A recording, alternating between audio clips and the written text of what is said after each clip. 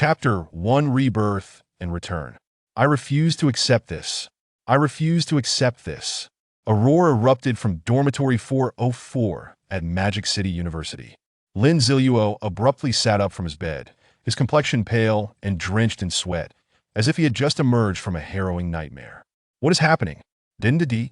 Lin Zilu, still trembling from the shock, covered his face with both hands, rubbing it up and down in an attempt to awaken himself from this bewildering state. But are these truly my hands and face? He felt the smooth texture of his palms against his skin and gazed at his hands. Before him lay a pair of fair, unblemished hands, starkly contrasting with his former rough and calloused ones. What on earth is going on? Lin Zilu surveyed his surroundings. Is this my dormitory from university? A decade's worth of memories lay dormant, now stirred by the familiar environment, as long-forgotten recollections flooded Lin Zilu's mind. Indeed, this is my dormitory from university. I still have a vague impression of this layout, he exclaimed, excitement coursing through him, before swiftly leaping out of bed. Without even pausing to put on his shoes, he dashed into the bathroom. Gazing into the mirror at the handsome visage before him, Lin Zilu stood frozen in disbelief. This face, which should have been marred by unsightly scars, was now pristine. 10 years. The scars had rendered Lin Zilu unable to bear the sight of his own reflection for a decade.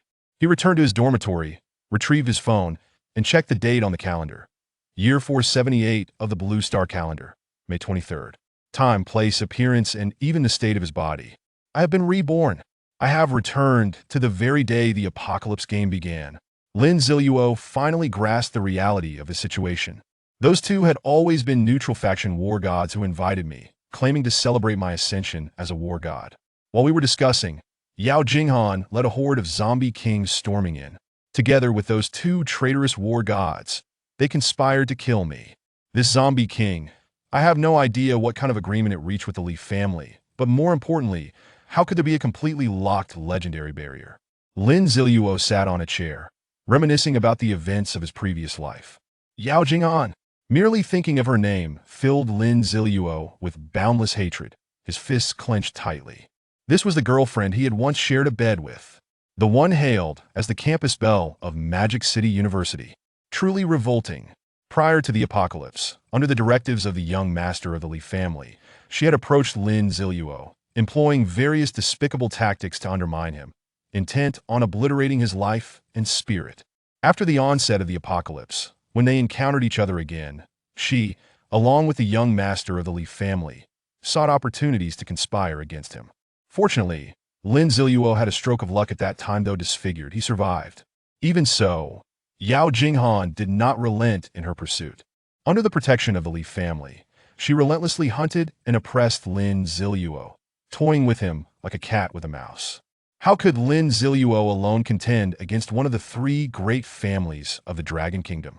It must be noted that this is the Dragon Kingdom of the Blue Star.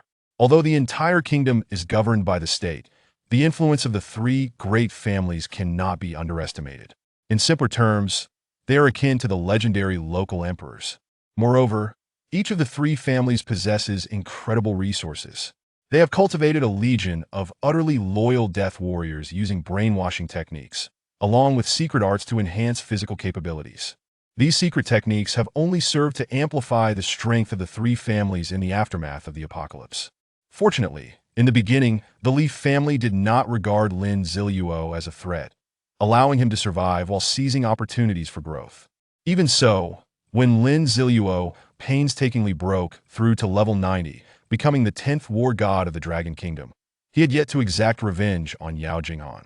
Instead, he was slain by Yao Jinghan, who, accompanied by a zombie king and two other war gods, utilized a legendary artifact to end his life.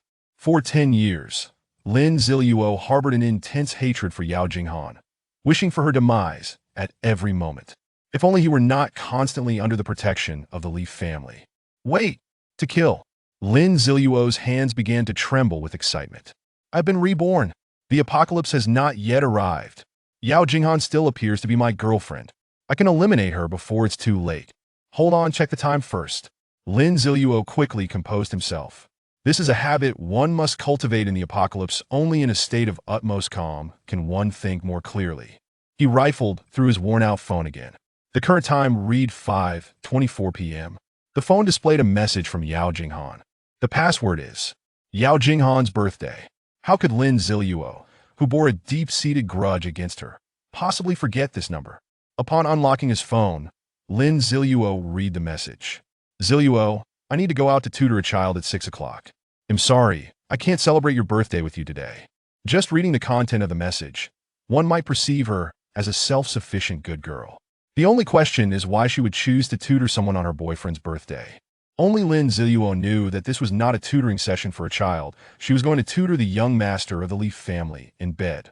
The young master of the Li family, whose full name is Li Haobo. Even until his death in his previous life, Lin Zilu never fully understood the reasons behind Li Haobo's animosity towards him. He vaguely sensed that it stemmed from a grudge left by his deceased father. Li Haobo, who sat high above, harbored a deep-seated enmity towards Lin Zilu, consistently engaging in a cat-and-mouse game of mockery. Yao Jinghan, acting on Li Haobo's orders, feigned a relationship with Lin Zilu while secretly employing various schemes, pranks, and insults against him. As for how Lin Zilu remembered all these details so vividly, because it was on the evening of his birthday. At 7 o'clock, he had been alone in the dormitory. At that moment, Li Haobo sent him a video of Yao Jinghan tutoring him, along with the expense report and Yao Jinghan's birthday wishes video. Coincidentally, it was also the time when the apocalypse game commenced. Devastated by this revelation, Lin Zilu missed the prime opportunity for development and fell behind others. Now that he has been reborn, he would ensure that history does not repeat itself. He picked up his phone and sent a message to Yao Jinghan. Jinghan, it's fine. Since you have plans tonight, let's meet first behind the abandoned warehouse at the playground. After sending the message, Lin Zilu began rummaging through drawers and cabinets. Finally, with a dim recollection, he found a sharp dagger beneath a roommate's bed. Don't ask why it was there. Surely, everyone who has attended university knows that a boys' dormitory is filled with various tools. What else could it be called? Lin Zilu tucked the dagger into his clothing and grabbed his phone again. Yao Jinghan had already replied. All right, but why meet there? I have to leave by 6, so hurry up. Yao Jinghan, because I'm going to take your life. Lin Zilu refrained from sending that message, instead deleting it and sending a new one, because I want to give you a surprise. Seeing that his message had been sent, Lin Zilu placed his phone into his pocket, slung on a backpack containing some clothes, and opened the dormitory door, stepping outside. In the corridor of the boys' dormitory, groups of students gathered together, boasting, smoking, and discussing why the sky had turned red. Lin Zilu's previously indifferent expression transformed into one of warmth the moment he stepped outside, betraying none of his murderous intent. Ahead, a boy stood with his phone still playing an expert's voice. The recent global phenomenon of the sky turning red is a natural occurrence that happens once every 5,000 years. Please remain calm and enjoy the view. Lin Zilu glanced at the blood-red sky. Only he understood that this heralded the imminent arrival of the apocalypse game. The people before him remained so leisurely. When the clock struck 7 and the apocalypse game descended, how many would survive the onslaught of zombies or the bites of the undead? Lin Zilu descended the stairs, mentally rehearsing the events that were about to unfold. He found himself crossing the playground and arriving at the front of the abandoned warehouse. This desolate place was seldom visited during the day. Lin Zilu cautiously surveyed his surroundings, ensuring no one was watching before stepping inside the abandoned warehouse. Upon entering, Lin Zilu spotted Yao Jinghan sitting in a chair. What a fool I was! Lin Zilu couldn't help but berate himself. Blinded by love, he had overlooked the luxurious attire and brands worn by Yao Jinghan. These items would cost a small fortune, easily reaching 6 figures. How could a girl from an ordinary family possibly afford such extravagance? Yao Jinghan noticed Lin Zilu's entrance. Remaining seated, she impatiently remarked, "Why are you so late? Hurry up and tell me the surprise. I need to leave for tutoring." Chapter 2: Yao Jinghan's Tragic Death. Lin Zilu remained silent as he approached the woman who had been the source of his resentment for a decade. Yao Jinghan frowned deeper. "What does your silence mean? If you don't speak, I'm leaving." With that, she rose to her feet. At that moment, Lin Zilu had already reached her side. He swiftly extended his hand and seized Yao Jinghan by the throat. Yao Jinghan could hardly fathom that Lin Zilu, who had previously catered to her every whim, would engage in such actions. She struggled desperately, yet her efforts proved futile. Lin Ziluo's strength far surpassed that of the pampered Yao Jinghan. On March 16th, for 78 at the super-modern hotel in Magic City, an expenditure of 53,239 yuan, Lin Ziluo's low voice resonated, leaving Yao Jinghan momentarily bewildered by the significance of his words. All she could see was a glinting dagger. On March 29th, for 78 at the Kaidi Hotel in Magic City, an expenditure of 109,984 yuan, Lin Ziluo continued, seemingly lost in his own thoughts. It finally dawned on Yao Jinghan that these were records of her rendezvous with Li Haobo. She yearned to explain, to plead for mercy, yet found no opportunity whatsoever. On April 13th, for 78 at Confusion Bar, an expenditure of 409,999 yuan, despair filled Yao Jinghan's eyes. On April 25th, for 78 at the super-modern hotel in Magic City, an expenditure of 84,320 yuan. On April 29th, Lin Ziluo monotonously recited these words, now etched in his mind. He forcefully pushed her onto a chair. In that moment, Yao Jinghan's eyes were filled with despair, regret, confusion, and resentment. Lin Ziluo bent down, retrieving Yao Jinghan's fallen phone from the floor. He then unlocked it effortlessly using her fingerprint, revealing a chat window on the screen. Yao, I can't wait to see you. Li, have you told Lin Ziluo? It won't be as fun if you don't. Yao, I told him he actually thinks I'm going to tutor someone. Li, what about the birthday gift you were preparing for him? Yao, don't worry, it's ready. And don't forget the handbag I have my eye on. The chat window transitioned to a video. Recognizing the familiar footage, Lin Ziluo clicked play and turned the screen towards Yao Jinghan. In the video, Yao Jinghan stood before the camera, speaking, Lin Ziluo, happy birthday. Have you even considered this? As the belle of Magic City University, how could I possibly be interested in you, a penniless orphan with nothing to offer but your looks? If it weren't for the insistence of the young master of the Li family, I wouldn't have even bothered to glance at someone like you. However, I must thank you. Without you, I wouldn't have caught the eye of the young master Li and gained all these benefits. Just this brief segment left Yao Jinghan, slumped in the chair, wide-eyed in disbelief. She could not comprehend how the video she had recorded alone mere moments ago was being recited verbatim by another. Ha ha! Lin Ziluo laughed. A head rolled. Lin Ziluo sat on the ground, at last achieving what he had long sought. 10 years. A full decade. These years had been arduous. Yet, it was still insufficient. There remained Li Haobo, who hid in the manor. There remained the Li family in Kyoto. At that moment, a mechanized, synthesized voice echoed in Lin Ziluo's ear. Beep, congratulations to the host for successfully reincarnating 10 years into the past, activating the Doomsday Game Golden Finger system. Lin Ziluo pulled out his phone. The time displayed was 6 o'clock. How could this be? The Doomsday Game was supposed to commence at 7, transforming the world into a survival game. The entire world would be gamified, and only then would there be the existence of a system. Moreover, this Golden Finger. How had he never heard of it before? Beep, the Doomsday Game Golden Finger system can decipher the data within the Doomsday Game, providing the host with an enhanced gaming experience. The system has recognized the host. Please proceed to draw your first Super Golden Finger. Lin Ziluo swiftly began to analyze what he had just heard. Rebirth? Is this the system I acquired upon my reincarnation? However, how could this system be described as so formidable? It could even decrypt the data of the Doomsday Game. Although Lin Ziluo was skeptical, he tentatively uttered, draw the first Super Golden Finger. Beep, the first Super Golden Finger is currently being drawn. Beep, congratulations to the player for obtaining the Super Golden Finger. Absolute drop rate. Beep, absolute drop rate.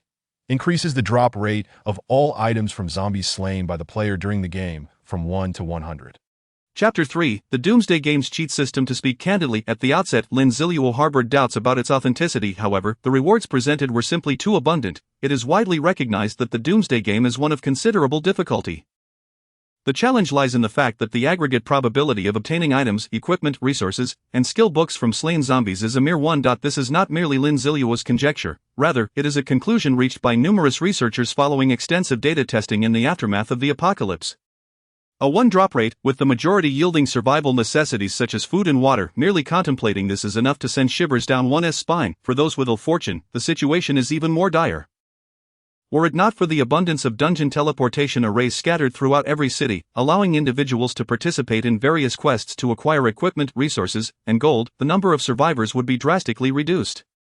Yet now, this cheat system informs Lin Zilu that the one drop rate has been elevated to a staggering 100. This implies that with every zombie he slays, an item is guaranteed to drop. Lin Zilu could scarcely fathom such a scenario. Can this cheat truly be reliable? He inquired tentatively. Ding, the absolute drop rate has been activated. Please rest assured. Host. A golden panel materialized before Lin Zilu. Doomsday game cheat system. Name: Lin Zilu. Current level: level 0. One cheat attribute can be activated for every 10 levels. Super cheat 1.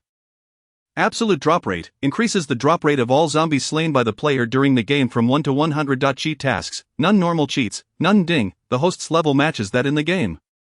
For every 10 levels gained, a super cheat can be drawn. Completing tasks issued by the cheat system will yield normal cheats, equipment, items, and other rewards. Astonishment, pure astonishment. Lin Zilu, who had been seated on the ground, rose to his feet. He never imagined he would be granted such an extraordinary system. Simultaneously, an idea sprang to mind: to bring down the Li family. Initially, Lin Zilu had intended to lie low after avenging Li Haobua.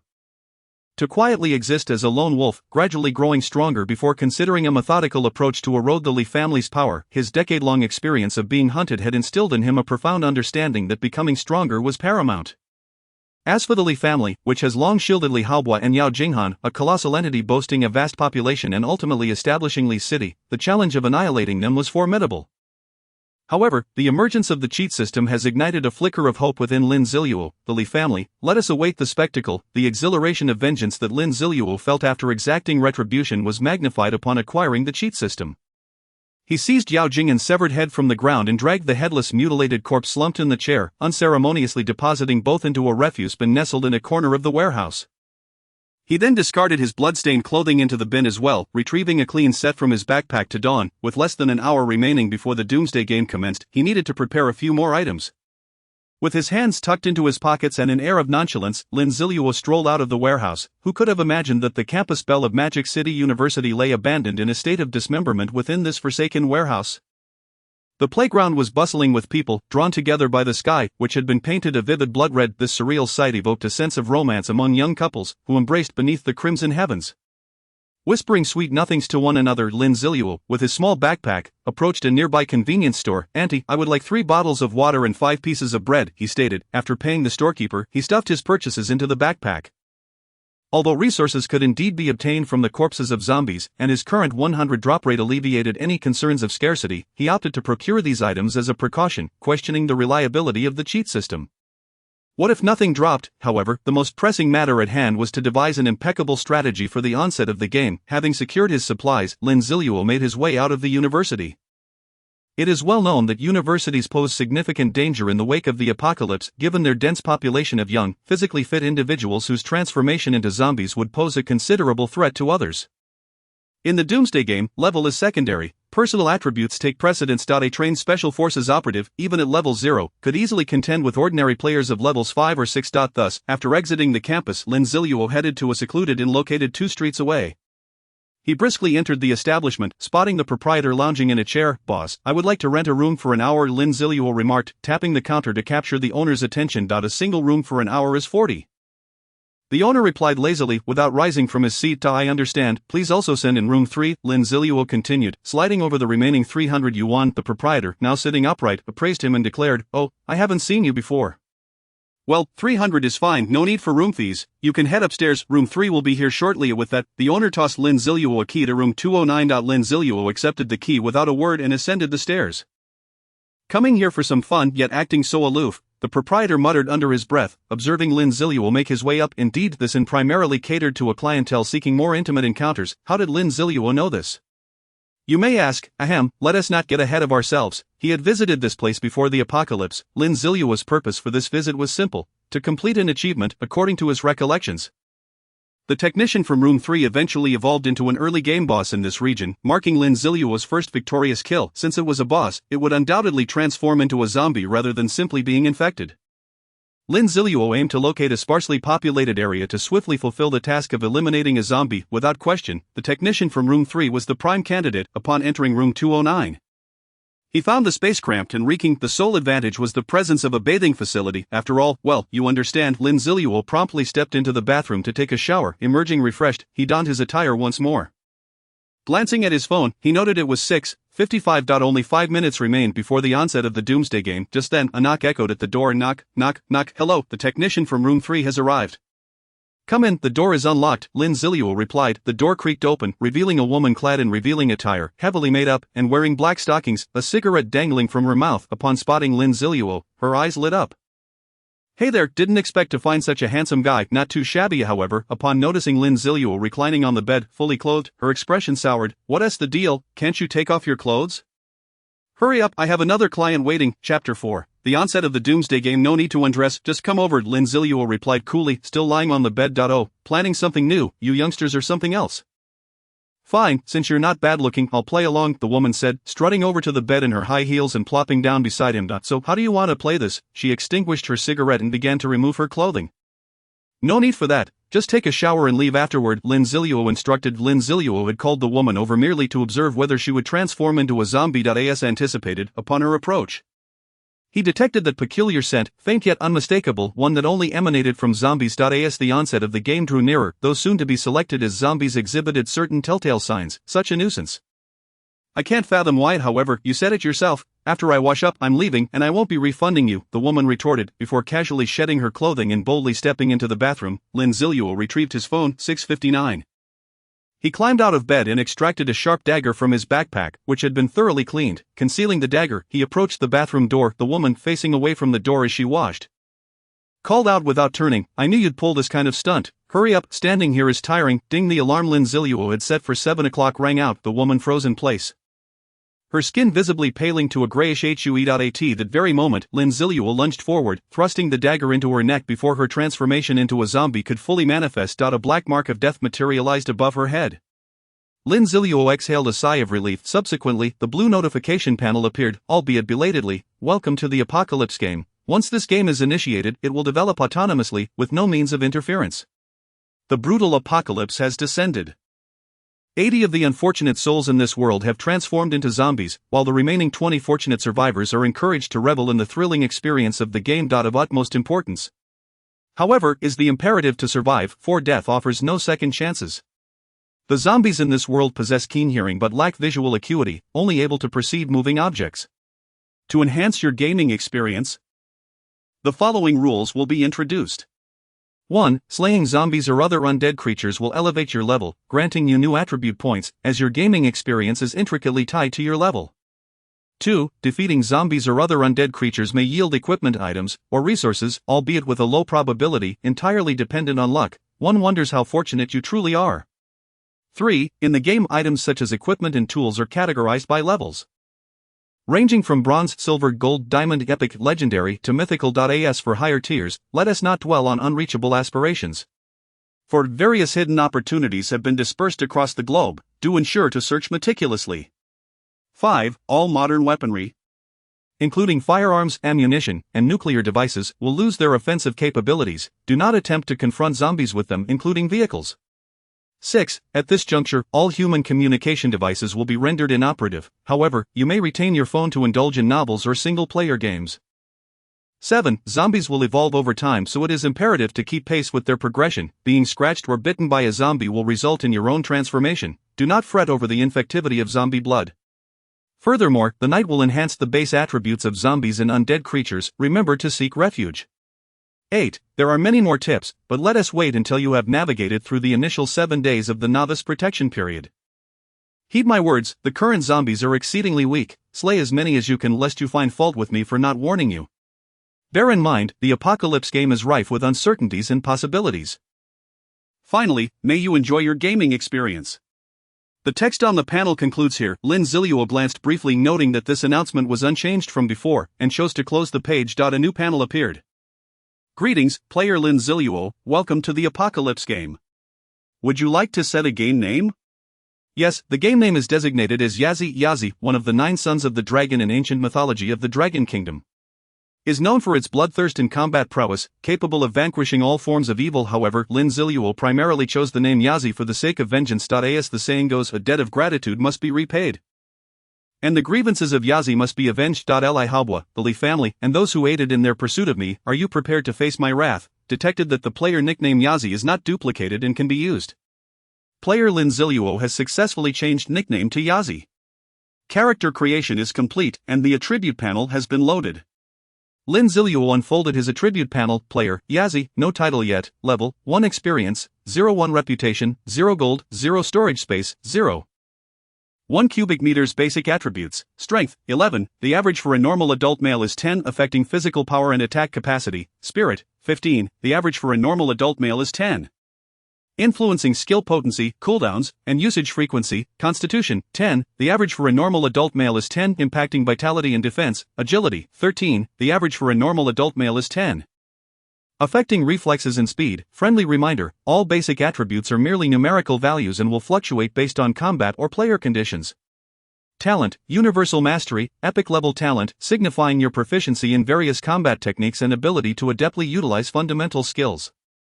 Skills, none equipment, none quests, none. Wow, this panel surpasses my previous self significantly. The enhancement in spirit and agility must stem from the heightened reflexes acquired through my rebirth, while this epic talent likely reflects the myriad skills I honed over a decade in the apocalypse. Of course, what Lin Zilu gained extends far beyond this. The very moment the apocalypse commenced, I dispatched a zombie, paving the way for my forthcoming grand rewards. Chapter 5: The First Blood. Congratulations, player Yazi, for successfully slaying a zombie, earning 1 experience point and 1 gold coin. Congratulations, player Yazi, for leveling up to level 2, acquiring 1 free attribute point. Congratulations, player Yazi, for being the first person to kill a zombie in the Apocalypse game. Earning the globally unique achievement, First Blood. A global announcement will soon follow. Lin Zilu clenched his fist. Success, I have secured this achievement, while the attributes of the achievement may not be monumental. A global announcement is the lifelong pursuit of every player. Receiving a reward for a global announcement is undoubtedly a boon beyond measure. In my previous life, even as I ascended to become a war god, I never once obtained a global announcement reward. The difficulty is self-evident, yet now, within the very first second of the apocalypse's onset, I have already attained a global announcement reward. Suddenly a grand yet somber voice resonated. This voice conveyed a sense of magnificence and vastness, as if emanating from the heavens, while simultaneously possessing a clarity that felt as though it was whispered directly into one's ear. In any case, whether one was evading the newly transformed zombies or still contemplating the sudden appearance of the announcement panel, any player still conscious in this world could hear this proclamation. World announcement: congratulations to player Yazi for becoming the first to slay a zombie in the Apocalypse game. Boldly taking the first step, they have achieved the globally unique accomplishment, First Blood, along with substantial rewards. Other players are encouraged to learn from this. At this moment, the world erupted in astonishment. Whether they had embraced the Apocalypse game or dismissed it as a mere prank, all were firmly reminded of the player named Yazi through this announcement. Is it possible? I haven't even encountered a zombie yet, and someone has already slain one. A man, still perusing the announcement, remarked, "Damn it, I could care less about who killed a zombie. Can someone please get this ugly zombie off my back? I'm about to die." A man, pursued by a zombie, exclaimed, "Huh, zombies? What on earth are they? Is someone broadcasting nonsense outside?" A boy, engrossed in his game, shouted as he set down his console that he opened the door, intending to find the prankster, only to be bitten on half his face by a suddenly appearing zombie. Interesting, someone reacted even faster than I did. A man dropped his baseball bat, observing the shattered skull of a zombie on the ground before him. Whoa, this Yazi is so impressive. I wish he would come protect this princess. A common girl, hiding in her modest 50 square meter home, whimsically mused, "Woof woof woof woof woof woof." A small dog began to bark. "Why are you butting in?" And at this moment, the illustrious Yazi, renowned across the globe, was delighting in the reception of his rewards. Congratulations, player Yazi, for receiving the global announcement for First Blood. Congratulations, player Yazi, for obtaining the following rewards: 1,000 reputation points, 1,000 gold coins, 3 free attribute points, and an increase of 1 cubic meter in storage space. Excellent, with these rewards, I am at least many times ahead of others. Reputation is quite beneficial. Certain equipment and items require a minimum reputation to utilize. Additionally, some special shops offer discounts or complimentary gifts based on your reputation when purchasing items. As for gold coins, they can be used to buy items hidden throughout the city, via tools, equipment, or resource cards, especially resource cards, which are vital for players to obtain food and survive. Essentially, they serve as a safety net for those less fortunate who fail to procure items while slaying zombies. The 3 free attribute points are even more advantageous. Prior to level 10, each level only grants 1 free attribute point, which means I am directly ahead by 3 levels at the starting line. Furthermore, the increased storage space has multiplied my capacity tenfold. This storage space stipulation prohibits the containment of living beings, allowing only for personal items. As for determining whether an item belongs to oneself, it is entirely reliant on the game system's judgment. For instance, if someone strikes you with a knife and you grasp the blade, you cannot retrieve it into your storage. However, if an arrow is shot at you and you catch it, you can store that arrow. In summary, the scenarios encountered with this system can be quite complex, relying solely on the game system's absolute fairness and impartiality for resolution. After collecting his rewards, Lin Zilu felt immensely satisfied. He then proceeded to examine the achievement he had attained, First Blood. First Blood, a unique title awarded only to the first individual to slay a zombie in the Apocalypse game. Attributes: all attributes increase by 1. And the first attack made each day, post-midnight, inflicts an additional 100 damage. Originally harboring little hope for the title's attributes, Lin Zilu was unexpectedly delighted. These attributes are not insignificant at all. Receiving 4 attribute points without cost is indeed a boon. Moreover, the first attack each day inflicts a remarkable 100 increase in damage. If utilized wisely, it may yield extraordinary results. Lin Zilu decisively equipped this title. In that instant, a warm current coursed through his body, and he distinctly felt his physical attributes enhanced. It seemed he wouldn't need to change titles for the time being. Titles, after all, could only be worn one at a time, and switching them came with a cumbersome 1-hour cooldown period, which was rather bothersome. However, this was also to prevent the incessant swapping of titles with outrageous attributes. Lin Zilu stretched lazily upon glancing at the corpse of the zombie lying in a pool of blood. He discovered a necklace shimmering with a green light on the ground. Could it be a dropped piece of equipment? He suddenly recalled his earlier acquisition of the golden finger, absolute drop rate. After all, he had just been immersed in the joy of his gains. Was it truly a 100 drop rate, and a piece of bronze-level equipment dropped on the very first try? Ding! Please make reasonable use of the golden finger system, and do not forget its existence. Apologies. Lin Zilu hurriedly apologized, then bent down to retrieve the necklace from the ground. After simply wiping off the bloodstains, he examined the necklace's attributes. Meditation necklace, bronze-level equipment. When equipped, it increases spirit by 1 and enhances mental recovery speed by 10. The attributes were quite ordinary, as it was merely a bronze-level item. Nevertheless, even the tiniest of mosquitoes are still meat. Why quibble over such trifles when it is a free gift? Lin Zilu donned the meditation necklace around his neck, successfully equipped the meditation necklace. Friendly reminder: only one piece of jewelry of the same type can be effective when equipped simultaneously. No need for you to mention it. Rings, necklaces, bracelets. It is truly a pity that the 3 pieces of jewelry he possessed in life were all epic-grade treasures. However, there remains a chance to acquire them again, as Lin Zilu had personally experienced the process of obtaining them. Chapter 6. Open the door, clear the brothel. At present, Lin Zilu possessed 4 free attribute points, yet he did not rush to allocate them. He lacked the time to contemplate his future path. Many terrifying hidden professions from before his rebirth had yet to be inherited, allowing him the opportunity to embark on a new profession. Moreover, his current attributes were undoubtedly sufficient. Basic attributes: strength, 12 spirit, 17 constitution, 11 agility, 14. Compared to an average person, these attributes were significantly better. However, he understood that he could not afford to waste time at this juncture. He needed to eliminate the surrounding zombies before at night. The basic attributes of zombies would increase by at least 50. The night setting of the Doomsday game spanned from 8 p.m. to 6 a.m. the following day. In other words, it would soon be nightfall, and he had to return to a safe location before 8 o'clock. This reveals the nefarious nature of the Doomsday game. At 8 o'clock in the evening, zombies would receive enhancements, yet they would only descend at 7 o'clock. A mere hour was hardly sufficient for anyone to prepare. Thus, many players met their demise on the first night of the Doomsday game. Armed with a dagger, Lin Zilu stepped out of his room. Prior to acquiring a weapon, he could only rely on this dagger, devoid of any attributes, often referred to as a whiteboard weapon. Upon exiting the room, he found himself in the narrow corridor of the inn, which could accommodate no more than 2 people walking side by side. This floor had a total of 10 rooms. Lin Zilu chose to deal with room 210 behind him first. His footsteps creaked upon the old floorboards, producing a series of squeaks. Before even reaching the door of room 210, his footfalls had already attracted the attention of whatever was inside. The soundproofing was abysmally poor. Suddenly, a guttural growl resonated from within room 210, followed by the rapid and disjointed sound of footsteps approaching the door. Lin Zilu opted to strike first, delivering a swift blow to the door lock with his dagger.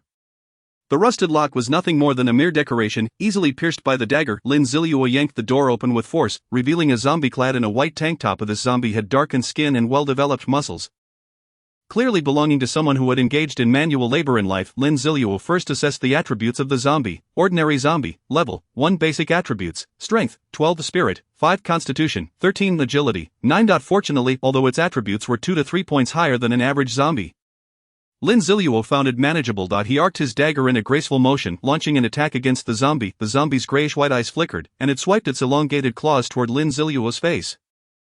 Observing the claws heading directly for his face, he skillfully bent at the waist, evading the strike. He then lunged into the embrace of the zombie. The unique stench of the undead assailed his nostrils. However, Lin Zilu paid it no mind, driving his dagger straight into the zombie's throat. Perhaps he had not struck a vital point, as the zombie opened its gaping maw, attempting to bite Lin Zilu, who remained unfazed. He twisted the dagger in his grasp, and a dark demise materialized above the zombie's head. Congratulations, player Yazi successfully killed the zombie, earning 1 experience point and 1 gold coin. The system notification chimed promptly. The zombie's body toppled backward, crashing onto the floor and stirring up a cloud of dust. Lin Zilu took a deep breath. The encounter had unfolded in mere moments, and he had dispatched a zombie with relatively high attributes. Nevertheless, he felt somewhat dissatisfied. His performance had been subpar, leading to the first strike failing to eliminate the zombie outright. Leveling from 2 to 3 required 10 experience points, and he still needed to eradicate 9 level 1 zombies. Kicking aside the fallen zombie, Lin Zilu discovered a card that had dropped. Cards typically represented resources. As expected, upon picking up the card, he read, "A medium rare sirloin steak. A medium rare sirloin steak, selected from New Donglan imported beef tenderloin. Paired with a special exclusive sauce, offering you a delightful dining experience." The card's usage was straightforward. Upon selecting activation, it would appear in your hands at the optimal temperature. This resource card was still quite valuable at this stage. However, once the store opened later, its price would likely plummet to around 100 gold coins, rendering it an item accessible to the masses. Lin Zilu tucked the card into his storage space, as it was not yet mealtime. Surveying room 210, Lin Zilu was pleasantly surprised to discover a large cloth bag inside. The bag contained various repair tools. It seemed this zombie had been a repairman. Lin Zilu stuffed the tool bag into his storage space.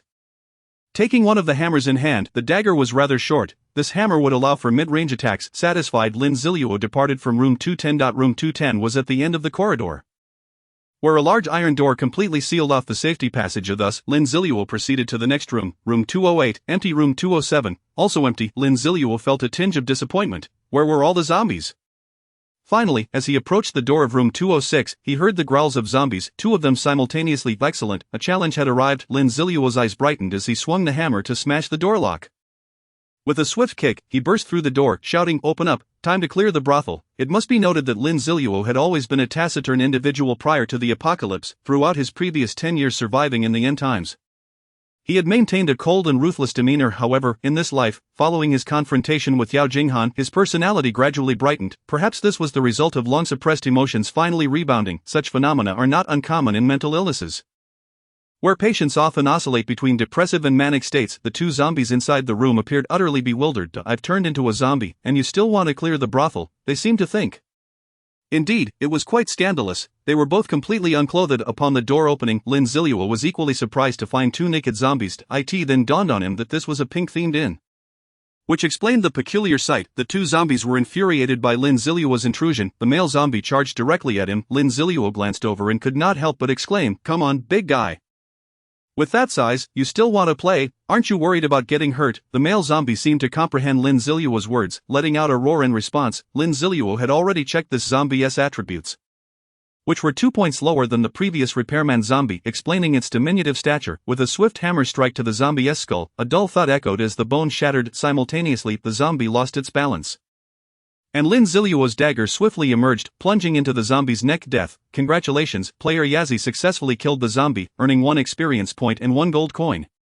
Chapter 7, Scout's Eye. After the male zombie fell, Lin Zilu clearly observed a blue item materializing beneath its body. It appeared to be a bronze-level item. He did not rush to examine it, as the naked female zombie was already charging towards him. Goodness, she was moving too swiftly, and those 2 zombified rabbits were flailing about. He had been too hasty. He shouldn't have chosen the technician's skill. Though his gaze was distracted, the speed of his dagger remained unwavering, accurately striking the female zombie's neck. Generally speaking, female zombies tend to possess superior agility compared to their male counterparts, albeit at the expense of physical resilience. With a swift stroke of his blade, Lin Zilu watched as the black words of death materialized before him. To his astonishment, a cerulean item materialized beside the fallen female zombie. What a delightful stroke of fortune! It was truly exhilarating. Lin Zilu reflected on his previous life. During the early stages, he had vanquished over 100 zombies, yet had only managed to acquire a half-full bottle of mineral water. And now, however, he had dispatched 4 zombies and received 3 bronze-level items. The disparity was utterly absurd. A 100 drop rate, how enticing. If given a choice, who wouldn't want to be a lucky player? Lin Zilu picked up the two small cylindrical objects from the ground, only to discover they were identical items, both of which were familiar acquaintances. Eye of Reconnaissance, a one-time bronze-level item capable of detecting movements within a 10-meter radius. Should anyone approach, it will alert the user. With a duration of 10 hours, this item had been a treasure in Lin Zilu's previous life whenever he was relentlessly pursued by the likes of the Li family or Yao Jingan's henchmen. Exhausted and forced to rest, he would always pull out a high-level Eye of Reconnaissance to ensure he could sleep soundly. However, due to its immense utility, those who possessed it rarely chose to sell it, leaving Lin Zilu with very few opportunities to utilize it. Now, he need not yearn for it. He had two in his possession, albeit of only bronze quality. Tonight he must indulge himself and use one. Lin Zilu resolutely thought, perhaps this is what they call retaliatory consumption when one becomes wealthy. Thud thud thud, the stairs leading upstairs echoed with noise. Simultaneously, Lin Zilu caught the sound of someone cursing. Who on earth is making such a ruckus up there? Damn it, if you're going to play properly. It turned out to be the innkeeper, startled awake by the commotion, rushing out from his slumber. What a coincidence. Having slept so soundly, he had missed the earlier global announcement. The panel appearing before him was mistaken for a figment of his imagination upon waking abruptly, and he carelessly dismissed it by clicking the close button. Lin Zilu stepped out of room 206 and stood in the corridor. The innkeeper, just having reached the second floor, instantly spotted Lin Zilu. You little brat, causing such a commotion without a single cent to your name. If you don't kneel and call me grandfather today, I won't let you leave. By the way, you look rather clean and delicate. Your mother must be quite the woman. Bring her to work, and I might consider sparing you. The innkeeper, known for his temper, charged at Lin Zilu, attempting to land a punch on his head. Lin Zilu sighed. He had initially intended to let the man off due to his good mood. After taking a breath, he approached the innkeeper with his dagger drawn. The innkeeper, witnessing Lin Zilu's advance, slowly lowered his raised hand, overwhelmed by an immense sense of dread. Just facing Lin Zilu, he felt as though he might suffocate. Unbeknownst to him, this was the aura of death. Cultivated after slaughtering countless individuals, Lin Zilu typically concealed this murderous intent, but once he genuinely meant to kill, it would emanate forth. The innkeeper attempted to retreat, only to find his legs trembling uncontrollably, rendering him immobile. He wished to plead for mercy, yet no sound escaped his lips. Lin Zilu fixed his gaze upon the innkeeper and stepped closer. With a swift motion, he struck down, severing the head from the body.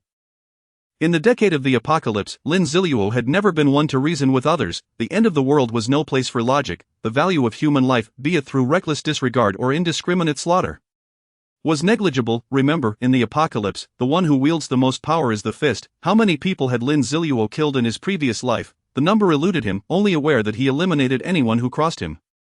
After becoming a war god, was he not heralded as the guardian of the Dragon Kingdom? How ludicrous. Lin Zilu could hardly be bothered to glance at the corpse of the innkeeper had it not been for the hassle. He would have considered turning the body into a zombie first to ensure a 100 drop rate. However, once a player was bitten by a zombie, it would take roughly an hour for them to fully succumb to the transformation. In that hour, Lin Zilu could slay countless zombies. With this thought in mind, he knocked on the door of room 205. Hello, I need to clear the plumbing. Alas, no one answered. The same was true for rooms 204 and 203. Leaving Lin Zilu somewhat disheartened, finally, upon knocking on the door of room 202, he was met with the growls of a zombie. At last, a zombie. Lin Zilu felt a sense of reunion with an old friend. He kicked the door open with a swift motion and dispatched the familiar zombie with a clean stroke of his blade. To his delight, the old friend rewarded him with a bottle of flying mutai. Excellent, my good brother, you have secured your place in my heart. He gave a thumbs up to the corpse of his fallen comrade. After clearing room 201 and finding it empty, Lin Zilu stretched. The entire second floor of the inn had been thoroughly cleansed, and he would stay here for the night. As for the corpses and blood strewn about, he did not spare them a glance. During his flight for survival, he had once sought out a pile of zombie corpses to cover himself with, providing both warmth and concealment from pursuers. It had proven quite useful. Lin Zilu had another significant reason for choosing to rest here. The confined space and lack of ventilation effectively prevented zombies from launching a coordinated assault against him. In this narrow corridor, even if there were many zombies, they could only approach him one at a time. Regrettably, there were far too few zombies. He had only accumulated 4 experience points thus far, still needing 6 more to level up. The clock had also ticked to 7:40. Time was running short. He had just 20 minutes before 8 o'clock. It would be prudent to slay 6 zombies within that time frame to reach level 3. With this thought in mind, Lin Zilu hurried downstairs to the inn's lobby. At the familiar bar, a sudden thought struck him. The inn had 3 technicians, which implied there should be 3 females. Having already dispatched 2, one must still remain. With this in mind, he picked up a hammer and tapped it against the bar's surface, attempting to create noise to attract the zombie. As expected, after a brief period of knocking, He heard movement behind the bar's curtain. Lin Zilu entered the bar and pulled back the curtain, but to his dismay, there were no zombies to be found. He held his breath, straining to discern the source of the sound. Finally, his gaze landed upon a wooden plank on the ground. Goodness, how well hidden, it was concealed beneath the floors. Chapter 8. The exquisite Tang broadsword. Lin Zilu lifted the wooden plank, revealing a downward spiraling ladder before him. He peered down into the dimly lit underground chamber, where two zombies were attempting to clamber up the ladder. Unfortunately, the steepness of the ladder left them no opportunity to ascend. Lin Zilu couldn't help but marvel at their adeptness at hiding. Saying this, he leaped down into the chamber. The basement was not particularly deep, and Lin Zilu positioned himself perfectly during his descent. As the two zombies gaped with open mouths, waiting for him to fall into their trap.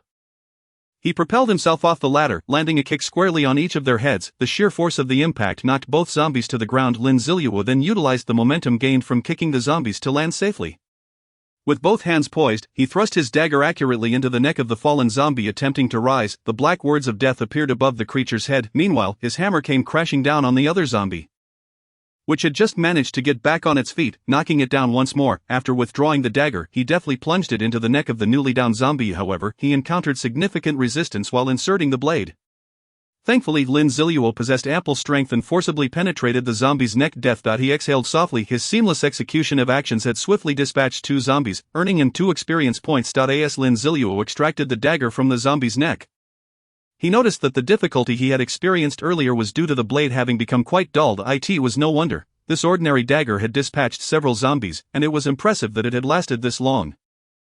Therefore, he casually tossed the dagger aside, hoping for a more suitable weapon to drop. Lin Zilu thought eagerly. In truth, it was possible to combat zombies unarmed, albeit a bit troublesome. Upon turning over the two zombie corpses, a card and a cerulean longsword caught Lin Zilu's eye. Goodness, has my luck truly changed? Lin Zilu exclaimed. It seemed that whatever he desired was coming to him. He first picked up the card, discovering it read, 2 fragrant steamed buns, perfect, a delightful addition to tonight's steak dinner. Next, filled with anticipation, he grasped the longsword, Tang broadsword, a bronze-level weapon, a standard military sword from the Tang dynasty of the Dragon Kingdom.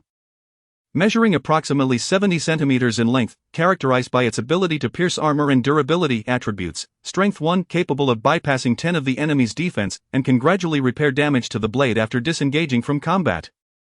Now I see why it seems so familiar. It was a distinctive national weapon. Such weapons vary according to the characteristics of each country. For instance, the Dragon Kingdom features the Tang sword, the Amo knife, and the Guan knife, while the neighboring island nation boasts katana and naginata. In summary, standard equipment can later be purchased in the shop, making it not particularly rare. However, at this stage, for Lin Zilu to acquire a bronze-level Tang broadsword was akin to receiving a tremendous boon. He would no longer need to rely on his short, inadequate dagger for close-quarters combat. With a direct slash using the Tang Dao, Lin Zilu could swiftly dispatch the zombies. He first stored the sword in his spatial storage and ascended the ladder. With only 10 minutes remaining, he needed to eliminate the last 4 zombies. The entire hotel had been thoroughly cleared of the undead by Lin Zilu, allowing him to open the hotel door without hesitation. This road was rather secluded. Otherwise, such a type of hotel would not be established here. Lin Zilu observed his surroundings and noted 6 zombies ambling nearby. In the distance, at the intersection of the road, about 7 or 8 zombies were clustered together. He lightly tapped his foot and whistled. Having dealt with zombies for a decade, he had mastered the art of controlling the volume of the sounds he made to attract the desired number of zombies. As anticipated, the 6 nearby zombies began to approach him, while the distant group remained still. He retrieved the Tang Dao from his spatial storage, awaiting the arrival of the undead. As the zombies drew nearer, they caught the scent of fresh prey, their claws flailing as they quickened their pace. Armed with the Tang Dao, Lin Zilu stepped back into the hotel. It was not due to cowardice, but rather the narrow entrance of the hotel was ideal for combat against zombies. Although Lin Zilu had confidence in his ability to slay the 6 zombies, the sudden appearance of a zombie from the side could pose a slight risk. His cautious nature dictated that he sought to eliminate any potential for unexpected events. Indeed, the narrow entrance hindered the progress of the zombies. 2 of them attempted to enter simultaneously, resulting in a stalemate as neither would yield, both becoming stuck in the doorway. The zombies behind them were unable to advance. Lin Zilu sighed, realizing he had overestimated the intelligence of the zombies on the first day of the apocalypse. In his previous life, on the first day of the game, Lin Zilu had hidden alone in his dormitory, mourning quietly, having never encountered those early zombies. By the time he ventured out on the second day, many had already advanced to level 2 and were far less foolish. Observing the 2 zombies jammed in the doorframe, he stepped forward and compassionately resolved their predicament. With a swift flash of the blade, both zombies' heads fell simultaneously. Upon retracting the Tang Dao, Lin Zilu discovered that not a drop of blood had stained the blade. Nor was there a single nick. Remarkable, he mused. The quality of this sword was undoubtedly exceptional. It was evident that even identical equipment could exhibit disparities in quality. There was no doubt that his Tang Dao belonged to the highest tier of craftsmanship. A good sword deserved a good technique. Lin Zilu prepared to demonstrate one of the many sword techniques he had learned in his previous life. He kicked the two headless bodies out of the doorway to clear the path for the approaching zombies. Soon after, two more zombies rushed in, only to become stuck in the doorway as well. You four must be family, Lin Zilu remarked, exasperated. Nevertheless, he honestly dispatched the two zombies with a single stroke, their heads rolling neatly into the room. To his astonishment, Lin Zilu found himself standing amid four perfectly aligned heads. Congratulations, player Yazi has successfully killed a zombie, earning 1 experience point and 1 gold coin. Congratulations, player has leveled up to level 3. Gaining 1 free attribute point. Player Yazi needs 30 experience points for the next level up. Excellent, a successful upgrade, Lin Zilu exclaimed, as he kicked the two bodies blocking the entrance aside. Watching as a zombie bravely charged in, he was nearly moved to tears. It was a rare sight to encounter a foe with a semblance of intelligence. And respect for this clever adversary. He traced a graceful arc through the air with his Tang Dao. The blade struck the zombie's arm, and following the trajectory, he lifted the blade upward, cleaving the zombie's jaw and splitting its face in half. Chapter 9, A Great Treasure Emerges. Death. Despite Lin Zilu's respect for his opponent, his technique still resulted in the swift demise of the zombie. The creature's body toppled backward, and Lin Zilu witnessed a book materialize from the fallen zombie. Landing on the ground, this was a skill book. Lin Zilu couldn't help but stare in disbelief. Such a precious item. Suddenly, the still-standing zombie seemed to be propelled forward by an unseen force, crashing toward him. Lin Zilu quickly diverted his gaze from the skill book, pressing his body against the wall with astonishing reflexes. The zombie's body crashed down where he had just stood. The last of the 6 zombies stumbled in. And Lin Zilu's expression turned serious. It was already 8 o'clock. The power of the zombies would peak within a minute. He understood the urgency. He needed to eliminate this last zombie within that time frame. He had observed the attributes of this zombie. Level 1 zombie, basic attributes, strength, 15, spirit, 10 constitution, 16 agility, 15. The night had granted this zombie substantial boosts, surpassing Lin Zilu's own attributes, and as time passed, its power would only increase, yet Lin Zilu felt no fear. As previously stated, attributes were merely reference values. In situations where the disparity was not vast, personal condition, mastered skills, and even luck would ultimately dictate the outcome of the battle. Without hesitation, Lin Zilu raised his Tang Dao and charged at the zombie. The creature's originally grayish eyes turned blood red, its expression growing increasingly ferocious. The blade flashed as the sharp Tang Dao struck the zombie's neck. But due to the heightened constitution, it did not succumb to a single blow. The wounded zombie became frenzied, lunging at Lin Zilu with its claws. Lin Zilu decisively relinquished the handle of the Tang Dao embedded in the zombie's neck and stepped back. He swiftly retrieved a hammer from his spatial storage and hurled it at the charging zombie. In the confined space of the doorway, the zombie had no room to maneuver, helplessly watching as the hammer struck its face. The impact crushed its nose, eyes, and mouth, blood gushing forth. Lin Zilu would not squander such a favorable opportunity. He quickly moved forward to catch the hammer as it slid down the zombie's face. Then yanked the Tang Dao free. Blood erupted from the zombie's shoulder, a dual assault to its face and shoulder. Despite the severe injuries, the zombie continued its relentless assault on Lin Zilu, with the Tang Dao in hand. He remained remarkably calm, observing the oncoming zombie. He executed a single, breathtaking strike, an angle so precise, a speed that cut through the air. Combining all of Lin Zilu's strength, he sliced through the zombie's neck at a diagonal. The blade fell, and with it, death. Lin Zilu sidestepped, watching as the headless corpse stumbled past him, staggering a few steps before collapsing to the ground. Thus, all 6 zombies fell to Lin Zilu's blade. He exhaled. Rubbing his sore arms, the attributes of the final zombie had reached their zenith, and he had engaged in a direct confrontation with a creature boasting nearly 20 points in strength, emerging unscathed solely due to his mastery over his technique. Yet now was not the time for contemplation. The clock had struck 8, and the zombies outside had all received at least a 50 increase in power. The commotion from the battle with the last zombie had been considerable. If he did not act quickly, other zombies would surely be drawn to the noise. Lin Zilu dragged the corpses to the entrance, stacking them 1, 2, 3, 4, 5, 6, forming a perfect barricade to seal the hotel door completely. With a sigh of relief, he noted the dim light above the hotel bar. Lin Zilu had no desire to inspect the treasures he had just acquired in this gloomy place. He casually kicked aside the 6 severed heads and ascended to the second floor. The creaking of the floorboards echoed as he sidestepped the corpse of the hotel owner lying in the corridor. He placed his scouting eye on the ground, a green barrier expanding around him, visible only to himself, ultimately enveloping a 10-meter radius. What a waste, Lin Zilu lamented. Now, he could rest assured. If any creature, be it human or zombie, approached, the barrier would turn red, alerting Lin Zilu even in a state of slumber. He entered room 203, having previously noted it was the cleanest and best equipped, likely the VIP room of the hotel, thus, he had resolved to spend the night here. He placed his loot on the table and headed to the bathroom. Intending to take a refreshing shower, this was what one might call the cleansing and changing ritual before opening treasures. In his previous life, Lin Zilu had indeed managed to uncover remarkable items through this very process. After enjoying a rejuvenating shower, Lin Zilu donned the last clean outfit from his backpack, eagerly sitting at the table. He set the skill book aside and began to examine the other 5 items. The first card read, Peking duck, sliced, excellent, that will make for a delightful addition to dinner. The second card, 1L Farmer's 3-punch spring water, is quite impressive. Now I have something to drink. The third and fourth.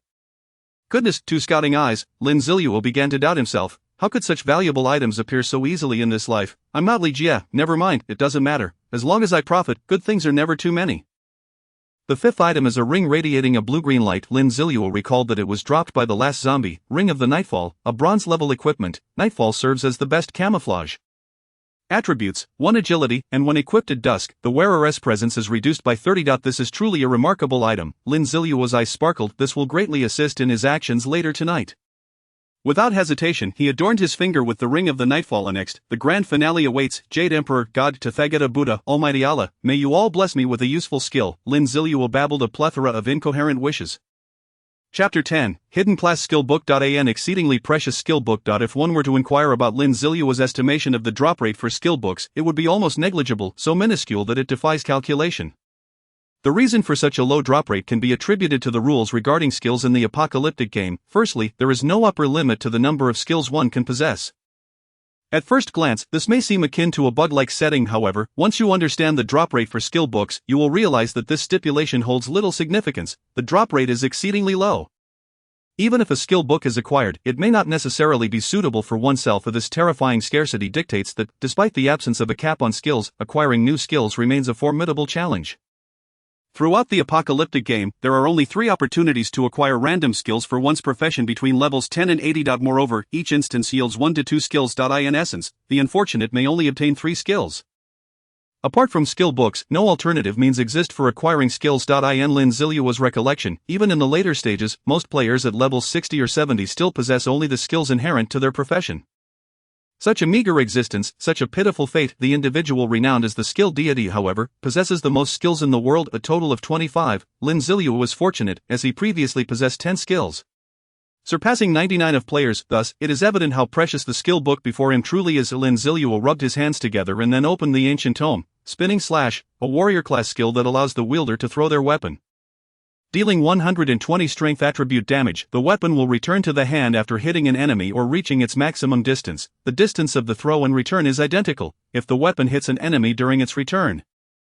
It will inflict 80 strength attribute damage. It cannot return if obstructed by objects. Splendid, Lin Zilu couldn't suppress his excitement. A warrior class skill that combines ranged attack, throwing, automatic retrieval, and multiple damage instances. A skill with such diverse attributes is undoubtedly exceedingly rare. However, it seems apparent that this skill has a lengthy cooldown period, requiring an increase in mental acuity to reduce the cooldown time. What a tremendous windfall. System detects skill Spinning Slash. Does player Yazi wish to learn the Spinning Slash skill? Learn, Lin Zilu urged eagerly. Congratulations, player Yazi has successfully learned Spinning Slash. Lin Zilu felt an itch in his hands. However, the room was somewhat cramped, making it impossible to practice. He had to suppress his enthusiasm and store away the treasures he had just acquired into his storage space.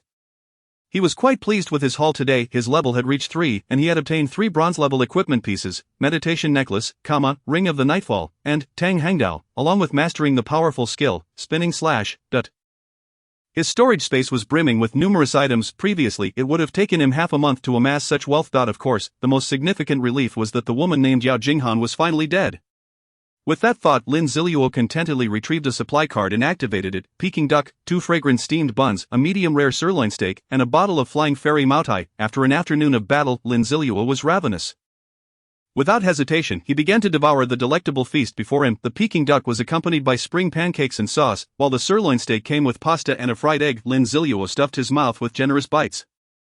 What bliss! It must be said that the supplies dropped in this apocalyptic game, especially cooked items like Peking duck and steak, rival the flavors and textures of a 5-star hotel chef's creations. Such delightful moments are always fleeting. Before long, the table was cleared of all delicacies, devoured by Lin Zilu. He patted his belly, feeling satisfied. He tossed the plates and utensils aside and tidied up the table. Next, he needed to undertake a crucial task, planning for his future. He pulled out a notebook and pen he had scavenged from downstairs and began to write fervently. The first step was to determine his career path. The apocalyptic game categorizes players' professions into two simple types, warriors and mages. It is as straightforward as that. Upon reaching level 10 and completing the career quest, every player can choose to join one of these two professions. However, despite this classification, the ultimate decision lies entirely in your hands. The combat style and profession you wish to adopt are entirely up to you. For instance, if you choose to be a warrior. With each level gained, strength and constitution will each increase by 1, and you will receive 2 points of free attributes to allocate as you wish. If you aim to become a tank, you would allocate all points to constitution. For a brute force warrior, all points would go to strength. If you prefer the assassin route, you might consider investing in agility. As for archers, well, that aspect is less about attribute allocation and more about accuracy. It's not that choosing the warrior profession means your mental and agility attributes will remain static. Rather, the changes will be minimal, but overall, they will still evolve as your power increases. Conversely, if you opt to be a mage, each level gained will boost your mental and agility by 1, along with 2 points of free attributes to distribute as desired. Yet, mages typically allocate all points to mental attributes. Of course, if you wish to invest in constitution or strength to become a melee mage, well, that's quite bold. Here, Lin Zilu recognized how precious the 5 points of free attributes in his possession truly were. These attribute points, if allocated ahead of time, will significantly enhance their effect upon successful class transition. This realization compelled Lin Zilu to proceed with caution. What he just described is merely a common career direction. In truth, 99 of people will follow one of those two paths, the remaining one will pursue hidden professions. Upon closer inspection, the number of hidden professions is indeed substantial. However, the disparities among hidden professions are equally vast. Lin Zilu's planned direction is, of course, to attain a top-tier hidden profession. He first inscribed the word phantom in his notebook. This was the hidden profession from his previous life, one that he had obtained through enduring scars that would forever mar his visage and repeatedly dancing on the brink of life and death. The Phantom is the most legendary of elite assassin professions, with maximum agility and explosive single-target damage. This is precisely why Lin Zilu was able to evade the Li family's pursuit for a decade. Even before the second-class transition, he gained 2 points in agility and strength with each level up, along with 3 points of free attributes. Compared to ordinary professions, this was a chasm of difference. Lin Zilu fully understood the method and process for obtaining the Phantom profession. For him, it was undoubtedly the easiest hidden profession to acquire. After some contemplation, he wrote down additional hidden professions: Holy Paladin, Necromancer, Azura, Titan, Life Reaper. Chapter 11, The Malevolently Halbwa. One by one, these invaluable hidden professions were meticulously recorded in Lin Zilu's notebook. He was quite familiar with the processes for obtaining these professions, as those who possessed them were destined to become future demigods or archdemons. In the latter stages of the apocalypse, to stabilize public sentiment and demonstrate the strength of their factions, leaders would have their demigod or archdemon narrate their experiences and deeds, which would then be printed as propaganda pamphlets for the populace to admire and learn from. Lin Zilu had yet to experience such a moment, as he had only just become a demigod before meeting his demise. After pondering for a while, he ultimately resolved to transition into the Phantom class. There were no other reasons. This was the path he was most familiar with, thus offering the highest probability of success. As for the other professions, who knows if those demigods and archdemons embellished their tales or omitted details during their descriptions. It is known that the quests for hidden professions are perilous in the extreme. Any minor oversight could lead to one's demise. Given Lin Zilu's cautious nature, it would be wiser to select a profession he is most adept at and familiar with that in mind. He acted without hesitation, allocating his free attribute points, 3 to strength and 2 to agility. Basic attributes: strength, 16 mental, 17 constitution, 11 agility, 17. A warm current flowed through his body. Lin Zilu's strength has significantly increased. He has determined his career path, leaving no other concerns. Lin Zilu began to meticulously document his thoughts on paper. Let me think, where did I encounter the Holy Knight of Light? Yes, that diamond tier item was at. And I must not forget about this. It is quite useful. I should have noted it down sooner, and now I can hardly recall the precise location of that sword. As the saying goes, a poor memory is no match for a scribbled note. The pen in Lin Zilu's hand danced across the page, flipping through it page by page. He aimed to record all essential information regarding significant items and equipment from his previous life in this notebook. The night deepened gradually, and the clock struck midnight. Lin Zilu set down his pen, exhaling softly. He had transcribed everything he could remember into this notebook. As for the rest, he would see if he could recall more later. After stowing the notebook in his storage space, Lin Zilu stood up, turned off the light, and collapsed onto his bed without changing his clothes. Sleeping fully dressed had become one of the essential lessons of the apocalypse. Soon, he drifted into a deep slumber. It was the most restful sleep he had experienced in a decade. Outside, the watchful eyes of surveillance kept guard. He felt no pressure from Yao Jinghan, no relentless pursuers. No taut nerves, and no confusion about the future. Damn, where has that wretched woman gone? In the center of an opulent living room, a man was raging furiously. He seized a nearby vase and hurled it at a suited bodyguard standing behind him. Beside him, a silver-haired butler interjected, "Young master, please keep your voice down. Such volume may attract the zombies outside the estate." The man recalled the earlier chaos when the entire manor was besieged by zombie mutations. With many servants and bodyguards transformed into the undead, leaving a once thriving estate of nearly 4,000 people reduced to just over 400. He begrudgingly silenced himself. "Calm down, how can I remain calm?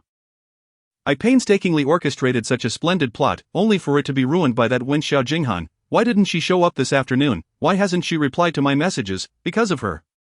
My preparations for material were incomplete, and I couldn't send the information to that useless Lin Zilu in time. If Lin Zilu had received that message, the despair on his face would have been priceless.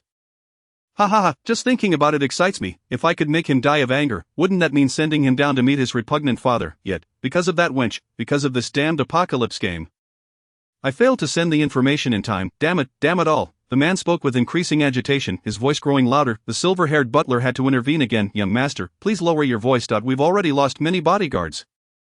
If more zombies breach our defenses, your life may be in jeopardy." With that, the butler sighed inwardly. The master's previous decision to raise the young master in such a manner had proven misguided. While a family can only have one capable heir to avoid fratricide, such a strategy must rely on the family's strength and dominion. In this apocalyptic scenario, the young master's temperament may lead to dire consequences.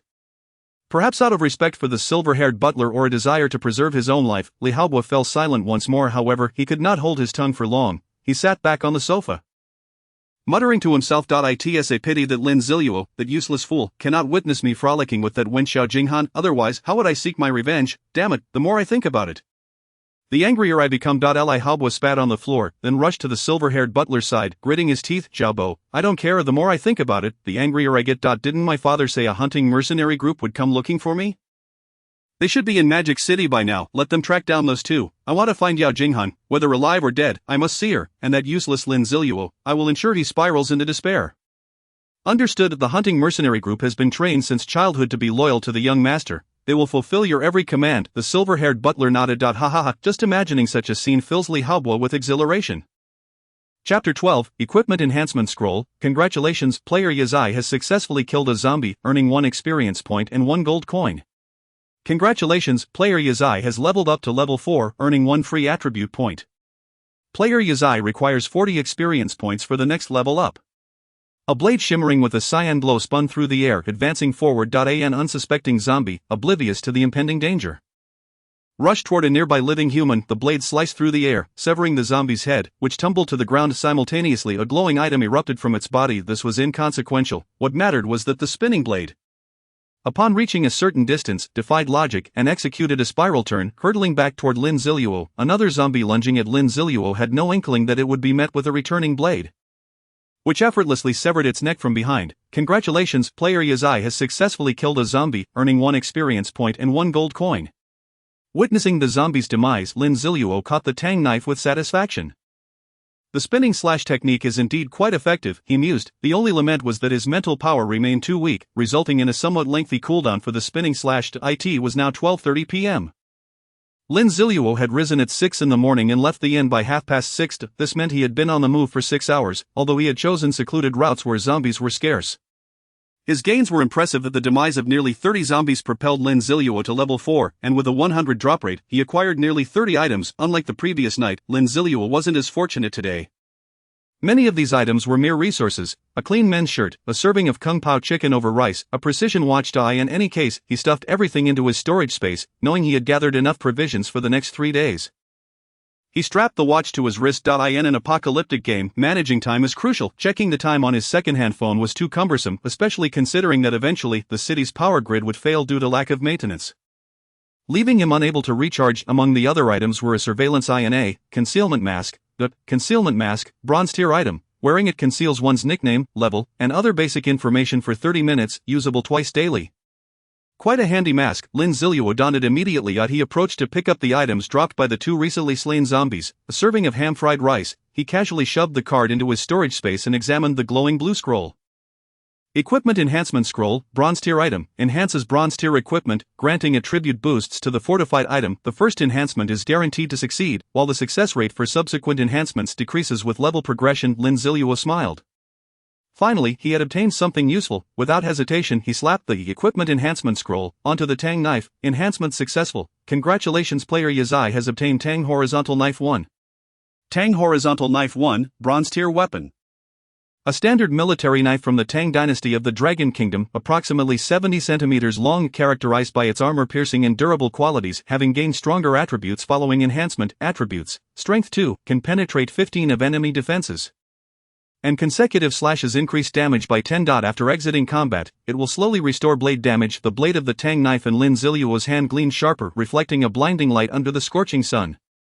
He allocated the single attribute point earned from reaching level 4 to strength. By the second day of the apocalypse, Lin Zilu's attributes had already reached the level of a special forces soldier.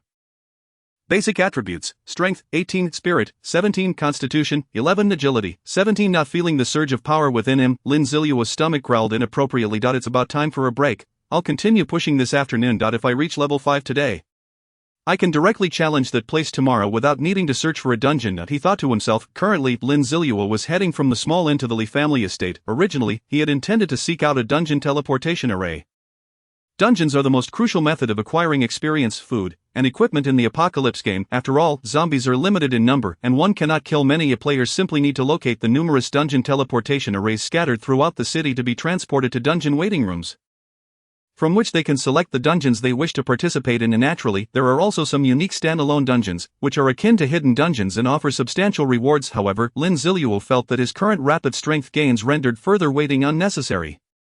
After traversing for the better part of the morning, we had likely covered a third of our journey and arrived at a secluded pathway. Aside from the 2 zombies recently dispatched by Lin Zilu, there were no signs of living souls. Flanking the narrow path were modest single-story homes, all meticulously selected by Lin Zilu, deliberately avoiding crowded areas. After all, on the second day of the apocalypse, very few dared to brave the streets alone in the face of the undead.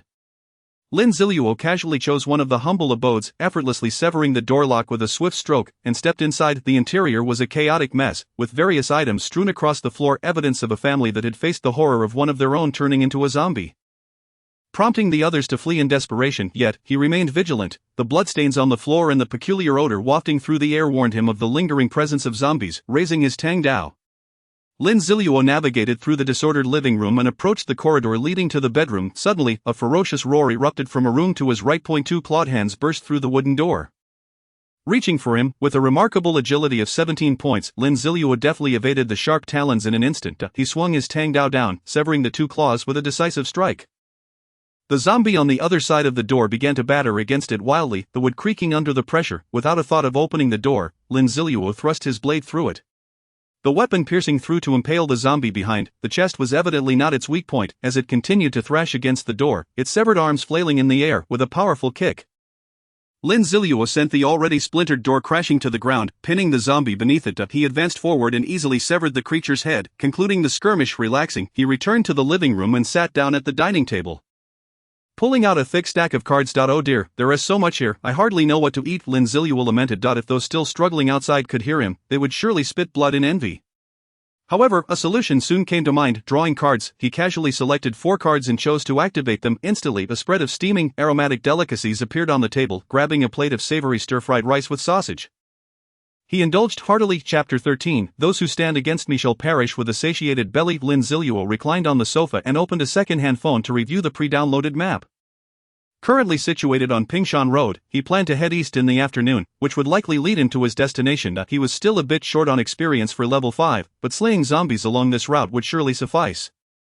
After a brief respite, Lin Zilu stowed his phone and rose from the sofa, humming an unknown tune as he made his way outside. Interestingly, just as he approached the doorway, he halted, and the melody on his lips ceased abruptly.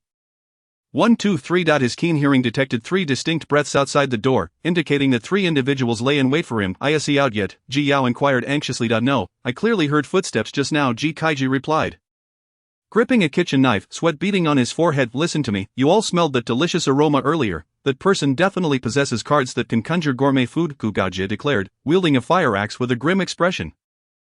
He had witnessed someone conjure food from cards in the building the previous night. However, isn't it wrong to rob him? Ji Yao questioned, her brow furrowed. "What is wrong with that?" when he comes out. We LL stab him and threaten him to hand over his cards. Gu Gaojie shot back, glaring at Ji Yao. Exactly, little sister, we're in the right. He damaged our door, which makes this breaking and entering. Ji Kaiji reassured her, finding merit in Gu Gaojie's words. Ji Yao recalled the delectable scent and touched her empty stomach, nodding in agreement. There is no choice now, we must take what he has. We LL rob him blind. Dissatisfied, Gu Gaojie knew he had swayed the Ji siblings. Once they had committed to this act, they would become his pawns in the charge. I tell you, don't hold back. First, slice his legs. If he resists, before he could finish, the window to his left shattered. A large blue blade shot through, striking Gu Gaojie squarely on the nape. Before he comprehended what had transpired, his head tumbled to the ground. Blood gushing forth from his severed neck, the thick crimson spray splattered across Ji Yao's face as she stood mere steps away, frozen in shock at the grisly scene. Instinctively she gasped, letting out a piercing scream. I can't let you attract the zombies, Lin Zilu muttered in resignation. He then extended his right hand out the window, channeling his mental energy and triggering a spinning slash, with a forceful flick. The Tang Dao whirled through the air, cleanly severing Ji Yao's upper and lower lips, forever parting them. Not stopping there, the blade pursued Ji Kaiji, who had already fled a good distance upon hearing the window break. Not even casting a glance back at his sister, just as he turned to see what had happened, the long blade cleaved into his left side. The Tang Dao continued to whirl like a meat grinder.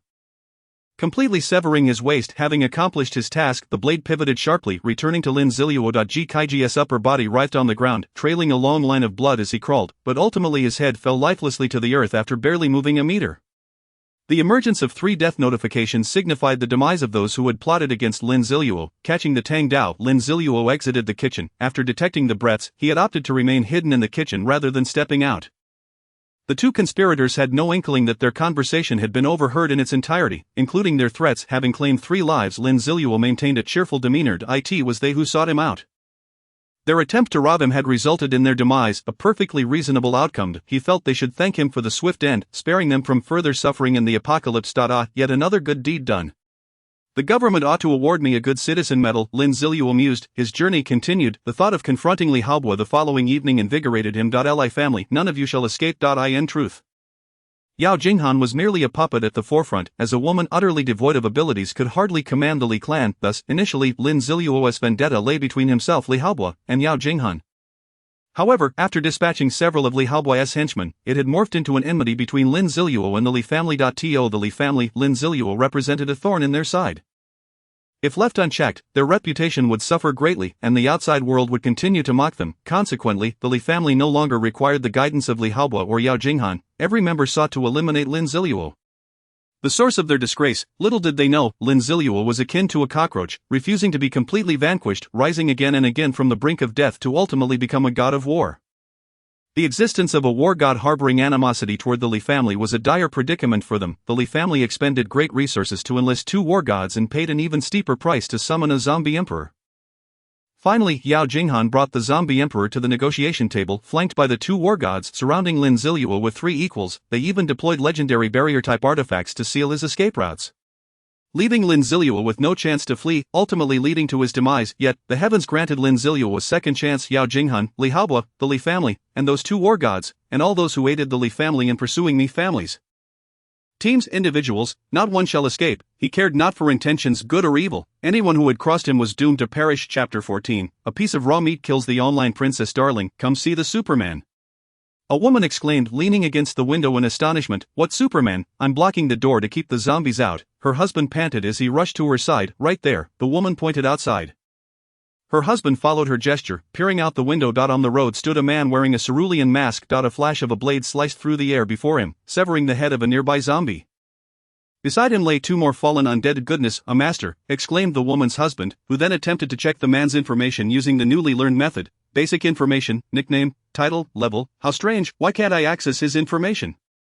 He pondered with confusion. Never mind that, quickly let us call for help from Superman and ask him to rescue us, the woman said excitedly. Her husband immediately restrained her, calmly stating, don't be foolish, shouting will reveal our location and attract the zombies, leading to our demise. Besides, this Superman has concealed his information precisely to keep his identity hidden. Why would he wish to rescue anyone? The woman nodded, recognizing the wisdom in his words, and remarked, husband, you are indeed clever. No, it's merely a simple truth, he modestly replied, yet, it is precisely such simple truths that some fail to grasp. Hey, kind sir, please come save me. A woman on the opposite building opened her window and called out to Lin Zilu. Ignoring her, Lin Zilu picked up 3 cards from the ground and continued on his way. It was now nearly 5 in the afternoon. With no secluded paths nearby, he had no choice but to venture onto the bustling street. On this street, he had to guard against others peering into his information. After all, his notorious in-game name had already spread far and wide the previous night. Fortunately, the hidden mask he acquired proved quite useful. As Lin Zilu walked, he examined the items he had just collected: preserved vegetable and pork, 666 cold medicine, a tube of whitening toothpaste. He stowed the 3 cards back into his storage space and prepared to move forward. The woman upstairs, seeing that Lin Zilu had ignored her, grew increasingly agitated. Who did she think she was? An absolute online princess, with over 30,000 followers and a wealthy benefactor who showered her with luxury cars. It was infuriating that a masked man wouldn't even glance her way. In her frustration, she seized a nearby flower pot and hurled it at him. Naturally, Lin Zilu evaded the pot with ease. Taking a couple of steps aside, his expression as unreadable as ever. With a mask on, any expression would be obscured. The woman, noticing she finally had Lin Zilu's attention, was elated. She quickly opened her arms and shouted, "I am over here, dear brother, come save me. There are several zombies here, and I'm so scared. If you rescue me, I'll hold your hand." Lin Zilu remained silent, retrieving a card from his storage space.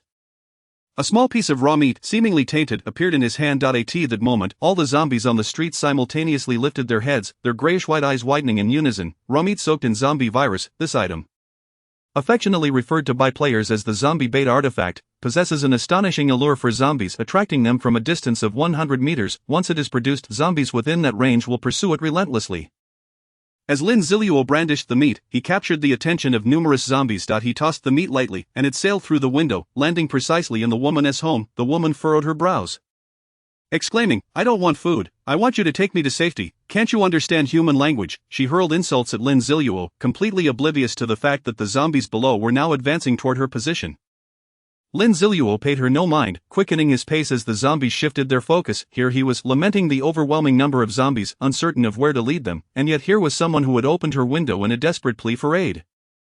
"A good person lives a peaceful life." The woman continued to berate him, her voice surpassing even the sound of her door being battered. It was only when she heard a loud crash that she turned to find her door, along with its frame, shattered by a horde of zombies. A throng of the undead surged into her home. Terrified, she screamed, her body trembling uncontrollably, a puddle of yellow liquid streaming down her legs. Ultimately, she was so frightened that her legs gave way, and she collapsed into the yellow pool, sending ripples across it. One could only wonder what her wealthy benefactor would think upon witnessing this. The zombies flailed their arms, hastily rushing toward the raw meat, resulting in 2 of them tearing it apart in their frenzy. Half of the meat was shoved into one zombie's mouth, while the others, deprived of their share, turned their hunger upon the woman instead. Her piercing screams echoed down the entire street, causing those who had witnessed the events to tremble in fear within their homes. They vowed never to seek aid from strangers again, a lesson in survival imparted by Lin Zilu. One must recognize their own limitations. As the screams faded, a skeleton appeared where the woman had stood, remnants of blood and flesh clinging to it, its skull shattered due to its attempts to consume brain matter. The zombies departed, satisfied, leaving Lin Zilu to exit the street unscathed. Indeed, this must be the place. Lin Zilu glanced at his watch. It was now 6 in the evening, with 2 hours remaining until nightfall. He had arrived at the Mad City Sports Center. Initially, he had planned to come the following day, but the journey had gone unexpectedly smoothly, allowing him to arrive over an hour early. Not wishing to squander any time, he resolved to delve into the center despite the possibility of insufficient time. With that thought, Lin Zilu checked his panel. Throughout the afternoon, he had not acquired any significant equipment. He suspected that the plethora of items available on the first day was due to an increased drop rate. As for the cards, he had gathered nearly 30 throughout the day. He still held 2 in his possession. Alas, this was the unfortunate consequence of a guaranteed drop rate. Too many items made the valuable ones less remarkable. Chapter 15, 1 against Hundreds. The Mad City Sports Arena stands as one of the iconic structures of the metropolis. In the context of the apocalyptic game, it is established that special occurrences take place within such landmark buildings. For instance, there may be dungeons, hidden merchant robots, or wild treasure chests. According to Lin Zilu's knowledge, a silver-level wild treasure chest was housed within the Mad City Sports Arena, dubbed a wild treasure chest for its scattered locations. It could be opened by anyone. In contrast, a boss chest required defeating a boss to obtain. Although boss chests carry higher intrinsic value, they are significantly more challenging to acquire. Nonetheless, even a silver treasure chest guarantees at least one silver tier item or piece of equipment. Along with other assorted items, given Lin Zilu's current predicament, obtaining a silver piece of equipment would undoubtedly enhance his capabilities tremendously. With that thought in mind, he prepared to enter the arena through a side entrance. As the main doors were guarded by dozens of zombies. At that moment, the Apocalypse Game Golden Finger system, which had been silently functioning but had not made an appearance for some time, suddenly emitted a notification sound. Ding. Host detected entering the Mad City Sports Arena. Ding. The environment of the Mad City Sports Arena meets the task requirements. Ding. The task 1 against hundreds has been issued. 1 against hundreds. The exemplary host must now demonstrate their strength. Please eliminate 100 zombies within the Mad City Sports Arena. Level unrestricted. Task requirements: 0 100 task rewards, 1 random ordinary golden finger, 1 bronze level equipment. Task duration: 24 hours. Ding. Does the host wish to accept the task? Lin Zilu furrowed his brow. 100 zombies. As the second afternoon of the Apocalypse game progressed, most zombies had reached level 2, a considerable improvement over their initial strength, not to mention in an expansive venue like the sports arena. Any loud movement would attract a multitude of zombies. Lin Zilu had initially planned to circumvent areas teeming with zombies, relying on his stealth to access treasure chests, yet, with this sudden task, fortunately, the time limit was a full day, which provided ample opportunity. However, to be cautious, Lin Zilu inquired, "What are the penalties if I choose not to accept the task or fail?" Ding. Please rest assured, the Golden Finger system exists to provide the host with an enhanced gaming experience, allowing the host to enjoy the process of the game. Ding. Therefore, not accepting the task or failing will incur no penalties. Conversely, a consolation package of 100 gold coins will be awarded to the host. Lin Zilu was taken aback. This truly was an improvement in gaming experience. Even refusing a task would yield a consolation package. Knowing the numerous locations that could trigger tasks, he realized that simply declining them could lead to an abundant accumulation of gold coins. With that in mind, Lin Zilu decisively accepted the task. Upon completing the task, one would be able to extract a common golden finger and a piece of bronze-level equipment. Lin Zilu had witnessed the formidable power of the super golden finger, which could elevate a meager 1 drop rate to an astounding 100. Might it be possible that the common golden finger could enable every zombie to drop 2 items instead of just 1? Even in the event of failure, there was no loss. The primary objective was to open the silver treasure chest, and one could still profit 100 gold coins effortlessly. Ding. The task of facing 100 enemies has been accepted. May the host achieve a successful completion. After accepting the task, Lin Zilu did not rush into the gymnasium. Instead, he scrutinized the internal structure diagram of the gymnasium at the entrance, formulating a strategy in his mind.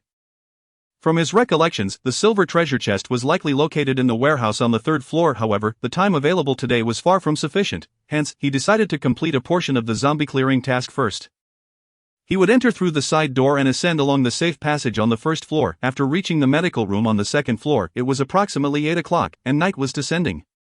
The medical room contained a bed, where he could rest for the night and continue his ascent the following day. By noon the next day, he could reach the 3rd floor warehouse, open the treasure chest, and then leap down along the outer edge of the building, making a swift escape. Just from observing the map, Lin Zilu had meticulously arranged all routes and actions. Once everything was set, he was unwilling to waste any more time. The sharp tang knife appeared in his hand, and with a gentle motion he pried open the lock of the side door at the back of the gymnasium, pushing it ajar. A zombie, its face smeared with blood, stood rigidly behind the door. As Lin Zilu prepared to assess the situation after pushing the door open, he was momentarily taken aback. What a coincidence, a fortuitous encounter at the door. What could this zombie possibly be doing lingering at the back entrance of the gymnasium?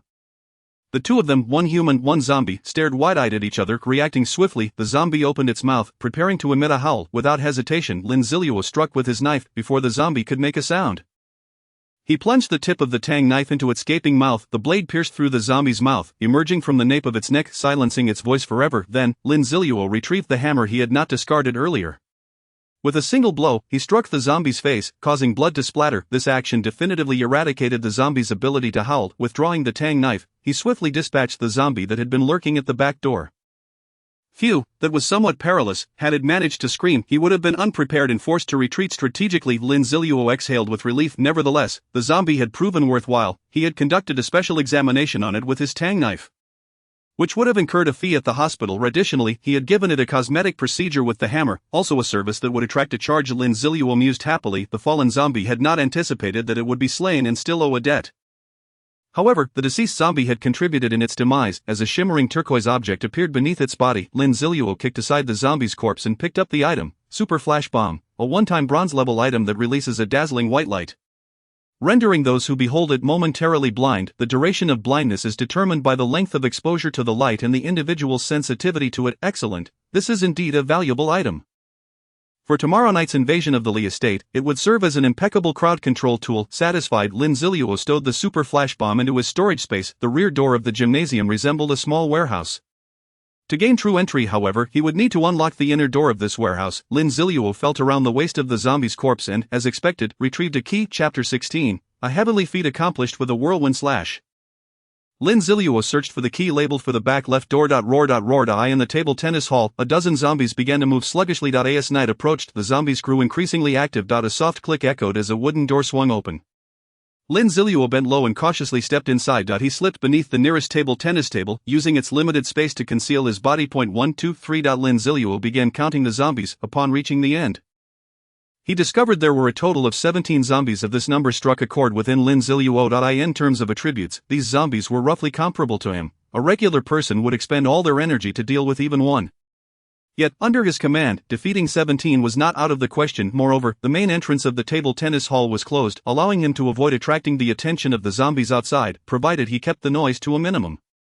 Additionally, the height of the tables would allow him to maneuver effectively. Glancing at his experience bar, he noted that he was just 4 points shy of leveling up to 5. Each level 2 zombie could grant him 2 points of experience. So he planned to eliminate 2 first. After leveling up, he could employ a hit-and-run strategy against the remaining 15 zombies, a feasible plan. Just then, he noticed a zombie ambling in his direction. This one would do. Lin Zilu quickly assessed the zombie's trajectory and pace. He tensed his body, like a coiled serpent, silently awaiting the zombie's approach. The footsteps grew ever closer. He held his breath. As the zombie's foot landed precisely where he had calculated, Lin Zilu struck decisively. He darted out from beneath the tennis table, rising to his feet, and with pinpoint accuracy, the tang knife sliced through the zombie's neck. The zombie had yet to react before its head was severed. Black characters spelling death floating above it. Thanks to the swiftness and fluidity of his movements, Lin Zilu had dispatched this zombie before the others even noticed. He quickly dove back under another table. The sound of the zombie's body and head crashing to the ground drew the attention of the others. In an instant, all the zombies were activated, their erratic footsteps, the thuds of bodies colliding with the table, and the metallic sounds of shifting tables resonating throughout the hall. Fortunately, the gymnasium's flooring was designed to be slip-resistant and sound-absorbent. The sound did not attract the attention of the zombies outside the table tennis hall. When Lin Zilu, lying beneath the table, observed 3 pairs of feet converging near the corpse of the recently slain zombie, he decisively swung his tang knife towards the zombie's ankles. The blade, sharp and infused with Lin Zilu's strength, severed 3 ankles in an instant. 1 zombie, unable to maintain its balance, collapsed to the ground, while another, having lost 1 leg, stumbled forward a few steps before also tumbling down. At this moment, however, Lin Zilu's position was revealed. He emerged from beneath the table, disregarding the other zombies, and aimed for the uninjured zombie furthest to the right of the initially attacked trio. This particular zombie, though still sturdy, managed to withstand a strike but did not perish. Lin Zilu did not linger. He bent to evade a zombie lunging from behind. Seizing the opportunity, he hurled the incapacitated zombie towards the approaching horde. The startled zombies were caught off guard, colliding with the thrown zombie. 3 or 4 zombies tumbled to the floor simultaneously. Lin Zilu swung his tang knife, beheading the one-legged zombie that was struggling to rise. Congratulations, player Yazi has successfully killed a level 2 zombie, earning 2 points of experience and 3 gold coins. Congratulations, player Yazi has leveled up to 5, earning 1 free attribute point. Player Yazi requires 100 points of experience to reach the next level. After reaching level 5, the experience requirements for leveling up would significantly increase. Lin Zilu calmly allocated the newly acquired attribute point to agility, then, with a leap, he vaulted onto the tennis table.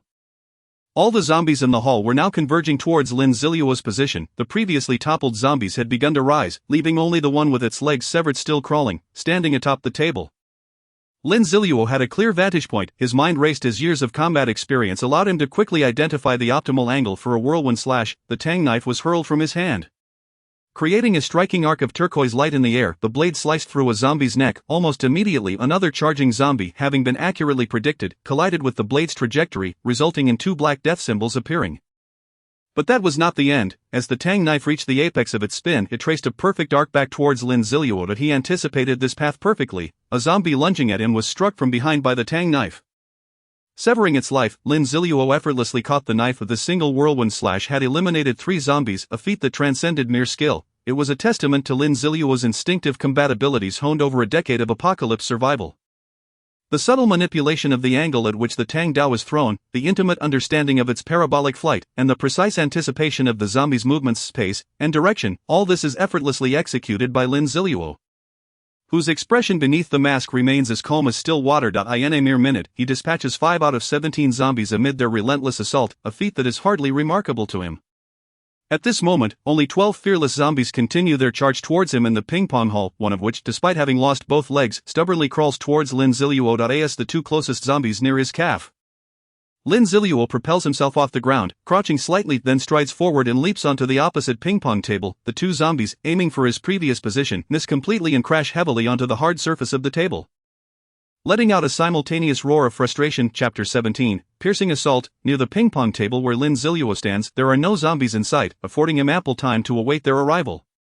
After a brief respite, the 2 fastest zombies arrive at the table. Lin Zilu strikes first, using his elevated position to deliver a powerful kick to the face of the foremost zombie, sending it sprawling backward. Rolling completely on the ground, he then unceremoniously decapitates the remaining zombie. At that moment, an ominous knocking reverberates through the opaque door of the ping-pong hall. Cursed be it, the zombies' roars have drawn the attention of those outside. Lin Zilu lamented, however, he quickly regains his composure, devising a strategic retreat after eliminating these zombies. He is confident that the closed door of the hall can withstand the impending onslaught for a while longer. Lin Zilu leaps down from the table and strides over to the recently overturned zombie, which, possibly due to the force of the kick, has yet to rise, with a decisive swing of his blade. He ensures this zombie will not rise again. At this moment, only 10 zombies remain capable of movement within the hall. Lin Zilu, brimming with confidence, believes he can outmaneuver them with his agility. He begins to play a game of hide-and-seek with them. Slipping through the gaps between the ping-pong tables, when a group of zombies lunges at him, he ducks under the table, then emerges from the other side to deliver a strike to the zombie behind him. Surrounded, he leaps onto a ping-pong table, then bounds to another, executing a fluid series of movements that results in the elimination of 5 zombies. However, he has expended a considerable amount of energy in this short span. Having fought and dispatched over half of the 17 zombies, an achievement that would be hard to believe if recounted to others. As he leans against the table for a brief respite, he suddenly notices a red potion bottle at his feet. This was dropped by the zombie he just killed. Lin Zilu picks it up as if it were a treasure, evading a lunging zombie. He twists off the cap and drinks the sweet potion in one go. The delightful taste leaves him wishing for another bottle. As the potion flows through his body, a miraculous surge of strength revitalizes him. Stamina Potion, a one-time bronze-level item that instantly restores 20 of stamina, and subsequently recovers 5 of stamina every minute for 5 minutes, 30-minute cooldown after use. Indeed, the potion Lin Zilu consumed is the famed Stamina Potion. Affectionately known as the Little Red Bottle, the sensation of renewed vitality is exhilarating. Lin Zilu exhales, then raises the Tang Dao to unleash a spinning slash. The cooldown for this technique has finally elapsed.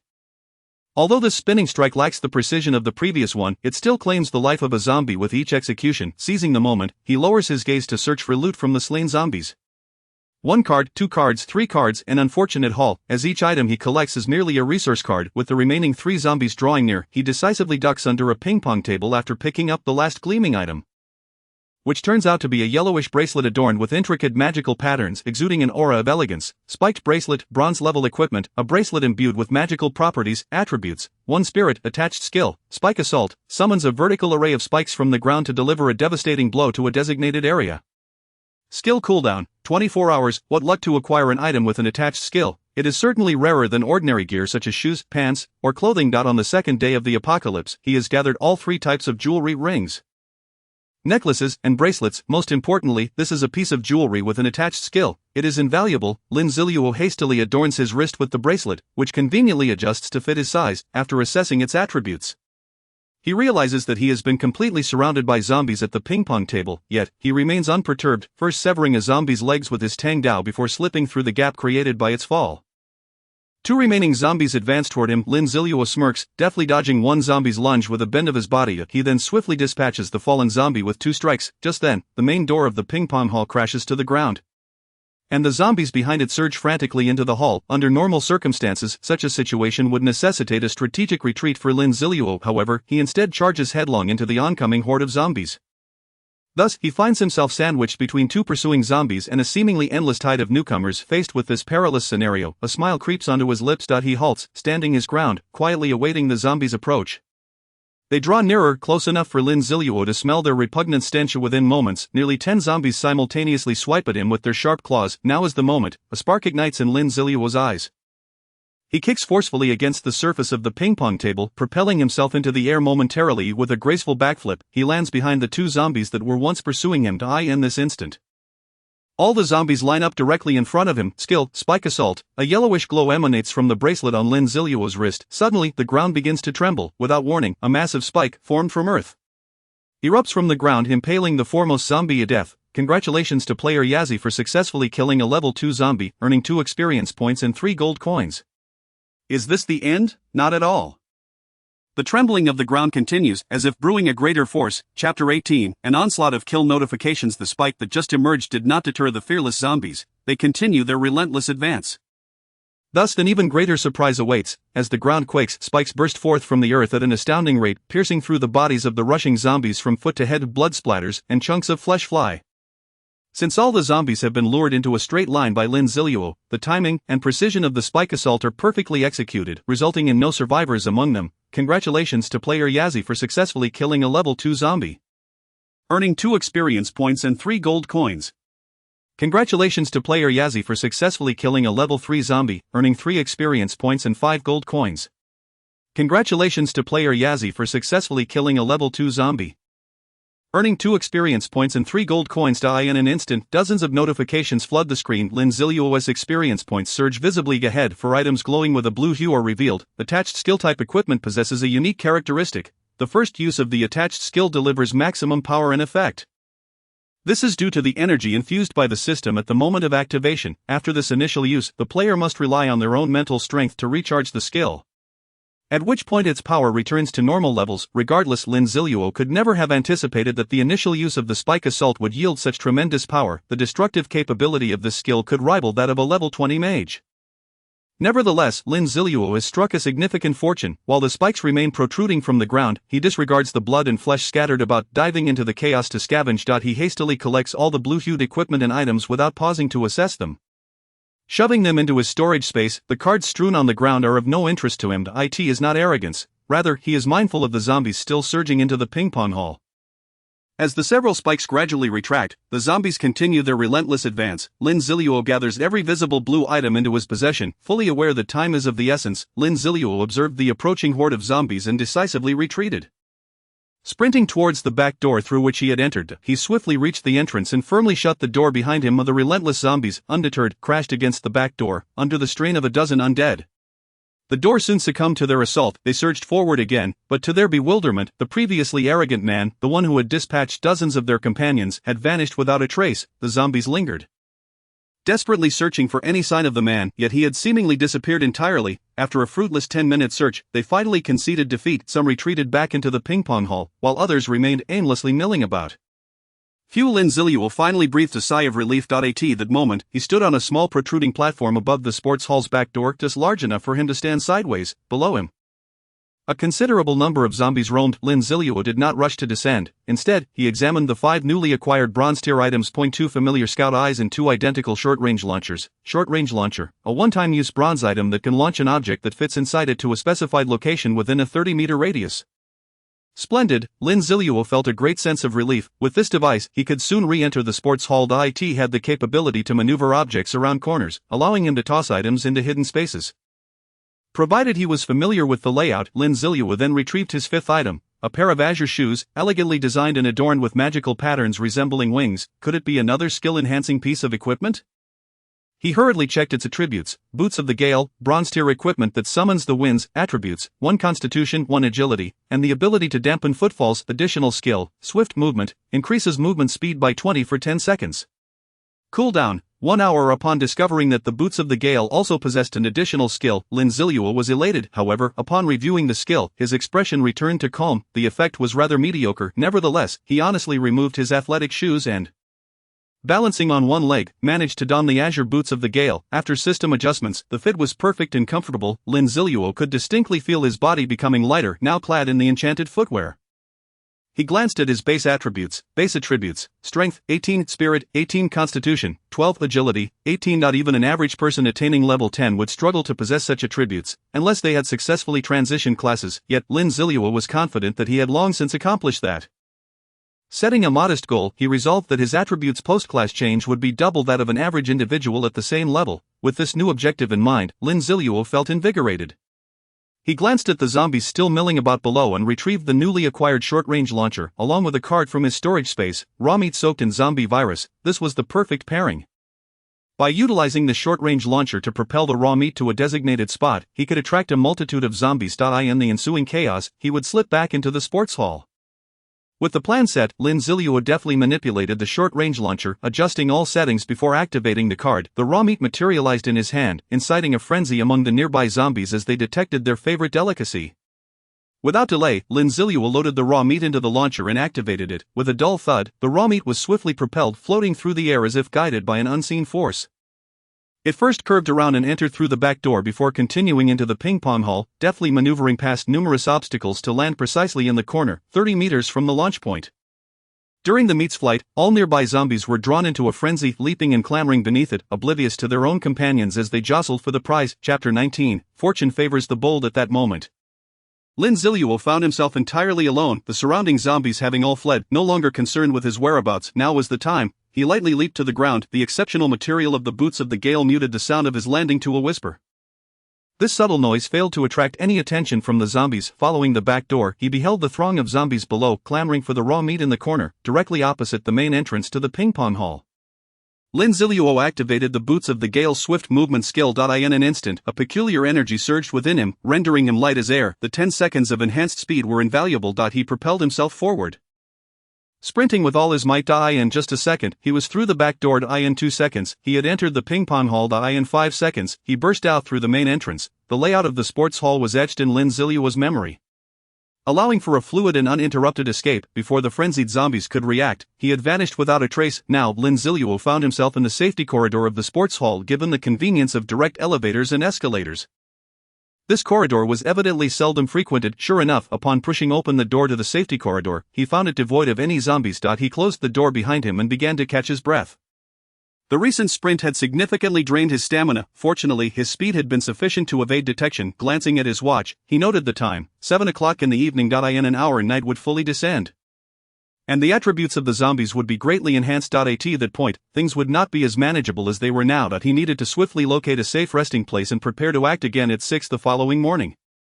Although the corridor was currently devoid of zombies, it would be easy for them to intrude once night fell, given that the doors were only slightly ajar and could be easily pushed open. Lin Zilu rested for nearly 20 minutes, ensuring he regained sufficient combat readiness before continuing his mission. He slowed his pace and ascended the stairs, reaching the second floor in no time. The stairs to the third floor were within reach. Yet Lin Zilu opted against going up. The exit on the third floor was on the far right, while the warehouse he aimed for was located on the far left. To access the silver treasure chest, he would need to traverse the entire corridor, which was neither feasible in terms of time nor stamina. Thus, Lin Zilu pushed open the door to the second-floor safety corridor. The entire level was eerily quiet. With only a handful of zombies remaining, the previous commotion had evidently drawn many of them to the first floor. These few zombies were oblivious to Lin Zilu's stealthy entry from the safety corridor. The layout of the second floor was straightforward, housing larger venues like the badminton and basketball courts. Lin Zilu had previously set his sights on the infirmary on this level. It was not only close to the safety corridor but also contained beds and ample space for scouring medical supplies. He cautiously made his way toward the infirmary, the key he had retrieved earlier tightly gripped in his hand. The second floor had few zombies to begin with, and Lin Zilu was well aware of their line of sight. The boots of the Gale effectively muted his footfalls, thus, one could witness the peculiar scene of an individual traversing the corridor, while the zombies remained oblivious to his presence. Unbeknownst to them, Lin Zilu was artfully maneuvering through their blind spots. Moreover, Lin Zilu executed an even more audacious tactic. He silently approached a zombie from behind, waiting for it to turn before decisively striking with his tang knife. The sudden and unanticipated blow severed the zombie's head cleanly. In an instant, Lin Zilu stored the tang knife back in his storage space and, with remarkable reflexes, reached out to catch the head as it plummeted to the ground, stabilizing the headless corpse with his other hand. He then gently laid both the head and body down on the floor, making not a sound. The other zombies continued their aimless wandering, utterly oblivious to their fallen companion. Finally, Lin Zilu bent down to retrieve the card dropped by the defeated zombie, leaving with an air of nonchalance, raw meat infected with zombie virus. As the saying goes, fortune favors the bold. Indeed, he had acquired another zombie lure. Lin Zilu now stood before the door of the infirmary. The entrance was securely shut. Upon attempting to turn the doorknob, he discovered it was locked. Although he had prepared the key in advance, it struck him as peculiar. The apocalypse had begun at 7 o'clock. And it seemed unlikely that the infirmary would have been locked at such an hour. Unless it is locked by someone only after the apocalypse descends. Lin Zilu swiftly analyzed the situation. He furrowed his brow, hoping that the person inside would behave themselves. With a click, the lock of the infirmary door was released. The interior was shrouded in darkness, rendering everything indistinct. A faint smile crept onto Lin Zilu's lips. Then, as if oblivious to any discovery, he stepped into the infirmary and deftly locked the door behind him. The darkness enveloped him. Upon suddenly entering such an environment, one's eyes require a moment to adjust. At that moment, a small knife abruptly emerged from the shadows. Simultaneously, a deep male voice inquired, "Who are you, and how did you acquire the key to the infirmary?" Chapter 20. I am truly a good person. Lin Zilu remained silent. He despised having a weapon pointed at him, thus he extended his right hand and seized the hand that reached out from the darkness. With a forceful twist, he rotated that hand a full 180 degrees. Just as the individual in the shadows, overwhelmed by excruciating pain, opened his mouth to scream, Lin Zilu swiftly retrieved a scrap of cloth from his storage space and stuffed it into the man's mouth with his left hand. In that instant, the knife was on the verge of clattering to the ground. Should the knife fall, its sharp sound would undoubtedly alert the zombies outside the infirmary. Therefore, Lin Zilu's leg moved. First, he planted a foot on the blade, redirecting it from its vertical descent to a horizontal position. Next, he precisely positioned his right foot to catch the knife as it lay sideways. The crisis was averted. Lin Zilu released the individual whose wrist he had just broken. Then, he lifted his right foot, causing the knife to spin gracefully, catching it with ease. Remember, you are alert, and rightly so, but you have provoked someone beyond your means. Lin Zilu remarked calmly. The knife danced in his hand, akin to a fluttering butterfly. Within the dark infirmary, several heavy breaths could be heard. One individual, bound by the cloth, could only emit muffled cries. Lin Zilu turned around and fished out a thick cloth from his storage space. This cloth was adorned with numerous suction cups, a handy creation he had devised during his spare time in this post-apocalyptic world. He affixed the thick fabric to the infirmary door, completely covering the upper half of the glass window. After surveying the surroundings and finding no other sources of light, he commanded, "Turn on the lights." Initially, there was no response, but after a moment, a female voice protested, "Turning on the lights will attract the zombies." "Did you not see that I have already covered the door?" Lin Zilu retorted. However, before the woman could continue, the lights flickered on and the environment within the infirmary came into view. The woman who had previously spoken was seated on the floor, clad in a nurse's uniform, while the one who had activated the lights wore a white coat. Lin Zilu observed her thoughtfully. There were also two men seated on an examination table, appearing quite docile in their attire marked with maintenance. The nurse and the two maintenance workers gazed at Lin Zilu with expressions of fear. As his entrance had instilled a profound sense of dread, only the female doctor maintained her composure. Oh, and how could I forget? On the floor writhed a young man in pain, the very one who had attempted to threaten Lin Zilu with a dagger moments before.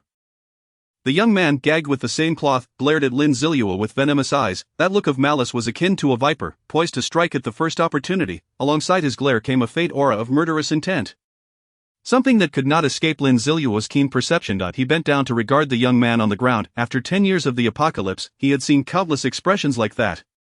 Such individuals, no matter how inconspicuous, could spring forth and deliver a fatal blow at the most critical moment. Lin Zilu had witnessed many fall victim to their own kindness, only to be stabbed in the back. "Why must you act so arrogantly?" Lin Zilu began. "Allow me to impart some wisdom. Never shoot vengeful glances at others in this world of despair." With that, he raised the knife and plunged it straight into the young man's neck. The young man's body ceased to tremble, his pupils began to dilate. He had never dreamed that after barely escaping the clutches of the zombies, he would meet his end at Lin Zilu's hands. However, with the young man's demise, another dagger previously concealed in his grasp became visible to all. It turned out he had intended to launch a surprise attack on Lin Zilu with the second blade. The infirmary fell into a frozen silence. None of the four had anticipated that the man wearing the green mask would kill the young man. The small nurse seated on the floor trembled at the sight of the corpse. Instinctively opening her mouth to scream, Lin Zilu turned his gaze toward her. His eyes, hidden beneath the mask, betrayed no emotion, yet every hair on the nurse's body stood on end, a primal reaction to terror. She realized that should she cry out, this masked man would undoubtedly take her life in an instant, but the overwhelming fear rendered her powerless. Thus, the nurse tore off a strip of gauze and stuffed it into her mouth. Ensuring her silence, the two maintenance workers also shivered in fright, their honest faces etched with terror, yet they too dared not utter a sound. Only the female doctor, standing by the light switch, displayed a hint of fear in her eyes but remained composed and silent. Lin Zilu rose to his feet, and the suffocating aura of menace that had pervaded the infirmary dissipated. Everyone shuddered, suddenly aware that in mere seconds, they had been drenched in cold sweat. Do not misinterpret my intentions. I am a good person, Lin Zilu proclaimed, spreading his arms in an innocent gesture. You are a good person, then everyone else here must be saints, the thoughts echoed in the minds of those present. You all witnessed it. He provoked me first, and I had no choice but to retaliate. I am a person of reason. As long as we all coexist in harmony, nothing untoward will occur, Lin Zilu continued innocently. The infirmary was enveloped in silence, with no one willing to believe his words. This was undeniably awkward. Finally, the female doctor cleared her throat, breaking the stillness. That individual got what he deserved. We all saw it, she asserted, her demeanor unwavering. The others nodded in agreement. Very well, Lin Zilu responded. Afterward, he took a couple of steps forward, intending to find a place to rest. As he moved, the two maintenance workers, previously seated on the examination table, jumped up in alarm. The small nurse hastily recoiled. Lin Zilu, indifferent to their reactions, located a comfortable office chair and sank into it, closing his eyes to rest. He had spent the entire day traversing and fighting, and he was utterly exhausted, including the battle at the ping-pong hall that night. Although Lin Zilu had accomplished the remarkable feat of defeating 17 foes simultaneously, he remained unsatisfied. In the morning, when in peak condition, he could have performed even better. The infirmary fell quiet once more. With his eyes shut, Lin Zilu suddenly spoke. Please take care of the body and blood. When the master speaks, who would dare disobey? The female doctor and nurse began cleaning the bloodstains, while the two maintenance workers moved the body elsewhere, wrapping it in a bedsheet. Once they had completed their task, Lin Zilu finally opened his eyes and focused on the female doctor. Examining her basic information. Chapter 21, An Old Acquaintance. Basic information, nickname, Zhong Yeshua. Title, None. Level 0. Indeed, Lin Zilu recognized that face from somewhere. It turned out to be someone he had encountered during the later stages of the apocalypse. Zhong Yeshua, the possessor of the hidden profession, Divine Doctor. Lin Zilu remembered her distinctly because he had sought her help to treat the scars on his face. After approaching her with high hopes, he was coldly informed that the scars, being linked to the soul, were beyond repair. Nevertheless, Lin Zilu had returned to her for treatment after sustaining several serious injuries. However, he had only come to know Zhong Yeshua during the latter part of the apocalypse. At that time, who had not been ravaged by despair, Zhong Yeshua's appearance and demeanor were vastly different from now. Thus, Lin Zilu initially failed to recognize her merely by her face. Fate truly is a peculiar thing. To encounter an acquaintance on the second day of the apocalypse is quite remarkable. However, Lin Zilu harbored no particular sentiment towards Zhong Yeshua. He had no desire for the hidden profession of divine doctor she possessed. In Lin Zilu's view, strength was requisite for having a voice in this world, while being a divine doctor commanded respect and posed little danger to one's life. Fundamentally, one remained a mere tool. Without strength, one could just as easily find themselves at the mercy of others, lacking the freedom and swiftness that their own phantoms could provide. As for the other three individuals, Lin Zilu glanced over their profiles. They were all rather ordinary folk, each at level 0, having never even slain a single zombie. Lin Zilu raised his hand to check his watch. It was already 8:30. The zombies outside had long since been imbued with the terrifying properties of the night. The commotion of the zombies could be heard by everyone in the infirmary. At long last, the long-anticipated feast was upon them. Lin Zilu retrieved a thick stack of cards from his storage space and casually drew 4 of them. Lo and behold, a delightful assortment of dishes emerged, featuring both meat and vegetables, accompanied by wine. Approaching an office desk, Lin Zilu activated the cards, and in an instant, a selection of exquisite dishes appeared atop the table. The culinary creations were not only visually appealing but also fragrant, evoking salivation from all who beheld them. The three individuals huddled in the corner widened their eyes in astonishment, having merely watched Lin Zilu's movements. Unaware that he would conjure such a lavish spread merely by fiddling with a few cards, the dishes appeared delectably appetizing, their enticing aromas wafting through the air. At that moment, the little nurse's stomach audibly grumbled in response. Lin Zilu, seemingly oblivious, removed his mask and began to indulge in a generous serving of kung pao chicken over rice. The little nurse swallowed hard, her gaze darting between Lin Zilu and the sumptuous meal before her. Torn between his handsome visage and the exquisite food, the two maintenance workers, on the other hand, were fixated on the dishes, their audible gulping surpassing that of the nurse. Even the usually composed Zhong Yeshua found it hard to resist the allure of the culinary delights. After all, it had been over 24 hours since the apocalypse game commenced, and although they had sustained themselves with glucose and other medical supplies from the infirmary, how could anyone possibly resist such delectable fare? Yet, no one dared to make a move, not even utter a word, for the gruesome image of Lin Zilu dispatching that young man still lingered in their minds. Who could predict whether this formidable figure might turn on them at a moment's whim? Finally, after Lin Zilu had devoured half of the dishes with remarkable speed, Zhong Yeshua could no longer contain herself. She stepped forward slowly, her voice the gentlest it had ever been, inquiring, "Where did you procure this food? Might we have the opportunity to obtain some?" Internally, Lin Zilu mused, got her hooked. Indeed, the purpose of presenting the feast was to capture the attention of the 4 individuals. However, he maintained a composed demeanor. After savoring a spoonful of the accompanying abalone soup, Lin Zilu finally looked up at Zhong Yeshue. "You wish to partake, do you?" he asked. She nodded, and the three behind her did likewise, their heads bobbing up and down like chicks pecking at grain.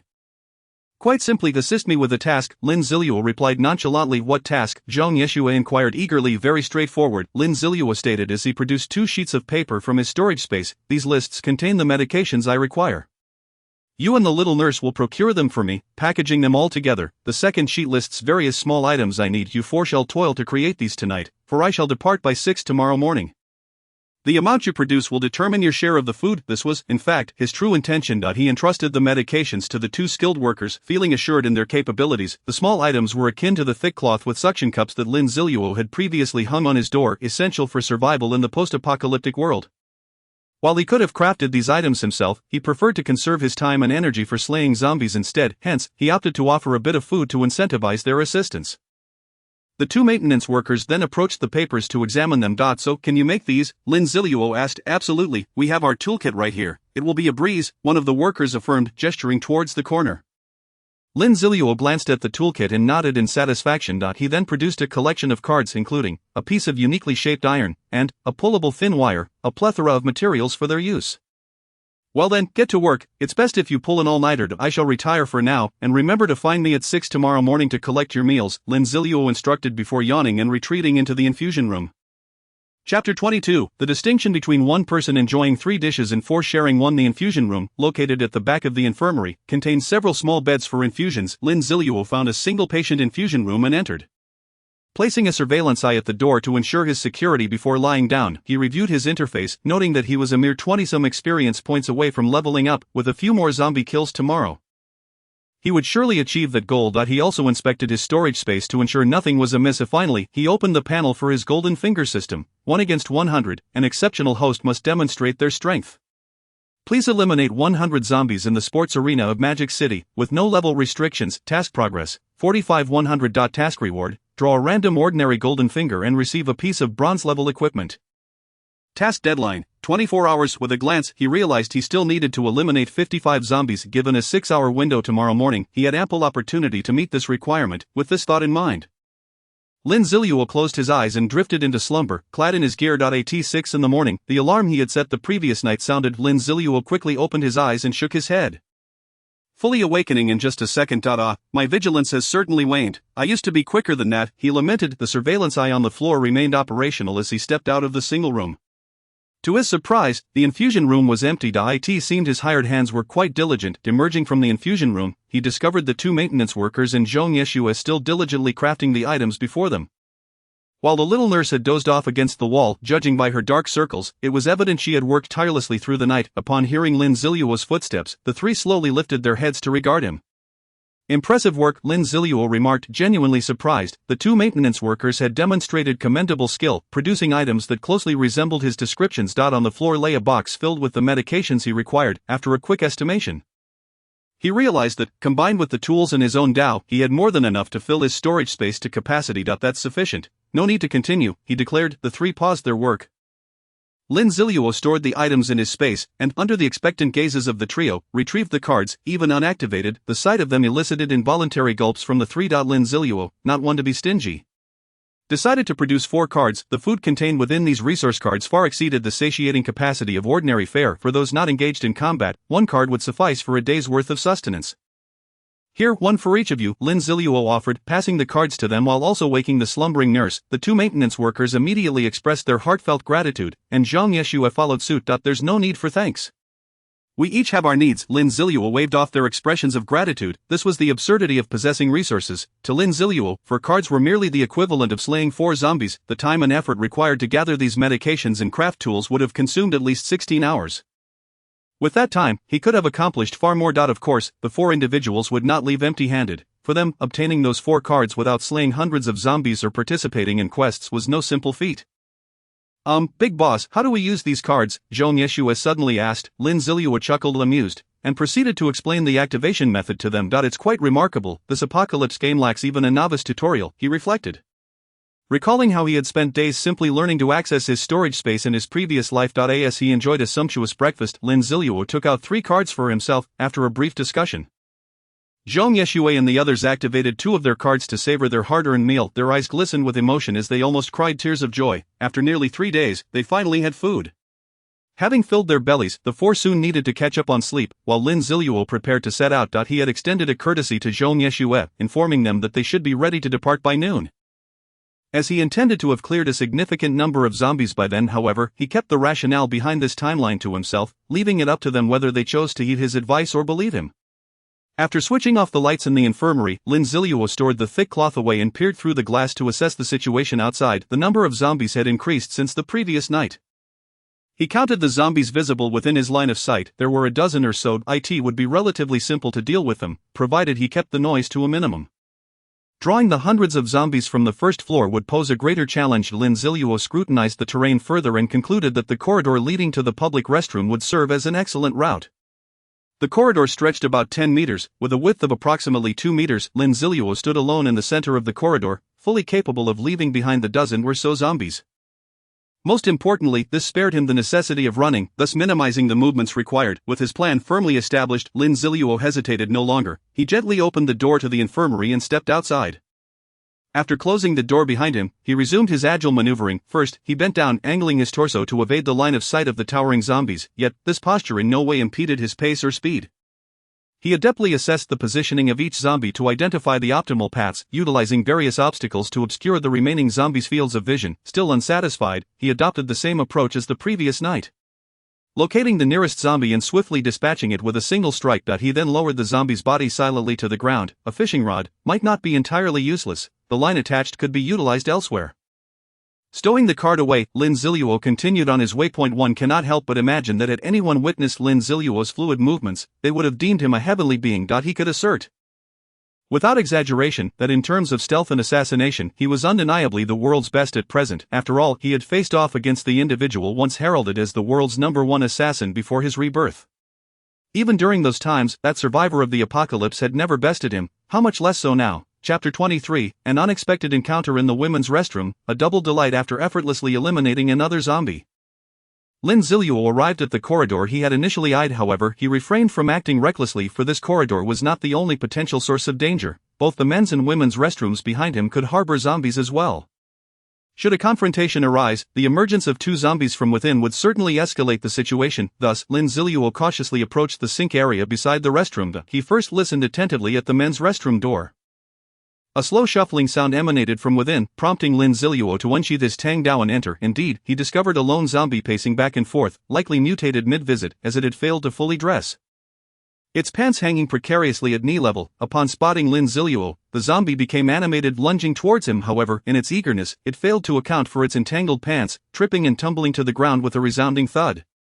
This frustrated Lin Zilu, as such clumsiness was unwarranted in a proper fight. Ignoring the struggling zombie, he peered into the corridor and, upon confirming that the commotion had not piqued the interest of any other zombies, he breathed a sigh of relief. He then swiftly dispatched the foolish creature. After stowing the card, Lin Zilu meticulously surveyed the men's restroom, apart from a severed arm on the floor and a solitary eyeball in the sink. Nothing else remained. It was undeniable that the survival rate within this gymnasium was alarmingly low. However, it was understandable. Most individuals who frequented the gym were of decent physical condition, and upon transforming into zombies, their attributes were significantly enhanced. This posed a dire threat to ordinary players. Having completed his inspection of the men's restroom, Lin Zilu turned to enter the women's restroom. Upon stepping inside, he swiftly surveyed the layout. Noting its similarity to the previous women's restroom he had visited, lest there be misunderstandings, the women's restrooms I have entered were all post-apocalyptic. After all, restrooms serve as excellent hiding spots. Lin Zilu remained vigilant, methodically checking each stall. Upon reaching the penultimate stall, he discovered it was locked. As he pushed against the door, a pair of distinct growls echoed from within. 2 growls, with differing tones. Could it be? Lin Zilu crouched down and, as anticipated, glimpsed 4 feet, 2 in front, 2 in back. The latter pair unmistakably belonged to a man. My goodness, these 2 are as bold as a cow leading a calf. Truly remarkable, engaging in such antics in the women's restroom of the Magic City sports arena. When it comes to playfulness, the urban folk certainly excel. Disturbed by Lin Zilu's intrusion, the duo began pounding on the stall door. To prevent their raucous antics from drawing unwanted attention, Lin Zilu decisively drew his Tang Dao, severing the lock and flinging the door open. A jaw-dropping sight greeted him. 2 gray-skinned zombies were intimately entwined, the female in front, the male behind. Were it not for their ashen eyes and blood-stained mouths, Lin Zilu might have considered it an exquisitely beautiful tableau. Moreover, upon noticing Lin Zilu, both zombies simultaneously advanced, the female stepping with her left leg while the male mirrored her actions. The two zombies moved in perfect synchrony. Their steps, directions, and movements entirely in harmony. Subsequently, they unleashed their right claws towards Lin Zilu. In response, he swiftly countered with a decisive strike, eliminating the pair of doomed lovebirds. Congratulations, player Yazi, for successfully slaying 2 level 2 zombies, earning 4 experience points and 5 gold coins. The heads of both zombies tumbled to the ground, yet their bodies remained upright, balanced by the 4 legs. Even without their heads, they stood together. Unyielding, Lin Zilu was taken aback, not even bothering to collect the bronze item that had fallen. He had little inclination to ponder why only one notification had sounded, indicating a single item drop. He hurriedly retrieved his battered second-hand phone, snapping photos of the 2 headless corpses, capturing several close-ups. The scene was truly unparalleled. In 10 years of the apocalypse, Lin Zilu had never encountered such an absurd zombie pairing. Suddenly, a thought crossed his mind. The magic city, the sports arena, these 2 zombies, their heights. Could it be that they resembled the infamous zombie couple, the zombie couple, whose prowess was second only to that of the zombie king? Were known for their unwavering bond and remarkable cooperation. The duo had first been discovered in the Magic City sports arena, and their heights matched the descriptions recorded in various texts. Indeed, they were the zombie couple. Who would have imagined that their existence would culminate in such a tragic fate? Falling to me merely 3 days into the apocalypse, Lin Zilu snapped nearly 100 photos, satisfied with his collection. He then bent down to retrieve the fallen item, a stone glowing with an azure light, fusion stone, bronze level, a one-time use bronze level item capable of merging 2 light-type bronze level equipment to create a new item, which may also enhance the equipment's level to silver. Lin Zilu was pleasantly surprised. This was a splendid find. It was no wonder the 2 zombies had yielded only one item. They were fused together. Lin Zilu stowed the fusion stone in his storage space, reflecting that he had yet to gather compatible equipment of the same type. He hoped that a good weapon would drop soon, allowing him to fuse it with his Tang Dao. Lin Zilu refrained from disturbing the 2 intertwined, headless corpses and instead opened the door to the final stall in the women's restroom. What he beheld left him momentarily speechless. A cyan treasure chest rested quietly beside the squat toilet. The chest was adorned with intricate, elaborate, and enigmatic carvings, and beneath it glimmered a rotating hexagram-like symbol.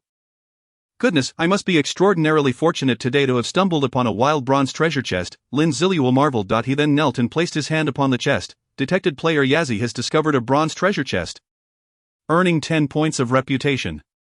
Would player Yazi like to open the bronze treasure chest? Opening the bronze treasure chest will require 30 seconds. Chapter 24, Fruit of Vitality. Opening a wild treasure chest necessitates time. During this period, the opener's hand must remain on the chest. Should the hand be removed, the countdown to open the chest would restart. Therefore, it is imperative to ensure one is undisturbed while opening a chest. With Lin Zilu alone in the women's restroom, he felt no concern and placed his hand firmly on the chest to begin the opening process. Player Yazi is currently opening the bronze treasure chest. Please be patient. 30, 29, 28, 27, 26. The countdown swiftly progressed, and Lin Zilu steadied his resolve, eager to discover what rewards awaited him. Player Yazi successfully opened the bronze treasure chest. Upon opening the bronze treasure chest, player Yazi received an enhancement to their storage space, expanding it by 0.2 cubic meters. Player Yazi gained 10 experience points from the treasure chest. After rummaging through the bronze treasure chest, player Yazi successfully retrieved 134 gold coins. The notification concluded there: each time a treasure chest was opened, a small increase in storage space, some experience, and a random quantity of gold coins were granted. What remained would be the tangible rewards. Before him, the bronze chest creaked open, revealing a verdant fruit reminiscent of an apple nestled at its center. Apart from this solitary item, nothing else was present. However, Lin Zilu felt no disappointment, for he immediately recognized the significance of this fruit. He fervently hoped that it would bestow upon him enhanced strength or agility. With a silent prayer, he decisively reached out to grasp the fruit. Physique fruit, bronze grade, a one-time use bronze grade item revered as the divine fruit. Attributes: upon consumption, permanently increases physique by 2 points. The physique fruit is quite satisfactory, although physique was not his primary preference. The prospect of a permanent boost of 2 points filled Lin Zilu with joy. Attribute fruits are indeed rare treasures, and this was one of the few items capable of providing a permanent enhancement. Moreover, for a bronze grade attribute fruit, an increase of 2 points is the pinnacle. The bare minimum could yield no increase at all, necessitating the consumption of 2 fruits together to achieve even a slight boost. Lin Zilu rinsed the fruit under the tap, though it hardly required washing. As the treasure from the chest was undoubtedly pristine, he felt compelled to cleanse it, given its origin from the ladies' restroom. Without hesitation, Lin Zilu bit into the fruit. A wave of sweetness instantly flooded his mouth, accompanied by a generous burst of juice. A product of the chest must surely be a premium item. In just 2 bites, he had consumed half of the physique fruit. Player Yazai has consumed the physique fruit, permanently increasing physique by 1 point. In truth, attribute fruits possess another usage when 2 individuals form a team and acquire a fruit that grants a 2-point increase. They might consider splitting it so that each could gain 1 point. However, if the fruit only grants a single point, then one must consume the entire fruit without leaving a trace, otherwise, the attribute boost will not manifest. Fortunately, the fruit lacked a seed, or else, Lin Zilu undeterred took 2 more bites and finished off the remaining fruit. Player Yazai has consumed the physique fruit, permanently increasing physique by 1 point. Lin Zilu then summoned his attribute panel.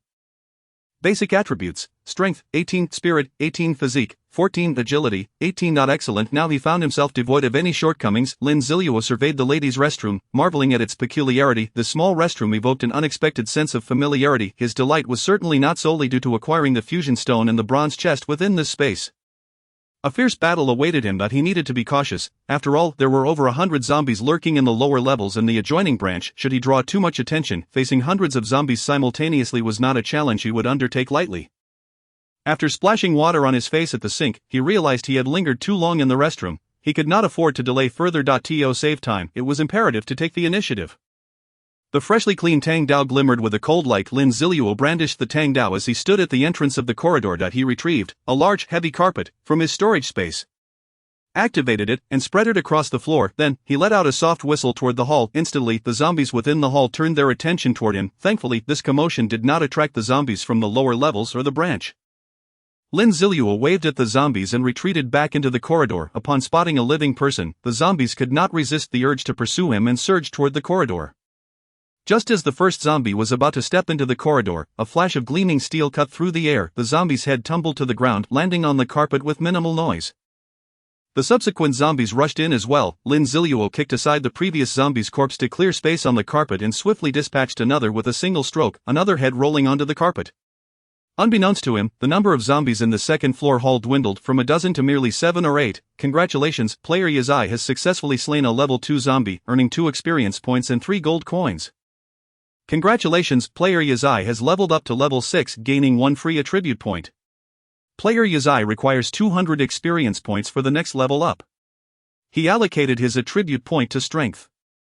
Lin Zilu's strength increased to 19. Chapter 25, Equipment for various body parts, Lion's gauntlets. The attributes have been successfully enhanced. The remaining zombies were pitifully few. Why hesitate any longer? Lin Zilu strode out of the corridor, charging toward the last few zombies. These remaining zombies were huddled together, denying him the opportunity for a one-on-one confrontation. But what of it? Lin Zilu boldly plunged into the throng of zombies. His figure darted through the horde, each swing of his blade resulting in the precise demise of a zombie. In this third day of the apocalypse, the majority of zombies would not reach level 3 until evening. Lin Zilu, now at level 6, was twice as powerful as the zombies, adorned in a luxurious set of equipment befitting the early days of the apocalypse. His swordsmanship, positioning, and awareness were the fruits of a decade of rigorous training.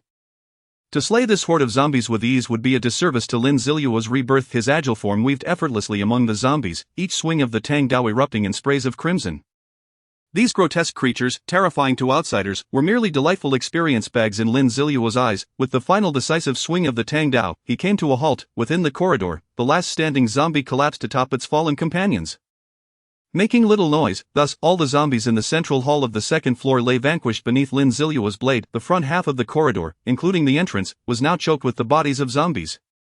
Leaving no space to maneuver, Lin Zilu checked the Vu 1 against 100 quest and found that his zombie kill count had reached 62. With only 38 zombies remaining, he would soon witness the true nature of an ordinary golden finger. He sheathed the Tang Dao and began to scavenge the battlefield. After rummaging through each zombie's carcass, he ultimately acquired 2 items glowing with a greenish hue. The rest were cards representing supplies. One was a bronze-grade item, a super flash bomb, that Lin Zilu already possessed. While it held little utility against zombies, it was exceptionally effective for human use, one of the items he desperately needed. The second item was a long-awaited piece of bronze-grade equipment. To clarify the classification of equipment in the Apocalypse game, headgear includes helmets or masks, only one of which can be effective at a time. Neck items are classified as jewelry. The upper body consists of chest armor and capes, while the lower body comprises pants. Arm equipment includes gauntlets, gloves, bracelets, and rings, while footwear consists of shoes, weapons, and handheld armor come in various styles. Each type of equipment can only be effective once, even if two are worn simultaneously. Of course, there exist some special items that do not occupy equipment slots, such as headscarves, glasses, and tattoos, yet these items are exceedingly rare. Do not enhance attributes, and possess bizarre abilities, thus not counted among standard equipment. What Lin Zilu acquired this time was a pair of gauntlets, entirely black, adorned with a vividly lifelike lion emblem, lion's gauntlets, bronze-grade equipment. Imbued with the power of the lion, possessing a deterrent effect, attributes, 1 strength, 1 physique, attacks have a 10 chance to inflict a 1-second stun effect on the target. Stun effect, coordination diminishes, if in the midst of casting a skill. It will be interrupted. This equipment was precisely to Lin Zilu's liking. Not only did it enhance attributes, but it also bore a special effect. He had previously experienced the stun effect, which could disrupt an enemy's skills or combat rhythm at a critical moment. Though the 10 chance was fraught with uncertainty, once triggered, Lin Zilu's prowess ensured it would yield decisive results within that fleeting second. Equipping the lion's gauntlets, his strength attribute soared to 20 points.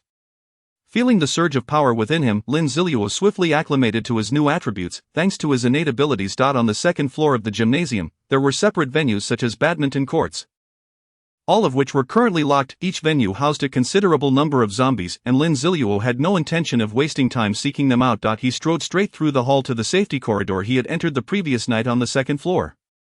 Cautiously opening the safety corridor door, he peered inside. Finding it still devoid of zombies, Lin Zilu stepped into the safety corridor and proceeded to the entrance of the third-floor safety corridor. He did not rush to push open the door but instead paused to adjust his state and took a sip of the bubble tea he had just acquired to quench his thirst. The layout of the third floor was already vividly imprinted in Lin Zilu's mind. He understood that a fierce battle loomed ahead, unlike the first and second floors, which were filled with sports facilities. The third floor housed the central office for sports in the city. Thus, upon entering, he would find himself in a long corridor flanked by various offices and meeting rooms. Once combat commenced, he would need to push through the corridor's safety passage and reach the warehouse at the corridor's end without any opportunities for respite. Retreat would only lead him back to the safety corridor. However, should that be the case, the commotion created within the safety passage would undoubtedly attract the horde of zombies on the first floor. At that point, with hundreds of zombies converging from below, Lin Zilu would truly find himself in an absolute peril. Contemplating this, he unsheathed his Tang Dao and pushed open the door to the safety passage on the third floor. If a battle was to ensue, then let it be a fierce and exhilarating one. Chapter 26, The Grateful Yet Betraying Zombie Cat. For the very first time since the onset of the apocalypse, the door to the safety passage on the third floor was thrust open. This floor, which had long since devolved into a veritable hell on earth, now lay bare before Lin Zilu's gaze. As he opened the door, an overwhelmingly pungent stench of blood assaulted his senses. The corridor was devoid of any living creature, including zombies. Countless corpses littered the floor, both human and undead, each met with a particularly gruesome fate. Their skulls had been violently shattered, resembling crushed watermelons. Streams of red and white, comprised of blood and brain matter, flowed across the ground, splattering upon the walls. Furthermore, as this was an office space, the entire third floor had been covered with thick carpeting. Now, these once soft carpets were strewn with dismembered limbs, severed arms, and various human remains. The walls of the corridor were nearly obscured by congealed blood, with only a few scattered spots revealing the original white paint beneath. Amidst the scattered remnants of flesh, one could even discern fragments of brain matter, teeth, and eyeballs. Just a glance at this hellish scene would cause even the faint-hearted to crumble and flee in terror. Yet Lin Zilu remained unfazed. He had witnessed scenes 1,000 times more horrific than this. Nevertheless, he heightened his vigilance. This was not what he had anticipated, although he had been informed of the existence of a silver treasure chest in this vicinity. He was unaware of the true events that had transpired here. Ordinary zombies would not create such a terrifying tableau. Typically, they would bite a human a couple of times and then wait for their victim to transform into one of their kind. Only under extreme emotional duress would they resort to consuming humans, feasting on their brains. The gruesome dismemberment of both human and zombie bodies, along with the macabre enjoyment of brain consumption, could only be attributed to two scenarios. One possibility was the emergence of a boss among the zombies. A boss possesses significantly greater strength than ordinary zombies of the same level. However, they also have a penchant for treating humans as food, and in the absence of humans, might even consume their fellow zombies to satiate their hunger. The second possibility involved the zombification of animals. The likelihood of animals becoming zombies is relatively low. Otherwise, humanity would have long been overwhelmed by billions of zombified creatures. Generally speaking, the more powerful an animal, the more susceptible it is to zombification. Weaker creatures, such as mosquitoes, flies, or caterpillars, would only see one among millions, if not billions, successfully transforming. Zombified animals exhibit a particular affinity for humans, relishing the consumption of human brain matter, albeit not neglecting their undead counterparts. With his extensive experience, Lin Zilu quickly discerned the root cause of the horrific scene before him: the zombie cat. Through the claw marks on the walls, the wounds on the corpses, and the severed limbs, Lin Zilu confidently concluded that all of this chaos was wrought by the zombie cat. It was the very creature he loathed the most. Taking a step forward, Lin Zilu fully entered through the doorway of the safety passage. His windwalker boots made contact with the carpet, yet instead of yielding softness, it felt akin to treading upon muck. The carpet was saturated with blood and remnants of flesh. Lin Zilu did not rush forward. The zombie cat, possessing keen auditory and sensory abilities, would undoubtedly be aware of his presence by now. The only question remained: would it choose to ambush him or confront him head-on? Lin Zilu's expectations were met as the apocalypse had just begun. The not-so-intelligent yet exceedingly arrogant zombie cat chose to reveal itself directly in front of him. A chilling feline wail echoed through the corridor as a creature, roughly the size of a cheetah, emerged from the storage room at the end of the hall. The zombie cat had grown several times larger, and its size was indicative of its strength. While its outline still resembled that of a cat, its body had undergone significant transformation. Its eyes glowed a blood-red hue, and the unique feline gaze appeared particularly sinister under the blood-soaked ambience. One soft paws now revealed 3 glistening claws, capable of effortlessly rending through the carpet, leaving behind scratches on the surface beneath. Lin Zilu maintained an expressionless demeanor as he began to inspect the attributes of the zombie cat. When examining the attributes of undead creatures, if their level exceeded his by 5 or more, only their name would be displayed, obscuring their specific attributes. Fortunately, the zombie cat's level was not excessively high, allowing Lin Zilu to view its complete attributes. Claw zombie cat, bronze level boss, level 9 basic attributes: strength, 21 spirit, 10 constitution, 9 agility, 20 talent. Claw, upon inflicting damage to an enemy, the wound will remain in a torn state, reducing healing speed by 40 and increasing blood loss by 40. Skill, Shadow Strike, instantly boosts speed by 30, pouncing on the enemy to inflict 120 strength attribute damage. During this time, the body remains in a shadow state, reducing damage taken by 50. Cat's gaze, capable of drawing enemies into a terrifying illusion created by its gaze, inducing a state of fear that results in a 20 reduction in all attributes of the affected party, with lingering effects that impact their combat capability. Impressive. The prefix of this zombified creature signifies its status as a boss-level entity. Furthermore, the talent of Claw is exceptionally formidable. It diminishes healing speed while amplifying blood loss. This implies that once an opponent sustains a wound, that area becomes exceedingly difficult to heal during the course of the battle. Likewise, the zombie cat's level and attributes are remarkably formidable, surpassing Lin Zilu in both strength and agility. Truly, it is a zombified creature endowed with the boss template. Such bosses are inherently bestowed with elevated levels. However, regardless of how high the zombie cat's level or attributes may be, Lin Zilu's expression remained unchanged. He possessed ample confidence to slay the zombie cat. This was a testament to his unwavering self-assurance in his combat abilities. Is it not merely a slight disadvantage in attributes? Then let my terrifying battle experience be the tool to vanquish you. Detection: player's eye encounters bronze-level boss Claw zombie cat, triggering the task to eliminate the zombie cat. The grateful yet betraying zombie cat. Task description: the stray cat, endowed with a unique talent, had long been a frequent visitor on the 3rd floor of the gymnasium, receiving delectable cat food from its admirers each day. However, with the onset of the apocalypse, the infected feline unleashed a wave of carnage, its claws rending the flesh of those who had once shown it kindness, leading them to a painful demise. Task requirement: eliminate the zombie cat. Task reward: 100 reputation points, 200 gold coins, 100 experience points, and 1 bronze level item. Task time limit: 8 hours. Task penalty: 1 level reduction, permanent reduction of all attributes by 1. Abandoning the task is equivalent to failure. Ding. The Golden Finger system has detected the host activating the task. The grateful yet betraying zombie cat and is optimizing related issues. Chapter 27, The Unhinged Zombie Cat. The grateful yet betraying zombie cat. Task requirement: eliminate the zombie cat. Task reward: 100 reputation points, 500 gold coins, 300 experience points, and 1 bronze level item. Task rewards have been optimized. Task time limit: 24 hours. Task duration has been optimized. Task penalty: none. Abandoning the task or failing will incur no penalties. Ding. Task modifications complete. What the hell? What the hell? What the hell? Even in the face of an impending battle, Lin Zilu could not help but steal glances at the task panel. Is this still the apocalypse game I once knew? Is this still the task system that had deceived me countless times? Before my rebirth, who among us did not know that the tasks in apocalypse games were the most treacherous? The difficulty was exceedingly high, penalties were severe, and refusal always led to repercussions for those ordinary individuals with a mere 1 drop rate. The task rewards, while seemingly appealing at first glance, were hardly worth it when facing a level 9 bronze boss. In the early stages of the apocalypse, completing such a task would require dozens of people to team up. Even if they succeeded, the rewards would be scarcely divided among them. Yet, this absurd task under the miraculous transformation of the golden finger system, had become a veritable treasure trove of generous rewards, devoid of any penalties, except the task. Lin Zilu declared resolutely that he had already set his sights on the silver treasure chest. Now, this task was merely an added bonus, with no penalties to be had. Accepting it posed no risk. Player's eye has successfully accepted the task. The grateful yet betraying zombie cat, please complete the task within 24 hours.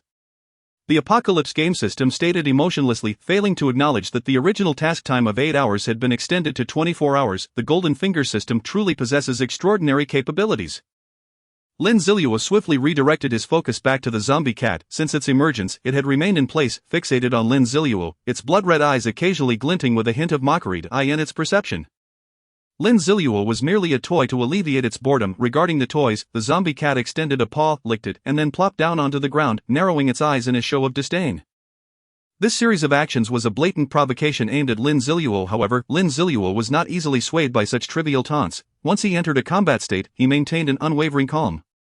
Emotions like anger and fear would only serve to expose vulnerabilities in his fighting technique, thus, he remained steadfast in place, seemingly oblivious to the antics of the zombie cat. The two, a human and a feline, found themselves ensnared in a peculiar equilibrium. In an even bolder display, Lin Zilu retrieved his second-hand mobile phone, scrolled through pre-downloaded novels, and became engrossed in reading. With its eyes closed, the zombie cat listened intently to Lin Zilu's movements.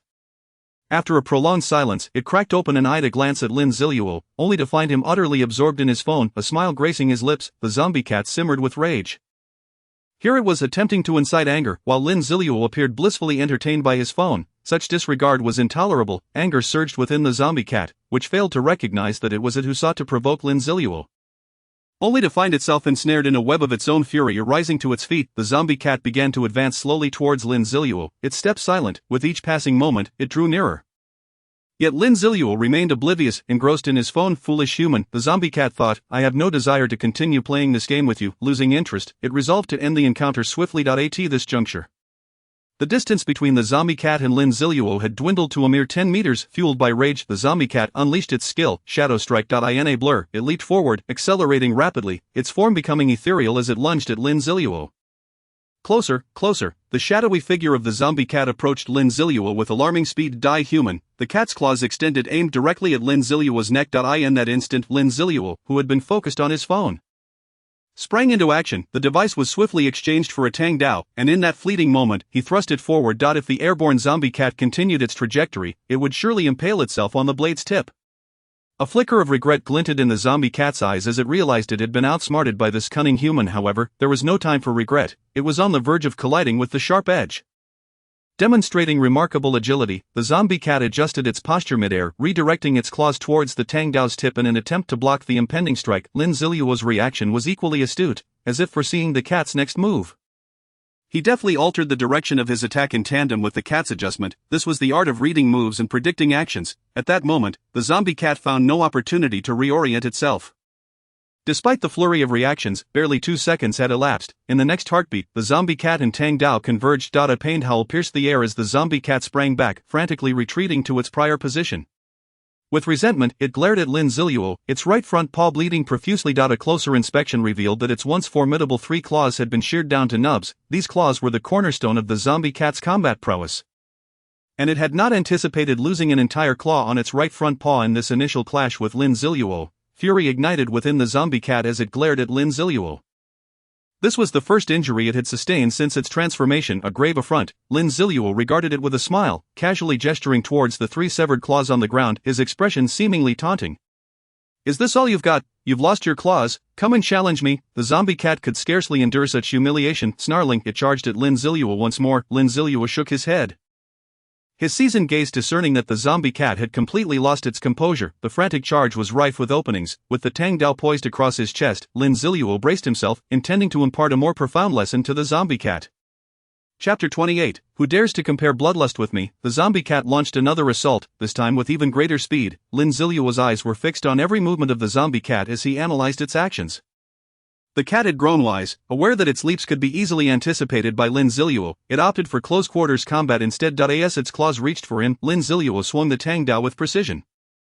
The clang of metal echoed as he successfully blocked the claw strike. The zombie cat retaliated with another swipe, but Lin Zilu deftly maneuvered the Tang Dao to intercept once more. The feline unleashed a flurry of desperate strikes.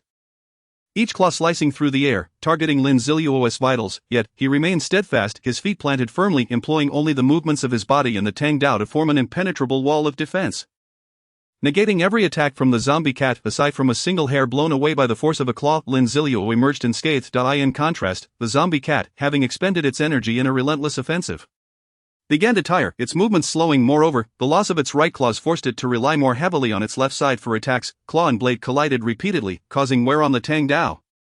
Yet the zombie cat suffered even greater damage to its own claws. Undeterred, the zombie cat pressed on, continuing its frenzied assault. Suddenly, it emitted a peculiar cry, its blood-red eyes shimmering with a hint of violet.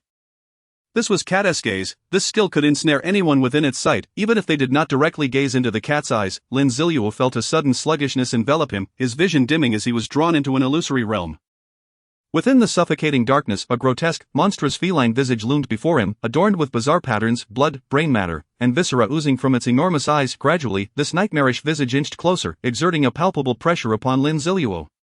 "Is this all you have?" he scoffed. In an instant, a torrent of murderous intent erupted from Lin Zilu, saturating the darkness in a crimson hue. Thousands of restless souls surged forth, filling the void with their anguished cries and lamentations. Their grotesque visages unforgettable. "In the 10 years since the apocalypse, merely from a single zombie horde raid, I have slain countless foes. Do you dare to compare your frightfulness with mine? You are unworthy." With Lin Ziluo's declaration, the blood-red aura and legion of souls surged toward the monstrous feline face. The terror that was meant to intimidate instead revealed fear in the cat's expression. "Meow!" The cat's anguished wail echoed as it turned tail and fled. In an instant, the illusion shattered like a bubble. Lin Zilu regained his senses, witnessing the zombie cat retreat several paces, its expression one of sheer terror. The dread of the specters had shattered its courage. It was baffled as to how this human could emanate such overwhelming killing intent. Lin Ziluo's very presence had etched itself into the zombie cat's psyche, transforming him into an everlasting nightmare. Its sole thought now was to flee. The zombie cat, struggling against the mental backlash from the shattered illusion, sprinted towards the corridor's end. However, the backlash was too severe, rendering its movements clumsy. Lin Zilu had awaited this moment. With a swift, spinning strike, he hurled the Tang Dao. The blade, whirling like a meat grinder, pursued the zombie cat with unrelenting speed. The feline's keen ears caught the sound of the wind howling behind it, filling its eyes with despair. How could it be? It had once toyed with humans and slaughtered zombies at will, yet now it faced defeat here. The Tang Dao cleaved through the air, severing the zombie cat's head, which fell to the ground. The body, propelled forward by inertia, collapsed after a few meters, blood splattering against the walls, painting the last remnants of white, crimson, red death. Lin Zilu caught the returning Tang Dao in his hand. "Congratulations, player Yazi has successfully slain the level 9 bronze boss, Claw Zombie Cat, earning 50 experience points and 100 gold coins. Congratulations, player Yazi has completed the task, Zombie Cat's Betrayal. Congratulations, player Yazi has received task rewards, 100 reputation points, 500 gold coins, 300 experience points, and a bronze level item. Congratulations, player Yazi has leveled up to level 7, gaining 1 free attribute point. Player Yazi requires 400 experience points for the next level up. Congratulations, player Yazi has become the first player in the Apocalypse game to slay a bronze level boss, earning a unique global achievement, the Lament of Bronze. A server-wide announcement will soon follow." In an instant, notifications flooded the screen. As Lin Zilu single-handedly defeated the bronze-level boss, the rewards were staggering. The generous experience propelled him to the next level, filling half the experience required from level 7 to 8. Furthermore, achieving the first kill of a bronze-level boss warranted a precious server-wide announcement. This time, Lin Zilu distinctly witnessed the spectacle of a server-wide announcement. Through the glass of the adjacent office, he observed the once bright sky transform into a dimmed canvas at this very moment. It was not merely his own city, the magic capital, that experienced this twilight. At this precise instant, every corner of Blue Star succumbed to a shadowy gloom. The sudden darkening of the sky captured the attention of players worldwide. Regardless of their location, their activities, or their identities, everyone heard that familiar echoing voice. It was the grand yet somber tone that resonated for the second time across the globe. World announcement. Congratulations to player Yazi for becoming the first individual to single-handedly slay a bronze-level boss in the apocalyptic game, stunning the world with unparalleled strength and earning the unique global achievement, Bronze's Lament, along with substantial rewards. Other players are encouraged to learn from this triumph. In this moment, the once lifeless Blue Star, overshadowed by the apocalypse, surged back to life. The name Yazi resurfaced once more in the collective consciousness. Chapter 29, The Horn of the Zombie Cat, Yazi. Once again, it is Yazi. Who is this person? Why is he the sole focus of all world announcements? A man hidden away in his home lamented, "Good grief, I haven't even killed a single zombie, and this Yazi has already taken down a boss solo. How ridiculous." A youth in a shopping mall's warehouse echoed the sentiment. Isn't it the same for everyone? Damn it, we are all players, yet the disparity is staggering. Another voice chimed in beside the youth. Wow, brother Yazi is so handsome. When will he arrive riding a rainbow cloud to marry this princess? A common girl nestled in her modest 50 square meter abode still clung to her fantasies. Heh, what a show-off. I disdain this announcement. A burly man remarked with a tinge of bitterness. No way, if he can kill a boss solo, I must strive harder. A young man brandished a kitchen knife, bravely stepping out of his door, only to be bitten in the face by a zombie lurking outside. A bronze-level boss. Damn, how is this guy so powerful? I've been tirelessly slaying zombies too. I must seek out a bronze-level boss. The man exclaimed furiously, smashing the head of a nearby zombie with a hammer. Such a name, steeped in the mythos of our dragon kingdom, must belong to one of our own, if such a powerhouse were to join us. Our strength would escalate dramatically. A prominent figure in a manner calmly analyzed the situation with his subordinates. Woof woof woof woof woof woofed. The little dog barked once more. Ha, I'm still alive. Yazi, this name appeared before the public for the second time, accompanied each time by profoundly shocking news. If the first zombie kill might have been dismissed as mere luck, then the first slaying of a bronze-level boss was a resounding slap in the face to all who doubted him. In a world where 99.9999 of people had yet to encounter a bronze-level boss, Yazi managed to vanquish one single-handedly. What a stunning revelation. Well, this commotion is rather significant. It seems I must take care to conceal my handsome visage in the future. On the third floor of the Magic Capital Sports Arena, Lin Zilu touched his face, speaking helplessly. Afterward, he produced a card, a chair. Upon activation, a chair manifested before him. Lin Zilu sat down heavily. Huff, huff, huff. He began to breathe heavily. Throughout the entire battle with the zombie cat, he had remained in a state of heightened mental tension. Each clash with the zombie cat, which boasted superior strength attributes, demanded all of Lin Zilu's effort. Anticipating the zombie cat's next move also consumed vast amounts of mental energy. With incredible determination, Lin Zilu endured the physical strain of combat. Moreover, he emerged from the entire ordeal without allowing the zombie cat to land a single blow. It could be said that he accomplished a true no-damage solo defeat of a bronze-level boss. Congratulations to the player for achieving the global announcement of Bronze's Lament. Congratulations to the player for receiving the following rewards: 1,000 reputation points, 1,000 gold coins, 3 points of free attributes, and an increase of 1 cubic meter in storage space. The global announcement rewards arrived belatedly. Lin Zilu, neglecting rest, began to examine his gains. His reputation had reached 2,000 points, reflecting an elevated status within the apocalyptic game. Similarly, his gold coins had amassed to a staggering 5,000, a sum typically requiring the slaying of over 1,000 level 2 zombies to achieve. 3 points of free attributes, combined with an additional point earned from reaching level 7, were allocated by Lin Zilu as 2 points to strength and 2 points to agility. His attributes underwent a significant enhancement. The storage space also expanded to 2.4 cubic meters, 24 times larger than that of others. Of course, there was also the task reward of a bronze-level item and the achievement of Bronze's Lament. Bronze's Lament, a unique title awarded only to the first player to slay a bronze-level boss in the apocalyptic game, attributes 2 to all attributes, and a 5 reduction to the base attributes of bosses or ordinary entities below the bronze level. This achievement, it is truly magnificent. Without a moment's hesitation, Lin Zilu replaced his previous title, First Blood, with Bronze's Lament. Naturally, the effects of this achievement would only take effect after an hour. Currently, Lin Zilu possessed more than just these 2 achievements. He also held the title of Zombie Butcher for slaying 100 zombies. Among others, however, these achievements were commonly held among players, and their title attributes were not particularly outstanding. Lin Zilu had no interest in even glancing at them.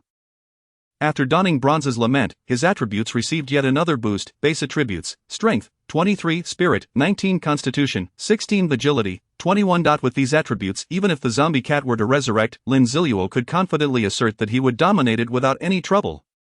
One could only wonder what heights his attributes would reach after a class change. Once he organized his gains, he chose to claim the task reward of the bronze-level item, Stamina Potion, a one-time bronze-level item that, when consumed, instantly restores 20 of stamina. Additionally, it allows for a recovery of 5 stamina every minute for a duration of 5 minutes. There is a 30-minute cooldown after use. Ah, an old acquaintance. This is a lifesaver during critical moments. Lin Zilu promptly stored it in his storage space. After resting on the chair for nearly half an hour, he finally regained his composure. Lin Zilu made his way toward the corpse of the zombie cat. If he had not misjudged earlier, it seemed this zombie cat had dropped a white object upon its demise. Silver level equipment, or perhaps an item. Lin Zilu felt a surge of excitement. As he approached, he confirmed it was indeed a silver level item. He bent down to retrieve it. Horn of the zombie cat. Blowing this horn summons a claw zombie cat, which the player can command in battle for 30 minutes.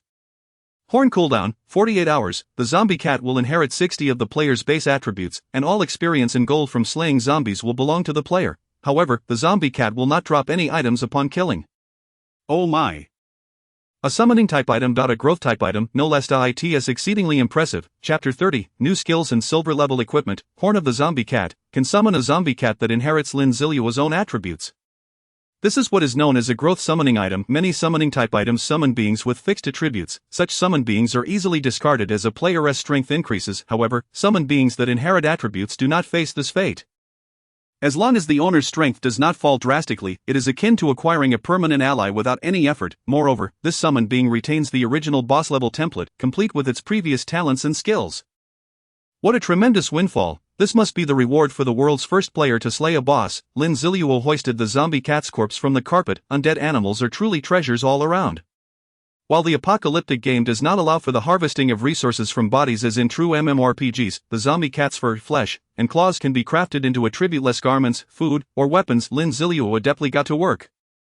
His Tang Dao slicing through the zombie cat with precision. In no time, he had reduced the creature to a fragmented state. Satisfied, he stored the cat's fur, claws, and meat in his storage space, finally setting down the remnants of the zombie cat.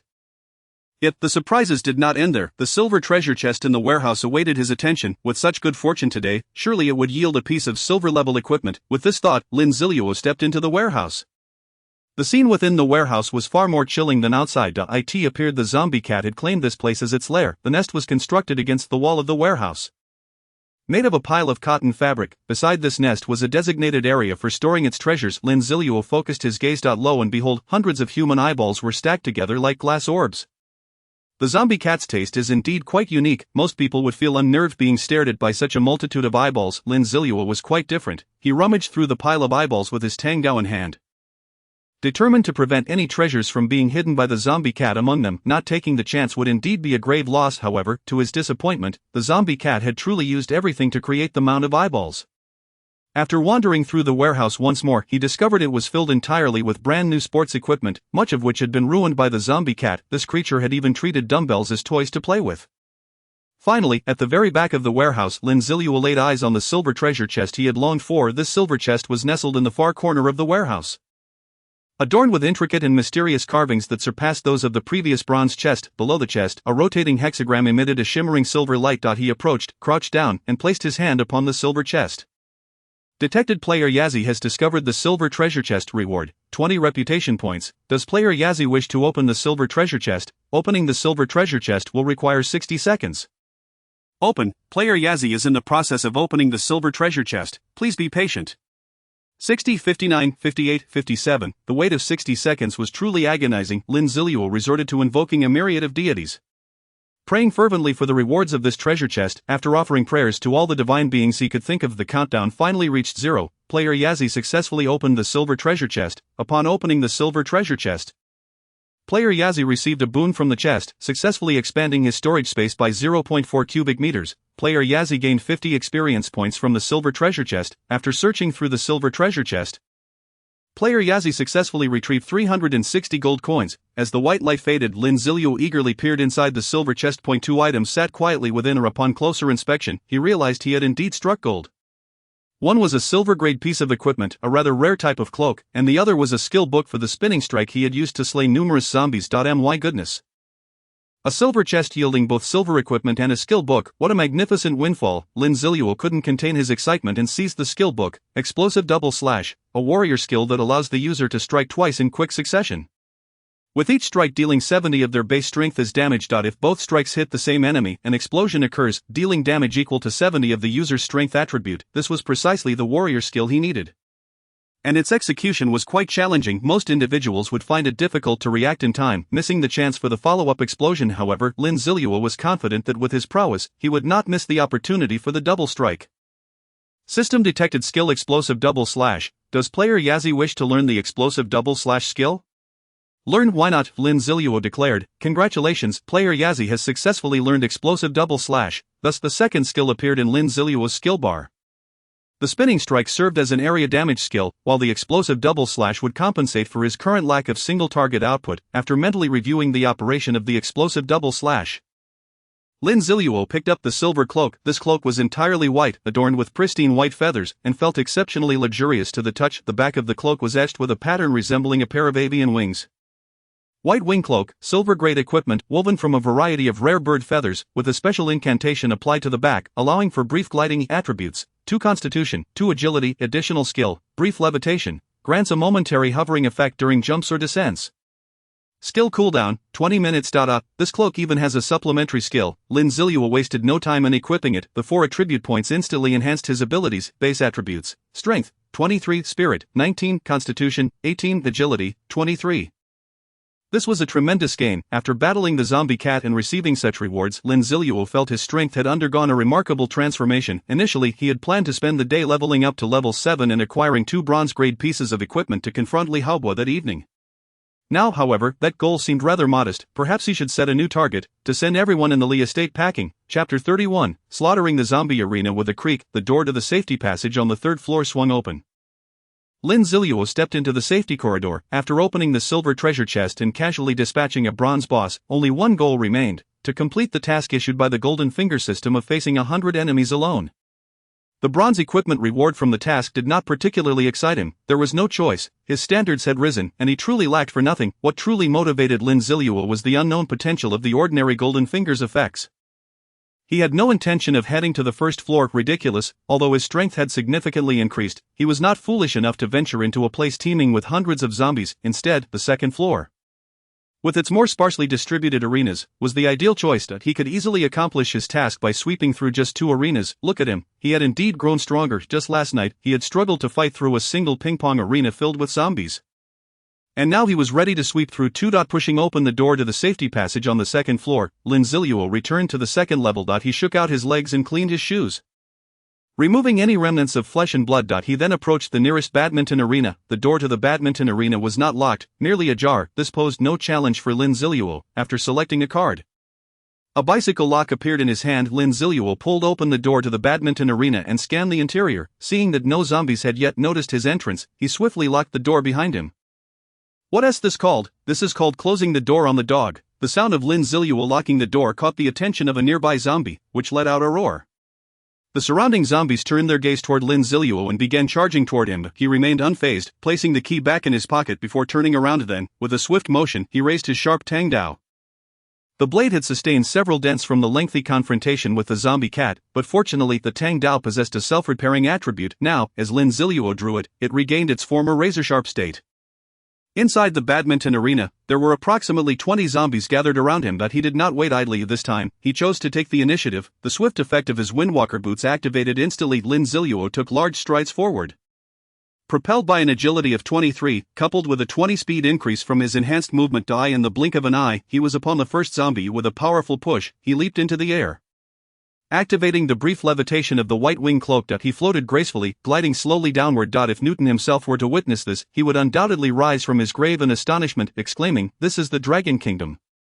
"It is not my concern, but my brother, how impressive." While suspended in the air, Lin Zilu was not idle. He had now positioned himself directly above the first zombie, plunging the tang dao straight down. The blade pierced through the zombie's skull, embedding itself a third of the way in before he withdrew it. Death.as Lin Zilu extracted the tang dao. White brain matter oozed from the gaping wound in the zombie's skull. He stepped onto the zombie's head to gain leverage and leaped upward once more, spinning slash. Utilizing his airborne stance, Lin Zilu calculated his trajectory and hurled the tang dao. The blade spun rapidly, propelled with tremendous force toward the throng of zombies behind him. 123 As the tang dao flew past, it severed the heads of 3 zombies from their bodies. On its return journey, it also claimed 2 more zombies. With Lin Zilu's substantial strength attribute augmenting the spinning slash, its terrifying area of effect damage was finally revealed. Lin Zilu caught the tang dao and landed gracefully on the ground. He had calculated that the duration of his brief levitation was approximately 10 seconds. Of course, the actions and positioning he executed in the air would influence the levitating effect. However, that was of little consequence. In Lin Zilu's mind, he had simulated hundreds of potential uses for the skill. Now grounded, he truly embodied the sensation of a wolf among sheep. There was no need for evasion. He wielded the tang dao and plunged directly into the mass of zombies. 1 strike, 2 strikes. 2 more zombies fell lifelessly to the ground. Spotting a particularly large zombie before him, Lin Zilu's eyes lit up. "Just you wait, you shall be the maiden kill of my explosive double slash." Lin Zilu infused his energy into the Tang Dao, its blade glowing with a cerulean light. After the azure glow enveloped the entire blade, Lin Zilu swung his Tang Dao, swiftly, so fast that it was barely discernible to the naked eye. In an instant, the Tang Dao reached the neck of the zombie. With the first strike, the blade embedded itself directly into the zombie's neck. The second strike, the Tang Dao swiftly retracted, then, in a manner of perfect overlap, cleaved once more into the very wound it had just created. The zombie's head tumbled to the ground with a thud, but this was not the end, since both strikes had targeted the same zombie. The explosive attribute of the double slash was activated. A mark resembling a miniature Tang Dao appeared on the zombie's neck. The mark flickered twice, and then, with a resounding boom, the neck of the zombie exploded, obliterating everything above its collarbone into fragments. Fortunately, Lin Zilu had anticipated this and used his Tang Dao to block the splattering flesh. This was his first attempt at the explosive double slash, and Lin Zilu felt quite satisfied. It's worth noting that this towering zombie's attributes were at least 30 superior to those of its counterparts, yet, under the explosive double slash, it was not only rendered powerless but also succumbed before the explosive damage could take effect. Furthermore, the speed at which the explosive double slash executed 2 strikes was equivalent to Lin Zilu's normal swing of a single strike, showcasing the terrifying single-target damage potential of the technique. After testing his newly acquired equipment and skills, Lin Zilu finally shifted to a serious state. After all, dealing with these zombies, in essence, did not require him to expend mental energy on skills. His figure darted through the horde of zombies. With each rise and fall of his blade, another zombie lost its head. The notifications of zombie kills echoed continuously. Lin Zilu focused intently, familiarizing himself with his body's attributes and gradually reclaiming the combat instincts from his past life. Just as he was immersed in the exhilaration brought by the slaughter, he suddenly realized that there were no more zombies before him. Turning back, he beheld a ground strewn with the corpses of zombies. The entire badminton hall was devoid of any living undead. Chapter 32, The First Ordinary Golden Finger. Impressive. At the door of the badminton hall swung open as Lin Zilu stepped out, perhaps having uncovered too many treasures previously had exhausted his luck for the day. Inside the badminton hall, the dozen or so zombies had dropped primarily resource cards. The only usable item that emerged was a bottle of stamina potion. Lin Zilu checked his kill count. It was still insufficient. He needed a few more zombies to complete his task. Moreover, he was just over 100 experience points away from leveling up to level 8. After a brief rest, he made his way toward the tennis hall across from the badminton hall. Pushing open the door to the tennis hall, he counted around 20 zombies inside. This would suffice. Lin Zilu locked the door to the tennis hall, and the zombies within were about to meet their demise. Ding! The host has successfully killed 100 zombies in the Magic City Sports Hall, completing the task 1 against 100. Ding! Congratulations, the host has received the task reward, a random ordinary golden finger and a piece of bronze-level equipment. Ding! Would the host like to claim the task reward now? Wait a moment, Lin Zilu interjected. There were still 5 zombies remaining. He preferred to deal with them first before claiming his rewards, eagerly anticipating what golden finger and equipment he might draw. Thus, he held nothing back. With a combination of the spin slash and the explosive double slash, he swiftly ended the lives of the remaining 5 zombies. Utilizing skills consumed considerable mental energy. However, Lin Zilu's mental attribute was already quite high. After releasing each skill twice, he still had plenty of mental energy left. Once the zombies were dispatched, he did not immediately collect the items they dropped but instead accessed the golden finger system right there. How do I draw? Lin Zilu inquired. Ding! What reward does the host wish to draw first? Let us draw for the equipment first. I want to secure that before saving my luck for the golden finger. This was his habit. He preferred to reveal the more significant and better items last. Others may not understand, but for him, such an order typically yielded favorable results. Ding! Extracting bronze-level equipment. Ding! Congratulations, the player has obtained bronze-level equipment, Blood-Sucking Ring. Blood-Sucking Ring, a bronze-level equipment that can siphon the enemy's stamina during combat and insidious ring attributes. 1 strength, 1 constitution effect. 5 of the damage dealt to enemies can be converted into stamina and transferred through the weapon back to the host.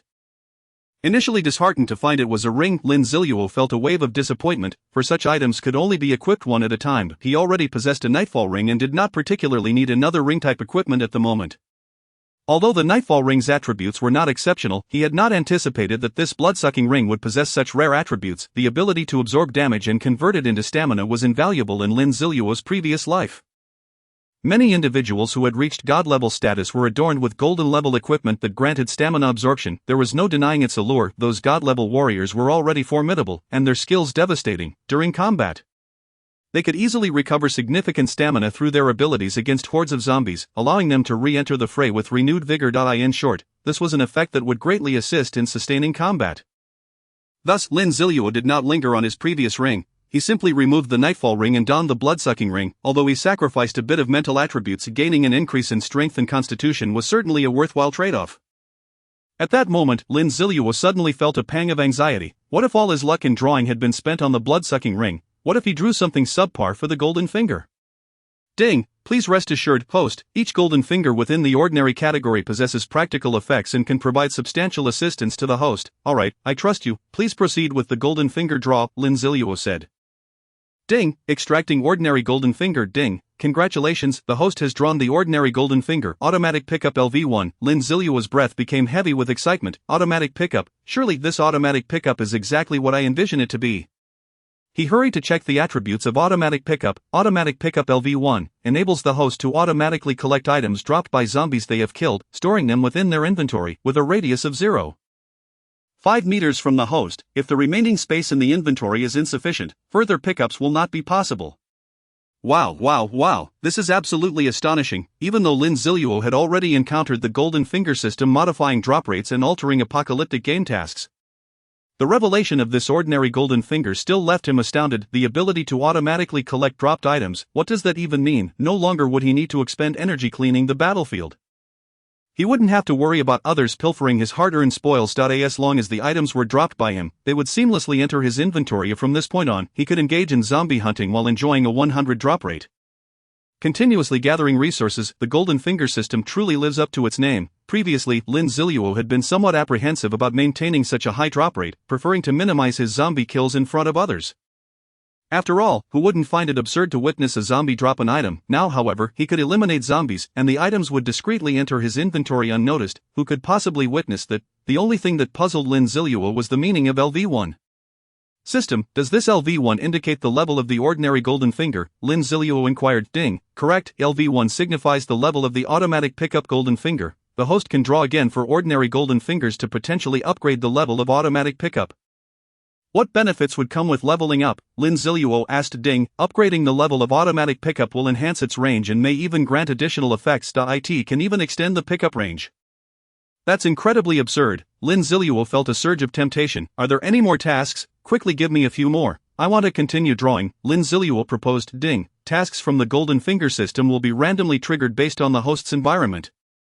State and events. The host is advised to maintain a calm mindset and enjoy the apocalyptic game. Very well, Lin Zilu merely stated this casually, knowing such things were inherently improbable. As for the first ordinary golden finger he had drawn, he expressed his satisfaction. Simultaneously, he grew increasingly eager for the prospect of other golden fingers. What effects might they possess? Moreover, upon reaching level 10, he would have another chance to draw a super golden finger.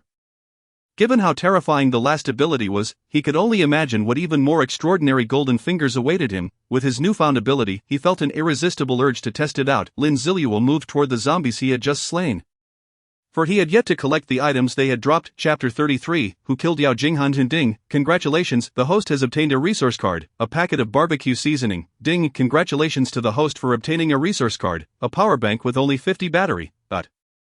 Ding! Congratulations to the host for acquiring a bronze-level item, Eye of Reconnaissance. Ding! Congratulations to the host for receiving a resource card, Delicious Crab Roe Burger. As Lin Zilu approached the zombie's corpse, a plethora of information echoed in his ears, leaving him momentarily bewildered. He struggled to comprehend what he had actually obtained. This automatic pickup feature is convenient, but the notification sound is simply absurd.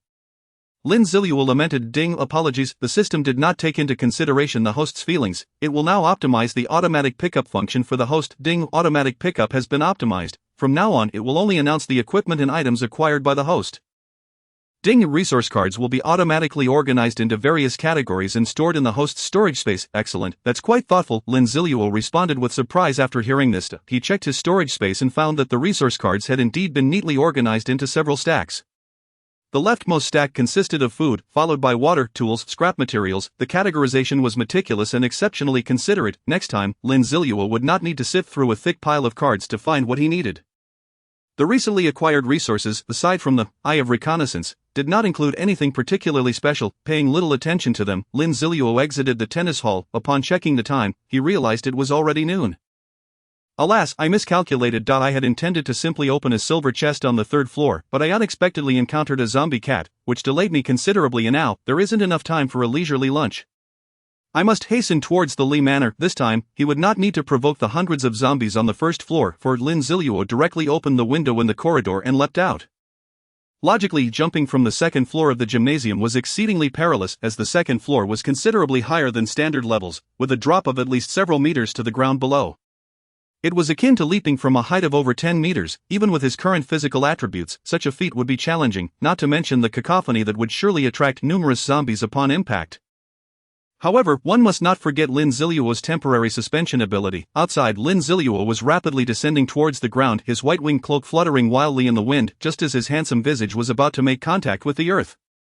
He activated his temporary suspension, his plummeting body instantly decelerated, executing a 180-degree flip in midair before landing gracefully on both feet. Lin Ziluo donned his concealment mask once more, although it did not activate the effect of hiding his information. In the early days of this apocalyptic world, where not everyone would scrutinize attributes, it served as an excellent means of obscuring his identity. At the Li Manor, within the opulent parlor, Li Haobo reclined on a woman's lap. While another woman was busy administering a full-body massage. Why haven't they returned yet? Is it that difficult to find just two people after a whole morning? Li Haobo, who had been flirting with the woman just a moment ago, suddenly struck her face with a resounding slap. Roaring in frustration, the silver-haired butler stepped forward and spoke. "Young master, the hunting mercenary group only set out for Magic City University at 7 this morning. Given the vast number of zombies within, the situation is quite complex, making the search inherently challenging." "Damn it, more zombies! I'm going to be driven mad by these creatures," Li Haobo exclaimed angrily. "What kind of ridiculous setup is this? I killed the zombies myself, so why can't I gain any experience?" He continued to shout at the sky. Upon hearing that the apocalyptic game upgrade could enhance his attributes, Li Haobo was quite intrigued. His body was already somewhat frail, and using this method to bolster his attributes seemed advantageous. He instructed his subordinates to incapacitate the zombies, intending to reap the rewards himself. However, after dispatching 10 zombies, he only received a meager amount of experience. Not only did he fail to level up, but he almost exacerbated his weakened condition. Unbeknownst to him, this was a unique mechanism of the apocalyptic game. To prevent higher-level players from assisting lower-level players in grinding experience, the acquisition of experience was entirely contingent upon one's individual contribution to the kills. Attempting to cheat or steal kills for rewards proved to be quite difficult. Just as Li Haobo was in the midst of his tirade, the grand doors of the villa swung open. A man clad in black tactical gear entered, carrying a heavy black bag that emanated a faint metallic scent of blood. "Uncle Rome, you're back. Were you able to find that little vixen and that orphan?" Li Haobo hastily inquired of the man in black. "Young master, we located the woman, but the man is missing," the black-clad man replied monotonously as he dropped the bag onto the floor. Upon hearing that Yao Ginghan had been found, Li Haobo's eyes lit up. However, upon learning that Lin Zilu was still unaccounted for, his expression soured. "Where is she? Have her come to see me immediately. How dare she hide away?" Li Haobo's countenance darkened. "Here," the black-clad man indicated towards the bag he had just discarded. "Here," Li Haobo echoed. Perplexed, based on the information provided by the young master, we searched her dormitory and found a living roommate. The roommate mentioned that the woman had remarked, "This is bad luck. I need to go to the abandoned warehouse behind the playground." Consequently, we scoured the entire abandoned warehouse and ultimately discovered her body inside a large barrel, along with a blood-stained male garment. The black-clad man elaborated. Li Haobo fell silent, approaching the bag to unzip it. A pungent stench of blood assailed his senses upon witnessing the tortured and dismembered body, along with Yao Jingyan's bloodied head, adorned with a series of grotesque markings and wide, staring eyes. He could no longer contain himself. He retched violently into the bag. He had always prided himself on his ability to inflict torment, including both killing and torturing, which he considered effortless, yet, confronted with such a repulsive sight, he was utterly overwhelmed. The yellowish vomit splattered across Yao Jingyan's head, serving as an unintentional cleansing. The two women behind Li Haobo were so horrified by the scene that they fainted outright, the black-clad man maintaining his composure. Stated, based on the numerous wounds on the woman, the deep cuts on her neck, and the disfigured body, it can be concluded that she underwent excruciating torture prior to her death. The inflicted injuries correspond to the most sensitive pain receptors within the body, including acupuncture points revered in Dragon Kingdom culture. Even a professionally trained assassin would struggle to achieve such precision. Each incision appears to have been executed with a remarkably unique vibrating technique, resulting in the surrounding muscle tissue being shredded to pieces. This method of torture is unparalleled, surpassing even the world's foremost assassin, Death Spirit, with whom I have collaborated. The unimaginable methods of torment and the terrifying precision of the blade revealed an intense animosity towards this woman. Therefore, young master, do you have any idea who was responsible for her demise? Chapter 34. The hunting war god who killed her. Li Haobo retorted. "How would I know who did it?" He replied in confusion. Young master, I have conducted an investigation into the deceased woman, and she is quite ordinary, with a very typical background. Logically, it would be impossible for her to provoke someone of such formidable strength. The only distinguishing factor about her is her connection to you, which leads me to suspect that her misfortune may be linked to you, the black-clad man calmly analyzed. Indeed, Yao Jinghan is merely an average campus beauty. Were it not for her connection to that worthless orphan, I wouldn't even spare her a glance, Li Haobo echoed, equally perplexed. Could it be that worthless orphan? Li Haobo's thoughts drifted to Lin Zilu. Impossible, absolutely impossible, he is merely a parentless orphan. How could he possibly possess the power you speak of? Li Haobo quickly dismissed this absurd notion. Moreover, the surprise I prepared for him has yet to be delivered. He cannot possibly know of Yao Jing'an's betrayal. Li Haobo reaffirmed his rejection of the idea. Young master, who are you referring to? The black-clad man inquired, frowning. That Lin Zilu, the one who narrowly escaped death. Li Haobo clarified that he is the son of Lin Jian. The black-clad man seemed to recall someone. Yes, that's him, Li Haobo confirmed. Logically, it shouldn't be him. He possesses no abilities whatsoever, and such a method of killing is beyond the reach of anyone who hasn't killed thousands or spent decades honing their skills. The black-clad man shared his skepticism. However, it is also possible that this young man, by a stroke of luck, enlisted the help of some extraordinary expert. The black-clad man continued his analysis. No, young master, regardless of whose work it is. It is unlikely that they would target Yao Jinghan alone. It is highly probable that they are also after you. Faced with such a top-tier assassin, my team of over 100 may not suffice. We need more security personnel, the black-clad man advised. What, Uncle Rome, you're saying you aren't enough? You are one of the top 10 experts in the Dragon Kingdom, and besides, you lead a complete mercenary group. Li Haobo was taken aback. It was only now that he grasped the sheer terror posed by that potential adversary. Young master, the man in black solemnly declared, I have stated that even the world's foremost assassin could not achieve what he has accomplished. This enemy is utterly horrifying. Alright, hurry and gather more bodyguards from the back mountain for me. Even if they haven't completed their final training, I refuse to perish. I absolutely must not die. I will not die. Li Haobo exclaimed in a panic. Rest assured, young master, with me around, I will protect you at all costs, the man in black replied. From the moment of his birth, he had undergone countless indoctrinations to in their minds. They were prepared to sacrifice their lives for the Li family. Congratulations, player Yazai has successfully slain a level 3 zombie, earning 3 experience points and 5 gold coins. Congratulations, player has leveled up to level 8. Earning 1 free attribute point. Lin Zilu sheathed his tang sword. Before him lay 3 zombies whose heads had just been severed. Finally at level 8. This progression has exceeded my expectations. I thought it would take until the 4th night of the Apocalypse game to reach this level. But this is quite favorable. With my rapid leveling, I won't need to search for dungeon entrances to participate in dungeons. Lin Zilu sighed with relief. At that moment, he was hastily making his way toward the Li family's manor. Along the way, apart from hastily consuming some bread and pancakes for lunch, he spent the remainder of his time traveling and scavenging for supplies, due to his choice of a secluded route. He encountered very few zombies. Naturally, he did not let even the scant zombies he came across escape, as he was merely a few experience points shy of leveling up. Finally, as Lin Zilu approached the foot of the mountain where the Li family's estate was located, he had amassed enough zombie kills to reach level 8. Let us enhance my strength. Lin Zilu resolved. His strength now stood at 24 points. After allocating his attributes, he raised his gaze toward the imposing drum mountain ahead.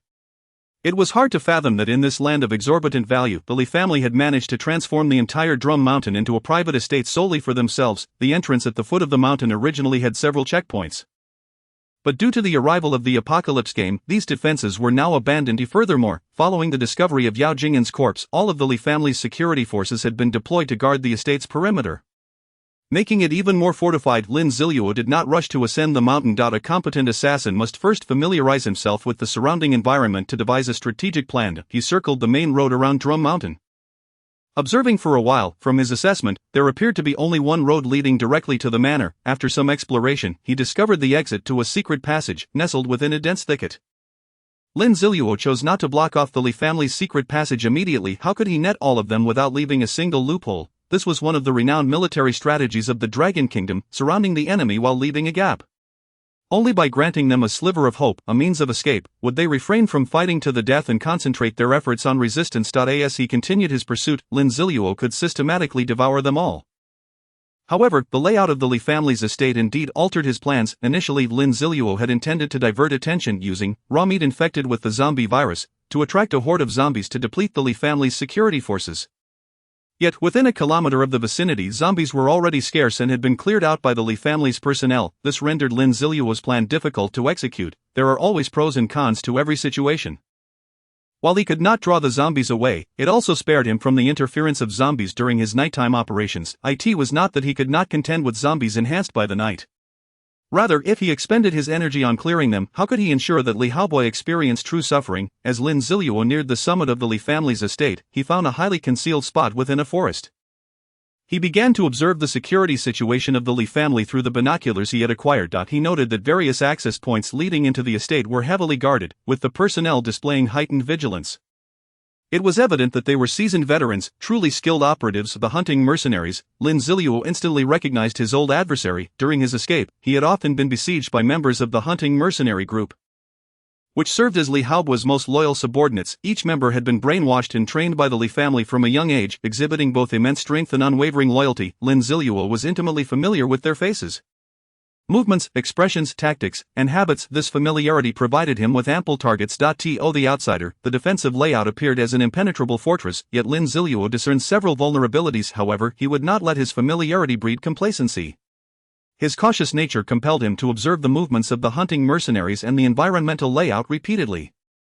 Finally, at 6:00 p.m., just as dusk began to settle, Lin Zilu spotted a very familiar figure emerging from the manor, directing the hunting mercenaries to alter their defensive strategy. Rongzhan, one of the 10 war gods of the Dragon Kingdom, the god of hunting. Before the apocalypse, he was the leader of the hunting mercenary group, often engaged in conflict in war-torn regions, directly under the Li family's control. He was particularly adept at close-quarters combat and coordinating the mercenary group in pursuit of targets. After the apocalypse, following the failure of the entire hunting mercenary group to capture Lin Zilu, he opted to take matters into his own hands, repeatedly cornering Lin Zilu. One could say he was one of Lin Zilu's greatest enemies. Of course, Lin Zilu was equally Rongzhan's greatest disgrace, for throughout the world, only Lin Zilu had managed to escape from Rongzhan, shattering his myth of invincibility. The saying goes, when enemies meet, their eyes turn red with hatred.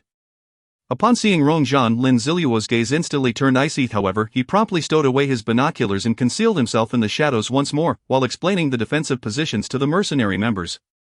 Rongzhan suddenly became alert. Goosebumps erupted across his skin, and every hair on his body stood on end. In that moment, he sensed the scent of death, yet this feeling dissipated in less than a fraction of a second, leading Rongzhan to question whether he had imagined it. Phew, that was close. Lin Zilu breathed a sigh of relief, knowing that as an old adversary, he was well aware of Rongzhan's heightened sensitivity to threats and murderous intent.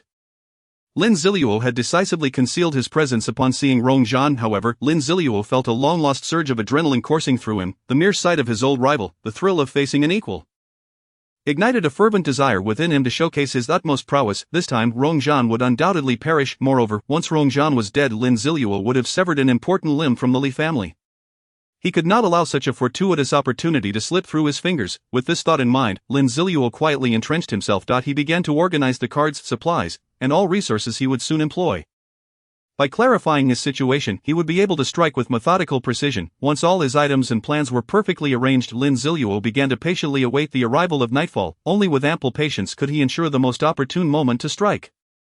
Time passed steadily, and the sky gradually darkened. The Li family's imposing security measures were continually adjusted. At the stroke of midnight, the bells told. The Li family manor was ablaze with light. Ronggu, may I go to sleep now? It's already midnight, and the dead of night no less, with the zombies so active outside, who would come to kill me. Li Haobo spoke with a look of helplessness. Young master, it's better to be cautious.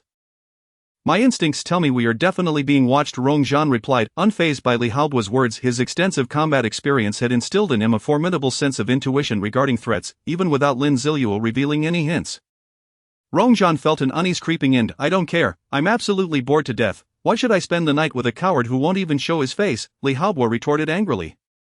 You can seek some entertainment if you're feeling bored, suggested the silver-haired butler standing behind Li Haobo. I need to find some amusement, Li Haobo exclaimed, suddenly enlightened, although Rongzhan wanted to voice his objections. He glanced at the silver-haired butler and ultimately refrained from speaking. Not be why the way, Ronggu, I heard you captured a zombie during the day, right? Li Haobo pondered for a moment before directly inquiring. Indeed, young master. We captured a zombie for research purposes, Rongzhan confirmed. There are plenty of zombies outside. Let me play with this one, Li Haobo said without hesitation. If the young master wishes to play, that is certainly possible, but I primarily worry that this zombie may harm you. Rongzhan did not refuse. In his view, using a zombie to keep the young master calm was a wise choice. Rest assured, I promise this method will not harm me, Li Haobo chuckled heartily. Before long, a zombie, its hands, feet, and mouth restrained by metallic apparatuses, was brought into the center of the hall. The zombie's muscular frame suggested it possessed exceptional physical strength. It struggled desperately against its bonds, yet it was utterly immobilized, its blood-red eyes fixated on the people around it. You are requested to transport my large iron cage. Upon witnessing the zombies, Li Haobo was particularly exhilarated. Before long, a massive iron cage, spanning a full 20 square meters, was pushed into the center of the living room by a group of over a dozen bodyguards. Within the confines of this cage were women, each possessing extraordinary beauty, yet they appeared devoid of souls, their eyes vacant and expressions dazed as they lingered in the cage. Heavy iron chains were fastened around their necks throughout the process of moving the cage. The women remained utterly still, as if they had relinquished all hope of struggle. Li Haobo took out a small bell and gently shook it a few times. Instantly, the women within the cage reacted, rushing toward Li Haobo, only to be thwarted by the cage that stood in their way. This eerie scene sent chills down one's spine, evoking a sense of dread. It was unfathomable to imagine the inhumane torment these women must have endured to end up in such a state. However, Li Haobo was far from satisfied. It was all too mundane. He had grown weary of these individuals after a few months. Were it not for this wretched apocalypse, he would have dispatched his subordinates to capture fresh stock from the nearby villages. As the thrill of training new individuals was what he craved. As he spoke, a look of grievance crossed his face, akin to that of a child denied their favorite toy, yet, in an instant, his expression transformed. Excitement flickered across his features, a strange smile creeping onto his lips. But fear not, for these dogs can still make their final contribution. Rising to his feet, Li Haobo gestured animatedly, urging, quickly throw the zombies in. Remove all the handcuffs and leg shackles. I want to see it. I want to see the zombies devour humans. As Li Haobo's excitement mounted, he even began to clap his hands. The onlookers, save for the silver-haired butler and members of Rong Zhan's hunting team, wore expressions of discomfort. It was unthinkable to unleash a merciless zombie upon this group of women. Any semblance of humanity would recoil from such an act, yet Rong Zhan and the other members of the hunting team bore smiles, as if they were eagerly anticipating the spectacle. A small-framed mercenary from the hunting team stepped forward, codenamed Skinny Monkey, who excelled in reconnaissance. Young master, allow me. I relish this sort of task, he volunteered eagerly. The mercenaries erupted into laughter. Li Haobo, feeling a kinship, quickly agreed. You're the one. With the command given, Skinny Monkey cheerfully retrieved the keys from the large table. He first unlocked the iron cage that imprisoned the women. Strangely, despite the cage being opened, the women did not dare to escape. Next, Skinny Monkey used a tether to pull the zombie into the cage. He first unfastened the gag from the zombie's mouth. Instantly, the zombie opened its mouth wide, eager to bite the approaching Skinny Monkey. However, Skinny Monkey cleverly positioned himself just out of reach, denying the zombie any opportunity to strike. Suddenly, one of the bodyguards behind Li Haobo could no longer contain himself and knelt before him. Young Master Li, this is too cruel. Please spare them, he pleaded, bowing his head 3 times in supplication. He simply could not bear to witness the impending brutality. Memories of his mother's words about kindness echoed in his mind. Li Haobo, still riding the wave of enthusiasm, immediately darkened his expression. One of the bodyguards stepped forward, attempting to pull the kneeling man up. I apologize, young master, this is Wang Dahou, who was recently added to our ranks after that fellow died last night. He possesses immense strength but has some issues up top. Please don't hold it against him. The man struggled to lift Wang Dahou, but he remained resolute, kneeling without budging. Oh, so you're teaching me how to conduct myself? Li Haobo's gaze turned icy, reminiscent of a venomous serpent. Young master, I wouldn't dare. It was my fault. The bodyguard quickly apologized, retreating back to the ranks of the other guards, leaving Wang Dahou still kneeling, his gaze unwavering as he murmured, please, young master, spare them. It has been ages since anyone dared to challenge my authority. Li Haobo trembled with rage, unleashing a terrifying laugh. Wang Dahou, is it strong? Bring him here, hold him down. Li Haobo commanded. A member of the hunting team swiftly stepped forward, irked by Wang Dahou's defiance. Known as Black Ape, he was renowned for his brute strength, capable of lifting the heavy weaponry of the hunting team with ease. With a menacing expression, Black Ape swung a punch at Wang Dahou's head. Unexpectedly, Wang Dahou, still on his knees, caught Black Ape's fist with a swift motion and pushed him away. Rong Zhan, who had been merely observing, felt a twinge of surprise. Black Ape, humiliated, realized he had been bested in a contest of strength. However, he quickly recognized Wang Dahou's extraordinary power and refrained from advancing. Instead, he called out to the hunting team, I need 2 men to help me take him down. Hey Black Ape, have you been spending too much time with women lately? How could you lose to an untrained bodyguard? 2 robust men emerged from the hunting team. Violent Bear, known for his explosive temper and penchant for torturing enemies before killing them, and Crocodile, skilled in hand-to-hand combat and notorious for devouring his foe's flesh. Despite the jest, both Violent Bear and Crocodile stepped forward. Recognizing Wang Dahou's undeniable strength, Rong Zhan sighed, acknowledging Wang Dahou's potential, yet lamenting that it would ultimately be wasted. But what good was potential if it only led to death? The Li family had no shortage of those with potential. They merely required obedient dogs. The 3 men encircled Wang Dahou, who continued to plead, I beg you, young master, spare them. Suddenly they launched their attack, employing combat techniques to subdue Wang Dahou's limbs and head, despite his immense strength. Wang Dahu was powerless against the combined prowess of three elite mercenaries. He was forcefully pinned to the ground, struggling in vain. Black Ape unleashed three powerful punches to Wang Dahu's face, the blows resonating with a dull thud as blood gushed forth, leaving him battered and bruised. Don't kill him, Li Haobo suddenly interjected. The onlookers were taken aback. Such words were uncharacteristic of him. Wasn't he eager to witness the demise of those women? Li Haobo's face twisted into a grotesque smile. Black Ape couldn't help but admire Li Haobo, remarking, "The young master knows how to entertain." Subsequently, Black Ape forcibly turned Wang Dahu's face toward the iron cage, using his fingers to keep his eyes open. Wang Dahu let out a pained cry, desperately trying to close his eyes, but to no avail. Black Ape held his eyelids open, compelling him to witness the horrific spectacle about to unfold within the cage. "Skinny monkey, why are you just standing there? Close the door and release the zombie," Li Haobo urged. Obeying the command, Skinny Monkey hurriedly began to remove the restraints from the zombie. As the shackles were lifted, the zombie began to stir. Finally, once the leg irons were removed, the zombie lunged at Skinny Monkey. With a deft maneuver, Skinny Monkey dodged the attack, escaping the cage and locking the door behind him. Enraged, the zombie began to batter against the cage, fueled by the fury of being imprisoned and provoked throughout the day. The IT slammed against the cage, but the sturdy construction held firm, with no way to break free.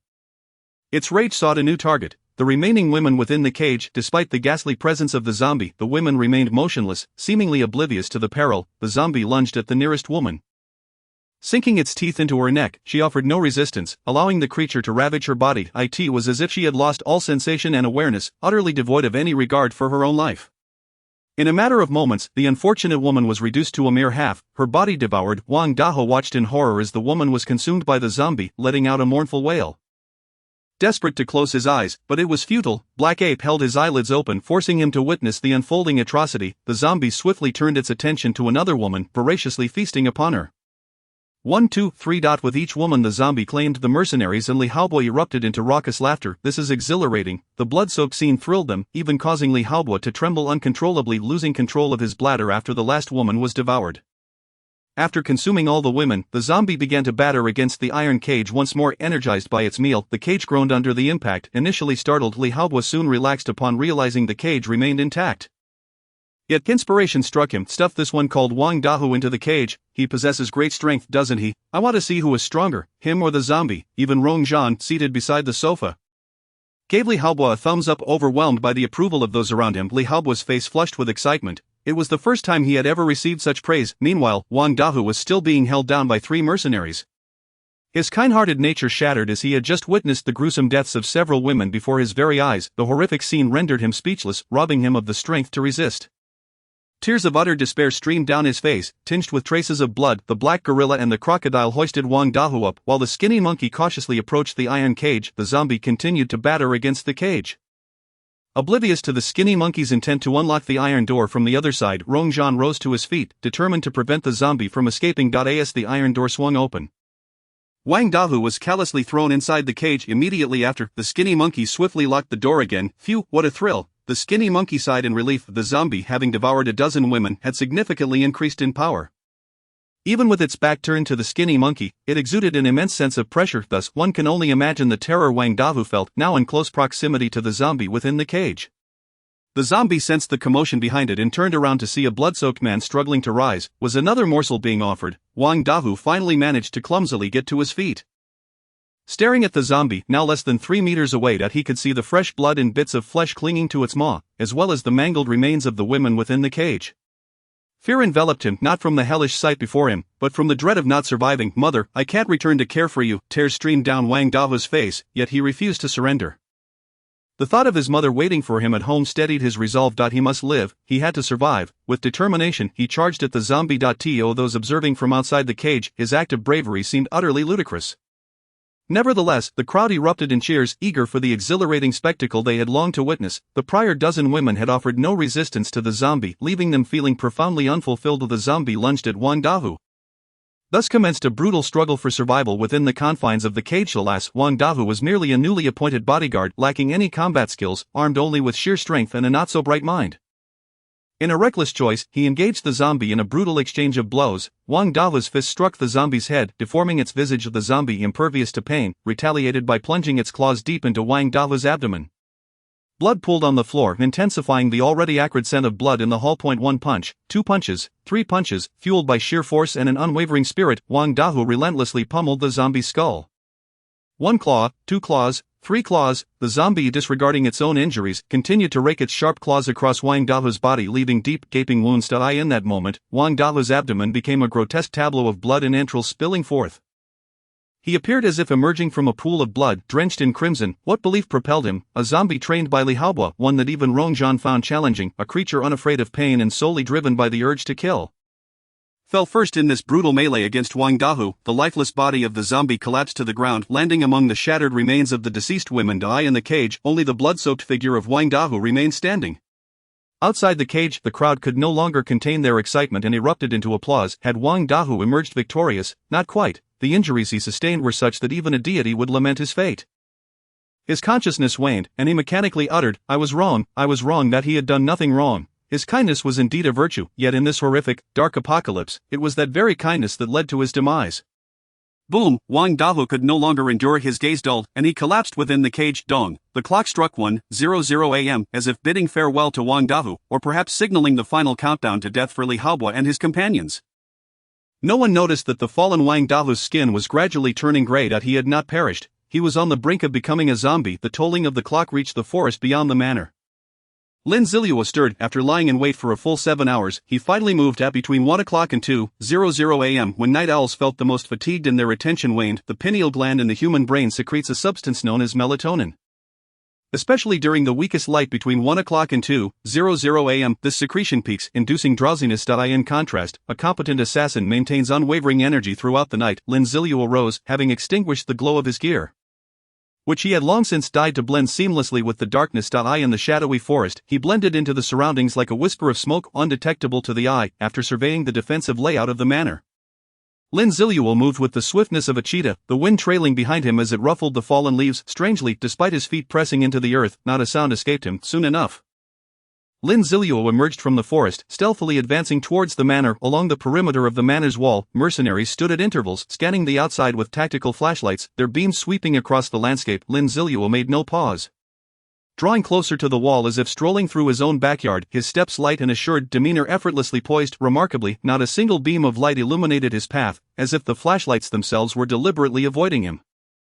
Chapter 38, Assassination. This was the terrifying insight of Lin Zilu. In the previous hours, he had meticulously observed every move of the surrounding mercenaries. Each individual possessed certain inescapable habits, and mercenaries were no exception. While they scrutinized the manor's exterior, their positions, and the angles of their flashlight beams adhered to a predictable pattern. Lin Zilu had fully grasped these patterns and calculated the optimal route in his mind, allowing him to navigate this seemingly supernatural path towards the wall. One mercenary, oblivious to the impending doom, yawned from exhaustion. It was this very yawn that provided Lin Zilu with his opportunity, already pressed against the wall. He began to scale it with remarkable agility, making not a sound. In the blink of an eye, he had reached the top of the yawning mercenary. Just opening his eyes, was met with the sight of Lin Zilu, clad in black and masked, standing before him. What the hell? Am I seeing ghosts in the dead of night? Just as the mercenary prepared to shout, Lin Zilu's dagger swiftly sliced across his throat, silencing him forever. This dagger had been scavenged from a knife shop along his route. Not only did he possess this blade but also several others of varied designs, including one particularly unique dagger. Lin Zilu retracted the dagger, and to prevent the scent of blood from wafting through the air, he pinched the blood vessels to contain the spillage as he bandaged the wound with prepared cling film. At that moment, the mercenary's body was still propped up, yet to collapse. The flashlight in his hand continued to sway as if conducting its usual patrol. Oblivious to the unfolding chaos, Lin Zilu concealed himself behind the mercenary escorts, keenly observing the interior of the manor. The other smaller buildings within the estate had extinguished their lights, with only the grand villa at the center still brightly lit. Moreover, from this vantage point, he could hear loud roars and howls emanating from the first floor, as if many individuals were venting their emotions inside. Lin Zilu paid them no mind. Today, his sole objective was to leave no one alive. Their raucous noise only facilitated his infiltration. Lin Zilu set down the mercenary's body, secured the flashlight, and then leaped into the manor, stealthily approaching the nearby mercenary. Setting aside Lin Zilu's unparalleled stealth skills, one must ponder, which mercenary, so intently focused on the manor's exterior, would suspect that a silent reaper was lurking behind them. Beneath the cover of night, Lin Zilu methodically reaped lives one by one. From behind, he struck with a swift slice to the throat, lowered the corpse, adjusted the flashlight, and moved on to the next target. Lin Zilu embodied the very essence of assassination. In the span of merely 2 minutes, He had eradicated nearly half of the mercenaries stationed along the wall. Just then one mercenary finally began to realize something was amiss. "What's going on, Wu Zhu? Why has the flashlight on your side stopped moving?" He inquired curiously. Unbeknownst to him, it was precisely this sentence that hastened his departure from the mortal realm by several seconds. As the mercenary sought to ascertain what had transpired with his comrade, a dagger swiftly sliced through his throat, extinguishing his life. The mercenary was already deceased, however. The lingering drowsiness that had enveloped the other mercenaries evaporated instantaneously upon hearing the voice of the fallen comrade. "What is happening, body? What is wrong with Lao Zhu?" inquired another mercenary from a different position. "Nothing much, that kid was nearly asleep, so I just gave him a little nudge." Audi replied. "That is fine then." "Damn it, it's ridiculous. The captain and the commander are indulging themselves in the hall while we are left to suffer by the door." Upon hearing Adi's words, the mercenary harbored no suspicions. Instead, he began to voice his grievances. It was not that he lacked the desire to suspect, but rather that Lin Zilu had perfectly mimicked Adi's voice. The words spoken by this mercenary became the spark that ignited a wave of complaints among the others. "Exactly, after toiling all day clearing out zombies, we're still stuck on night watch. They truly don't regard us as human. You have no idea. I haven't slept for nearly 24 hours. It is absurd. If they truly want to ensure safety, why don't those captains come out to see for themselves?" Lin Zilu smiled faintly and continued in Adi's tone. "To put it bluntly, they simply don't see us as human. We are merely cannon fodder." His statement was not intended to sow discord among the mercenary group. As death warriors, they would not be easily incited. However, complaints were inevitable, serving to stir discontent among the mercenaries and redirect their focus toward venting frustrations and reminiscing about their grievances. As anticipated, once Lin Zilu set the tone, the mercenaries erupted into a frenzied exchange of grievances. "What the hell? Today I found a beautiful female student from that university, but before I could even make a move, that bastard crocodile snatched her away and played her to death, not even leaving a drop of soup. Who isn't? The zombie I killed dropped a piece of bronze-level equipment, the first one our mercenary group has ever seen, and they just took it from me. That is nothing. Perhaps it was pent-up resentment or a desire to dispel the current drowsiness." But increasingly more mercenaries joined the discussion. Meanwhile, Lin Zilu seized the opportunity to continue his assassinations. 123 Lin Zilu specifically targeted those who had just spoken. After someone had spoken, it was challenging to arouse suspicion if they fell silent shortly thereafter. Thus, he continued to eliminate the mercenaries present. Finally, as only a few mercenaries remained, it became impossible to conceal the truth. "Isn't your experience the same as mine, Xiaoji? Isn't that right?" one mercenary inquired of the last speaker. Unfortunately, the answer he sought from Xiaoji could only be found in the depths of hell. Xiaoji, the mercenary asked twice more, then suddenly realized, "Oh no, something is wrong." The mercenary pulled out an object resembling a rectangular prism. Lin Zilu recognized it immediately as a signal flare unique to the hunting mercenary group. In a world where communication was limited, using flares for signaling was exceedingly effective. The mercenary, acting decisively, launched the flare the moment he retrieved it. In the next second, a dagger sliced through his neck. At this point, the flare had already been fired. Lin Zilu held his breath, focusing intently as he hurled the dagger with precision. Was he attempting to sever the flare before it could ignite? How could that be possible? Chapter 39. A grudge must be avenged. Is it a human or a god? Lin Zilu proved that in his hands nothing was impossible. The speed of the dagger far surpassed that of the flare.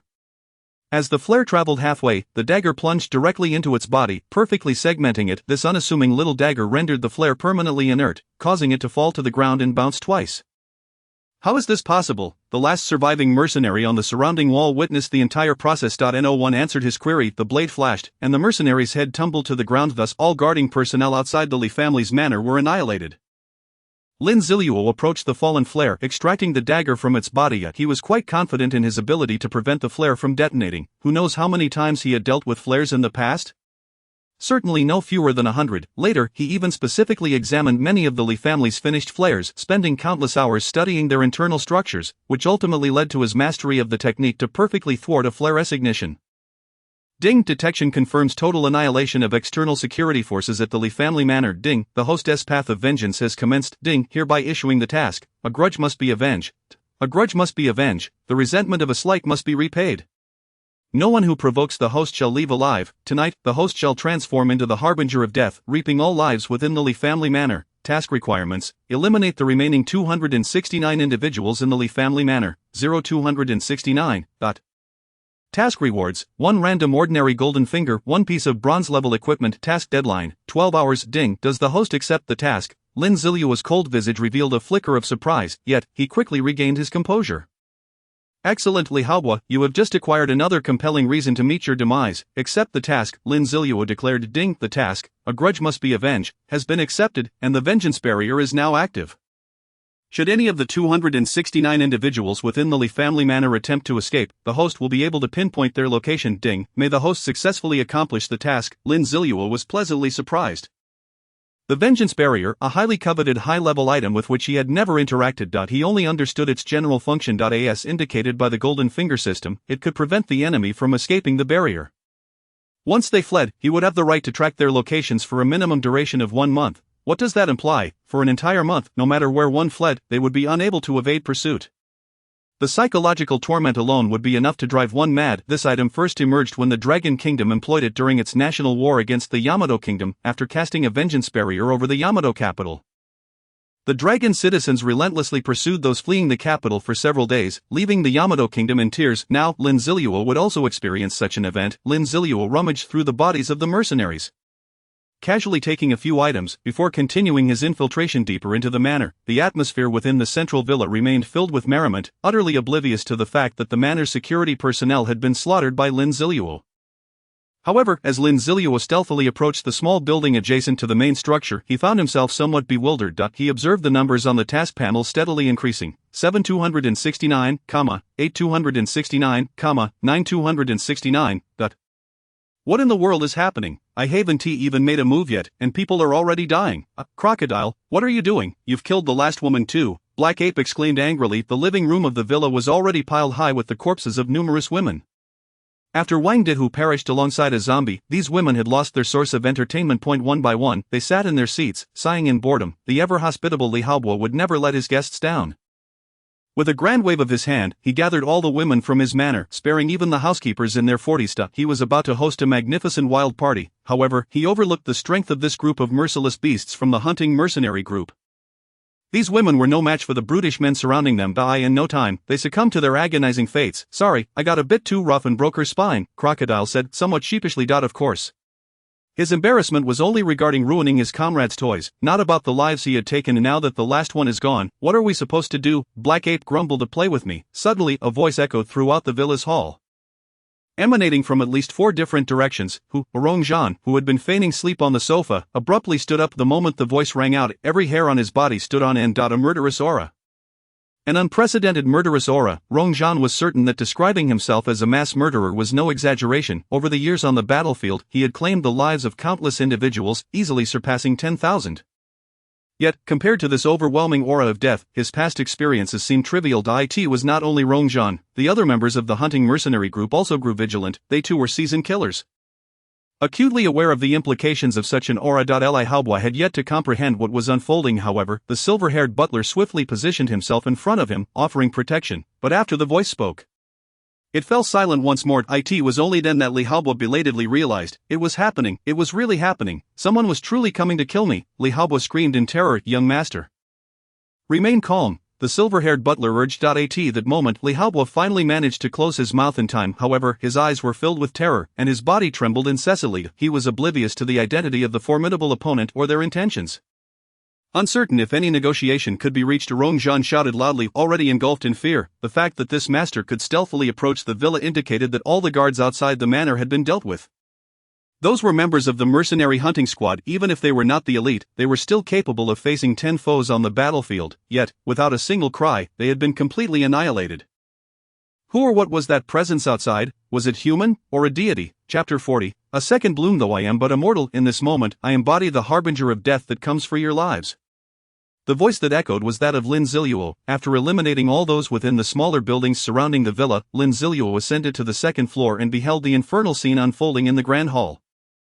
Nevertheless, he merely observed the chaos with a cold gaze. In truth, what transpired was merely a trivial affair. A decade after the apocalypse, all individuals exhibited varying degrees of psychological issues. The grotesque and repulsive acts that emerged were abundant. As for pitying these women, as Lin Zilu had previously articulated, dying in such a manner could indeed be a most fortunate fate. The true horror lay in the inability to die even when one wished for it. Seizing the opportunity while they indulged in their depravity, Lin Zilu installed 4 speakers he had prepared in various corners of the second floor. He set the values and activated the sound. This was not to stir the grass and startle the snake, rather, it was to heighten their alertness. With their vigilance heightened, any slight movement would surely draw their attention. That was Lin Zilu's intention. He approached the corner of the villa's entrance and produced a small, pitch-black sphere. A single-use bronze-level item, Super Flash Bomb. He hurled it directly into the hall. At that moment, the individuals within the hall were on high alert, each scanning their surroundings for any sign of Lin Zilu. When they beheld the small sphere flying in, all eyes fixated upon it. It was hardly their fault for their delayed reaction, after all. They had never encountered such a flash bomb before. Suddenly, the sphere erupted with a blinding white light. The brilliance burst forth with such swiftness that no one could respond in time. In an instant, the hall was filled with anguished screams. My eyes, am I blinded? The previously tense atmosphere in the hall descended into chaos. Of course, the disorder was primarily created by Li Haobua's group of bodyguards and servants. The trained members of the hunting mercenary squad maintained their vigilance, while Lin Zilu brazenly entered through the villa's main door, activating the speed enhancement of his windstorm boots. Lin Zilu rapidly approached the center of the hall. Except for a few who managed to regain their senses, the majority remained in a state of blindness. Now was the moment. Upon reaching the previously designated position, the spiked bracelet in Lin Zilu's hand began to emit a yellowish glow. Spike Assault, the terrifying power of Spike Assault, which had wrought havoc in the ping-pong hall 2 nights prior, was once again unleashed. The first time, it successfully dispatched over a dozen zombies, this time, facing individuals who were blissfully unaware and whose physical attributes paled in comparison to those of the zombies. How many lives would it harvest? The floor of the villa began to fracture. Expensive marble tiles and rare carpets were torn asunder by the protruding spikes. Those who had been merely covering their eyes were utterly oblivious to the unfolding calamity.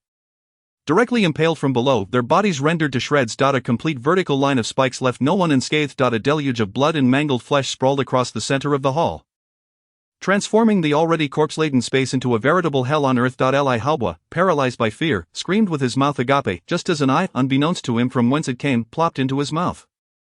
Reflexively, he closed his lips and bit down hard, causing the fluids within the eyeball to burst forth, which he inadvertently swallowed. Lin Zilu noticed that many were beginning to recover from their temporary blindness. He retrieved his second and final super flash bomb from his storage space, launching it high into the air. The Tang Dao materialized in Lin Zilu's hand. Spinning slash, Lin Zilu shouted loudly. He hurled the Tang Dao with great force towards the location of the hunting mercenary squad. Subsequently, he dashed toward the villa's entrance. The Tang Dao sliced through the necks of the black bear and crocodile like the scythe of death, and on his return, it took down 2 more mercenaries. Meanwhile, several individuals, having just begun to regain their sight, instinctively turned their gazes toward the spot where Lin Zilu had shouted. Spinning slash, the super flash bomb, having been launched, was in free fall, hovering approximately 1.8 meters above the ground, perfectly aligning with their line of sight. Oh no, not again, they lamented in their minds. They had never anticipated such a second wave. The blinding white light erupted once more, subjecting many to excruciating pain, tears streaming from their eyes. Some experienced complete swelling of the eyes, with recovery taking several hours. Seizing the opportunity, Lin Zilu caught the returning Tang Dao at the entrance of the villa and vanished into the night.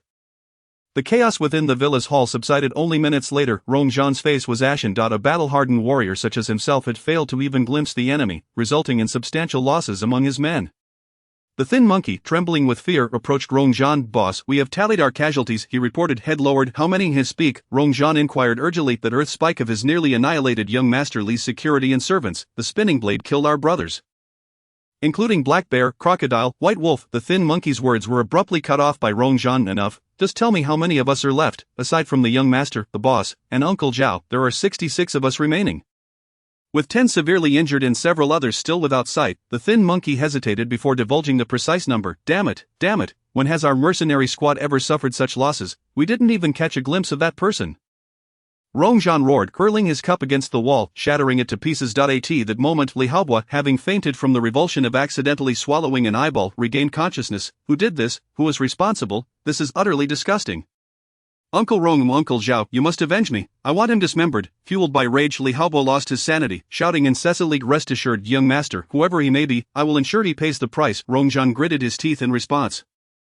Chapter 41, The Hidden Master. Butler Zhao mission requirement, eliminate the remaining 269 individuals in the Li family manor. 269. Surprisingly, that number is quite neat, Lin Zilu mused as he closed the mission panel. At that moment, he was concealed on the second floor of the villa. Indeed, after sprinting out through the main door and executing a swift counterattack, he had stealthily returned to the second floor. As the saying goes, the most dangerous place is also the safest. How could those downstairs ever suspect that the Reaper who had just claimed their brothers' lives was now right above them? Lin Zilu overheard every word exchanged between the thin monkey Rong Zhan and Li Haobo to dismember him. He will pay. These were sentiments Lin Zilu had intended to voice himself. However, he remained unfazed. This was precisely why he had retreated earlier. Regardless, those in the hall were seasoned combatants and vastly outnumbered him. Unlike fighting zombies, where he only needed to focus on combat details, humans were unpredictable and could employ cunning strategies. To avoid any pitfalls in the face of overwhelming numbers. Lin Zilu wisely chose to withdraw. Moreover, he made a prudent decision not to hastily kill Li Haobo out of a desire for revenge. Undoubtedly, Li Haobo was the weakest link within the entire team. As long as Li Haobo remained, Rong Zhan and his cohorts would center their attention around him, possibly even dispatching some to ensure his safe evacuation. That was Lin Zilu's objective. If facing over 60 individuals posed a certain risk, then facing merely 30 would allow Lin Zilu to handle the situation with ease. As anticipated, the individuals downstairs behaved precisely as Lin Zilu had predicted, while their voices were suppressed to a low murmur.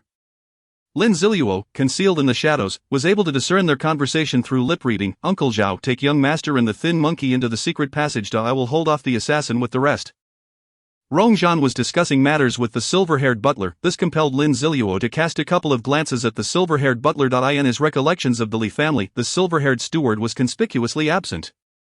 Consequently, Lin Zilu opted to examine the attribute panels of Rong Zhan and the silver-haired butler. As soon as he accessed the attribute panel, the silver-haired butler suddenly glanced around with a sense of vigilance and remarked, "That person has left. I sense he may be observing us." Upon hearing this, Lin Zilu promptly withdrew his gaze. This revelation was quite unexpected. He had not anticipated that this silver-haired butler was also a master in his own right, possessing strength that surpassed even Rong Zhan's. After all, Lin Zilu's lip reading of Rong Zhan had gone unnoticed, yet the moment he scrutinized the butler Zhao, he was immediately detected. While perception was one thing, they were still unable to discern Lin Zilu's location. Having concealed himself once more, Lin Zilu leisurely began to review the profiles of the two individuals. Basic information: nickname, leader of the hunting mercenary group. Title, zombie hunter. Level 5.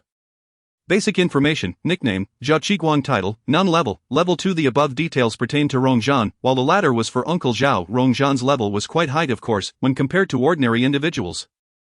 However, when juxtaposed with Lin Zilu, who had already reached level 8 by the third day of the apocalypse, it was a stark contrast. Uncle Zhao, whose real name was presumably Zhao Qiguang, had attained level 2 solely due to his prolonged tenure safeguarding Li Haobo within the Li family estate.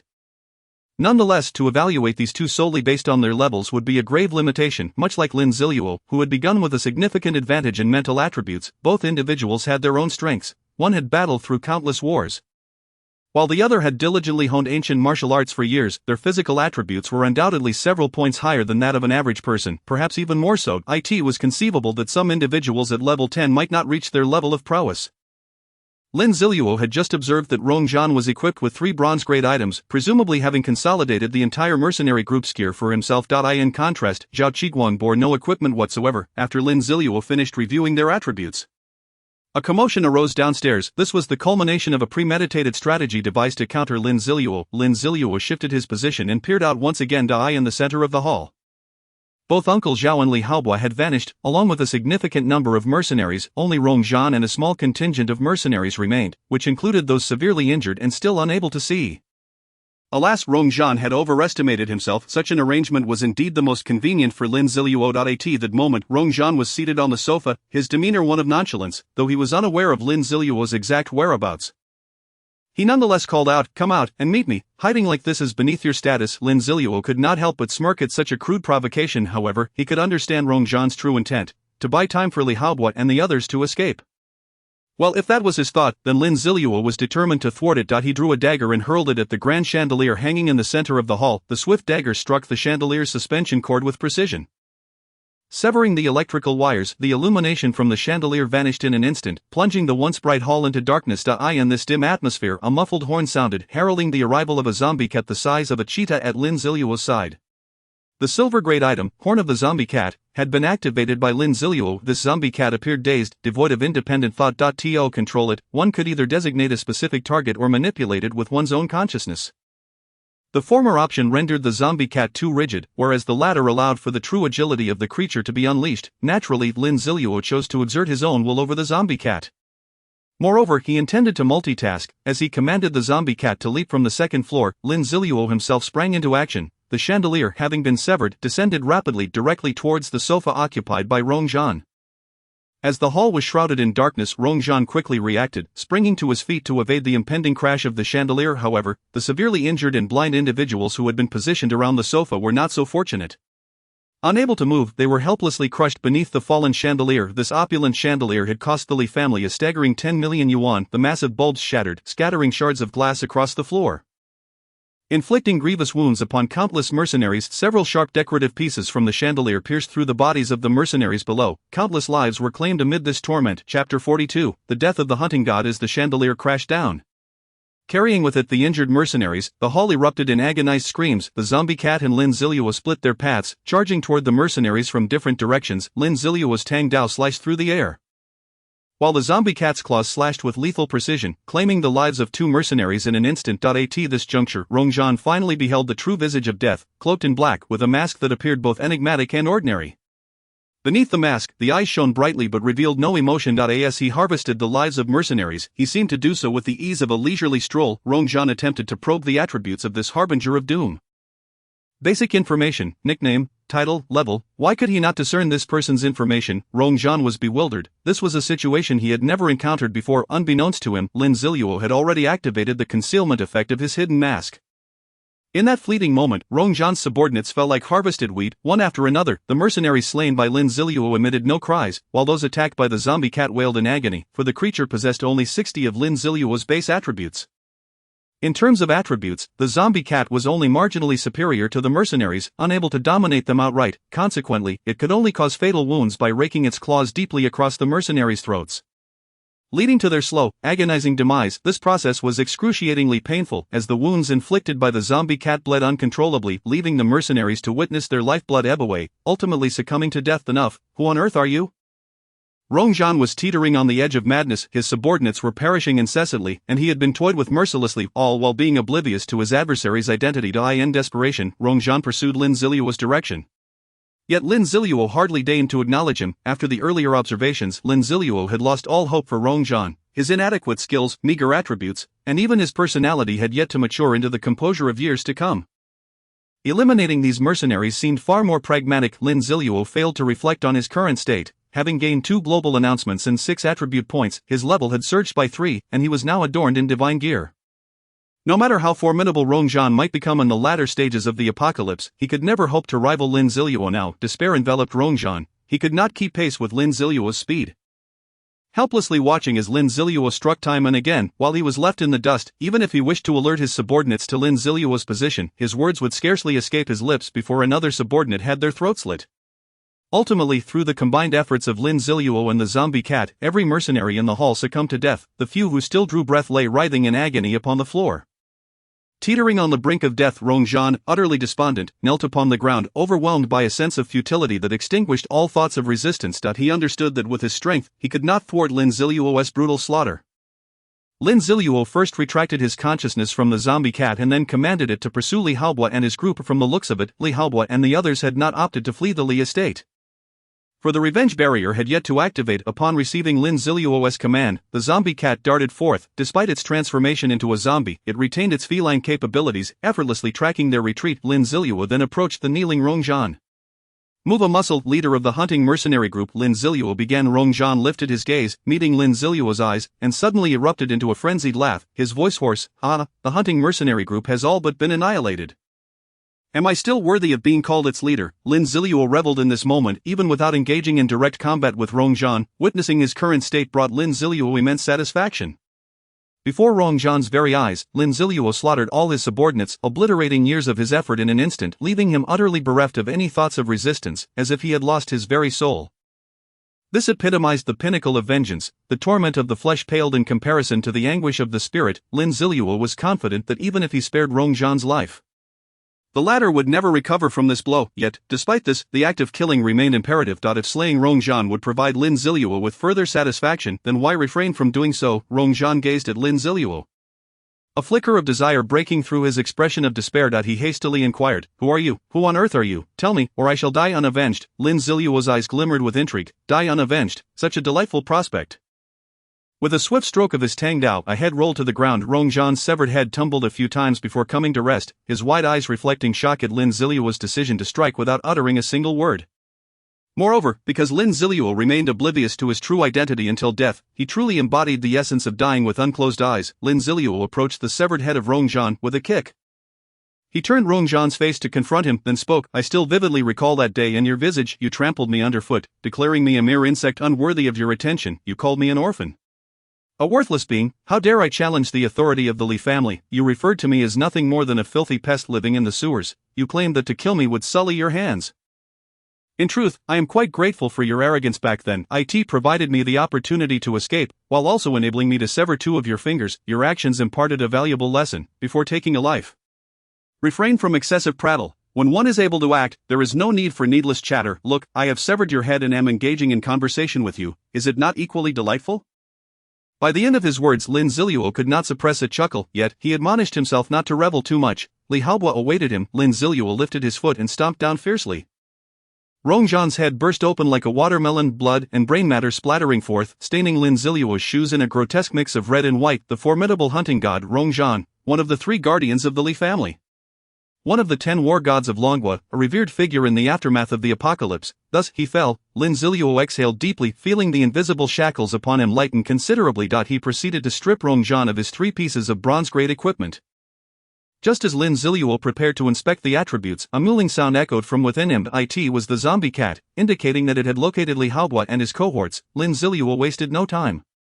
He sensed the position of the zombie cat and meticulously examined the corpses he had just dispatched, ensuring that all were indeed deceased before confidently pursuing his next objective. Chapter 43, One is enough. Lin Zilu merely needed to focus his consciousness on the zombie cat to accurately retrace the path it had taken. He now comprehended the whereabouts of the Li family's secret passage. One must admit, they were quite clever. The individuals who had previously fled were merely a diversion meant to mislead him. The zombie cat had initially chosen to follow them but discovered that they bore no trace of Li Haobo, prompting it to turn and track Li Haobo instead. Ultimately, the zombie cat uncovered that Li Haobo and Steward Zhao were hiding in the basement of the villa. Unbeknownst to Li Haobo, the zombie cat had fully grasped their location while he desperately hoped to remain undetected by Lin Zilu. Lin Zilu did not rush to confront Li Haobo and Steward Zhao. For now, the zombie cat would keep watch over them, while he needed to eliminate the remaining 20 or so individuals within the secret passage. In a secure room of the Li family's basement, Li Haobo exclaimed in a panic, "Uncle Zhao, what do we do? What do we do?" A noticeable stench emanated from him, suggesting that the young master of the Li family had likely soiled himself in fear. "Young master, do not panic. Rongzhan and his hunting mercenaries are more than capable of dealing with that assassin. Moreover, we have dispatched others to the secret passage. He will not suspect our presence here." Steward Zhao reassured him. Nevertheless, despite his words, a deep unease lingered in his heart. Could this truly be resolved so simply? Would this enigmatic assailant, who had breached the Li estate, truly be misled by such trivial ruses? It was undoubtedly Lin Zilu's doing. It had to be him. He had first sent someone to kill Yao Dinghan, and now he had come to eliminate me. Li Haobo was adamant that it was Lin Zilu who had hired the assassin. Though he could not fathom how this information reached him in advance or where he had found such a formidable killer, could it be that Lin Jian left Lin Zilu a backup plan? Steward Zhao questioned. Impossible. When we eliminated Lin Jian, our family uprooted the Lin clan entirely. There was no way Lin Jian left a contingency if not for that commander insisting we spare one bloodline from the Lin family. That Lin Zilu would have perished long ago. Otherwise, I would have used that wretched Yao Dinghan to leave Lin Zilu in despair, and he would have been dead by now. Li Haobo continued. This was indeed unexpected. Lin Zilu had long believed that the Li family was targeting him due to the humiliation he suffered at the hands of Li Haobo and Yao Dinghan, culminating in an escalating conflict that led to relentless pursuit by the Li family. Little did he know that this entire scheme was orchestrated by Li Haobo, including the romance between Yao Dinghan and Lin Zilu, and her subsequent infidelity, all intended to psychologically torment Lin Zilu and shatter his spirit. Just then, a voice resonated from outside the metal door of the secure room. Lin Zilu. Yes, it was indeed the voice of Lin Zilu. Li Haobo shrieked, "So you've had your sights on me all along. It seems my life is riddled with stories." Lin Zilu's voice continued. "Li Haobo, let me tell you, you should have met your demise at my hands. I should have arranged for your death long ago." Fear gripped Li Haobo, leading him to resort to threats to dispel his terror. The metal door of the secure room emitted a grating sound as Lin Zilu attempted to breach it. "I am quite curious, who is Lin Jian, and what do you mean by the Li family uprooting the Lin family?" Lin Zilu inquired calmly while prying at the iron door. "Ah, you orphan, you don't even know your own father's name. You deserve this." Lin Jian had the audacity to report my father just as he was about to be promoted, disrupting our family's plans for years. For that alone, your entire family deserved annihilation. You should consider yourself fortunate to be the last surviving wretch of the Lin family. I am curious, what kind of ally would be willing to assist you? Otherwise, with your capabilities, I could send any bodyguard to kill you. Lin Zilu retorted, listening to the sound of the door being pried open. Li Haobo grew increasingly frantic. He could only hurl insults and shout in a futile attempt to vent his fear. Convinced Lin Zilu had enlisted help, your words are meaningless, regardless of what you say, I will bring the Li family to utter ruin, Lin Zilu calmly declared. His earlier inquiry about the circumstances was merely a passing thought. He no longer cared about the details. As he stated, whether he became an orphan as a result or whether the Li family had a hand in his parents' deaths was of no consequence. His personal vendetta against the Li family was all that mattered. Little did Lin Zilu know, as soon as he finished speaking, Li Haobo burst into laughter, and even Steward Zhao, who had remained by Li Haobo's side, wore a disdainful expression. How ludicrous! Lin Zilu, a solitary individual, believed he could topple the Li family, a colossal entity that had dominated Longwei for over a millennium, merely because of some ally he had procured from who knows where? Even as Li Haobo and Steward Zhao understood their impending doom, they did not consider Lin Zilu to have even the slightest chance of dismantling the Li family. Just then, the metal door of the secure room finally succumbed to the pressure. Emitting a resounding creak before Lin Zilu slowly pulled it open, Steward Zhao acted swiftly. He had been waiting for this moment. As the metal door began to yield, he lunged at it with the swiftness of an arrow, his speed defying his age of 60 or 70. Glimmers of golden light emanated from his hands as he charged. However, Lin Zilu had anticipated this move. Observing Steward Zhao's approach, he remained unfazed. Suddenly, a zombie cat, the size of a cheetah, erupted from behind Lin Zilu, interposing itself to absorb Steward Zhao's powerful punch. After taking the blow, the zombie cat dissipated into thin air. Steward Zhao was momentarily stunned, unable to comprehend what had transpired. In reality, the 30-minute summoning duration of the zombie cat had come to an end. Lin Zilu, adhering to his principle of not wasting resources, allowed the zombie cat to take a hit before it vanished at just the right moment. At this point, the metal door had been forced open wide enough for Lin Zilu to slip through. He decisively stepped inside, positioning himself before Steward Zhao, who had now regained his senses. Upon comparing the masked figure before him with Lin Zilu, Zhao realized they shared identical physique and features. Shocked, he exclaimed, "You were Lin Zilu. The assassin was you all along." Cowering in a corner, Li Haobo ceased trembling. Incredulity etched across his face. Impossible, it cannot be that he did this alone. How could Lin Zilu have become so powerful? One is enough, Lin Zilu asserted. Chapter 44, Obsolescence. How dare you survive in the apocalypse? Impossible. The strength to slay Rongzhan, the ability to infiltrate the estate, is beyond the capability of a mere child. Steward Zhao still could not believe it. 50 years of martial arts experience told him this was utterly implausible. You old fossil, now I understand why you failed to survive, Lin Zilu remarked, recognizing the futility of Zhao's beliefs. Individuals like Butler Zhao, who are adept in martial arts, are utterly unwilling to accept the reality that the system can enhance their attributes in this apocalyptic world. Some even stubbornly refuse to allocate their attribute points. In their eyes, such practices are mere heresies. Consequently, once the 7-day novice protection period of the apocalypse game concludes, their decades of arduous training in martial arts render them no more formidable than a common zombie on the street. This has led to an unfortunate demise for many of these individuals. Logically, those with a foundation in martial arts should thrive in the apocalypse. Regrettably, Lin Zilu has yet to encounter a true practitioner of Longwo martial arts until the later stages of the apocalypse. Lin Zilu, disinterested in engaging in futile conversation with Butler Zhao, launched a powerful punch directly at him. After all, Butler Zhao had trained in martial arts for decades. Faced with Lin Zilu's mightily charged fist, he quickly reacted. Planting his feet firmly, he crossed his arms in a defensive posture. Thud thud thud. Butler Zhao staggered back 3 steps before managing to dissipate the force of Lin Zilu's blow. Impressive, Lin Zilu thought to himself, raising his regard for Butler Zhao. If this punch had struck Rongzhan, it would have knocked him down without question. Fear flickered in Butler Zhao's eyes as he realized he had fallen to a disadvantage after just one punch. It seemed he would have to fight for his very life. With this thought, a chilling resolve washed over Butler Zhao. Employing an unknown technique, his body began to swell unnaturally, though Lin Zilu was unaware of the technique Butler Zhao was employing.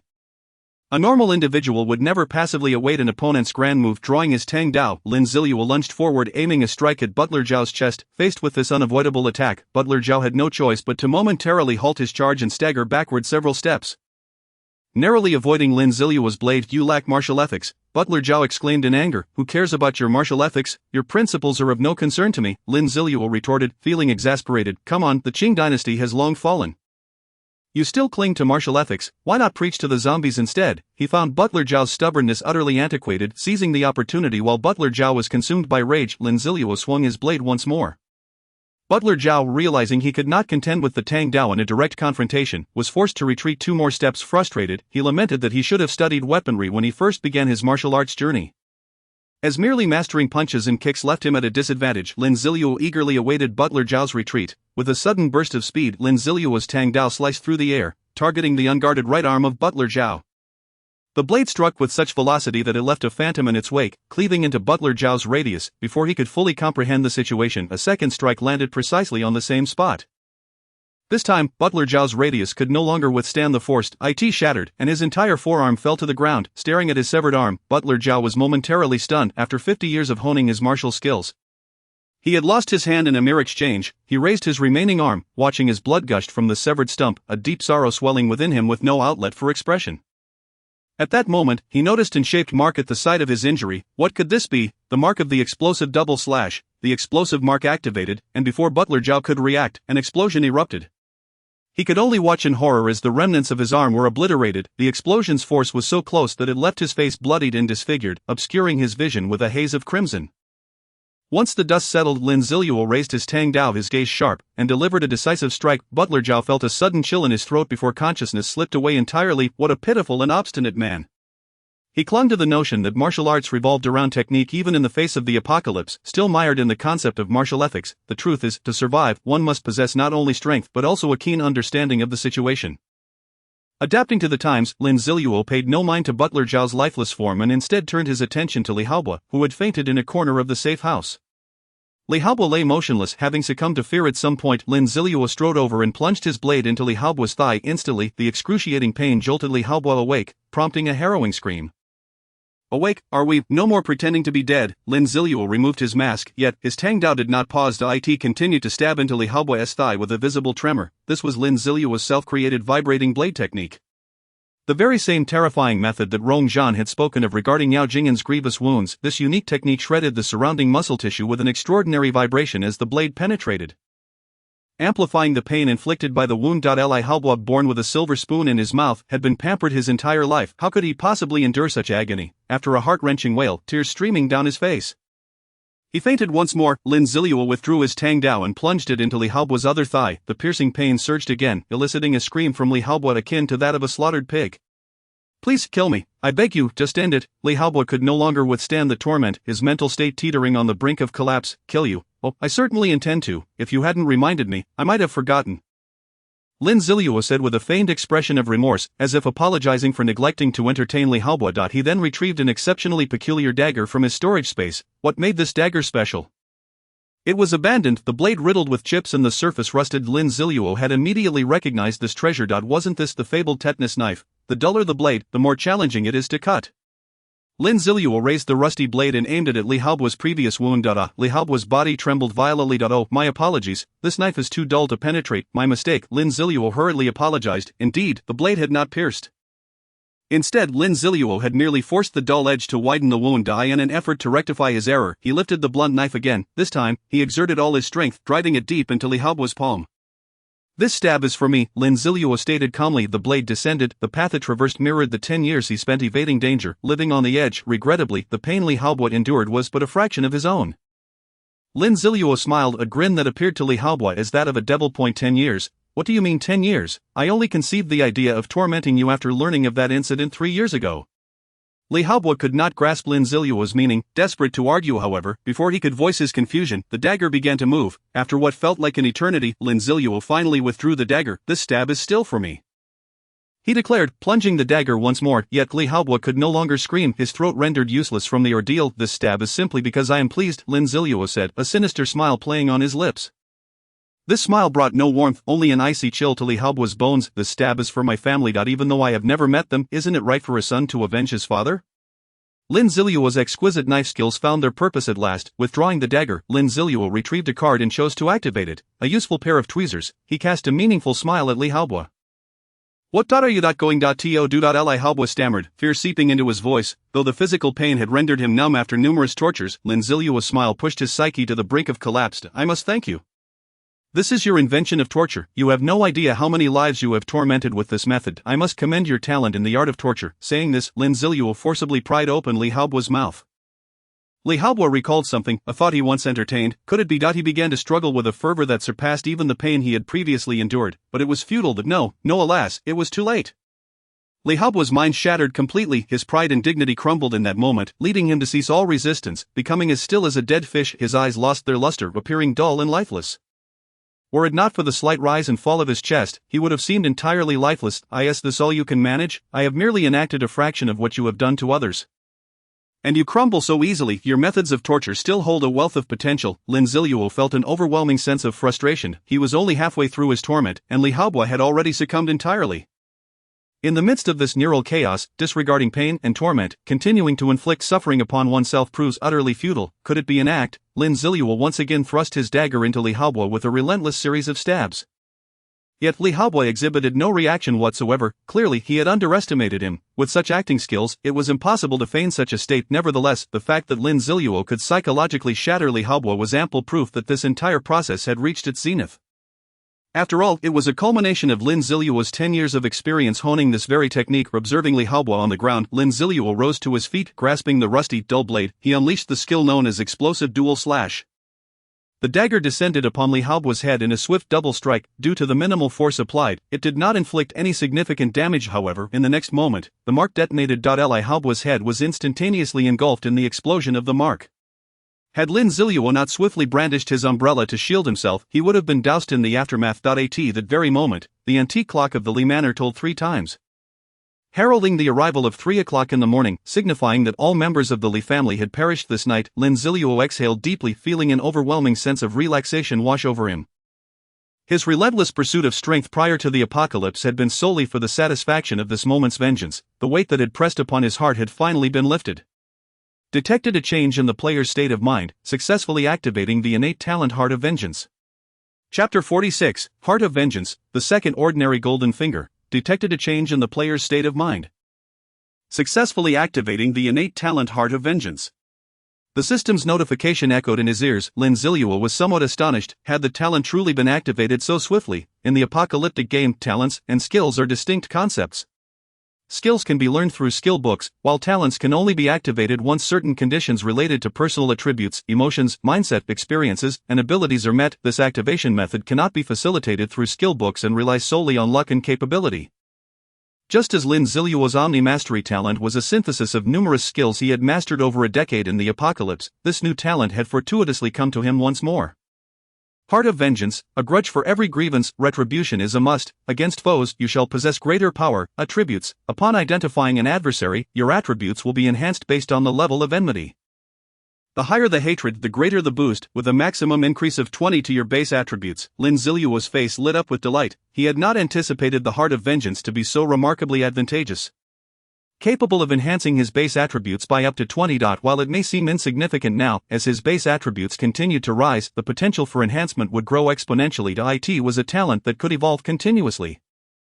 Of course, aside from in-game rewards, he could not overlook the rewards from the Golden Finger system. Ding! The host has successfully eliminated the remaining 269 individuals of the Li Manor, completing the task. Retribution is inevitable. Ding! Congratulations, host! You have received a task reward, a random ordinary golden finger and a piece of bronze-level equipment. Ding. Does the host wish to draw now? With his vengeance fulfilled, Lin Zilu felt invigorated and, without hesitation, declared draw. Let's start with the equipment. Ding. A piece of bronze-level equipment is being drawn. Ding. Congratulations, host. You have successfully drawn the bronze-level equipment. Little magic wand. Little magic wand. Bronze-level equipment exclusive to mage professions. It enhances magical power and increases casting speed. Attributes: skill power increased by 5, skill casting speed increased by 5, and mental recovery speed increased by 20. Well, it seems this time luck was not on his side. Drawing a mage-type equipment was of no use to him.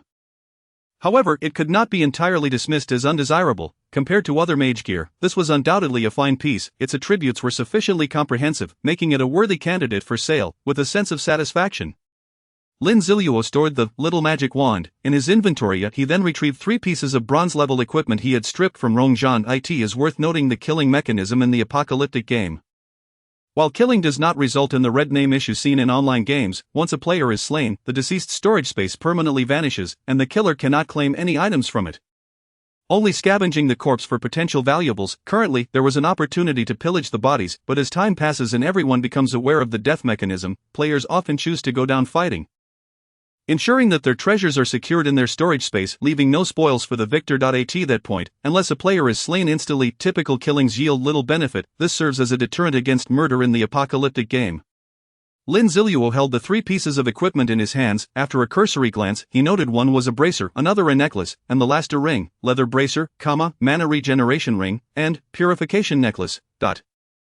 One must admit, these individuals had remarkable luck acquiring numerous jewelry-type equipment. Among them, Lin Zilu quickly assessed the attributes of the leather bracer and the mana regeneration ring, and decided to store them away.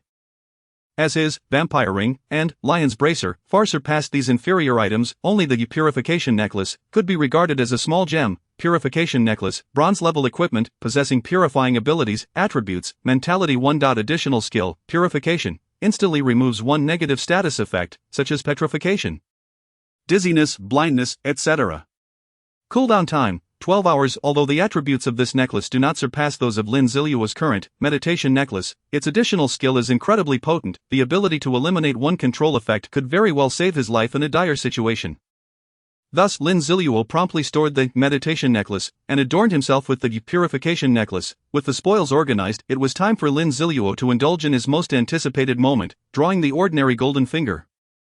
He had never expected to draw twice within 24 hours. Having already drawn an automatic pickup LV1 earlier, he was eager to see what surprise this ordinary golden finger might bestow upon him.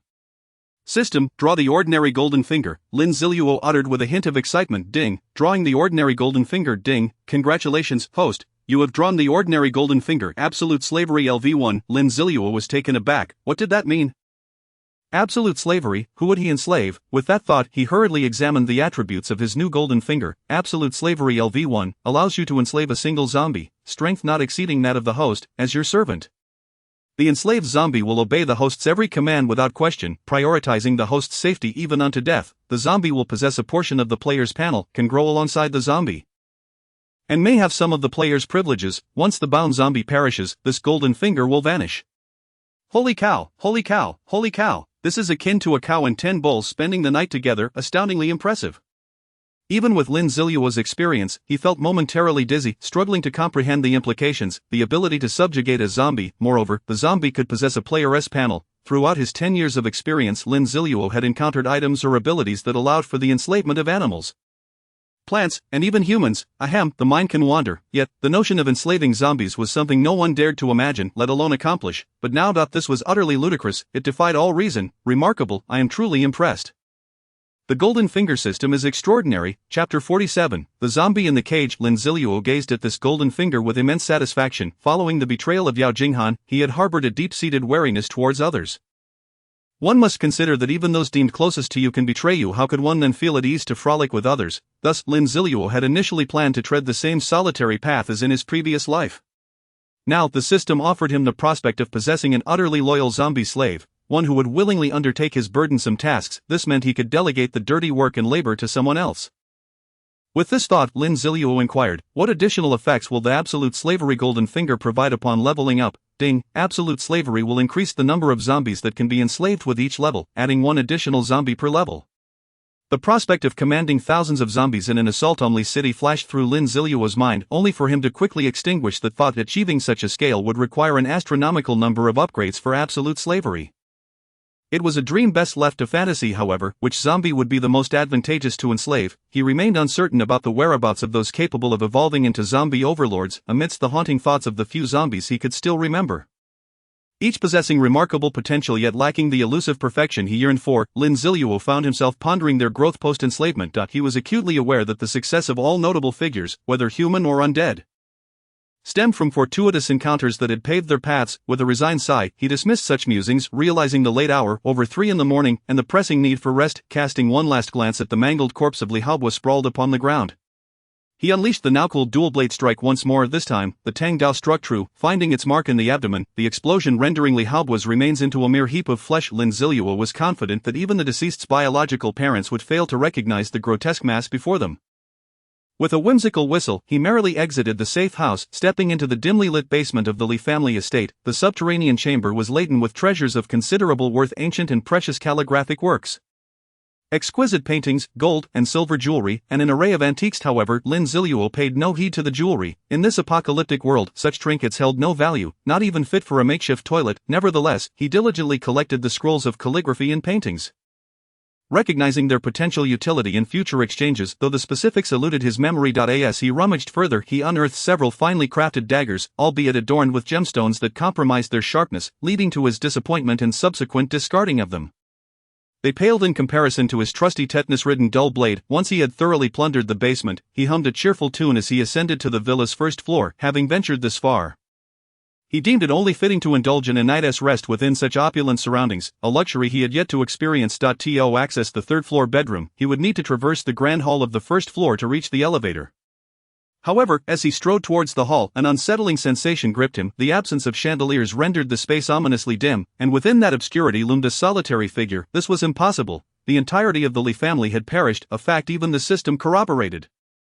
Leaving little room for error, the imposing silhouette exuded an aura of raw power, its muscular form reminiscent of a human beast, standing eerily still as if carved from stone, devoid of breath. Lin Zilu noted the lack of any respiratory movement. The torso and abdomen remained eerily motionless. Such traits could only correlate with one entity in his mind, a zombie. Recalling the scene he had previously observed in the hall, he envisioned the large iron cage, which had housed a deceased zombie along with several dismembered female bodies and a bloodied, lifeless figure of a robust man, who had displayed early signs of zombification. Thus, the figure now standing in the hall was indeed the transformed zombie of that very man. Curiosity piqued, Lin Zilu noted the peculiarity of this zombie. Its body appeared to have healed, and the hall was strewn with blood and flesh, typically a magnet for the undead, inciting them into a frenzy. Yet this zombie stood placidly unperturbed. With audacity, he approached the cage, illuminating the creature with his flashlight. As the light fell upon it, Lin Zilu scrutinized its visage. Was this truly a zombie? Doubt crept in, compelling him to inspect its attributes. Zombie, level, for basic attributes, strength, 25 spirit, 3 constitution, 26 agility, 18 nighttime enhancements, talent, innate giant strength, an epic level talent. Your strength will receive additional boosts with each level gained. All items related to strength will yield enhanced effects when in your possession. Skills, full power strike, concentrate all body strength into a single fist, dealing 150 of strength attribute damage. So it was indeed a zombie, yet, why did its skin lack the characteristic gray hue? Moreover, the typical features of a zombie were conspicuously absent, save for its crimson eyes. Its fangs and claws were notably less pronounced than those of its brethren. Nevertheless, this mattered little. What was significant was its extraordinary strength. Although currently augmented by nighttime attributes, this power could easily rival that of a bronze-level boss. Suddenly, enlightenment struck him. This was precisely why he had drawn the absolute enslavement ability. This zombie was intended for him. At that moment, the zombie, previously bathed in the flashlight's glow, stirred, glancing at Lin Zilu yet remaining motionless. Bewildered, Lin Zilu thought, "Brother, I am human, and you are a zombie. Shouldn't you be inclined to bite me?" He tapped the cage in an attempt to catch the zombie's attention, but it merely scratched its head, resuming its stillness. Astonishingly odd. Was this zombie truly endowed with personality, or was it simply bereft of wit? It was then that Lin Zilu noticed the zombie's paltry mental attribute of merely 3 points, indicative of a 2 to 3 year old infant in the apocalypse. No wonder, he had initially thought it possessed character, but it was merely simple-minded. System, given this zombie's impressive attributes, can I choose to enslave it? Lin Zilu inquired with curiosity. Beep, affirmative, due to the zombie's mental deficiencies. Its combined attributes do not surpass those of the host. To his surprise, the system confirmed his query. Lin Zilu found himself torn. The zombie exhibited commendable strength, constitution, and agility, not to mention its enviable talent. Yet, its lack of mental acuity raised concerns. Nevertheless, perhaps being somewhat dim-witted would render it obedient. Very well, system, I shall proceed to enslave this zombie. After much deliberation, Lin Zilu resolved to take this step, recognizing the potential for growth and strength it offered. Beep, are you certain you wish to use absolute enslavement LV1 on this zombie? Confirmed, his response was resolute, reflecting his character's firm resolve. Beep, initiating enslavement process, the zombie may exhibit some resistance. Please remain unperturbed. Suddenly, Lin Zilu felt a warm red glow emanating from his forehead. Shooting towards the zombie, the crimson light enveloped the creature, and as it lowered its head to gaze at the radiant aura, Lin Zilu wondered if it would struggle. Yet, the zombie merely lifted its head again, only to remain utterly motionless. By the heavens, what is this absurdity? Lin Zilu thought, regretting his decision. Could he truly manage the intellect of such a zombie? With no resistance, the enslavement proceeded smoothly, and as the red light gradually faded, Lin Zilu sensed a newfound connection with the creature, a bond allowing him to mentally command it and perceive its emotions. Beep, successfully enslaved the zombie. Please provide a name for your newly acquired zombie. Naming it, Lin Zilu furrowed his brow in contemplation. Given its imposing stature, formidable strength, and the epic talent of innate giant strength, he settled on the name Big Fool. Very well, Lin Zilu declared, its name shall be Big Fool. Beep, zombie successfully named Big Fool. Congratulations, host, on successfully subjugating Big Fool. IT will unconditionally obey all commands and prioritize your safety, even at the cost of its own life. Beep. Absolute enslavement. LV1 foot is now bound to Big Fool. Beep, generating player panel for Big Fool. Soon the player panel for Big Fool materialized before Lin Zilu's eyes. Player, Desha level, for experience, 3250 reputation, data lost, unable to access gold, 0 storage space, data lost. Unable to access basic attributes, strength, 25 spirit, 3 constitution, 26 agility, 18 title, none talent, innate giant strength, skill, full force strike, equipment, none. Ding, a gentle reminder to the host, Desha's player panel. Due to a system implant, is unable to inherit reputation and storage space functions, and furthermore, cannot benefit from the experience rewards of quests or the experience gained from defeating zombies. Desha's leveling method in progress align with that of zombies. Ding, however, Desha enjoys the same gold rewards as ordinary players upon defeating zombies, and possesses a 1 drop rate for equipment and items. Lin Zilu listened attentively to the system's explanation. Well, it was to be expected, possessing such abilities was already beyond his imagination. Desha, Lin Zilu called out. Desha immediately turned to face him. Come, prove yourself. I do not believe this cage can contain your current attributes. Lin Zilu declared. Desha understood the task. It raised its extraordinarily large arms, grasping the 2 alloy bars of the cage, then it began to exert force. The alloy bars emitted a sound that grated on the teeth, visibly bending before their eyes. Soon 1, 2, 3. The cage was forcibly pried open, creating enough space for Desha to escape. Desha stepped out and looked at Lin Zilu, scratching its head and chuckling. Chapter 49, Desha's peculiar hobby. Lin Zilu was quite satisfied. A little foolishness, or rather, a bit of zombie foolishness was inconsequential. As long as it was obedient and possessed some ability, that would suffice. Coincidentally, he had an unnecessary leather bracer to equip Desha. The mana-regenerating necklace and small magic staff could be disregarded. With Desha's innate giant strength, it had no need for mental power or the speed of mental recovery. It is worth noting that the additional mental power cannot enhance Desha's intelligence. Leather bracer, bronze level equipment, crafted from fur. Attributes, 1 constitution, 1 strength, quite ordinary equipment. Lin Zilu casually checked Desha's attributes after donning the leather bracer and discovered that the increase in attributes did not enjoy the unique night attribute bonus of zombies. Fortunately, if it could indeed gain the night bonus, that would be utterly absurd. How Lin Zilu yawned. No, too tired. I must quickly sleep. Lin Zilu hurriedly led Desha to the elevator and ascended to the 3rd floor. Selecting an empty bedroom, this room was clearly uninhabited. The life of the wealthy is truly unadorned and monotonous. Zombies do not require sleep. Thus, Lin Zilu instructed Desha, just guard at the door, do not let anything disturb my slumber. Although he knew the nearby zombies had been cleared, it was prudent to be cautious. Desha nodded firmly, indicating it would ensure the task was completed. It then turned around, its towering form blocking the bedroom door. Lin Zilu couldn't help but give a thumbs up. Reliable. He closed the bedroom door and placed a scouting eye at the entrance. Despite having Desha as a safeguard, being careful was not unwarranted. Most importantly, there were too many scouting eyes. Currently, the storage space contained over 10 of them. Lin Zilu was too lazy to ponder other matters, donned his equipment, and collapsed onto the soft bed, quickly falling into a deep slumber. At this point, it was already 4:00 a.m. on the 4th day of the apocalypse. When Lin Zilu awoke, it was already noon at 12:00 p.m. He continued to utilize the instant awakening method. After a brief wash, Lin Zilu opened the door. Desha remained diligently stationed at the door. Upon hearing the door open behind him, Desha turned to glance back. Good young man, well done, Lin Zilu praised Desha. Desha immediately beamed with a silly grin. The two of them descended to the 1st floor. The gruesome scene from the early morning unfolded before them. The air in the entire hall was thick with the stench of blood. The ground was strewn with corpses, leaving Lin Zilu with no place to step, not to mention the copious amounts of blood pooling, staining the once pristine carpet a deep crimson. Lin Zilu carefully stepped over the bodies, with Desha following closely behind. However, due to Desha's immense weight, many corpses were crushed beneath its feet. Arriving at the large table in the living room, Lin Zilu discarded a severed finger that had been left on a chair and sat down. He then pulled out food categorization cards from his storage space and casually activated a few. A sumptuous lunch appeared before him, a feast for the senses. Lin Zilu savored his meal while observing the horrific scene of carnage in the hall. Desha, why not indulge in their corpses? Lin Zilu gestured towards the bodies on the floor. Although zombies do not require food to replenish energy, they all possess an inclination for human flesh. To his surprise, Desha issued the usual path. It glanced at the corpses on the ground, shaking its head vigorously. Lin Zilu was taken aback. You truly are a unique zombie. Not only that, but Desha also looked at the lavish spread before Lin Zilu. Swallowing audibly without a trace of subtlety, Lin Ziluo's keen observational skills, of course, caught this action. With a spirit of experimentation, he pointed at the meal and said, "How about you try a bit?"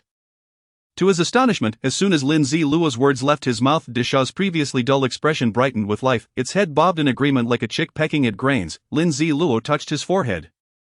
"My goodness, what a peculiar zombie this is, refusing to eat human flesh yet relishing cooked food." In the past decade, he had never encountered a zombie with such appetites. Without hesitation, Lin Ziluo waved his hand, producing 5 or 6 cards and activating them directly. Instantly 5 or 6 additional dishes appeared on the dining table. "Go ahead." Lin Ziluo gestured towards the plates. Disha grinned broadly and stood up, ready to pour the food into its mouth. "Sit down and eat," Lin Ziluo said helplessly. At this point, he had finished his own meal and merely watched as Disha devoured its food. Disha immediately took a seat and began to feast heartily. Lin Ziluo observed closely and confirmed his suspicions. Indeed, Disha's intelligence noticeably increased while eating, its eyes sparkled with vitality, and its movements became much more agile. Goodness, a true foodie zombie. It gained strength through food. Lin Ziluo tested Disha with various actions, and sure enough, it had become significantly smarter. However, after consuming all the food, Disha returned to its previous silly demeanor. Well, he had previously worried about the excess supply cards with no place to store them, but now Disha could help share the burden. Lin Ziluo spread his hands after they finished their meal. Lin Ziluo retrieved a map from his storage space. This map was one he had found in a shop the previous day. It detailed the overall layout of the city. Moreover, Lin Ziluo had marked various special locations on it. Studying the map carefully, Lin Ziluo began to search diligently. After a while, his eyes lit up as he pointed to a specific spot and said, "Let's go here now." Chapter 50, The Scroll Within the Museum of Magic City. As the saying goes, plans cannot keep up with changes. Lin Ziluo's original plan was to seek revenge against Li Haobo when he reached levels 5 or 6. Of course, the so-called revenge was merely to assassinate Li Haobo. However, due to various fortuitous encounters, by the time Lin Ziluo sought revenge, he had already reached level 8, powerful enough to eliminate everyone in the Li family estate. After the act of vengeance, Lin Ziluo initially intended to venture to a familiar dungeon in the city center for rapid leveling. Now, with his level 8 status, luxurious equipment, and the formidable assistance of Disha, he could completely bypass this leveling step and directly pursue his originally set goal: hidden profession, Phantom. To transition into this profession, one must journey to the Museum of Magic City. The museum houses an ancient scroll, the key to the class change. Once activated, the scroll will teleport the individual to the class change space. Completing 3 trials will yield the scroll for the Phantom profession. Failure to complete the trials or meet the time limit results in immediate annihilation of the player. Naturally, Lin Ziluo only fully understood these details after transitioning. In reality, in his previous life, he was half coerced and half tricked into the class change space. Initially, the entire Magic City was abuzz with rumors of treasures within the museum. Lin Ziluo, along with his 3 outwardly friendly roommates, made their way there. It was there that he encountered Li Haobo, Yao Jinghan, and their bodyguards. In his previous life, because Yao Jinghan did not die, Li Haobo never sought out the hunting mercenary group from the outset. They had arrived a day earlier and learned that anyone who activated the scroll would meet a grim fate. Upon Lin Ziluo's arrival, due to a misunderstanding, a quarrel ensued with Li Haobo, causing him to lose face in front of others, due to the overwhelming crowd gathered at the museum in the magical city. Li Haobo refrained from taking immediate action. Instead, he discreetly approached the 3 roommates of Lin Ziluo, offering them sufficient incentives to betray him. The method of betrayal was rather simple. They persuaded Lin Ziluo to activate the scroll. At that time, Lin Ziluo was unaware that activating the scroll would lead to his untimely demise, misled by a few close friends who insisted that activating the scroll would enhance his strength. Lin Ziluo, consumed by rage, failed to discern the falsehoods in their words. Coupled with Li Haobo's threats looming nearby, he ultimately chose to activate the scroll. To everyone's surprise, Lin Ziluo successfully underwent the job transfer, acquiring the Phantom S transfer scroll. Although during this process his entire face was disfigured by the boss encountered in the 3rd trial, this encapsulates the general sequence of events. At the time, it was the 8th day of the apocalyptic game, while now it was only the 4th day, and the museum in the magical city was certainly devoid of visitors. Lin Ziluo intended to take the initiative. The target item was unequivocal. He recalled the trial process vividly. What was there to hesitate about? Off he went. After a brief tidying up, Lin Ziluo returned to the basement safe house to admire the pile of flesh that had once been Li Haobo. He also disguised the large fool. He found a tailored bodyguard outfit that suited the large fool's physique. From the floor where the bodyguards resided, with sunglasses on, he completely concealed the large fool's zombie-like red eyes and fangs. To the casual observer, he appeared as a fearsome, imposing bodyguard exuding a sense of security. Furthermore, Lin Ziluo managed to procure some weapons from the mercenary group. He took several daggers, while the large fool wielded a hefty cleaver. The two then strode away from the Li family villa, and now, it was the fourth day of the apocalypse. Most players had begun to acclimatize to the dire environment. The supplies typically found in ordinary households had been largely depleted over the past 3 days.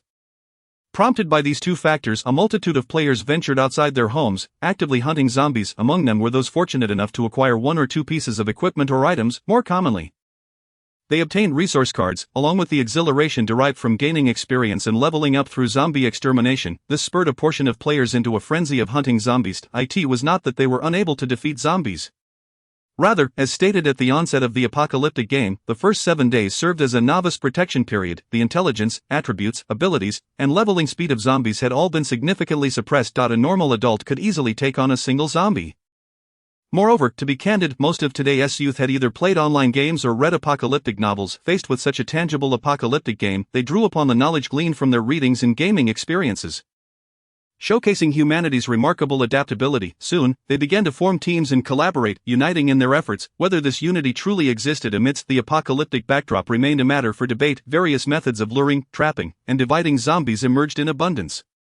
As their strengths grew, an increasing number of players became aware of a particular location in the heart of the magical city, the museum. Typically a bustling tourist attraction, the museum had transformed into a veritable hell on earth following the onset of the apocalyptic game. Countless zombies blocked the exits, preventing those trapped inside from escaping. Aside from consuming a few individuals, the remainder had all been transformed into their companions. This resulted in an overwhelming number of zombies inside and at the entrance of the museum, a prime location for leveling up and gaining experience.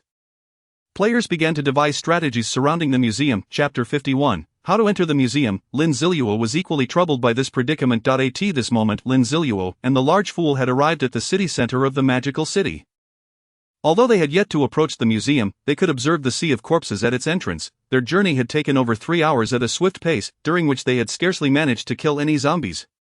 However, Lin Zilu was fortunate enough to loot a useful item, Fireball Spell Scroll, a bronze tier, one-time use item that, when activated, releases a fireball with fixed energy. The player can manipulate the fireball to attack enemies or choose to detonate it for explosive damage. Although it may seem unimpressive at first glance, Lin Zilu understood that such one-time scrolls held formidable power. Along the way, Lin Zilu conducted a test to determine whether the large fool, who possessed a player panel, still counted as a zombie. The answer filled Lin Zilu with delight. Indeed, he did. The large fool could approach zombies without attracting their attention unless he chose to attack. This revelation was monumental. It meant that the large fool could stealthily approach zombies for ambushes, catching them off guard. Even those with attributes superior to his would likely struggle against him. Moreover, the large fool could access wild treasure chests. Just imagine those treasure chests nestled within the horde of corpses. Normally, players would need to defeat a multitude of zombies or vanquish a boss to access a wild treasure chest. Not so for the large fool. He could simply wiggle his way through the zombie throng and casually open the chests, thanks to the player panel rendering him unnoticeable. What an extraordinary exploit! Of course, under ordinary circumstances, Lin Zilu would not allow the large fool to engage in such actions. If the large fool opened a treasure chest, he would not gain experience, reputation, or storage rewards. That would be a sheer waste. Lin Zilu set down the binoculars. On the 8th day of the apocalypse, the zombies near the museum had been largely cleared by players, which is why they could congregate at the entrance to discuss the scroll. And now, with so many zombies surrounding the entrance, it was indeed a daunting challenge for just himself and the large fool to clear them out. Lin Zilu furrowed his brow. What a pity that the scroll functioned as a fixed teleportation point and could not be moved, otherwise it would be so much more convenient to have the large fool enter the museum, retrieve the scroll, and then hide in a corner to activate it. Currently, Lin Zilu found himself atop an unfinished building, a rooftop encircled by walls, resulting in a scarcity of zombies within. He and the large fool ascended to the roof with ease. From this vantage point, they could clearly observe the external situation of the magical city museum. Sitting on a wooden plank, Lin Zilu began to contemplate strategies. A direct assault was out of the question. With so many zombies, he would exhaust himself without making significant progress. Stealth was equally implausible. No matter how agile he was, he could not traverse a museum where a zombie lurked every few steps. Perhaps he could use a throwing device to launch zombie virus-soaked raw meat. No, the throwing distance was limited. If he got too close, he wouldn't be able to divert their attention. What if he sent the large fool to lure the zombies? If the large fool carried the raw meat, he could draw a significant portion of the zombies away, allowing Lin Zilu to confront a smaller number of them and gain access to the scroll. Lin Zilu glanced at the large fool, who was still dazed in place, suddenly shivering. Confused, he scratched his head. How odd, I'm a zombie, yet why am I shivering? Lin Zilu quickly averted his gaze. Whether he could activate zombies was one thing. If so many zombies pursued the large fool, it was a foregone conclusion that he would be in mortal danger. What to do? Lin Zilu cast a few sidelong glances at the museum. Suddenly, he spotted a location, a shopping mall situated 2 streets away from the museum. He observed numerous signs of activity among a throng of individuals on the top floor behind the glass. Grabbing his binoculars, Lin Zilu began to scrutinize the scene. The top floor of that mall seemed to host quite a gathering of people, predominantly young and robust individuals, judging by their demeanor and expressions. It was evident that each had faced zombies before. Among them, at the floor-to-ceiling windows overlooking the museum, 4 or 5 individuals were clearly visible, observing the magical city museum intently. As they watched, they engaged in animated discussions. Gesturing as if orchestrating some plan, due to the distance and angle, Lin Zilu could not fully discern their words, but a few phrases caught his attention. Encircling this horde of zombies, insufficient manpower within the museum. After a lengthy discussion, they vanished from view, presumably returning to confer with others who had gathered. Lin Zilu lowered the binoculars, piecing together their earlier conversation. He deduced a course of action. It seemed that the zombies at the museum entrance had likely been cleared by these individuals. However, since those who touched the scroll had perished, they had not reaped any benefits, prompting them to spread the news. If that were the case, why not join forces with them, by integrating into their group? Lin Zilu could alleviate many burdens while sparing the large fool from harm. As for concerns about others reaching the scroll first, that was laughable. If anyone could complete the trial, they would not have waited for Lin Zilu to activate the scroll 2 days later. Forming temporary teams was a common occurrence in the apocalypse. However, such spontaneously formed groups often met grim fates. In the face of self-interest, who would adhere to any rules, moreover, in a setting where strength reigns supreme. Such as the apocalyptic game, Lin Zilu sheathed his Tang Dao and stowed away his telescope. He called out to Big Fool, and together, a man and a corpse began their descent down the stairs. They needed to rendezvous with those on the top floor of the mall swiftly, and perhaps persuade them to initiate an offensive sooner rather than later. Chapter 52, The Reaper Club at the pinnacle of the Xiaoranfa Mall. Nearly 100 players congregated within a warehouse brimming with supplies. These provisions were originally intended to replenish the goods within the mall's shops. However, with the onset of the Doomsday game, this location transformed into a veritable treasure trove for players seeking resources. Typically, establishments like malls, teeming with people, attracted a significant number of zombies, deterring most from entering. Yet, the back freight elevator of the Xiaoranfa Mall conveniently provided access to the warehouse without encountering the zombies inside. Thus, any player familiar with Xiaoranfa would opt to take the freight elevator to the top floor to procure necessary supplies like food. A visionary, recognizing this situation, resolved to establish a gathering point here. Those who ventured out to collect resources were undoubtedly brave individuals capable of vanquishing zombies. By uniting such exceptional talents, one could forge a formidable organization. With this noble aspiration, the gathering point swiftly attracted numerous participants. Leading the leader to name it the Reaper Club. In his eyes, the members of this club were indeed harbingers of death, capable of delivering demise to the undead within a mere 3 days. The Reaper Club amassed 100 members. Through their collective efforts, they successfully eradicated several small zombie enclaves, essentially small supermarkets, shops, and residential buildings. The thrill of victory, coupled with the spoils of battle and the exhilaration of leveling up, caused the players of the Reaper Club to swell with pride. They clamored for a grander conquest. At this juncture, the club's founder Gao Dong discerned a troubling shift in dynamics. As membership swelled, he found himself unable to impose restraint. Reluctantly, he realized he must acquiesce to the desires of his members. This was the peril of insufficient personal strength and a lack of authority. Where should the Reaper Club direct its ambitions? The zombies below were an absolute no-go. Not only were there too many, but their proximity posed a significant risk. Should a confrontation arise and they faltered, the club would surely fall, along with all the resources within the warehouse. After deliberating with several influential members, they ultimately settled on the Shanghai Museum as their target. Its location was neither too far nor too near, and the open space at the museum's entrance was conducive to combat. However, they were not so arrogant as to believe 100 members could launch an assault there. Instead, they would bide their time until they could muster 200 members before embarking on their mission. Very well, it is settled then. Everyone, prepare your weapons accordingly, Yi Gaodong declared. The members of the Reaper Club rose to their feet, erupting in cheers. I say, why wait for 200? It's an insult to our brother's capabilities. We should charge right in. Indeed, it would be splendid if we could uncover a resource card for a roasted whole lamb. The one we had yesterday was delectable. Damn it, I can hardly contain myself. I need to grab another bag of ham. Yao Dong opened his mouth, hesitating to speak. He wished to urge his members to conserve their resources and to act with discretion to avoid drawing the attention of the zombies below. However, he understood that his words would likely fall on deaf ears. After all, who wouldn't relish the opportunity to indulge freely during the apocalypse? Who wouldn't enjoy the unchecked, chaotic revelry of the club? Gao Dong felt increasingly that he had strayed from the right path, yet he was reluctant to abandon the club he had founded. In truth, he reveled in the semblance of authority and the adulation he received as the founder. Thus, under his indulgence, the members grew ever more unruly. Suddenly, a commotion erupted. A woman wielding an iron rod pointed accusingly at a man with yellow hair. Behind her lurked a shapely girl. Gao Dong could tell without looking that the yellow-haired man had once again attempted to grope the girl. The yellow-haired man, undeterred, retorted, "I say, Tian Ningjing, don't think you can flaunt that bronze-grade iron rod and intimidate me. What do you know? If this little beauty yields to me, it would benefit everyone. Can you really protect her?" "For how long?" he sneered at Tian Ningjing. Furious and trembling with rage, she shot back, "I know exactly what your intentions are, you yellow-haired fool. Yield to you? Ha, you think you're worthy?" Laughter erupted from the onlookers. The yellow-haired man's expression darkened as he felt humiliated in front of the crowd. "You filthy wench, don't get too comfortable. I'm exercising gentlemanly restraint now, but when the opportunity arises, you'll wish you never crossed me." Realizing he couldn't overpower Tian Ningjing, who was equipped, he resorted to empty threats. "Play with me. You should take a good look at yourself in the mirror." It's laughable, seeing the yellow-haired man back down. Tian Ningjing pressed her advantage once more. Laughter filled the air, further darkening the yellow-haired man's mood. He stepped aside and brandished a large wooden stick. Gao Dong could no longer tolerate the escalating situation. If things continued down this path, a major conflict was inevitable enough. He stood up to declare, but his voice was drowned out by the cacophony of laughter. As the raucous crowd swelled, more spectators gathered.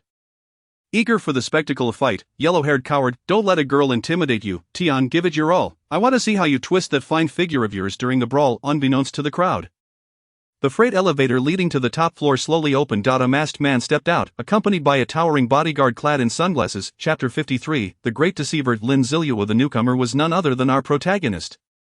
The dashing Lin Zilu, who, at this moment, had concealed his full gear and donned a simple outfit. Even in casual attire, he exuded an undeniable charm and poise. Lin Zilu had always preferred to remain inconspicuous.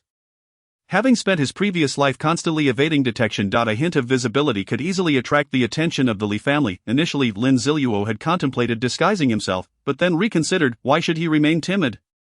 Was he truly afraid that Li Haobua, reduced to a mere puddle of flesh, would come seeking retribution? Thus, he boldly took the freight elevator to the top floor of the Zairanfa Mall. The elevator entrance was typically manned. But upon noticing the commotion, the guards had rushed over to join the fray. Hence, Lin Zilu and Big Fool strolled into the Reaper Club without pretense, and soon, their presence drew the attention of the gathered crowd. Gao Dong, visibly anxious, caught Lin Ziluo's eye. The man seemed familiar. Lin Ziluo recalled seeing him when he activated the scroll. Though the memory was distant, he recognized a glimmer of charisma. He must be the leader of this organization. As Gao Dong moved forward to greet them, Lin Ziluo and Big Fool inadvertently captured the gaze of many. The masked Lin Ziluo was already captivating, but with a bodyguard towering over him, the effect was magnified. One onlooker, spotting Lin Ziluo, abruptly fell silent, fearful of attracting his ire with any raucous behavior. This quietude spread like wildfire, and soon the entire top floor was enveloped in silence, including the previously heated argument between Tian Ningjing and the yellow-haired man. Everyone's eyes fixated on Lin Ziluo, creating a strangely tense atmosphere. Gao Dong was the first to recover. He stepped forward, exuding an air of authority. "May I ask how you are called, and what brings you to our Reaper Club?"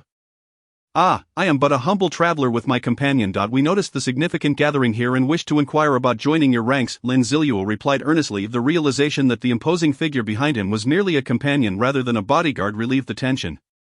The crowd collectively exhaled. The initial sense of intimidation diminished. The duo was now perceived as less formidable. Gao Dong, however, felt a surge of delight. If he could integrate these two into his group, his influence would surely expand. "We would be more than happy to welcome you to the Reaper Club. Allow me to introduce myself. I am Gao Dong, the president of the Reaper Club. Indeed, I am unsure how to address my brother."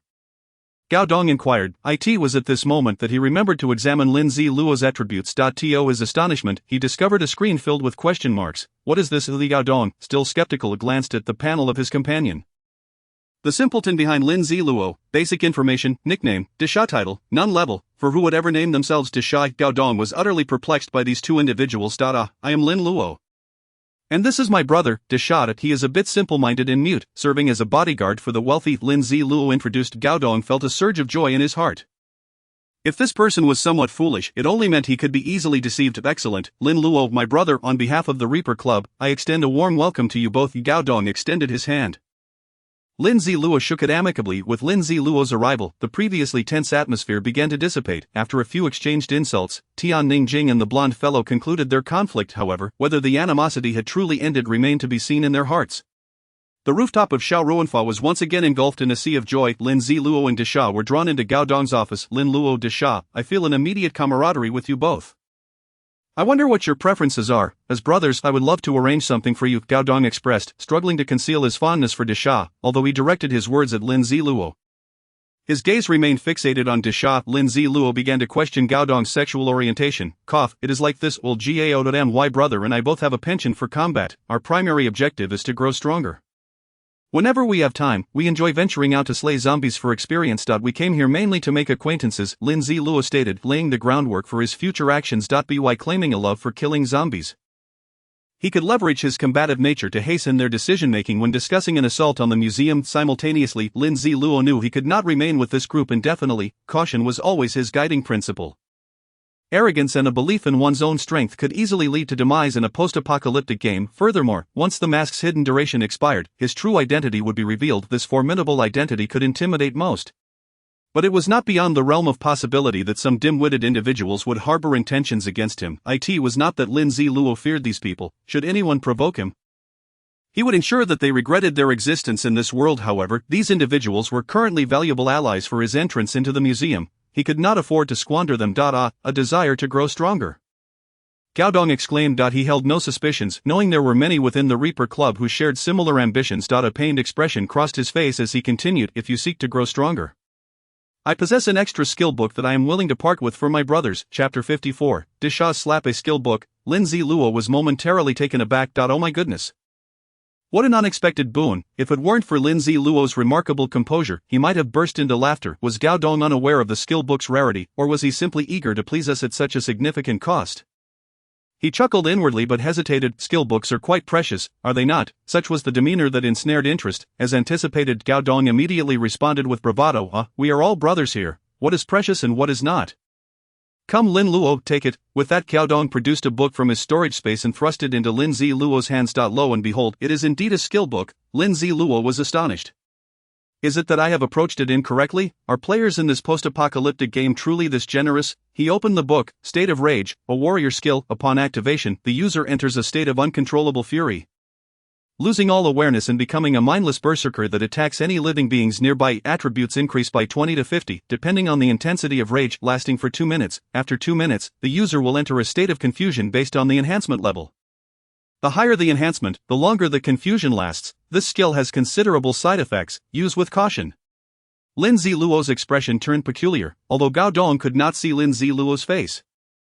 He noted the prolonged silence and realized his ruse had been uncovered. Gao Dong awkwardly explained, though this skill has significant side effects and leads to a loss of consciousness, it is a lifeline when one finds themselves in dire straits. You think I am foolish enough to disregard a skill book? During those 2 minutes of complete unconsciousness, one cannot guarantee that they would not harm their allies. It is well known that even with enhanced attributes, an unconscious individual may possess less combat prowess than when aware. When comparing zombies and humans with equivalent attributes, humans often succeed in defeating zombies precisely because zombies lack awareness. Players are not fools. After one player activated this skill book, he promptly exchanged it for a piece of bronze-level equipment. Gao Dong, in a daze, agreed to the trade. Whenever he reflects on that moment, he is filled with regret. It is fine. I truly appreciate old Gao's sentiment. I am quite fond of this skill book. Thank you, old Gao, Lin Ziluo replied calmly, placing the skill book into his own storage space. If you genuinely liked it, wouldn't you have learned the skill yourself by now? Gao Dong assumed Lin Ziluo was merely offering him an out. Feeling slightly embarrassed, he quickly added, I owe you an apology. Brother Lin, how about this? I have a supply voucher for a family bucket of fried chicken. Let us share a meal together. See how the power of language and action works, having successfully obtained a skill book for free. He also managed to leave Gao Dong feeling apologetic. No, I wish to venture out with Desha to hunt zombies for experience. Lin Ziluo declined. Upon hearing this, Gao Dong replied, alright then, we are all good brothers. Your strengthening brings me joy as well. Please go ahead. Should you need food or drink, feel free to take from the warehouse without hesitation, Gao Dong declared with exuberance. Lin Ziluo nodded in understanding but did not actually retrieve any supplies. Instead, he exited the office. Desha, having observed the brotherly exchange, did not comprehend their words but promptly followed Lin Ziluo as he departed. Meanwhile, Gao Dong remained in his office, reveling in his own satisfaction. Lin Luo is truly remarkable. He did not disdain the mere skill book I gave him. What a good brother. Gao Dong sighed. As Lin Ziluo stepped outside, he immediately sensed something amiss. His keen instincts told him that the moment he exited the office, 3 or 4 individuals fixated their gazes upon him as if they had been waiting for his emergence. It appears trouble is brewing, Lin Zilu thought with resignation. Why must you bully an honest man? Sure enough, as Lin Zilu approached the freight elevator, he found his path obstructed by several individuals. A man clad in fur and smoking a cigarette emerged from the crowd. This man was a thorn in Gao Dong's side. Possessing considerable influence and consistently seeking to usurp Gao Dong's position as the leader of the Reaper Club. He often targeted Gao Dong both overtly and covertly with an arrogant demeanor. The man addressed Lin Zilu. Brother, I am not threatening you, I merely wish to advise you to keep your distance from Gao Dong, otherwise, even if your brother is formidable, Lin Zilu, growing impatient, interrupted Desha. Why are you standing there? Get to work. The man, infuriated by the interruption, was on the verge of exploding. Desha stepped forward from behind Lin Zilu. Ha, what of your size? You are merely level 4. I tell you, I have several level 4s behind me. Slap. Once again, the man's words were cut short, and he was rendered speechless, for Desha had delivered a tremendous slap that spun the man's head 180 degrees clockwise. The burly men behind him were taken aback. Witnessing their leader's face turn towards his back, causing panic to ensue. 2 of them were so frightened that they collapsed to the ground. The jubilant crowd in the hall turned their attention to the sound of the slap.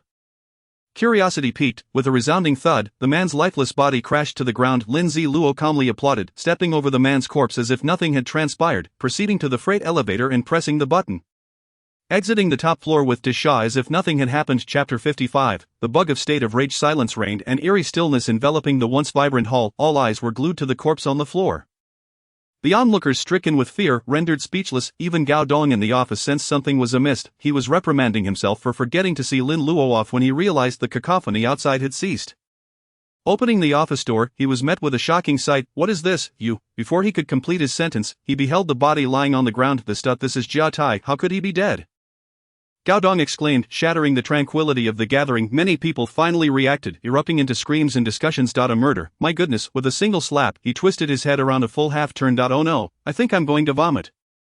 This is revolting. The hall reverted to its previous clamor, even more chaotic than before. A loyal subordinate of Gao Dong approached him, relaying the events that had just transpired. Upon hearing that it was Lin Zilu who had caused Desha to slap Jia Tai to death, Gao Dong nearly burst into laughter. His greatest adversary had met such an untimely end. Lin Luo and Desha were truly my good brothers. I must go all out to win their favor next time.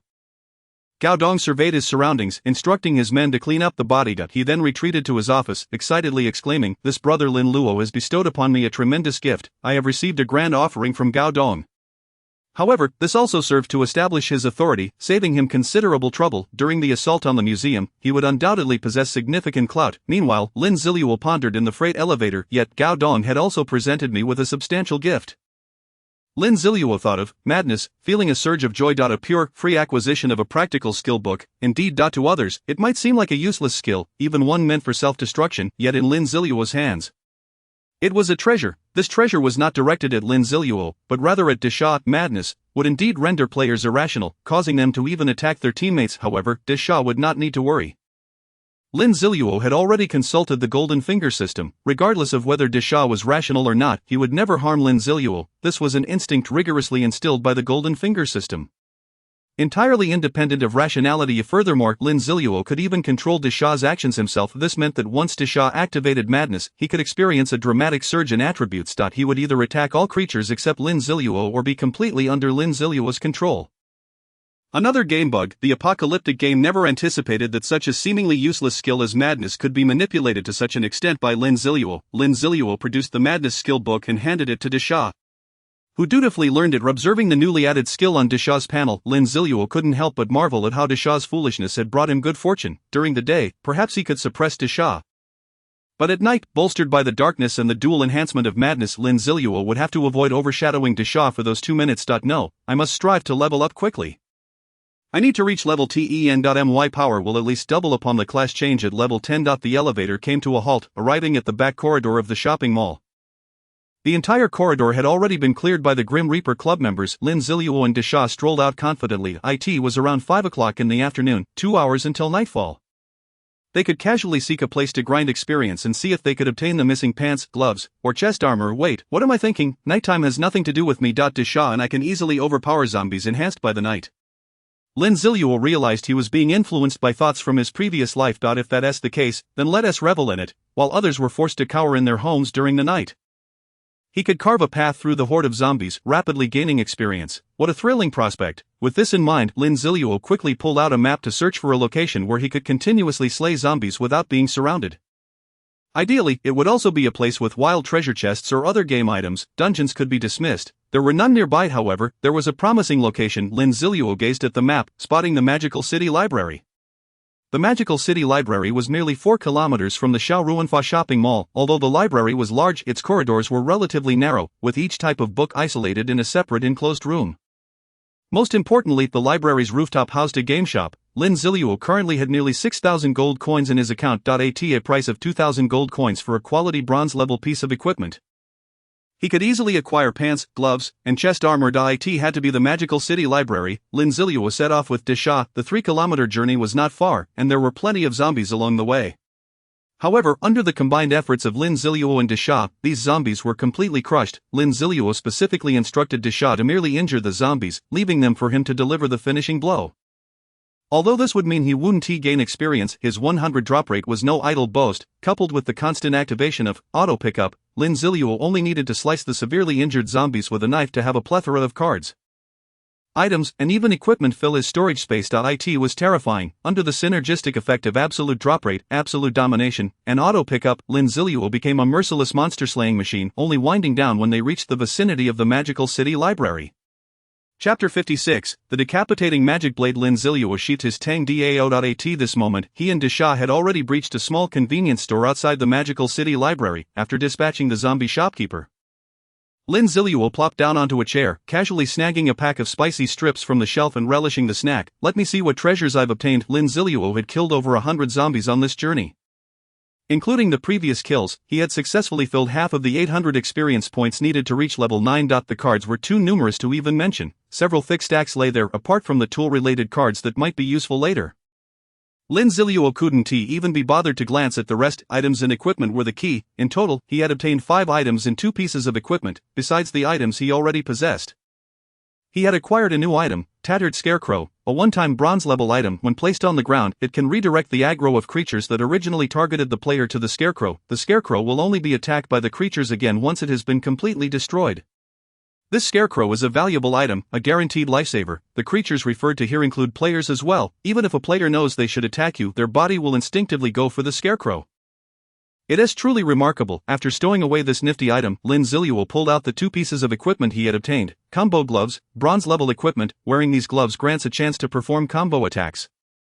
Attributes: Strength 1, Constitution 1, 5 chance of an additional attack after a hit. Ring-handled sword, bronze-level equipment, a straight-edged long sword forged from steel through repeated folding and quenching. Attributes: Strength 3. What a stroke of luck.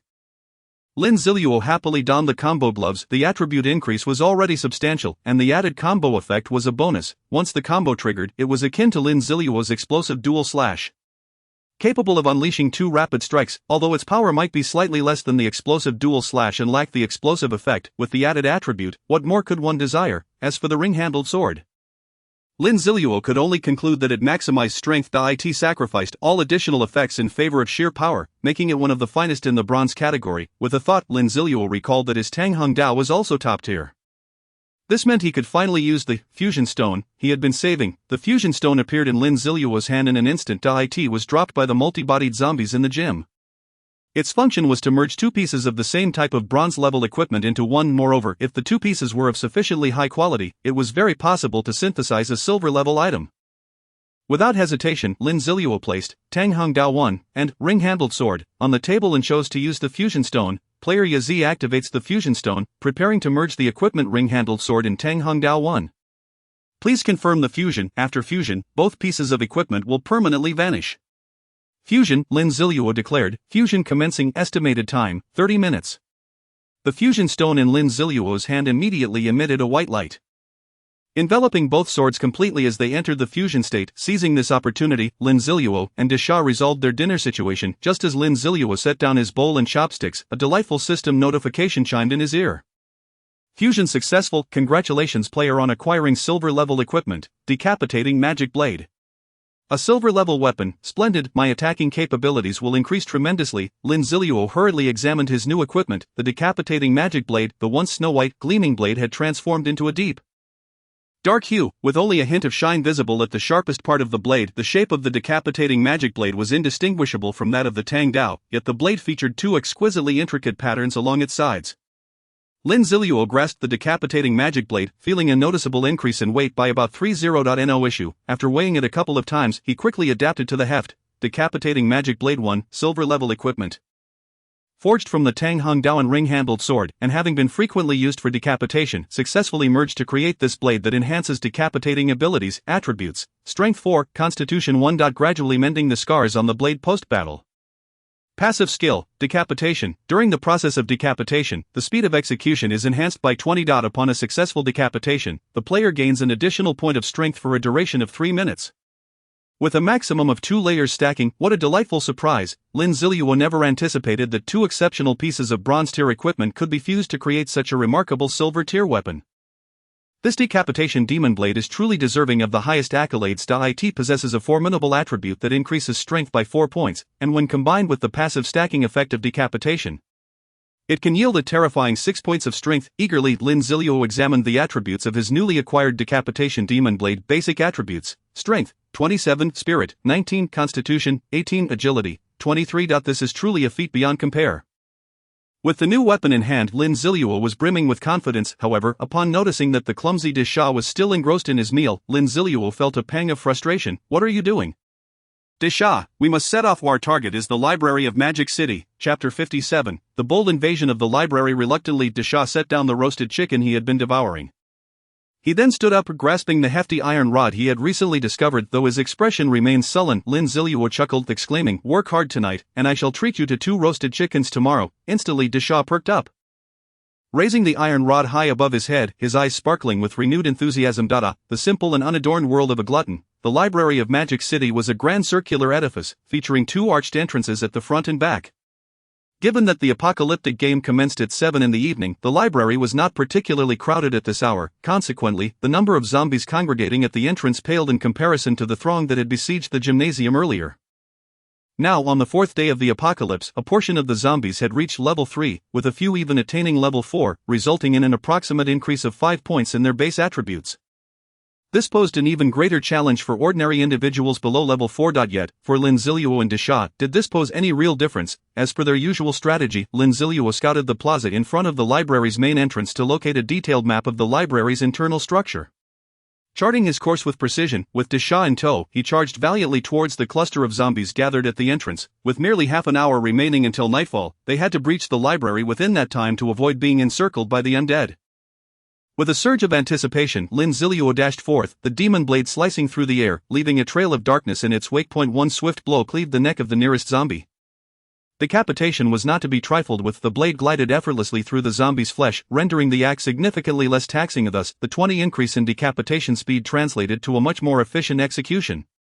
As the head of the zombie tumbled to the ground, a warm sensation radiated from the demon blade in Lin Zilu's grip. Strength increased by 1. Remarkable, Lin Zilu marveled, realizing that this decapitation demon blade was exponentially more effective than standard silver tier equipment. The surrounding zombies, having noticed the unexpected intrusion of Lin Zilu and Disha, began to converge upon them. Disha, no need to hold back this time. Charge forward, let us penetrate the library first. Lin Zilu instructed as he surged into the horde. Disha, invigorated by his master's command, raised his iron rod and swung it at the nearest zombie's head. The sheer force of Disha's might shattered the skull of the zombie. Blood and brain matter splattering in all directions, unfazed, Disha welcomed the gore that adorned him, while Lin Zilu remained vigilant, dodging the zombie's claws and bites. Disha, with his formidable physique and valorous strength, resembled a human tyrannosaurus rampaging through the mass of undead. In contrast, Lin Zilu moved with grace. Each swing of his demon blade found its mark with precision, transforming zombies into experience and gold that accompanied him eternally.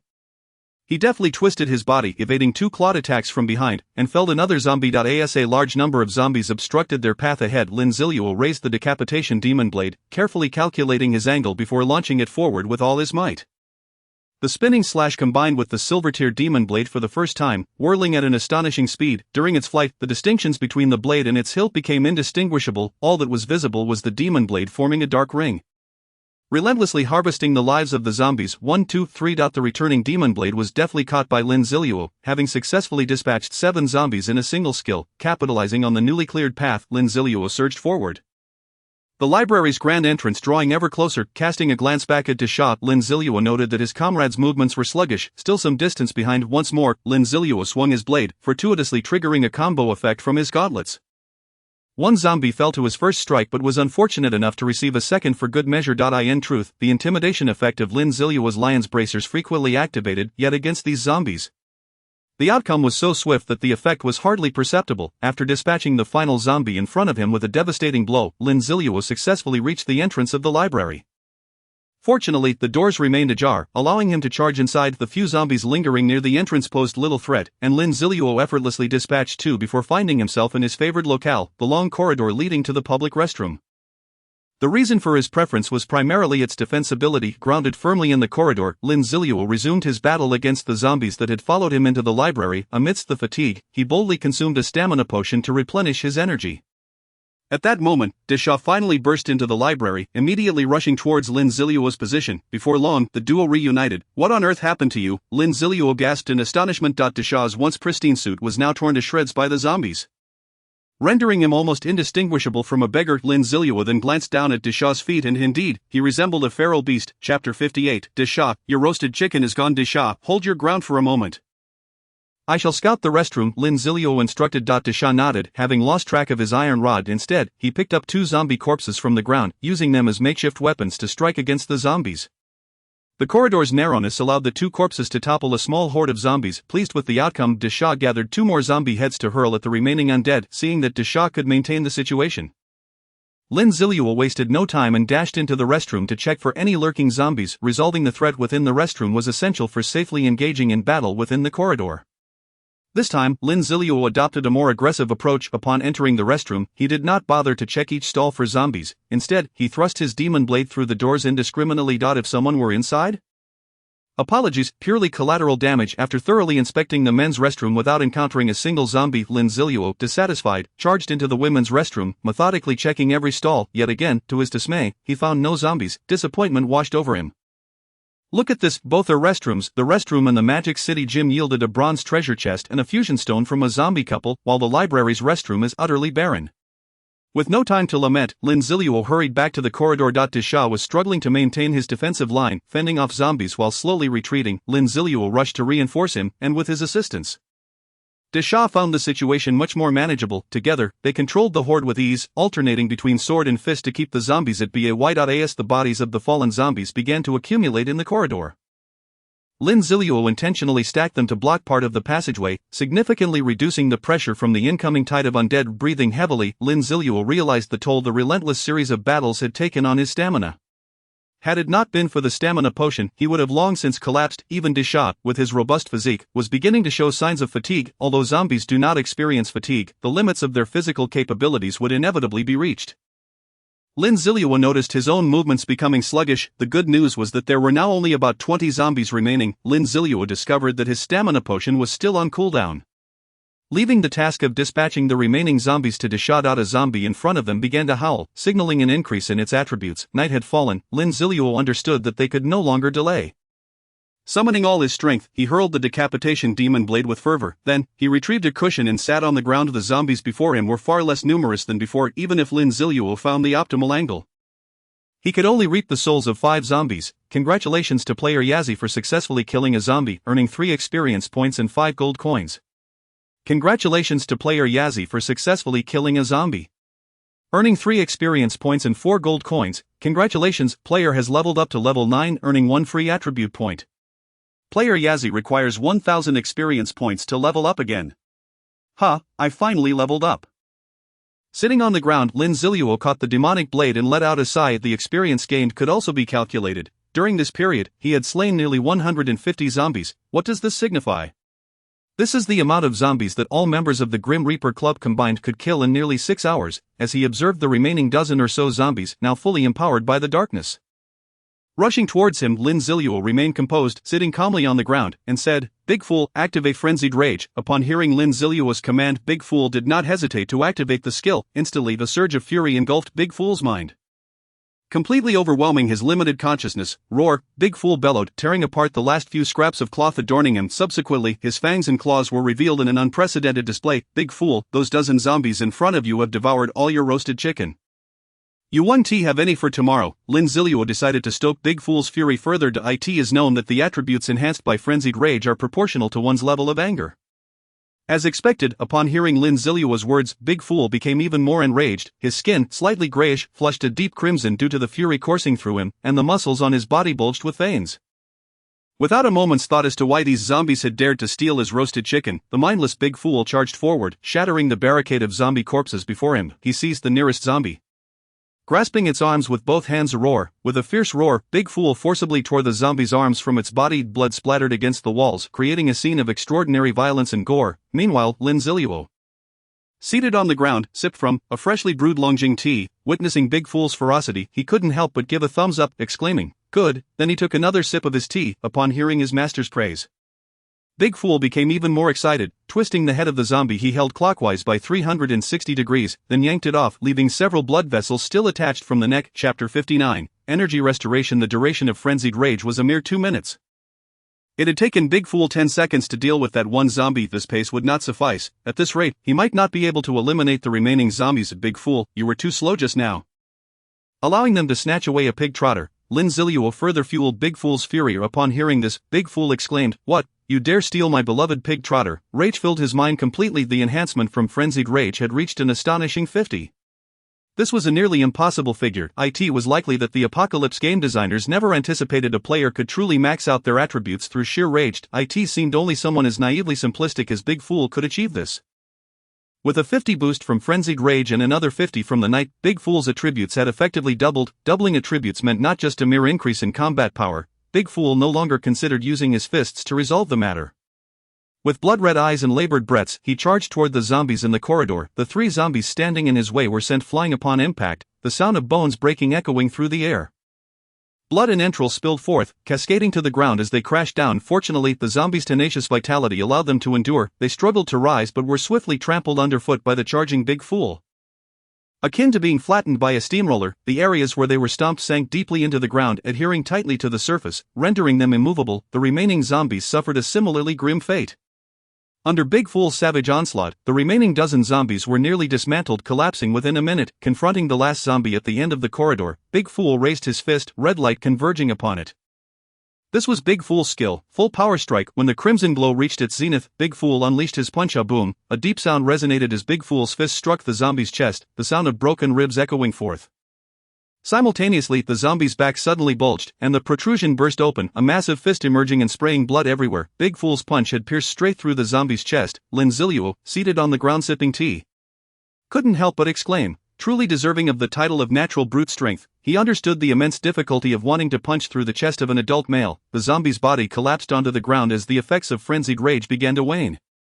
Big Fool, nearing his limits, sat down on the recently slain zombie's remains. What is this situation? Shouldn't zombies be immune to fatigue? Lin Zilu pondered, only to suddenly realize the reason. It must be the side effect of frenzied rage. Confusion had taken effect. "Big Fool," Lin Zilu called out. Upon hearing his voice, Big Fool immediately turned, albeit in the wrong direction, toward the opposite end of the corridor. He was confused, completely disoriented. Lin Zilu chose not to disturb Big Fool. The two, one man and one zombie, sat quietly in the corridor, surrounded by pools of blood, severed limbs, and rolling heads. Thus, at the entrance of the library's front door, not a single zombie remained. No, there was still one Big Fool. After a brief rest, Lin Zilu finally had the opportunity to assess the spoils of this battle. The automatic pickup range was still somewhat limited. For instance, the zombies Lin Zilu had slain with his spinning slash had died too far away for their items to be collected. A few missing items were inconsequential. Lin Zilu delightedly began to check his gains. First, he spotted the roasted chicken and pig trotter that Big Fool adored. Lin Zilu activated them and presented them to Big Fool. Still in a state of confusion, Big Fool did not awaken, yet, even in his disoriented state, he accurately received the roasted chicken and pig trotter Lin Zilu handed him. How astonishing! Lin Zilu couldn't help but marvel. Big Fool's talent for eating seemed to rival his natural brute strength. Soon, Big Fool proved Lin Zilu correct. "Master, your judgment was not mistaken." For as Big Fool munched away, Lin Zilu was astonished to observe the scratches and bite marks on his body healing at a visibly rapid rate. "This is..." Lin Zilu opened Big Fool's panel, and indeed, a new talent appeared in Big Fool's talent section, Energy Restoration. Your eating speed is increased by 30. While in a state of eating, the food consumed will rapidly convert into energy to heal wounds and replenish stamina. Goodness gracious, Lin Zilu couldn't help but exclaim. Though Big Fool may seem simple-minded, in a certain sense, he was undeniably a genius. Already possessing the talent of natural brute strength, he had now gained the tank-like talent of energy restoration. Big Fool was truly on a path of ever-increasing strength. Joy surged within Lin Zilu. Big Fool was his subordinate, and Big Fool's enhanced strength signified Lin Zilu's own empowerment. As his strength increased, why shouldn't he feel elated? There was no reason not to. Moreover, his own power was about to increase as well. Lin Zilu gazed at his storage space, excitement bubbling within him. Chapter 60. Protective chest armor. There were few things that could excite Lin Zilu, and equipment enhancement scrolls were certainly among them. Especially now, as he held 2 equipment enhancement scrolls, they lay quietly in Lin Zilu's storage space. But that was not all. The chest armor Lin Zilu had long coveted had finally appeared, a truly bountiful harvest.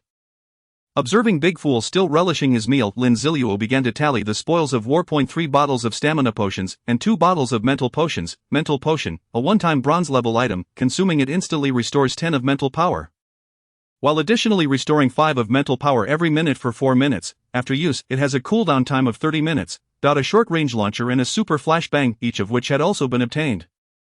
Even a hidden mask had surfaced. Now Lin Zilu could switch between 2 masks at will. Lin Zilu took out the chest armor and began to examine it closely. Crafted from metal, the armor appeared heavy, yet felt surprisingly light in hand. The chest area featured a protrusion designed to protect the heart. Protective chest armor, bronze level equipment. A lightweight chest armor imbued with protective power attributes, 1 constitution, 1 agility. Skill, protection. This ability allows one to conjure a translucent shield around oneself according to their own thoughts, which lasts for 3 seconds. However, if it sustains a certain degree of damage, it shatters prematurely. Cooldown time is 1 hour. Once the shield breaks, the cooldown extends to 12 hours. This breastplate is indeed quite remarkable, as it enhances agility and is of a suitable weight for Lin Zilu. Initially, Lin Zilu intended to equip it directly onto the Big Fool, assuming it belonged to the heavy armor category. As for now, Lin Zilu joyfully donned the protective breastplate, resulting in an immediate increase in both vitality and agility. He then allocated the single attribute point he gained from reaching level 9 to agility, but that was not the end. He had yet to utilize the equipment enhancement scrolls. Lin Zilu retrieved 2 enhancement scrolls simultaneously. At this stage, the only available enhancement scrolls were of the bronze level, which could only enhance bronze level gear. Therefore, Lin Zilu dismissed any thoughts of upgrading his silver level cloak and magic dagger. So, what to enhance? Lin Zilu swiftly scanned his equipped items, excluding those that were excessively worn. He ultimately chose the vampiric ring. The vampiric ring's life force absorption was currently too meager. During the recent battle, the ring's absorption failed to keep pace with Lin Zilu's combat expenditure. Moreover, being still in the novice phase, he frequently faced low-level zombie assaults. Sufficient sustainability was imperative. With this in mind, Lin Zilu did not hesitate and placed 1 enhancement scroll onto the vampiric ring.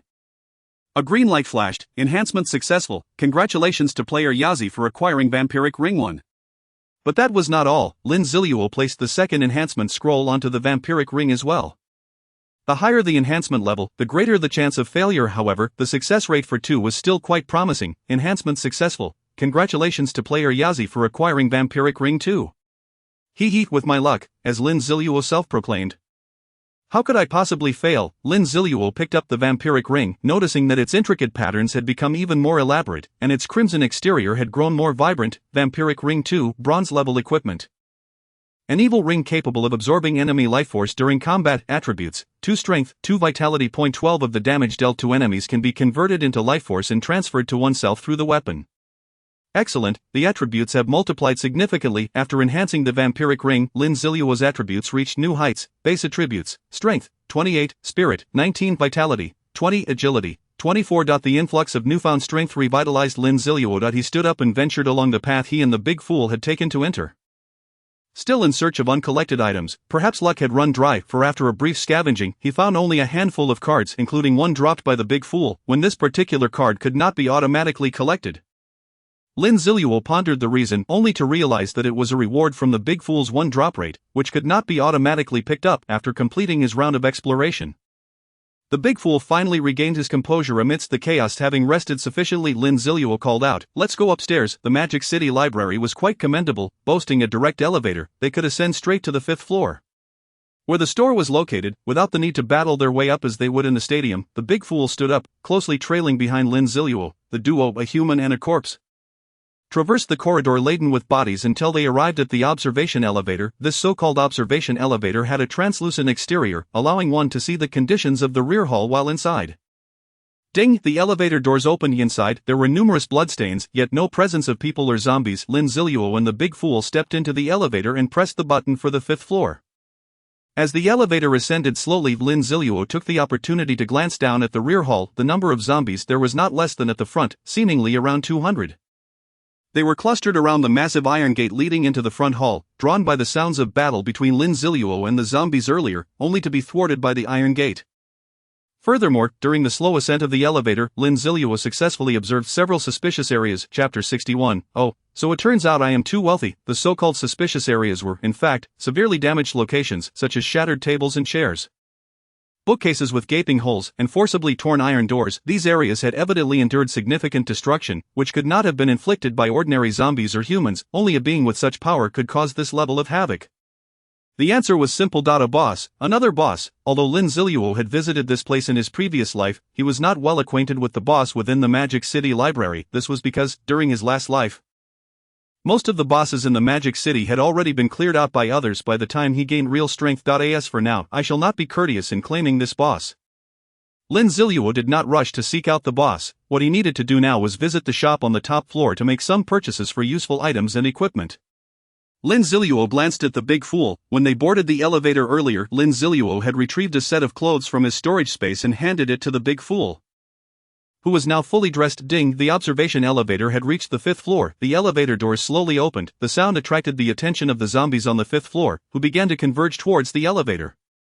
To Lin Zilu's surprise, there were not many zombies on the 5th floor, merely around 30. Well, Lin Zilu indeed had the right to say merely 30 zombies were hardly a match for the fully revitalized Lin Zilu and the big fool. They sliced through the horde with ease, eliminating all 30 zombies without a trace. During the skirmish, they obtained a piece of equipment, strength gloves. However, the attributes were too mediocre, not surpassing Lin Zilu's combo gloves. So he passed them to the big fool to equip. After dispatching all the zombies on the 5th floor, Lin Zilu made his way toward an office located in the corner of the floor. The office door was closed, and a sign that once read manager's office had been altered by the omnipotent post-apocalyptic game to read Magic City Shop. Lin Zilu did not hesitate. He gently twisted the doorknob and pushed the door open. Congratulations, player Yazzie has successfully found the Magic City Shop and gained 10 reputation points. The game's notification echoed. The familiar layout of the shop appeared before Lin Zilu. The once ordinary office was now entirely covered in a peculiar metallic material.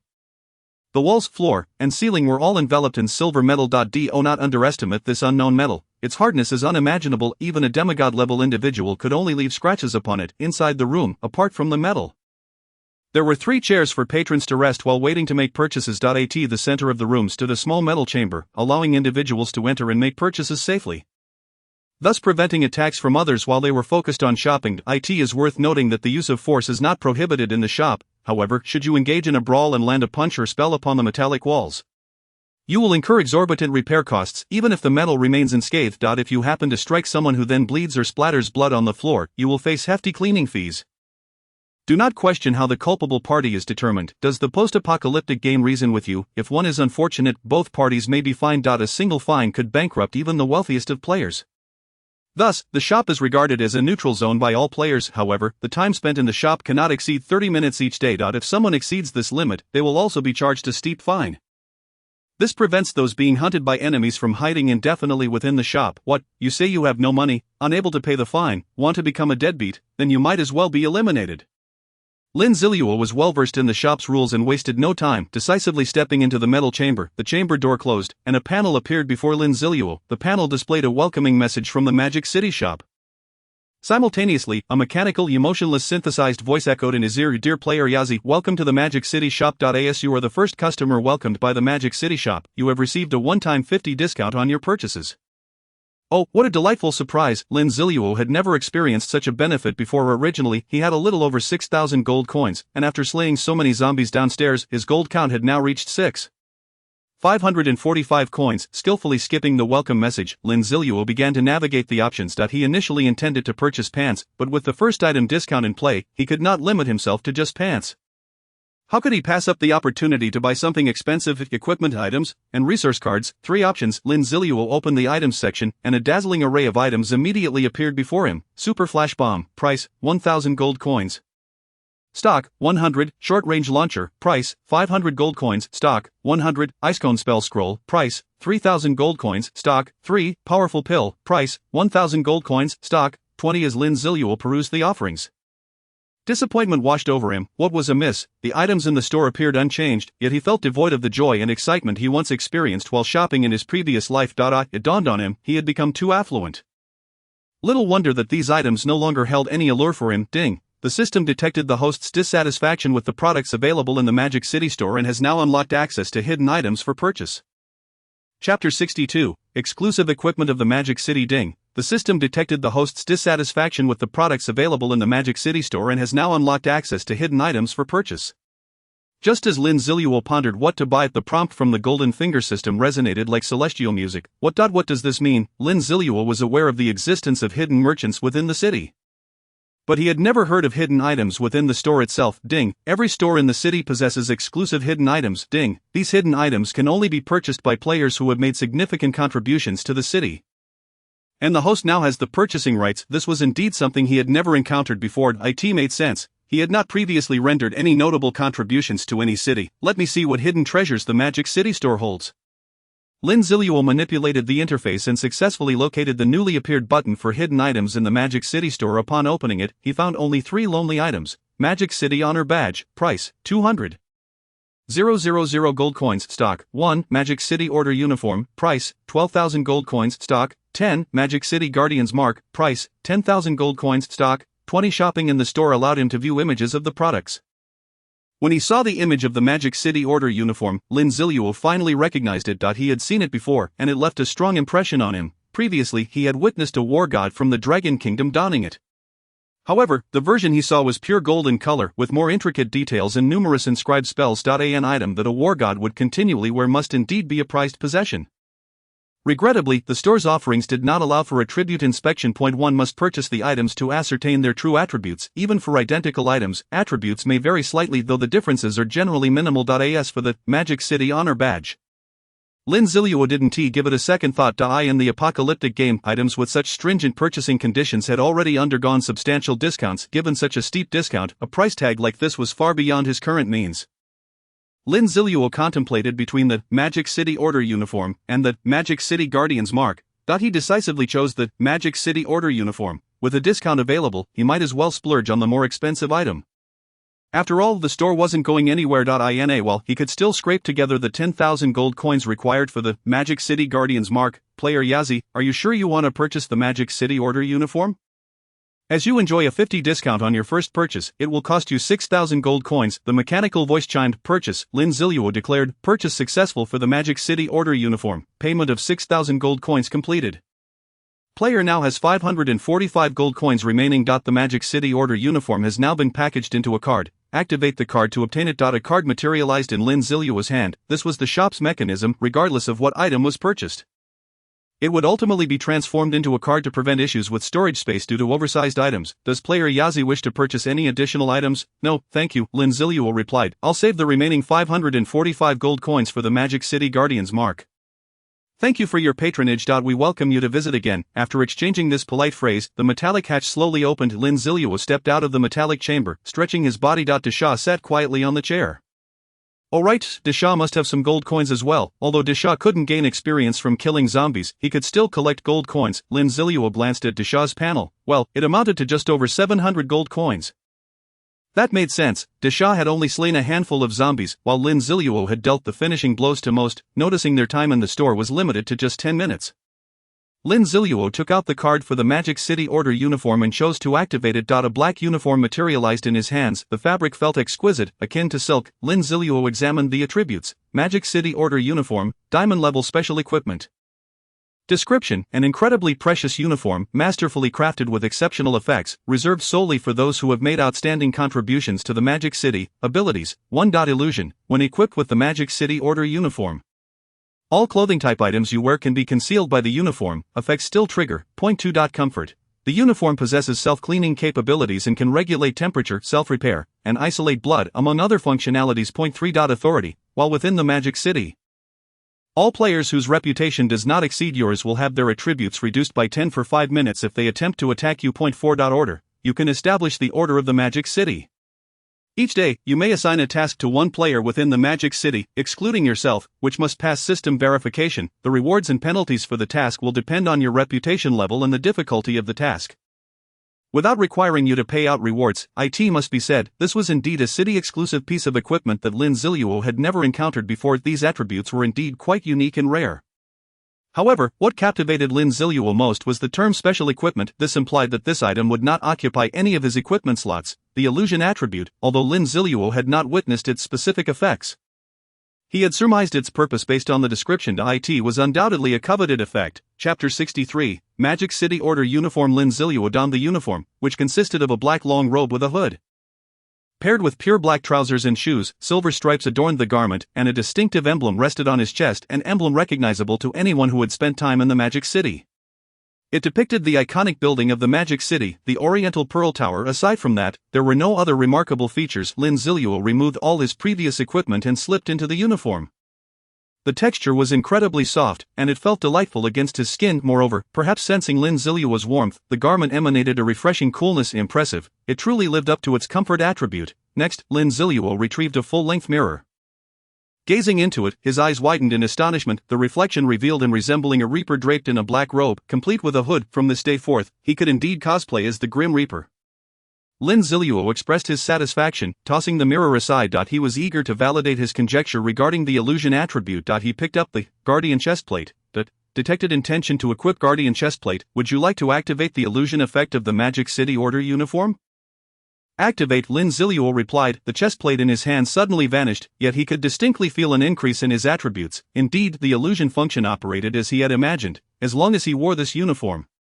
All his other equipment would be absorbed by it, while their effects would be transferred to the uniform. This meant he only needed to wear the uniform, maximizing his agility, lightness, and stealth. Lin Zilu experimented a few more times and discovered that once an item was removed, it would reappear in his hands. Additionally, for instance, after equipping the chestplate, the area of the uniform over his chest inherited the strength and defensive qualities of the chestplate, alleviating concerns that the uniform would fail to withstand an attack.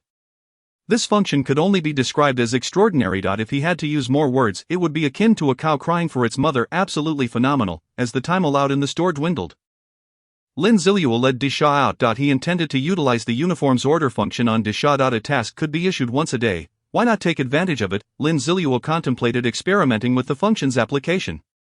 Destroy the world. Task did not pass system verification.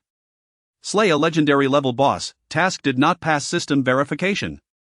Defeat the Magic City Library with a single punch. Task did not pass system verification. After a series of trials, Lin Zilu gradually grasped the limitations of absurd, unrealistic, illogical tasks, and similar types would not even pass system verification. Peep at a girl changing clothes. Task pass system verification. Would you like to issue it? Cough, I was just joking, not serious. Lin Zilu hurriedly cancelled that task. A gentleman should not engage in such activities. After much contemplation, Lin Zilu finally issued a plausible task, defeating the boss within the library of the Demon City. The mission has passed the System S review. Do you wish to publish it? Certainly, Lin Zilu promptly opted to release it. In doing so, he also grasped the hidden functionality of this feature, which could ascertain the genuine presence of a boss as determined by the system. However, one must not place complete trust in it. For instance, if a boss in a certain location is overwhelmingly powerful, the mission will not succeed, and one cannot simply assert that there is no boss present. Disha also successfully accepted the mission. Lin Zilu glanced over the task briefly. The reward consisted of 200 gold coins, 50 experience points, and 2 resource cards. The rewards were modest, likely due to Lin Zilu's insufficient reputation. He did not dwell on it. Any reward was better than none. This also presented an opportunity for him to continually utilize Disha to earn mission rewards. The shopping phase had concluded. The next objective was to level up and eliminate the boss within the library. Lin Zilu continually recalled that upon reaching level 10, he could draw a super cheat code. With determination, he resolved to slay 200 or 300 zombies in the library. If fortune favored him, he might even defeat a boss and level up sooner. With this thought, Lin Zilu wasted no time. He called out to Disha and proceeded to the elevator. After entering, he pressed the button for the 4th floor. They would systematically clear each level. He was determined to uncover the elusive boss hiding away.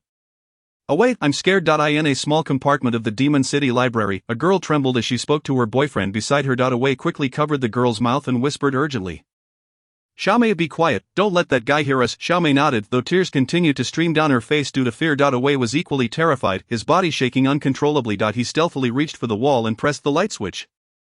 The previously well-lit compartment was suddenly engulfed in darkness. In the absence of light, that creature should be unable to find us. Let us remain silent for a while, Away suggested. Yes, we will be fine.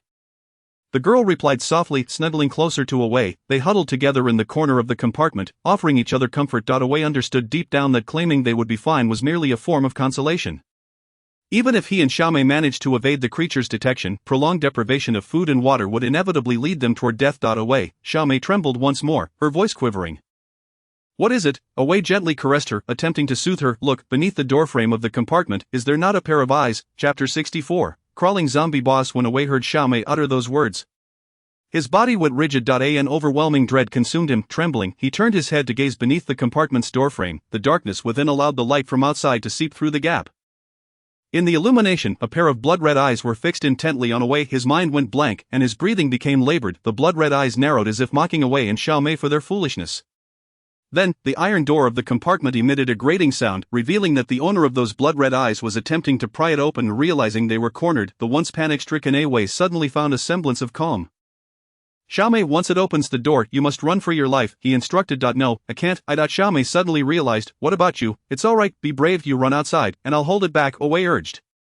Rising to his feet and feeling along the darkness until he grasped a broom, he brandished the broom in front of himself for courage. The blood-red eyes revealed a hint of disdain. In the next moment, the door was flung open with a crash. Run, Away shouted loudly, charging forward. The creature that had been clinging to the door finally revealed itself. It was a zombie, a grotesque one at that.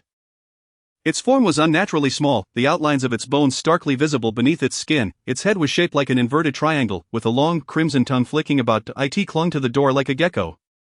As Away charged toward it, the zombie did not immediately kill him. Instead, it seemed to revel in the moment, turning around and crawling up to the ceiling of the compartment. Away's broom swung through empty air.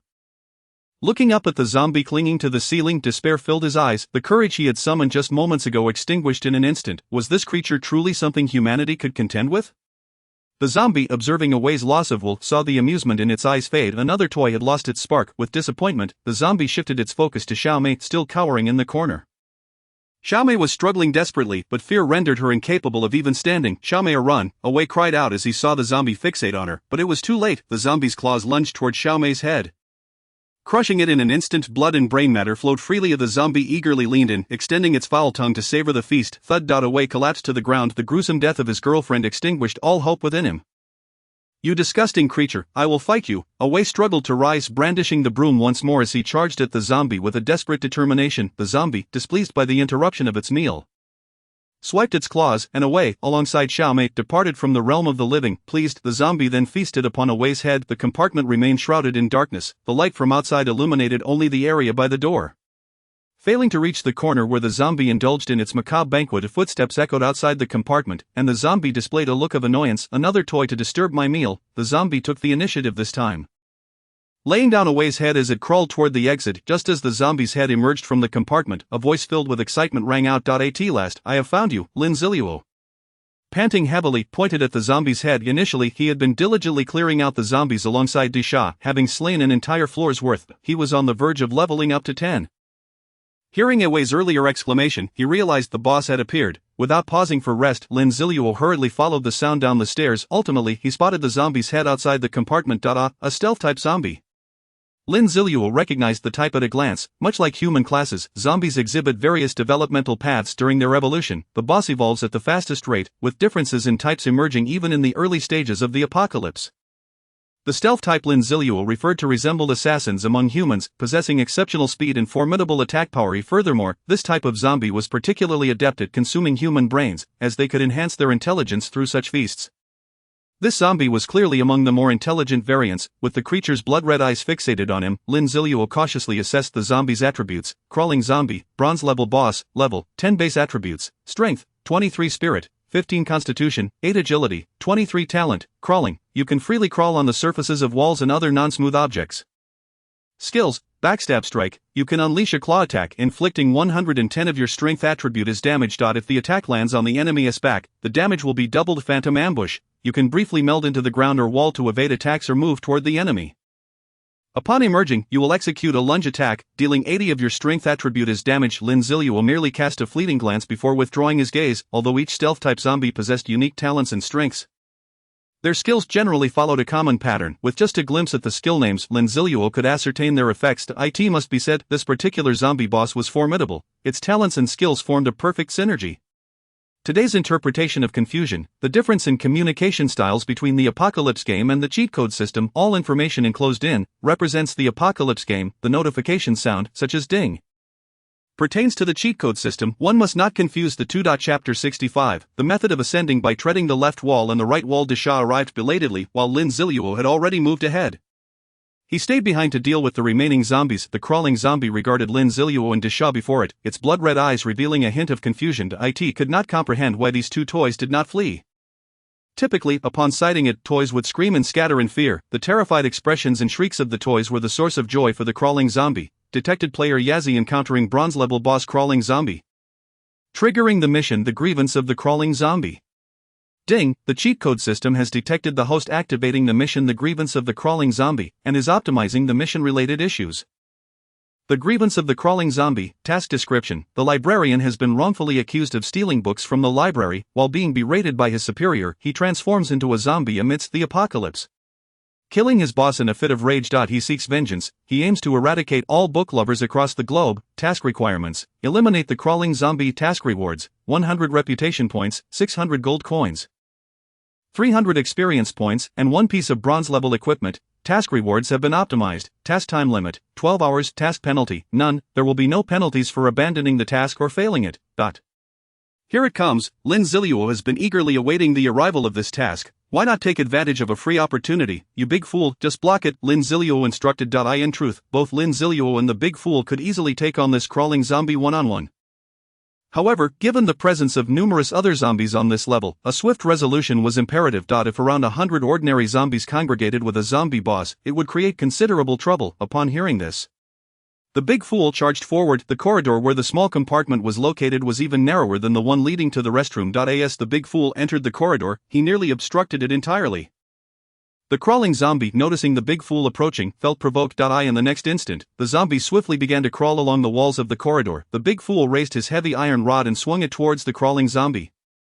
The crawling zombie, undeterred by the impending strike, did not evade. Just as the iron rod was about to make contact, the zombie appeared to melt away, swiftly merging into the wall. Phantom ambush. A shadow materialized on the wall.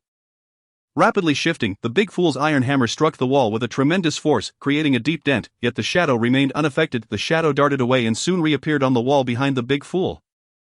Before he could turn around, the shadow lunged from the wall, swiftly coalescing into the form of the crawling zombie. Looking at the clumsy big fool ahead, the crawling zombie's eyes glimmered with mockery.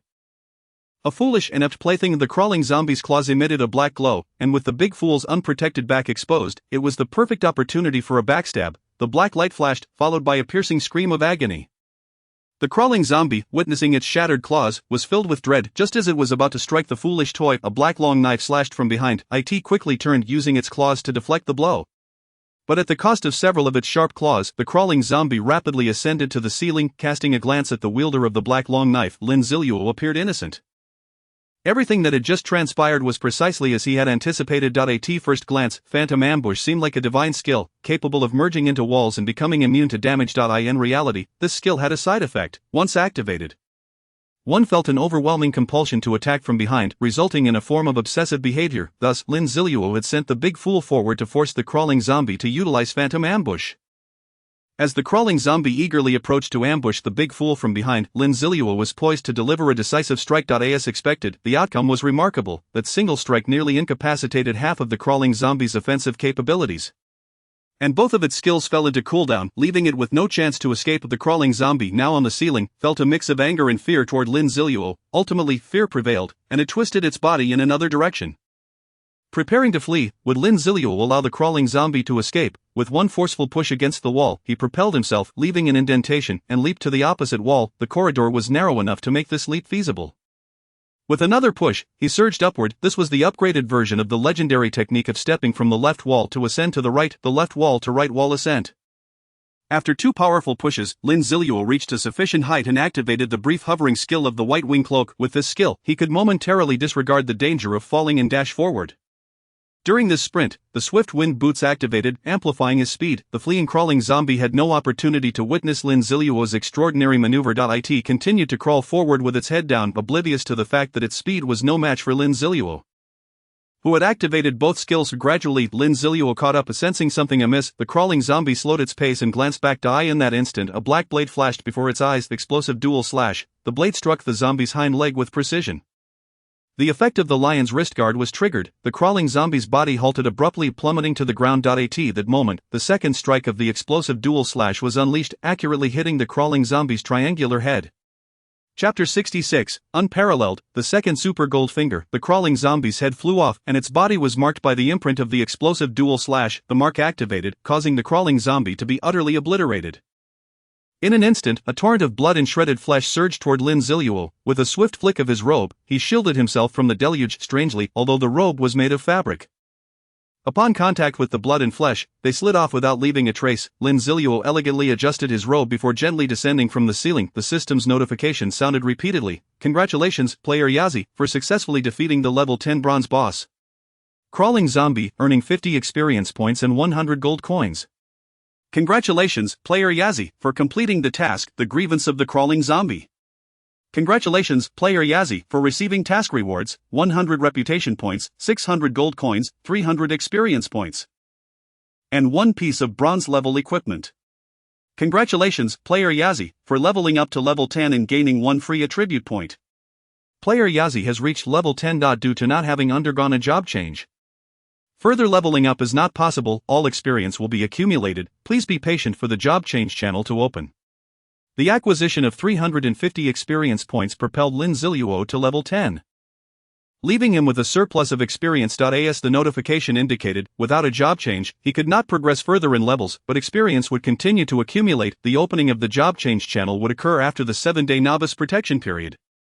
Within the city, the hidden class job change was not included. Lin Ziluo intended to complete the job change trial during the novice protection period, thus becoming the first player to successfully change jobs. Earning a global announcement, there was no need to rush, as the first player to successfully change jobs had done so on the morning of the 9th day of the apocalypse. Before that, even if one obtained a job change scroll, it was useless without reaching level 10. Now, it was only the early hours of the 5th day of the apocalypse, leaving him with just over 3 days. With keen eyes, Lin Ziluo noticed a white treasure chest beneath the crawling zombie's body. It was a silver treasure chest. However, Lin Ziluo did not approach to open it, as more pressing matters awaited him. System, where is my super gold finger? Lin Ziluo inquired happily. Standing in place, the gold finger system promptly emerged. Ding! Congratulations, host, for successfully reaching level 10. You have earned 1 opportunity to draw a super gold finger.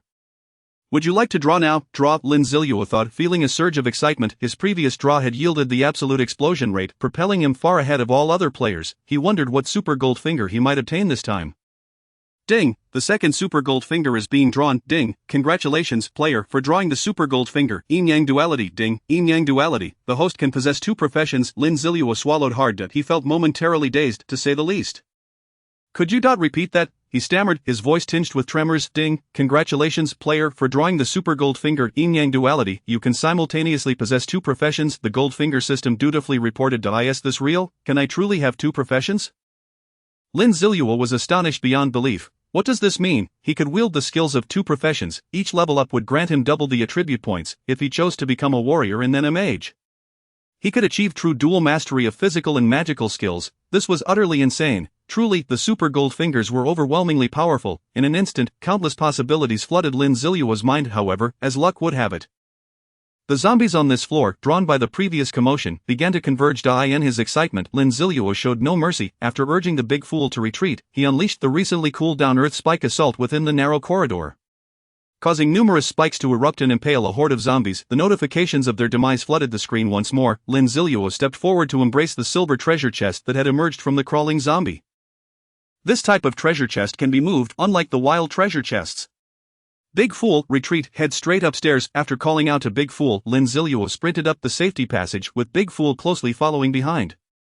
After a brief chase, the duo successfully evaded the zombie and reached the thoroughly cleared 5th floor. Lin Ziluo set down the silver chest and eagerly examined the specifics of the Yin-Yang Duality. Yin-Yang Duality. The host can possess 2 professions. And note, 1. Among the host's 2 professions, the first acquired will be displayed externally. 2. There are no restrictions on the contents of the 2 professions. However, if the fixed attributes increase in the same category, only the highest value will be taken. 3. The free attribute points gained from the second profession will only receive 50, rounded up. After reading the notes, Lin Zilu finally grasped the precise mechanics of this advantageous ability. Although it was not as absurdly overpowered as he had initially thought, where attributes would simply stack, it could still be quite formidable if managed properly. He pondered the implications of, for instance, the second note indicated that if the fixed attributes were of the same type, only the highest value would apply. This meant that seeking professions of the same type would be foolish. Instead, he could pursue two professions that enhance different fixed attributes, a warrior class that boosts strength and constitution, and a mage class that enhances spirit and agility. Thus, the second note essentially imposed no limitations.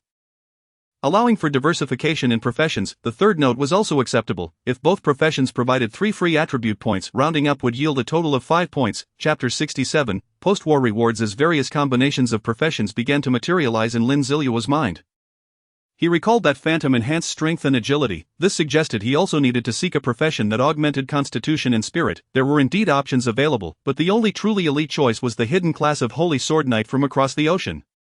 It seemed that within the borders of the Dragon Kingdom, there were no particularly outstanding professions of that type. Should he abandon Phantom and select another profession, Lin Zilu felt a twinge of frustration. His meticulously planned development strategy had been disrupted by the ability to simultaneously transition into two professions. What a delightful dilemma! Nevertheless, Lin Zilu remained resolute about pursuing the Phantom class, as it was an invaluable hidden profession. Even if he did not transition, he could retain it for future use or trade. With this in mind, he temporarily set aside thoughts on that matter. First, he would acquire the Phantom Transition Scroll before considering other options. Lin Zilu began to organize the rewards from clearing the layer of zombies and defeating the crawling zombies. First, he claimed the task reward of a bronze-level piece of equipment. Player Yazi has acquired the bronze-level equipment, Bronze Great Hammer, a bronze-level weapon forged from bronze. Possessing considerable weight, it is advisable to ensure you can lift it before use. Attributes. 2 Strength attacks possess a shattering effect, providing a certain enhancement to destruction. Lin Zilu hefted the bronze hammer that materialized in his hands. It was indeed heavy. No need to say more. Big Fool, you're in for a treat. Oh right, Big Fool also had dual-layer task rewards. However, the game tasks accepted by Big Fool could not be optimized by the advantageous ability. Glancing at the task rewards, aside from the standard reputation gold and experience, the remaining reward was a bronze-level item. Lin Zilu took a look and discovered that the item awarded to Big Fool was the Eye of Reconnaissance. It seems I am not the fortunate one here. The task reward he granted to Big Fool was also rather mediocre, merely providing some additional gold. Excellent, this brings him one step closer to the Guardian's Mark of Magic City. Lin Zilu handed the bronze great hammer to Big Fool, who accepted it with a smile, seemingly pleased with the equipment. This was quite a rare sight. Big Fool's smiles typically only appeared when he was enjoying roasted chicken. Big Fool then began to swing the great hammer around. Meanwhile, Lin Zilu chose to open the silver treasure chest. In the apocalyptic game, there exists a monster that only drops a single item. When defeating a boss, it either drops one item or a treasure chest. This treasure chest is not a wild chest. It can be moved, though the items obtained from it are generally inferior to those from wild chests. Player Yazi has successfully opened the silver treasure chest. Player Yazi, upon opening the silver treasure chest, received a boon from it, successfully expanding their storage space by 0.3 cubic meters. Player Yazi, upon opening the silver treasure chest, gained an experience boost, earning 50 experience points. Player Yazi rummaged through the silver treasure chest and successfully retrieved 270 gold coins. As the white light dissipated, 2 items materialized before Lin Zilu. One was a pair of shimmering white pants, and the other was a resource card. Not a bad haul at all. Obtaining a silver-level pair of pants from this chest was sufficient. Lin Zilu picked up the pants, resilient battle pants, silver-level equipment with remarkable durability, capable of greatly assisting players in combat. Attributes: 3 Constitution, 1 Agility, reduces the duration of negative effects on the player by 20. The attributes of the pants were quite impressive. And negative effects, such as blindness, dizziness, or defense breaches, would have their duration significantly reduced, potentially turning the tide in battle. Delighted, Lin Zilu donned the pants, having reached level 10. He had 1 free attribute point remaining. Without hesitation, he allocated it to Spirit. Now, he was capable of possessing dual professions, necessitating a well-rounded development of all attributes. At this moment, Lin Zilu's foundational attributes underwent notable changes. Foundational attributes: Strength, 28, Spirit, 20, Constitution, 23, Agility, 25. Perfect. There were also the items obtained from the previous zombie sweep, 2 pieces of equipment, and several items of those 2 pieces of equipment were certainly inferior to what Lin Zilu was currently equipped with. So he decided to give them all to Big Fool, ensuring that Big Fool's strength would not lag too far behind his own. Having completed those tasks, Lin Zilu no longer wished to hunt zombies. He instructed Big Fool to retrieve the items dropped by the zombies he had just dispatched with his spiked assault. Lin Zilu then sought out a room on the 5th floor with a desk. After placing the Eye of Reconnaissance on the ground, he laid down on the desk. After querying the advantageous ability system on several matters, he solidified his intention. By the 9th day of the apocalypse, if he could not find a suitable profession, he would first transition into Phantom to secure the global announcement.as for the second profession. There was no rush. The advantageous ability system had supplemented that the second profession would restore any attribute points not allocated upon successful transition. Just then, Big Fool returned, his arms laden with items retrieved from downstairs. Lin Zilu examined the hall and found nothing particularly valuable. Alright, let's rest for now. We need to return to the Death God Club later. Hopefully more members will gather so we can swiftly eradicate the museum. With all considerations addressed, Lin Zilu blissfully drifted into slumber. The current time was the early hours of the 5th day of the apocalypse. Chapter 68, all set to depart on the 6th day of the apocalypse at 2 o'clock in the afternoon. Lin Zilu awoke from his midday nap to it. Had already been a day since he returned from the Magic City Library. Having slept in late on the 5th day, he pondered for a while and ultimately resolved to spend the day clearing out all the zombies within the library. It was evident that even if he returned to the Death God Club now, they might not have enough members gathered. Given the time, wouldn't it be more fruitful to eliminate a few more zombies? Although he could not level up, earning some gold and obtaining items would still be quite delightful. Thus, Lin Zilu and Big Fool dedicated the entire day to completely cleansing the remaining approximately 600 zombies within the Magic City Library. The experience accumulated in Lin Zilu's experience pool was sufficient for him to level up once more.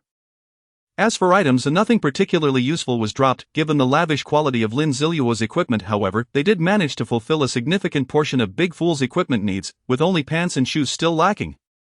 Regarding items, they did come across a new one, Healing Spell Scroll, a bronze-level disposable item. Upon use, it can cast a healing spell to restore injuries to a designated unit, with the degree of healing determined by the spirit of the individual activating the scroll.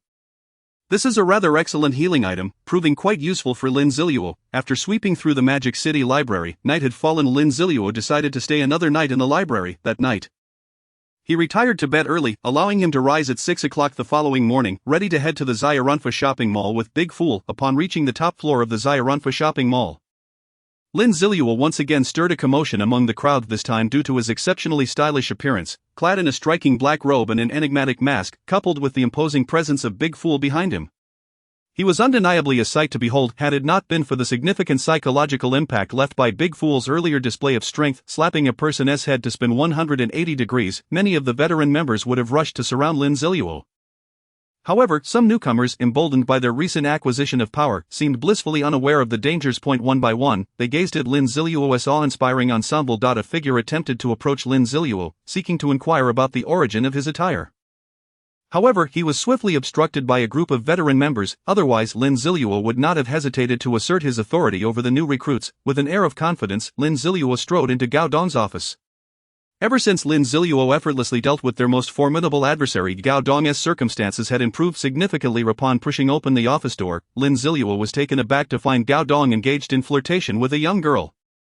Initially intending to express his displeasure at the interruption, Gao Dong's expression transformed into one of radiant delight upon seeing Lin Zilu and the simpleton beside him. The shift in his demeanor left the young girl utterly astonished.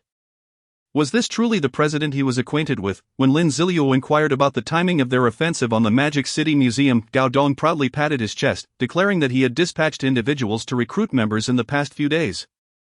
The Death God Club was growing rapidly, boasting over 200 members, and preparations were underway for an assault on the Magic City Museum that very afternoon. Lin Zilu readily agreed. If they attacked in the afternoon, they would have ample opportunity to eliminate all the zombies by nightfall. At that point, he could directly enter the professional trial. This encapsulated Lin Zilu's recent experiences. Fully alert, he rose from his bed, tidied his attire, and stepped outside his door. He had casually sought accommodation near the small ruin fort, merely to catch a brief nap. Lin Zilu also spotted the simpleton in the living room, vigorously wielding his bronze hammer.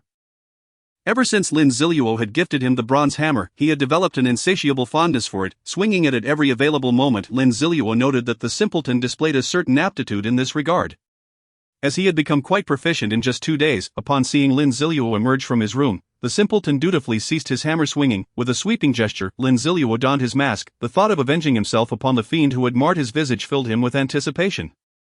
This residence was conveniently located close to the small Ruinfa shopping mall, and the surrounding zombies had been effectively cleared by the Death God Club's members. Lin Zilu made his way to the top floor of the small Ruinfa mall without encountering any obstacles. As the freight elevator doors opened, he beheld Gao Dong passionately delivering a speech in the center of the hall. Dear members, today marks a pivotal day for our Death God Club, as we are about to embark on a grand battle. We shall mobilize all our forces to eradicate the zombies within the Magic City Museum and reclaim the cultural heritage of our dragon nation. Gao Dong faltered, catching sight of Lin Ziluo's eyes, which bore the chilling gaze of a specter through the mask. Moreover, the simpleton behind him had raised the bronze hammer, which struck fear into the heart of Gao Dong. It seemed that if he continued, that very hammer might come crashing down upon him. Ahem, to keep it brief, let us gather and prepare for the assault on the Magic City Museum, Gao Dong wisely suggested. The audience, having been lulled into a stupor by the speech, suddenly regained their vigor at Gao Dong's abrupt change in tone. Charge, I will annihilate every zombie in the museum. I aim to uncover a piece of bronze equipment. At long last, the day has come. The great Huangmao shall rise. No boasting here, but I shall certainly ascend to level 5 this time. My goal is to slay 10 zombies. Do not misunderstand, this is merely excitement. Chapter 69, Luring the Tiger Away from Its Mountain. Lin Zilu surveyed the chaotic scene, bemused by the sight of a group of players spoiled by the novice protection mechanism. After navigating the initial turmoil that accompanied the onset of the apocalyptic game, they began to swell with arrogance upon acquiring a modicum of power. They had truly come to perceive this apocalyptic game as a leisurely pursuit, akin to a casual monster-slaying experience. By the time 7 o'clock tomorrow evening arrives, once the novice protection period expires, who knows how many unfortunate souls will meet their demise. Despite Gao Dong's repeated attempts to maintain order, the members of the Death God Club finally managed to assemble, although their discipline was lacking. They were nonetheless willing to partake in the assault on the Magic City Museum, temporarily acquiescing to management. The freight elevator on the top floor of the mall whirred to life, ferrying members down to the assembly area in batches. Lin, how do you suggest we proceed with the attack? Gao Dong inquired, peering through binoculars at the throngs of zombies outside the museum. By luring them, Lin Zilu replied. At that moment, they were seated in a CAF across from the Magic City Museum. The first floor was designated for the members to rest, while Gao Dong, 2 other leaders, Lin Zilu and the simpleton, occupied the upper floor, formulating their pre-battle strategy. Upon hearing Lin Ziluo's suggestion, Gao Dong's eyes lit up with realization. This tactic seemed promising. The primary issue was the overwhelming number of zombies congregated at the museum's entrance. Should they charge in together, their numbers would not suffice, making encirclement a likely fate. We should assign some agile individuals to carry raw meat soaked in zombie virus to attract the zombies. Once successfully lured, they can lead them into our previously arranged encirclement. Even if we manage to draw all the zombies from within the museum, we would not suffer losses, as it would extend the battlefield and facilitate our attack. Lin Zilu elaborated on the lure plan in detail. Gao Dong and the other 2 leaders gazed at Lin Zilu with admiration. Lin, your brilliance is unparalleled. This plan is simply perfect, Gao Dong praised. Indeed, Lin's wisdom leaves me in awe. The other 2 leaders chimed in, showering him with compliments. Whether their flattery was sincere mattered little to Lin Zilu. His focus lay on a different matter. It was crucial to note that once the zombies in the museum were lured away, the museum would be devoid of zombies, allowing Lin Zilu to directly bypass this obstacle and access the scroll. This strategy is aptly termed luring the tiger away from its mountain. Gao Dong and the 2 leaders unanimously endorsed this plan, which was swiftly approved and finalized. Gao Dong descended to the CAF's first floor to relay the battle strategy to the members, who readily accepted it. After all, it reduced their risks while still offering the same rewards. Anyone with a modicum of sense would agree to such terms. Soon several agile members were selected. The Death God Club possessed a couple of pieces of raw meat for this purpose. Ultimately, they decided on 2 of the fastest individuals to carry the raw meat to attract the zombies, while the remaining members would be responsible for relay duties. Once the individuals carrying the meat had exhausted their supply, their allure would diminish significantly, alleviating any concerns about complications. The final destination for the lure was selected, a relatively secluded park, where the zombies had been cleared by the Death God Club members just the day before. The environment was ideally suited for an ambush. With preparations complete, Lin Zilu stepped forward. In truth, my agility is the highest. I shall take on the first task of luring the zombies, Lin Zilu declared resolutely. The existing members, both veteran and novice alike, looked upon him with admiration. Who would not know that the first person to lure the zombies is undertaking the most perilous task? Brother Lin is willing to brave this danger to fulfill the mission, truly a valiant warrior. As for any doubts regarding Lin Zilu's agility, none were present. Had they known that his true intention was merely to position himself closer to the museum and ensure a smooth entry, they might have been left aghast. Lin Zilu accepted the card Gao Dong handed him, which read, raw meat infected with zombie virus. The primary reason for sending 2 individuals to lure was that the Death God Club possessed only 2 pieces of raw meat. Lin Zilu cast a glance at his storage space, where an abundant supply of raw meat stood out conspicuously. Gahem, it seems the disparity is rather significant. As for the simpleton, Lin Zilu chose not to take him along. Ultimately, he would transport himself into the trial space alone. The simpleton's presence would be of no consequence. It was better to let him remain outside, gathering coins and contributing to the Magic City Guardian's emblem. You need only focus on slaying zombies. Heed no one else's words. If anyone provokes you, eliminate them without hesitation. Understood? Lin Zilu instructed the simpleton, who nodded in understanding. Lin Zilu was not entirely indifferent to the simpleton's well-being. He could sense the simpleton's emotions and, should any issues arise, he could directly manipulate him. Thus, he felt reassured. The simpleton accompanied Gao Dong and the others to their ambush point, while Lin Zilu remained in the CAF with the selected lure specialists. Awaiting the signal to proceed, aware that the trial demanded considerable energy, he promptly closed his eyes to rest. Approximately 10 minutes later, he heard the call. Lin, we can move now. Chapter 70. The familiar scroll. Lin Zilu opened his eyes. The one who had called him was Chao Yang, another individual who needed to take the first action. Very well, let us set forth, Lin Zilu replied. He took the lead, with the others closely following behind. Soon, they reached their designated positions. Lin Zilu and Chao Yang each held a piece of raw meat as they continued onward. Lin, do you think we will be overwhelmed and unable to escape? Chao Yang gulped nervously, expressing his concerns. Lin Zilu was determined not to allow his plans to be thwarted by the fears of this individual. You run ahead, and I'll pause for a moment behind you, he stated. Chao Yang, still somewhat apprehensive, replied, but wouldn't that put you in danger, boss? In danger? Staying behind is the perfect opportunity to vanish. I intend to eliminate a few more zombies, once I've drawn their attention. I'll take another route to lure a smaller group of them. You just need to follow their trail. Understood? Lin Zilu's tone was icy. Understood. Chao Yang nodded vigorously, akin to a chick pecking at grain. Alright then, even if I disappear, it won't matter. With that, the two arrived at the small square in front of the Magic City Museum. A large horde of zombies had gathered in the square. Activate in 30 seconds, Lin Zilu instructed. Subsequently, both he and Chao Yang positioned themselves at opposite ends of the square. Chao Yang's location was farther from their escape route, necessitating a detour to lead the zombies away.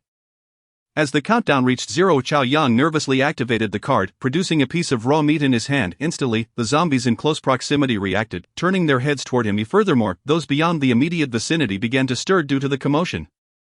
A zombie let out a growl and began to approach Chao Yang, gradually quickening its pace. Run, Lin Zilu commanded. Chao Yang, clutching the raw meat, began to circle around. Meanwhile, Lin Zilu boldly advanced a significant distance forward, successfully attracting a portion of the zombies. He then activated the raw meat, amplifying its allure, which effectively drew the remaining zombies in the square, as well as those positioned nearer to the museum towards him. This was precisely why he chose to activate the meat from the back. Currently, he was the only one capable of accurately gauging how to attract the zombies on a larger scale.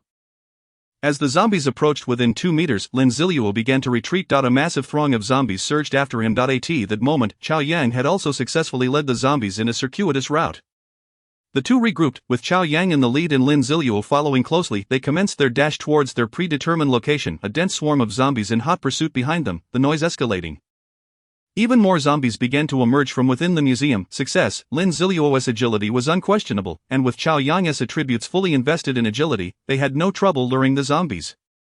Lin Zilu even had to pause occasionally to allow the zombies to catch up. Soon, he spotted the individuals waiting ahead. Now was the time to break away. Lin Zilu decreased his speed, sidling up to Chao Yang, and thrust the raw meat into his arms. You keep running, I'm going to take care of the zombies, Lin Zilu declared. No worries, boss Lin, you can count on me, Chao Yang began, but before he could finish, he witnessed Lin Zilu suddenly accelerate and vanish from view. Wow, as expected of the boss, he was actually holding back. Chao Yang was taken aback. At that moment, he successfully reunited with the remaining members.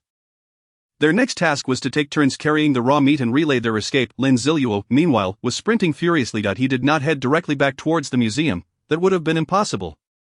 Given that the entire path was congested with zombies, at least 1,000 of them, he chose a narrow path to employ a flanking strategy. Running at full speed, Lin Zilu quickly returned to the small square outside the Magic City Museum, where a few scattered zombies lingered. With a swift stroke, he dispatched one that blocked his way and then entered the museum. The layout of the museum was firmly etched in his memory. Without a moment's hesitation, he raced towards the familiar exhibition hall. After effortlessly slaying 2 more zombies, Lin Zilu finally laid eyes on the scroll he had yearned for. It was an ancient scroll crafted from the hide of an unknown beast, and its enigmatic nature was precisely why it was displayed in the Magic City Museum. The scroll was adorned with numerous cryptic symbols and 2 distinct images, one resembling an ox, the other a bird. Following the onset of the apocalyptic game, a glowing hexagram, akin to those found beneath wild treasure chests, appeared beneath the scroll, spinning continuously, indicating that it was no ordinary artifact. It was no wonder that in the previous life, many had been deceived into their demise by it. Lin Zilu approached the scroll with urgency, the protective barriers surrounding it shattered under his repeated strikes, setting off a piercing alarm.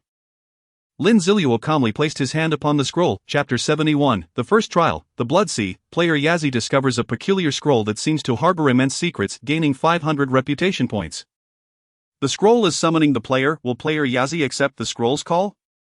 Accept, Lin Zilu responded. Player Yazi has accepted the scroll's summons and is about to enter it. The scroll began to emit a blinding light.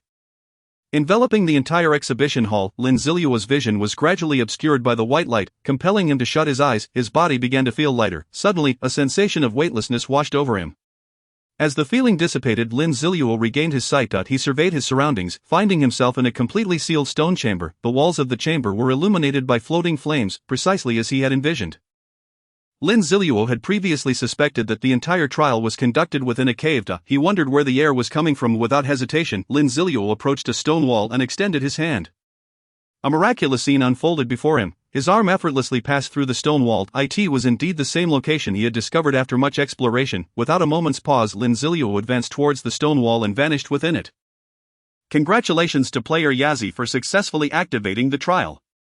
Mysterious trial description. This scroll seems to contain certain secrets. It has been waiting for a worthy individual to inherit its power. Trial requirements. Complete 3 trials. Trial restrictions. All equipment and abilities are disabled during this period. Trial rewards. Level up. Special class. Phantom. Trial duration. Time flows differently here compared to the outside world. Please do not concern yourself with it. Trial penalty. Failure to complete the trial will result in the player's immediate annihilation. Ding. The golden finger system detects that the host is undergoing a trial and is initiating a modification program.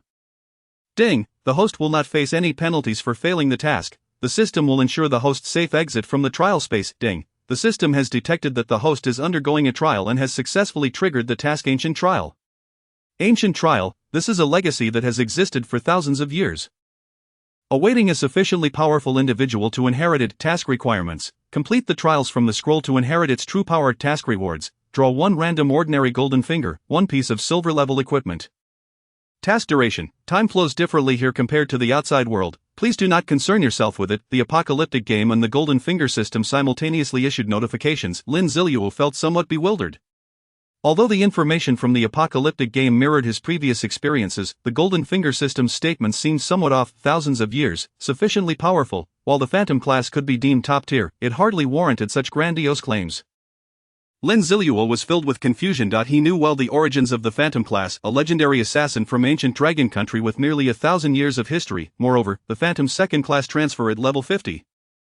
And the third at level 80 did not align with the golden finger system's assertions. Lin Zilu attempted to inquire with the golden finger system but received no response. Something was amiss. He swiftly heightened his vigilance.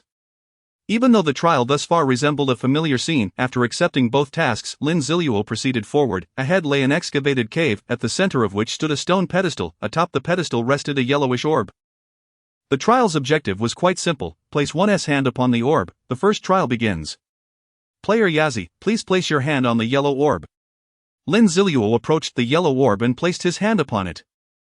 As soon as his hand made contact, the originally yellow surface of the orb began to transform. Red lines began to emerge on its surface, varying in length and increasing in number. Once the red lines reached a certain quantity, they began to intertwine, rapidly enveloping the orb until it transformed into a blood-red sphere. Here it comes. Lin Zilu tensed, becoming alert. A flash of red light forced him to shut his eyes, after a moment of disorientation. A rich scent of blood jolted him awake. At that moment, he found himself no longer in the cave, but in an endless expanse. The entire space above him was suffused with a dark red hue, imparting an oppressive sensation. Gazing upwards for an extended period induces a stinging sensation in the eyes. Lin Zilu stands atop a solitary rock. It is aptly termed a rock, for within Lin Zilu's line of sight lies an infinite expanse of blood-red ocean.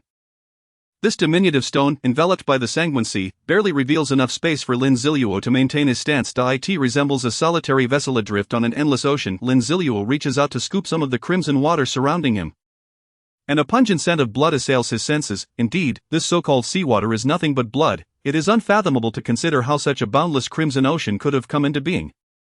If this blood originates from humanity, how many lives must have been lost to amass such a quantity? Kill. A resounding shout reverberates from above. The voice seems imbued with a certain magic, causing Lin Zilu's blood to boil instantaneously. Kill. The voice echoes a second time, and the fervor within Lin Zilu intensifies. His heartbeat quickens gradually. Kill. The color drains from Lin Zilu's face, and veins begin to protrude from his muscles, yet, despite the tumult within his body, his expression remains steadfast, his gaze is clear and resolute. Chapter 72, The Second Trial, Endless Darkness. Kill, kill, kill. The voice continues to resonate, the blood-laden ocean begins to ripple with each cry, each utterance of kill conjures waves that crash toward Lin Zilu. He stands firm, unflinching, allowing the crimson deluge to assail his body. With each successive shout, his form undergoes transformation, his skin becomes stained a deep red, as though he has emerged from the very blood itself. The thunderous rhythm of his heartbeat and the ragged breaths he takes attest to the unimaginable torment he endures. In his previous life, Lin Zilu had persevered through this trial fueled by his hatred for Yao Jinghan. In those moments, he had contemplated surrendering countless times, even resorting to cowering on the rock, covering his ears to block out the sounds, yet this time, regardless of the changes his body undergoes or the onslaught of blood waves that crash upon him, Lin Zilu's expression remains unyielding. He stands resolute upon the rock, akin to a resilient pine tree. Dozens, hundreds, thousands of times, the cries of kill thunder like a storm, the blood waves continue to crash relentlessly. Still, Lin Zilu shows no sign of retreat. Time passes, though he cannot discern how long. Suddenly, the cries cease, the blood waves also relent. A faint smile emerges on Lin Zilu's face. He knows he has triumphed in this trial. Moreover, the nightmares that plagued him in his previous life dissipate with the conclusion of this trial. Good. Following these three affirmations, Lin Zilu's consciousness begins to waver once more. Upon regaining clarity, he finds his hand still resting on the bead, which has reverted from its blood-red hue to a dull ochre. The surroundings remain the same tranquil cave he encountered before. The blood that had clung to him vanishes entirely, as if nothing had transpired. Congratulations, player, on successfully passing the first trial. Please proceed to the next trial. Lin Zilu exhales deeply, beginning to recalibrate his state of mind. There is no rush, the passage of time here flows differently from the outside world. The lengthy duration he has spent may well equate to merely an hour in the external realm. After an extended period of adjustment, Lin Zilu finally regains his previous composure. He glances at the ochre bead, reflecting on how such a small object could plunge one into such a terrifying illusion. Retracting his hand, Lin Zilu tidies his attire and strides toward the newly appeared opening. This entrance is profoundly deep, devoid of the floating flames that accompanied him before. He casts a lingering glance at the cave's illumination before resolutely advancing into the depths. As Lin Zilu steps into the cave, the next trial commences. Second trial initiated, please proceed forward, player. Upon the conclusion of the apocalyptic game's prompt, Lin Zilu casts a glance behind him. Behind lies an abyss of unfathomable depth, and he turns his gaze forward to face a shroud of darkness. Lin Zilu finds himself entirely enveloped in shadows, without a glimmer of light, devoid of any obstacles. This is the second trial. He must continue forward undeterred, never pausing. The fatigue of his body is inconsequential. He needs no sustenance or refreshment, only to perpetually advance. In his previous life, Lin Zilu had been unaware of how long he had persevered. Initially propelled by vengeance, he ultimately succumbed, collapsing to the ground. Upon regaining consciousness, he had found himself in the third trial. In essence, this trial primarily assesses one's willpower. Should one's resolve meet the requisite standard, passage is assured. Lin Zilu embarks on his journey forward. The abyss of darkness appears interminable, filled solely with blackness. His steps are resolute, striding purposefully ahead. He is uncertain how long he has traversed this void, perhaps a month, perhaps 3, maybe a year, or even several. The darkness is terrifying, so terrifying that it incites dread, so fearsome that it breeds despair. In this void, there is no direction, no purpose, no life, no scenery, nothing but an endless solitude. Lin Zilu mechanically continues to march onward. Give in. After all, should you faint, you will reach the next trial. This thought echoes within him repeatedly, yet, each time it surfaces, Lin Zilu resolutely dismisses it. Why should he surrender? He had endured this once before. Given the chance to relive it, why not persist? Gradually, the weight of his steps increases, but his gaze hardens with determination. 1 step, 2 steps, 3 steps, 10 steps, 100 steps. A million steps. In this abyss, time has lost all meaning. Slowly, Lin Zilu becomes alarmed to find his consciousness blurring, his thoughts growing sluggish. This is the horror of time. It gradually ensnares him within this darkness. No, I have vowed, this time I shall endure until the very last moment. Lin Zilu begins to struggle. He delves into his memories. A decade's worth of experiences floods his mind. The equipment he has acquired, the tasks he has completed, the people he has encountered, the zombies he has vanquished, the dire situations he has faced, and so forth. Years upon years replay in his consciousness, yet he continues to advance, forever moving forward. Is this an illusion? Lin Zilu rubs his eyes. How absurd. He finds himself experiencing hallucinations in this space, yet there is a glimmer of white light. After rubbing his eyes, Lin Zilu discovers that the light ahead remains brilliantly dazzling. This cannot be a mere figment. Lin Zilu feels disbelief wash over him. Is this the end? Indeed, it is the end. He has truly persevered to the conclusion. In an instant, Lin Zilu nearly weeps with joy. Trembling, he strides toward the radiant light. The piercing brightness, after an eternity spent in darkness, feels exceptionally warm against his eyes.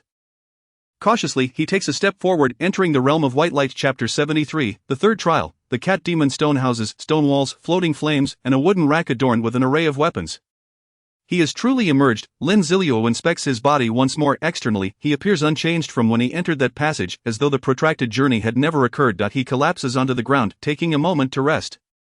The stone house he occupies now bears little distinction from the one he entered prior to the trials. To reach the next level, he merely needs to traverse the stone wall. Congratulations, player, on successfully passing the second trial. Please proceed to the next trial. The long-awaited game notification chimes. Lin Zilu exhales in genuine relief. There is indeed an end to this path, and he has truly persevered to its conclusion.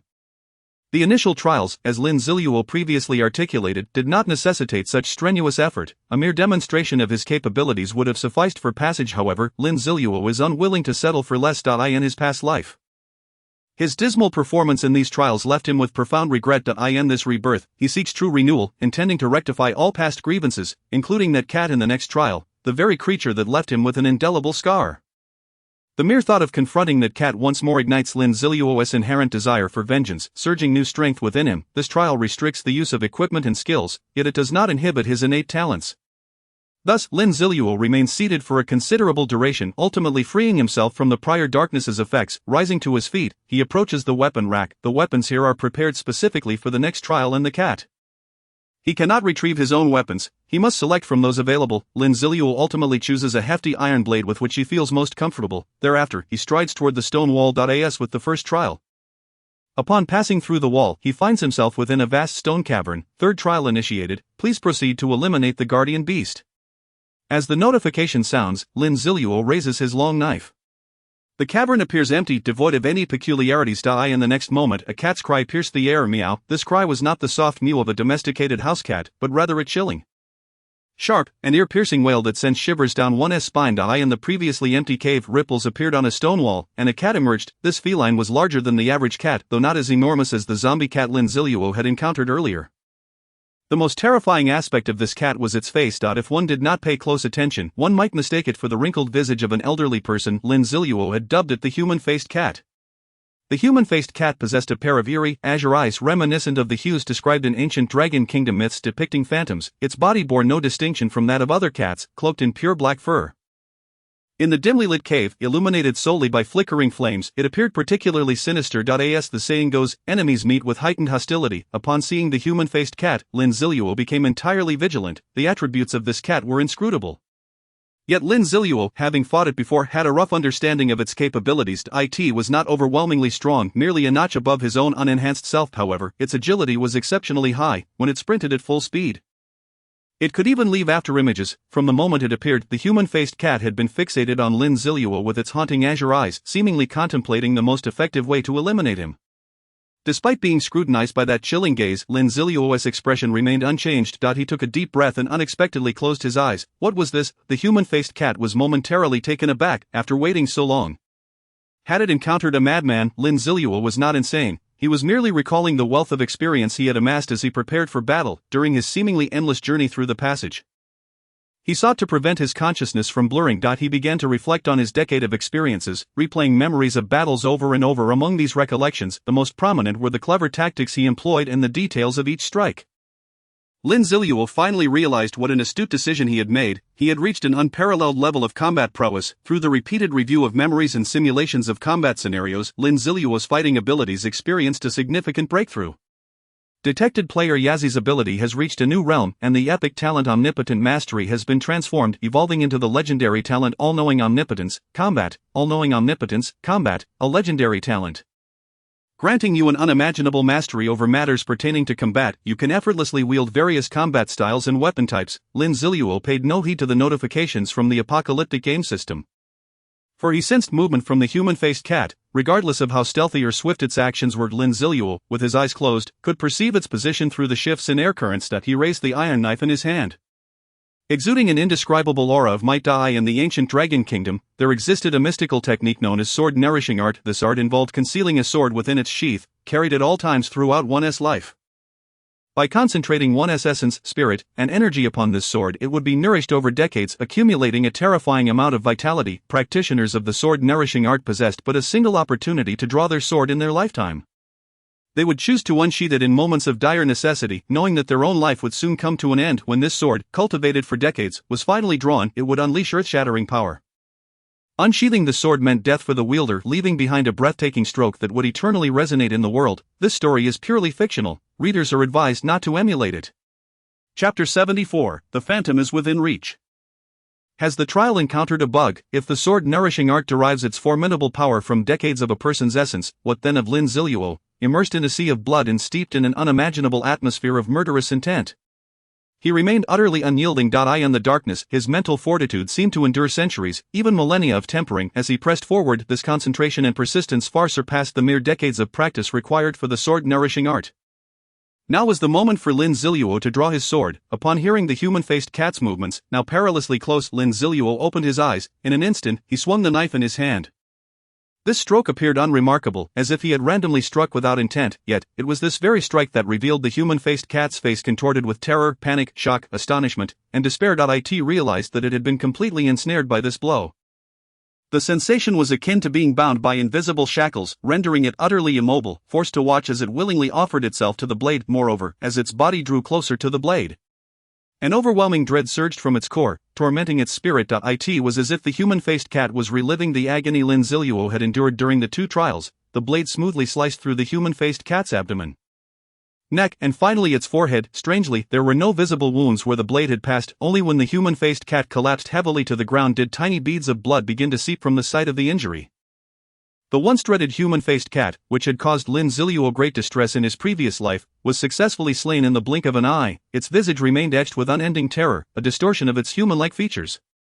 It was simply inconceivable. Lin Zilu retracted the iron knife. At that moment, his mood could only be described as exhilarating. The long-cultivated strike had purged the negative emotions he had accumulated during those two experiences, forcing the human-faced cat to experience the kind of torment that could drive an ordinary person to the brink of collapse, ultimately leading it to perish in despair. Player Yazzie successfully slays the guardian beast. Congratulations to Player Yazzie for successfully passing the third trial. Congratulations to Player Yazzie for completing the mysterious trial. Congratulations to Player Yazzie for receiving trial rewards, level increased by 1.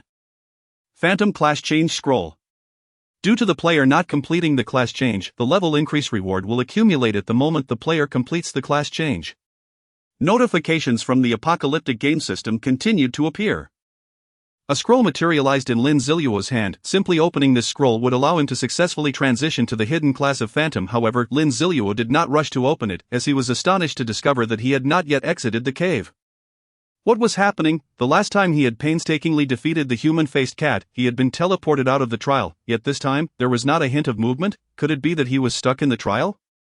No, the apocalyptic game system indicated that he had completed the task. Why had the ancient trial, issued by the Golden Finger system, not dispensed its rewards? Lin Zilu sensed something was amiss. He quickly summoned the Golden Finger system's panel. It clearly stated that he had not completed the task requirements of inheriting the true power from the scroll. This indicated that he had not inherited the scroll's true power at all. In disbelief, Lin Zilu felt overwhelmed by the magnitude of this revelation. Ding! The voice of the Golden Finger system, long absent, echoed once more. Detected that the host has successfully passed the trial. Please continue forward to receive the true power from the scroll.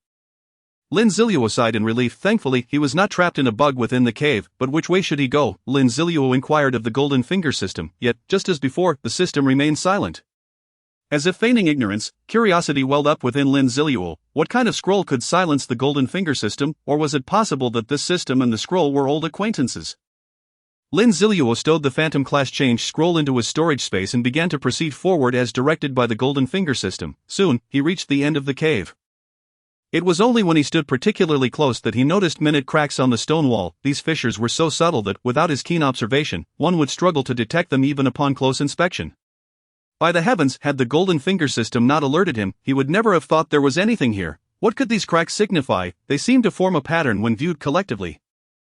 Lin Zilu attempted to touch the cracks. The moment his hand made contact, a transformation occurred. Yellow light began to emanate from the fissures, which began to shift as if constructing something. Lin Zilu patiently awaited the outcome. After a while, the cracks finally completed their assembly. To Lin Zilu's astonishment, these fissures, accompanied by the yellow light, ultimately outlined two figures, one of an ox and another of a bird. Were these not the very images depicted on the scroll? Lin Zilu understood that the truth of this ancient scroll was about to unfold before him. As the patterns took shape, the wall began to tremble. With the trembling of the wall, an ancient stone door materialized. Chapter 75, The Hidden Class of Ancient Origins. Once the stone door materialized, the trembling of the stone walls ceased, restoring tranquility to the surroundings. Lin Zilu stepped forward, attempting to push the stone door, which yielded effortlessly under his touch. The scene beyond the door unfolded before his eyes, an ancient stone chamber, reminiscent of the one encountered upon entering the trial space. However, this chamber housed a stone pedestal adorned with various items. First and foremost was an object Lin Zilu recognized all too well, the earthen yellow orb that had manifested during the initial trial, known as the Li Pearl in the apocalyptic game. Another item, equally familiar to him, was a scroll displayed in the museum. The walls of the chamber bore carvings of a bull and a bird, symbols he recognized with clarity. Aside from these, nothing else was present. Lin Zilu entered the stone chamber and approached the pedestal. He was reluctant to touch the Li Pearl, so he first picked up the scroll. The designs and inscriptions upon it mirrored those in the museum, leaving Lin Zilu perplexed. Just as he pondered its meaning, a warm current surged through the scroll and into his hands. To his astonishment, he found himself capable of deciphering the text on the scroll. The initial two characters struck him with profound shock. Qiyu. How could this scroll be linked to Qiyu? Lin Zilu was utterly astounded, a revelation he had never anticipated. Qiyu, the legendary leader of tribes from the ancient era of the Dragon Kingdom, was revered as the god of war by his followers and reviled as a harbinger of calamity by his detractors. He led the Jiuli tribe in agricultural pursuits, metallurgy, the crafting of weaponry, and the establishment of myriad arts, while also engaging in monumental battles against the Dragon Kingdom's ancestors, Emperor Xianyuan and Shinnong, although the Jiuli tribe was ultimately vanquished by a coalition of rival tribes. Even Emperor Xianyuan could not help but admire Qiyu's formidable prowess in battle, bestowing upon him the title of Master of Arms. Thus Qiyu's image as the god of war was etched into the annals of Dragon Kingdom history. Lin Zilu swallowed hard. This was monumental. He finally comprehended the significance of the recurring bull and bird motifs, the totems of the Jiuli tribe. He swiftly continued to read, and the subsequent revelations were even more staggering. Historical records confirmed that Qiyu was slain by the Yellow Emperor, whose decapitated head was buried, transforming into the blood maple forest. However, Qiyu's soul was preserved due to an encounter with the legendary cat spirit. Capable of retaining souls, the man-faced cat Lin Zilu had defeated in the third trial was indeed a descendant of the cat spirit. Ultimately, Qiyu's soul would dissipate, but before that could occur, he crafted this trial scroll. The scroll tested the unyielding will, eternal perseverance, and flawless combat. All three trials must meet the highest standards to inherit the Jiuli tribe's greatest power, a feat Lin Zilu had evidently accomplished. He could inherit Qiyu's strength. His breath quickened with excitement. The scroll's instructions culminated in a directive for Lin Zilu to place both hands upon the bull and bird totems to fully activate the scroll and inherit the Jiuli tribe's might. Without hesitation, Lin Zilu placed the scroll on the pedestal and pressed his hands upon the totem designs. In an instant, radiant light erupted, and boundless energy began to flow through his hands into his being. A torrent of energy surged within him, initiating a profound cleansing of his body and spirit. The pain of this transformation made Lin Zilu tremble involuntarily, yet he stood resolute, unwavering in his stance. Detected that player Yaji is undergoing an unknown energy inheritance. System is analyzing the unknown energy. System successfully identifies the unknown power originates from Blue Star, matching the unknown power with Blue Star culture and the apocalyptic game system. Match successful. Gamification complete. Player Yaji is undergoing a job transition. Congratulations, player Yaji, on your successful job transition. According to Blue Star culture, the apocalyptic game has designated this class as Master of Arms. Please conclude the trial promptly. As the Master of Arms requires further data processing, as the final notification from the apocalyptic game appeared, the transfer of power from the scroll concluded. Lin Zilu, drenched in sweat, collapsed onto the ground. Exhaustion aside, he was exhilarated. He had successfully transitioned to a new class. It was true what they said. A diligent heart reaps rewards, while a careless one finds unexpected fortune. Initially, he sought only the Phantom's transition scroll. Yet he never anticipated that he would ultimately acquire the might of the Jiuli tribe through Qiyu's trials, a profession now referred to by the apocalyptic game as Master of Arms. Throughout the millennia of Dragon Kingdom history, no one besides Qiyu had ever attained such a prestigious title, yet now it belonged to him. Player Lin Zilu, Master of Arms. In tandem, Lin Zilu grasped the purpose of the orb upon the pedestal. It was the Jiuli Pearl. The most vital artifact for the Master of Arms, the Jiuli Pearl, functioned akin to the fabled lifebound artifacts from cultivation novels, serving as the weapon of the Master of Arms. To harness its true potential, the Master must continually feed the Jiuli Pearl energy, enhancing its capabilities, allowing it to unleash formidable powers in conjunction with its master. Lin Zilu arose, seizing the Jiuli Pearl. Upon inheriting the power of the Master of Arms, the Pearl had recognized him as its rightful master. With a mere thought, the Jiuli Pearl vanished from his grasp, appearing within his consciousness. Chapter 76, the terrifyingly powerful class in the apocalyptic game. Ding. Congratulations, host, on completing the task Ancient Inheritance. Ding. Congratulations, host, on receiving the task reward, a random selection of an ordinary golden finger and a piece of silver-grade equipment. The notification from the golden finger system chimed. The task was complete. However, Lin Zilu's mind was consumed by the more pressing matter of discerning the intricacies of the Master of Arms class. Previously, when the apocalyptic game urged him to return, a button to conclude the trial appeared on his interface. Lin Zilu pressed the button, and in the next moment, he found himself back in the museum exhibition hall.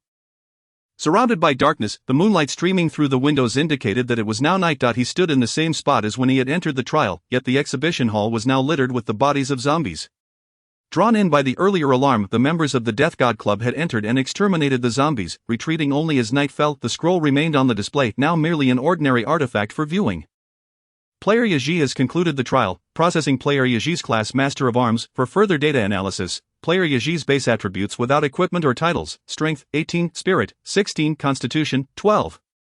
Agility, 19, enhancing player attributes based on the Master of Arms class. Player Yaji's current base attributes: Strength, 30, Spirit, 20, Constitution, 25, Agility, 30. Master of Arms data processing complete. Player Yaji will receive 3 points in Strength, 3 points in Constitution, and 3 points in free attributes for each level gained. Based on the experience previously acquired and the level up, player successfully ascends to level 13. The information was overwhelming, compelling Lin Zilu to focus on the essentials. He opened his interface, and the final attributes, considering the level up along with equipment and titles, were astonishingly extraordinary. Base attributes: Strength, 49, Spirit, 24, Constitution, 46, Agility, 36. Terrifying, this was without even utilizing his 9 remaining free attribute points.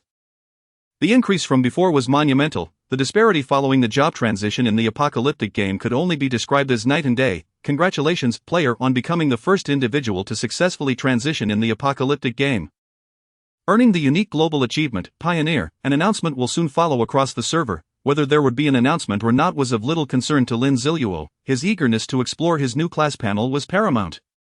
Class, Master of Arms. Description: Master of Arms, the sovereign of all weapons, god of war, forged from the unimaginable abilities of Chiyu and the ancient treasures of the Jiuli tribe. This fearsome class can only be wielded by those who have endured harrowing trials. Attributes: each level gained grants 3 points in Strength, 3 points in Constitution, and 3 points in free attributes. Abilities: 1. Sovereign of all weapons, you can manipulate the Jiuli Pearl to transform into any warrior class weapon, thereby acquiring the abilities and skills of that warrior class. 2. Jiuli Pearl, you can enhance the attributes and rank of the Jiuli Pearl by infusing it with energy. 3. Specific abilities yet to be activated. Lin Zilu could not suppress a gasp of astonishment. Shocked. No, it was beyond mere shock, it was a profound revelation. Such astonishment could not merely be likened to a young calf. It deserved the stature of an esteemed cow. Throughout his 10-year journey in the apocalypse, he had never encountered any class description from the apocalyptic game that bore the phrase terrifyingly powerful. Yet, the Master of Arms class undeniably warranted such a description. Lin Zilu summoned the Jiuli Pearl. Jiuli Pearl, a bronze-tier artifact, the ultimate treasure of the Jiuli clan. First, it can freely transform its shape according to the player's thoughts and bestow the player with the abilities of that form. Second, it can devour energy to enhance the attributes and capabilities of equipment. Lin Zilu took out the Executioner's magic blade and, without hesitation, chose to consume it. Before long, the Executioner's magic blade swiftly morphed into a swirl of black energy, ultimately merging into the Jiuli Pearl. The Jiuli Pearl absorbed sufficient energy and successfully evolved into a silver-tier artifact, an infinitely evolving item. How terrifying! Lin Zilu took a deep breath. Next, it was time to reveal the true capabilities of the Jiuli Pearl.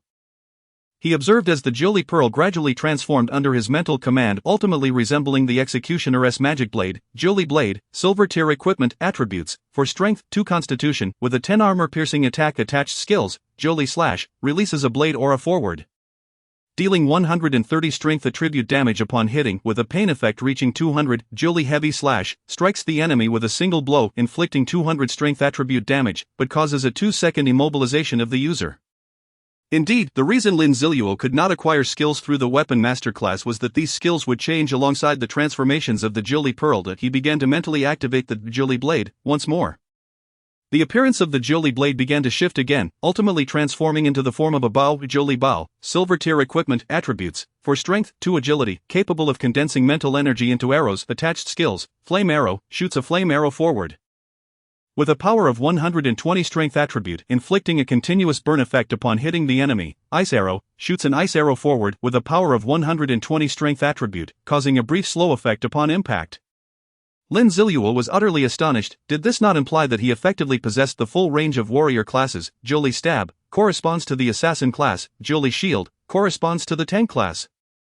Jiuli Sword corresponds to the swordsman class, and no, I must not dwell on this further, just contemplating it brings me a dizzying sense of happiness. Lin Zilu regained his composure and eagerly began attempting to condense an arrow. However, he found himself unable to do so. At that moment, he was shocked to discover that his mental energy was utterly depleted. Goodness, transforming shapes consume so much mental energy, just one transformation nearly exhausted all my mental energy. No wonder I felt dizzy. Chapter 77, A New Golden Finger, Limitation Breakthrough World Announcement. Congratulations to player Yazi for becoming the first player to reach level 10 and successfully change classes in the apocalyptic game. A speed that is astonishing. He has obtained the globally unique achievement, Pioneer, and numerous rewards. Other players are encouraged to strive earnestly, while Lin Zilu was engrossed in studying the weapon master class in the museum hall. The tranquility of the night on Blue Star was shattered. It was deep into the night, and most players were already asleep. However, the sound of the world announcement resonated clearly in their ears.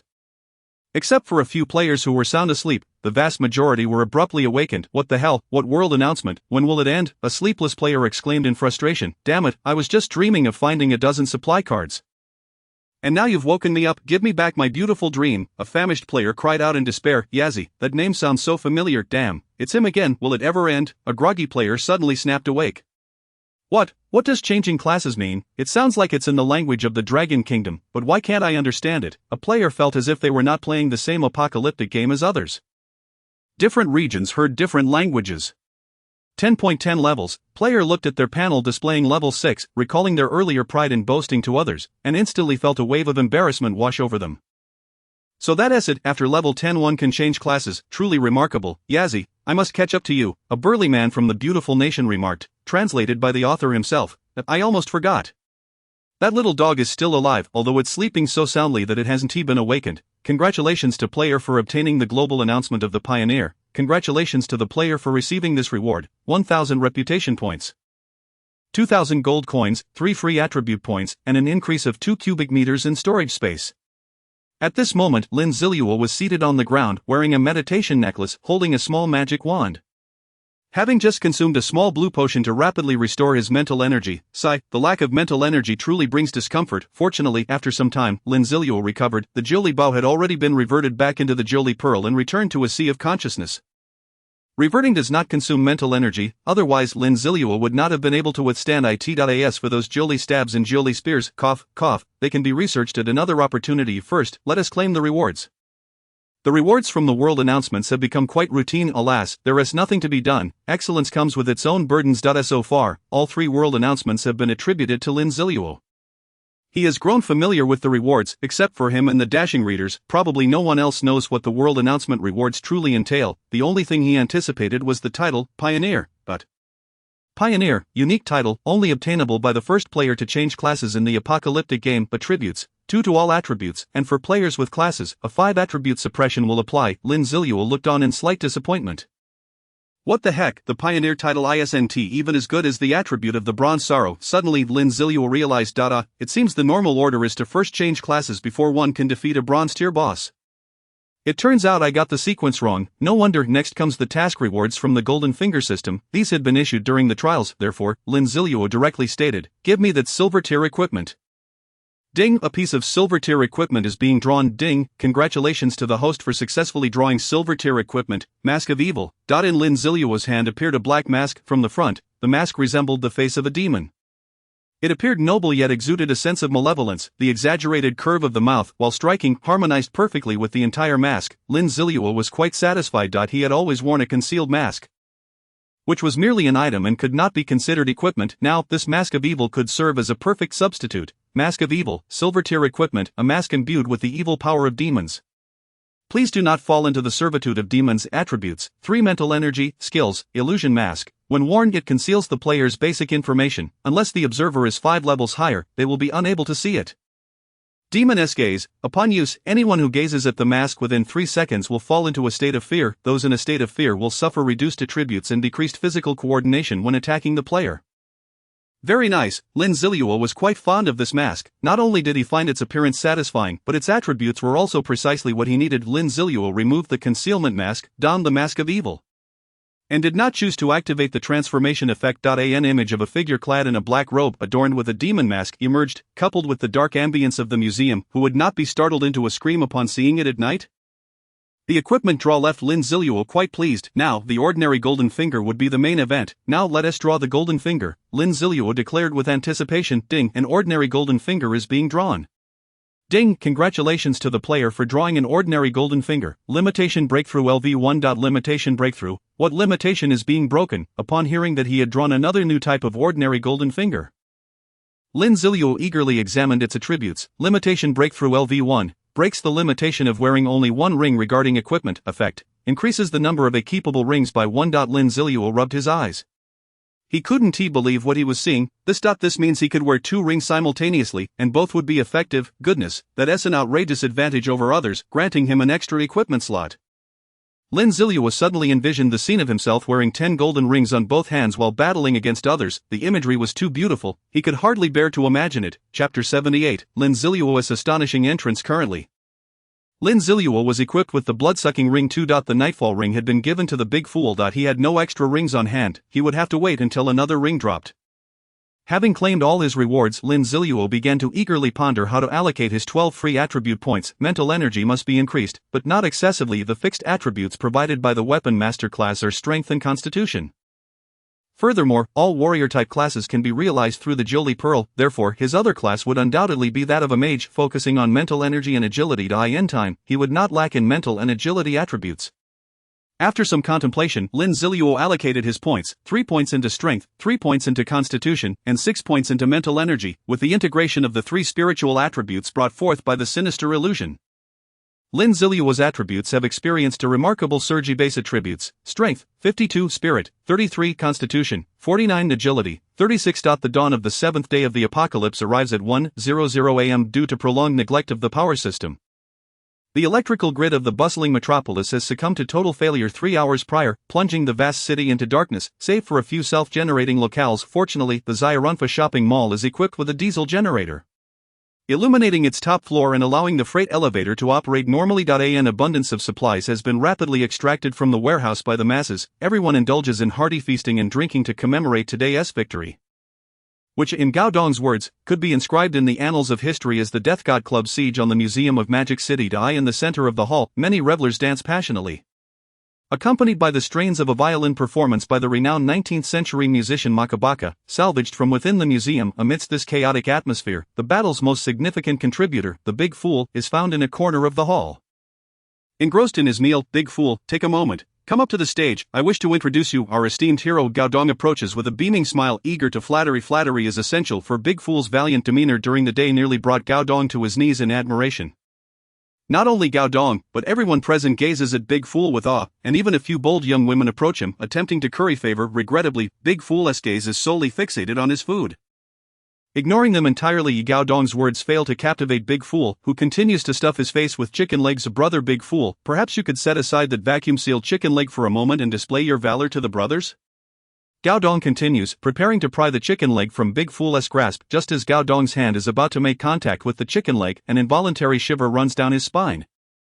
He stiffly turns to glance at Big Fool. Despite the barrier of sunglasses, he can distinctly sense that touching the chicken leg could spell doom for him, recalling how effortlessly Big Fool dispatched zombies as if they were mere chicks during the day. Gao Dong swiftly retracts his hand just a jest, merely a jest. Gao Dong stammers awkwardly. Suddenly, Big Fool sets down the chicken leg and rises. Gao Dong, confused, initially assumes that Big Fool is willing to join him on stage.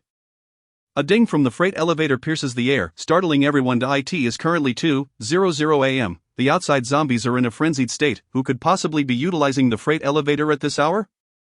The doors slide open, revealing Lin Zilu clad in a black robe. Truly, he is the man who brings a stir wherever he appears. The iconic black robe is recognized by all, but the blood-red demonic mask adorning his visage sends a shiver through the hearts of the onlookers. Wow, he looks incredible, exclaimed a nearby player, unable to contain their admiration. Absolutely stunning. I refuse to believe anyone could surpass Lin's charm. Xiao Yang exclaims in awe. Lin Zilu strides directly towards Gao Dong.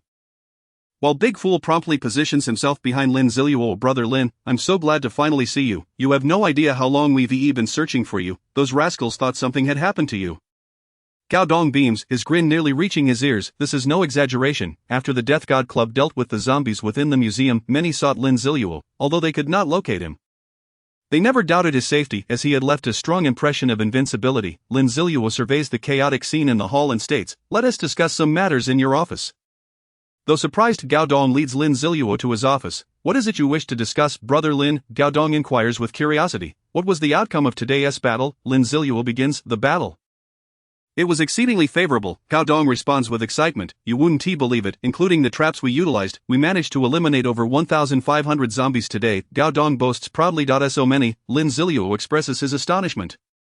"Indeed, there was a small group near the park we selected. Upon witnessing our Death God Club's valiant efforts against the zombies, nearly 100 individuals joined our ranks," Gao Dong explains. Of course, the credit primarily goes to Brother Big Fool, who single-handedly dispatched over 100 zombies. Gao Dong adds, eager to flatter. Lin Zilu's understanding deepens, and he begins to strategize. Did you think he asked this question without purpose? Clearly he saw an opportunity. Previously, Lin Zilu had been somewhat muddled, his past experiences influencing his mindset. He had considered accumulating gold coins alongside Big Fool. However, upon reflection, he realized he had been foolish. What assets does he possess? He holds hundreds of resource cards. In fact, they are so abundant that they clutter his storage space, yet the other players do not share such a luxury. Despite their lower drop rates, every player possesses coins. He could easily leverage these resource cards in exchange for their gold coins.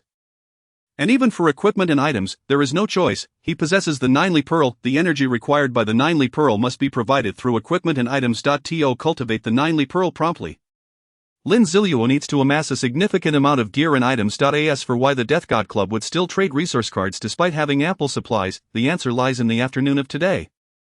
At 7:00 p.m. on the 7th day of the apocalypse, when the novice protection period concludes, Lin Zilu subtly inquires about additional details, gaining insight into the approximate amount of equipment, items, and coinage available within the Death God Club.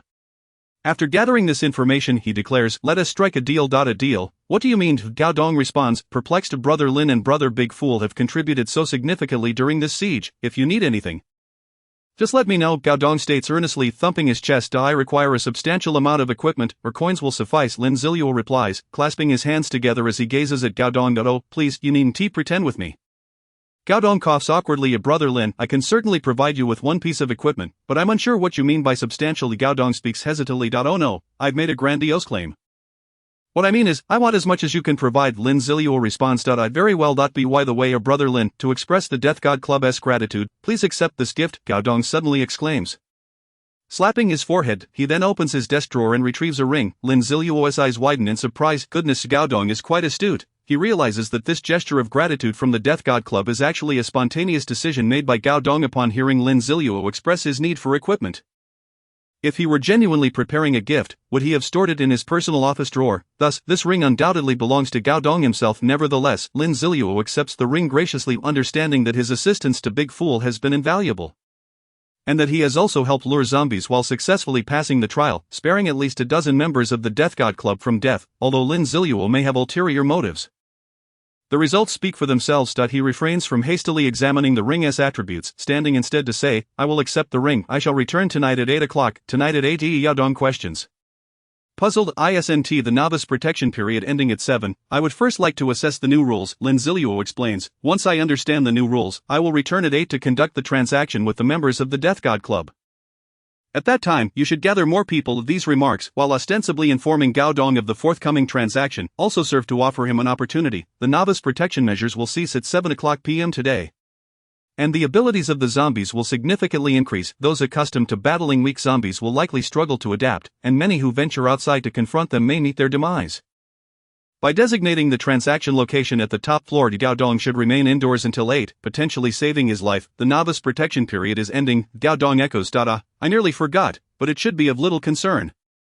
Our current strength far exceeds that of novices, Gao Dong replies with confidence. Lin Zilu shakes his head and smiles. When someone has not experienced certain events, no matter how earnestly you attempt to persuade them, they will remain skeptical. Only through experiencing pain and struggle will they come to understand the truth. Lin Zilu regards Gao Dong as someone who recognizes the times, offering a subtle reminder. Whether he heeds it is a matter for him alone. Rest assured, Brother Lin, if you wish to conduct a transaction, I will certainly ensure that everything is arranged, and the brothers will prepare their surplus equipment and items, Gao Dong assures him. One cannot help but wonder. What kind of trade do you intend to pursue? Gao Dong inquired. The resource cards. You might want to inform them in advance, Lin Zilu suggested. A flicker of disappointment crossed Gao Dong's eyes. As for resources, the Grim Reaper Club is hardly in short supply. Very well, I shall notify the brethren. Gao Dong quickly masked his disappointment and continued to smile. Lin Zilu nodded and led the somewhat simple-minded Disha out of the office. Resource cards. It may not be as straightforward as you imagine. The revelry outside continued unabated. Members of the Grim Reaper Club were thoroughly enjoying themselves. In their eyes, life at present was exceedingly pleasurable. The supplies in the warehouse would suffice for their small number for an extended period. The hordes of zombies outside were continuously being hunted down. Their strength was steadily on the rise, which could be deemed the happiest occurrence amidst the apocalypse. Yet, is the doomsday game truly that simple? Lin Zilu, without the slightest pause, took Disha down the freight elevator from the top floor. Chapter 80, Golden Level Items. Lin Zilu arrived at the apartment where he had previously taken a nap. After placing the reconnaissance eye and assigning Disha to guard duty, he entered the bedroom. He retrieved the ring that Gao Dong had given him, ring of coins, bronze-level equipment, a ring symbolizing strength, attributes, 1 strength, each kill of a zombie grants an additional 10 coins, minimum of 1 coin. Not bad at all, Lin Zilu's eyes brightened. Better than I anticipated. After all, true treasures are seldom given away by others, although the coin bonus is modest. As the saying goes, many a little makes a mickle. Lin Zilu donned the ring of coins. At that moment, both rings activated simultaneously due to the breakthrough effect of this golden finger. Lin Zilu's strength increased slightly. Next, it was time to organize the surplus items. Lin Zilu began rummaging through his storage space. The concealment mask could retire now that he possessed the evil mirage mask. 1 short-range launcher would suffice. The others could be discarded. Flashbangs. 1 by 1. Lin Zilu retrieved the coveted items that other players envied. They were as commonplace as cabbages. The items were meticulously arranged until he finally stopped, realizing he had no more excess items to display. Gazing at the small mountain of dozens of items before him, Lin Zilu couldn't help but exclaim, "These are the fruits of my labor, since the apocalypse began, and under a 100 drop rate." Lin Zilu had amassed such a plethora of items. He wasted no time and directly took out the 9-Li Pearl, activating its devouring ability. 1 by 1, the items were fed into the 9-Li Pearl, which began to manifest red lines. Once the red lines completely enveloped the 9-Li Pearl, it would evolve into a golden level item. Lin Zilu discarded only the most ordinary items, refraining from parting with the more precious ones, such as the fireball scroll or the horn of the zombie cat. Soon, the red lines gradually covered the surface of the 9-Li Pearl. However, at that moment, dozens of items were on the verge of depletion. Lin Zilu felt somewhat overwhelmed. Was this thing such a glutton for energy? Only someone as affluent as he could afford to part with so many items, yet it still failed to satisfy the 9-Li Pearl's appetite. As he observed the 9-Li Pearl, just shy of complete coverage by the red lines, he gritted his teeth and tossed in the eliminated equipment, the meditation necklace. Finally, the red lines fully enveloped the 9-Li Pearl. The 9-Li Pearl emitted a radiant red glow. The 9-Li Pearl has absorbed sufficient energy and successfully evolved into a golden level item. Lin Zilu exhaled a sigh of relief. He had not expected to access a golden level item so swiftly. Such items typically required reaching level 30 or higher and defeating silver level bosses for a minuscule chance of acquisition. The 9-Li Pearl transformed into the 9-Li Blade. Its original attributes of 4 strength, 2 constitution, and 10 armor-piercing attack transformed into 7 strength, 3 constitution, and a 20 armor-piercing attack, with a chance to inflict rapid bleeding effects. 1 could say the attributes nearly doubled. The skills remained unchanged, indicating that only a job change could bestow new abilities. Done. Lin Zilu retrieved the 9-Li Pearl, contentedly reclined on his bed, and fell into a deep slumber. 9-Li / holding the golden-hued 9-Li blade. Lin Zilu swung it forward with vigor. A golden blade aura manifested along the edge of the blade. As he wielded it, the aura detached and rapidly expanded, cleaving horizontally ahead. 5 zombies lunging toward Lin Zilu were severed in half by the blade aura, spilling blood and innards across the ground. However, the zombies behind them quickly surged forward to fill the void. The dismembered halves and entrails were trampled into a mushy pulp by the advancing horde. Lin Zilu wiped the sweat from his brow. At that moment, he was on the 3rd floor of a large office building. Since arriving at 9 in the morning, Lin Zilu and Disha had fought their way from the 1st to the 3rd floor. only pausing for an hour to eat. They had not stopped otherwise. Were it not for the stamina replenishment from the blood-sucking ring, he would have collapsed long ago. It was no wonder Lin Zilu was so relentless. This was the final frenzy. Such low-level, weak, and foolish zombies would be scarce in the future. It was best to utilize his overpowering attributes to grind for experience and coins while he could. With Lin Zilu's fervent efforts, the rewards were indeed fruitful. He and Dasha together had slain over 500 zombies, nearly 400 of those were taken down by Lin Zilu alone. Such accomplishments yielded substantial returns, not to mention the 3,000 to 4,000 coins earned. Lin Zilu's level successfully broke through to 14. The items and equipment dropped were countless, unless they were particularly precious or of exceptional quality. Every other piece of equipment and item that came into Lin Zilu's possession simply served as nourishment for the 9 Li Pearl. However, advancing the golden level 9 Li Pearl to diamond level proved exceedingly challenging. Lin Zilu had worked tirelessly thus far, merely managing to add a few fine lines to its surface. Ugh, it's nearly 7 o'clock, I must withdraw. Lin Zilu casually dispatched another zombie while glancing at his watch. The time read 6:50 and 7 o'clock approached swiftly. Dasha retreat. Lin Zilu commanded. Dasha, amidst the throng of zombies, quickly emerged. The two adopted a strategy of fighting while retreating, making their way downstairs, finally, before 7 o'clock. They slipped into a safe room. Ding ding ding. The alarm Lin Zilu had set went off. The doomsday game finally began to shed its facade, revealing the true despair of the apocalypse. Chapter 81. The true apocalypse has arrived on the 7th day of the doomsday game. At 7 in the evening, many players had forgotten all about the so-called newbie protection period. Since it wasn't yet 8 o'clock, they thought, why not farm zombies for a little longer? The sky was a murky yellow. The sun gradually descending, and the darkness was imminent, yet, before night fell, a blood-red hue had already engulfed the sky. Many players looked up in astonishment. It was then they recalled that the blood-red sky resembled the one on the day the doomsday game commenced. Had the newbie protection period ended, at that moment, they remembered the long-forgotten protection period. Unfortunately, it was too late this time. The blood-red sky was far from the gentle hue of before. The crimson color was far more intense, rendering it nearly impossible to gaze upon directly. A lingering sense of unease began to spread among the players, prompting them to prepare for withdrawal. Just then, the familiar announcement panel appeared, only this time it had transformed from blue to blood red. Welcome to the Doomsday game. This game operates on the principle of absolute fairness. Once initiated, it will develop autonomously, with no means of interference. Time has swiftly arrived at its conclusion, and I assume you have all grown accustomed to this delightful and cozy environment, newbies. Now, the true apocalypse has arrived. The newbie protection period has ended, and the following updates have been implemented. 1. All zombie attributes have been significantly enhanced. Growth rates have been drastically increased, senses of smell and hearing have been optimized. A portion of the undead will be endowed with various forms, such as hunting form, berserk form, venomous form, overweight form, and cursed form. The zombies will be organized at random intervals to launch large-scale assaults, known as zombie tides. The attributes of zombie infection will only affect players whose total attributes are lower than those of the undead. The night will become synonymous with death, as the enhancement of the undead's attributes will increase once more. During the night, zombies will actively seek out the presence of players, while players' attributes will experience a decline. The geological structure, buildings, construction materials, and natural environment of Blue Star will all be fortified in various aspects, such as hardness. To ensure a pleasant gaming experience, all non-game food items will significantly increase in rates of spoilage. Decay and mold. Prolonged consumption of non-game food and water sources will gradually diminish a player's base attributes, which cannot be restored permanently. Resource cards will undergo a comprehensive upgrade. The higher the level of the zombies, the greater the satiety provided by the food yielded from resource cards. The environment and climate will undergo severe deterioration. Higher tier equipment will provide better resistance to adverse weather conditions. The job transfer channels have been fully opened.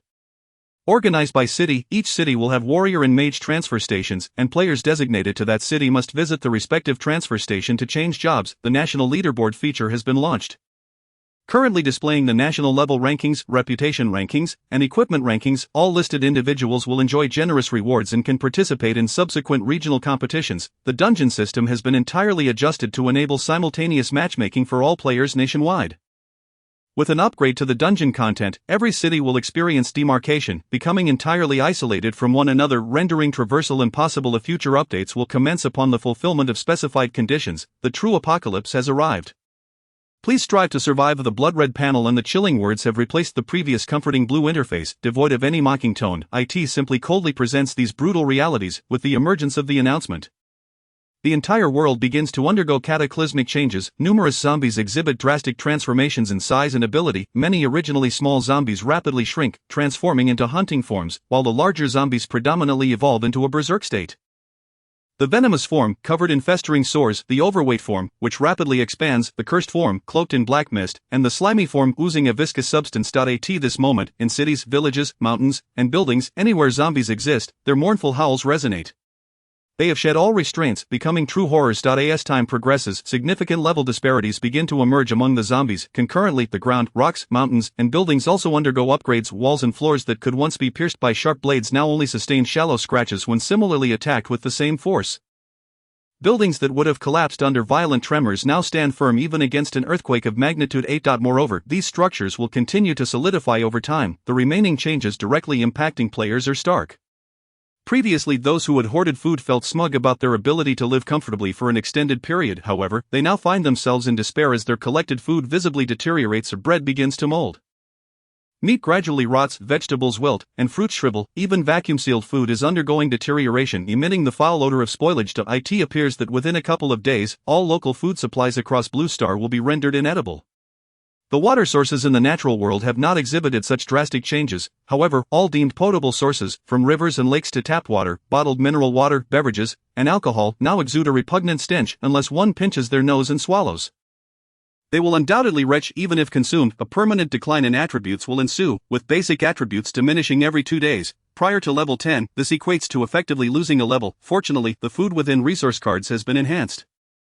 Previously, Lin Zilu needed to consume food from 4 cards to satiate himself. Now 2 cards suffice. This is still due to Lin Zilu's high attributes, as an ordinary level 5 or 6 player would find 1 card sufficient.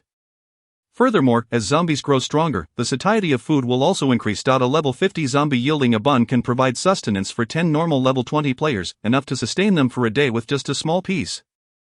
The climate is also beginning to deteriorate. At 7 o'clock, players in the Magic City can distinctly feel the temperature drop several degrees. Were it not summer, many would likely shiver from the cold.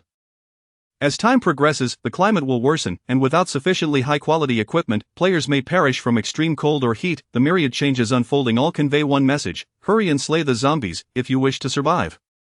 You must eliminate the undead. The days of relishing solitude within a safe haven are over. If you do not actively hunt zombies, mere days could suffice for your demise. Nevertheless, the apocalyptic game has not left players without a glimmer of hope.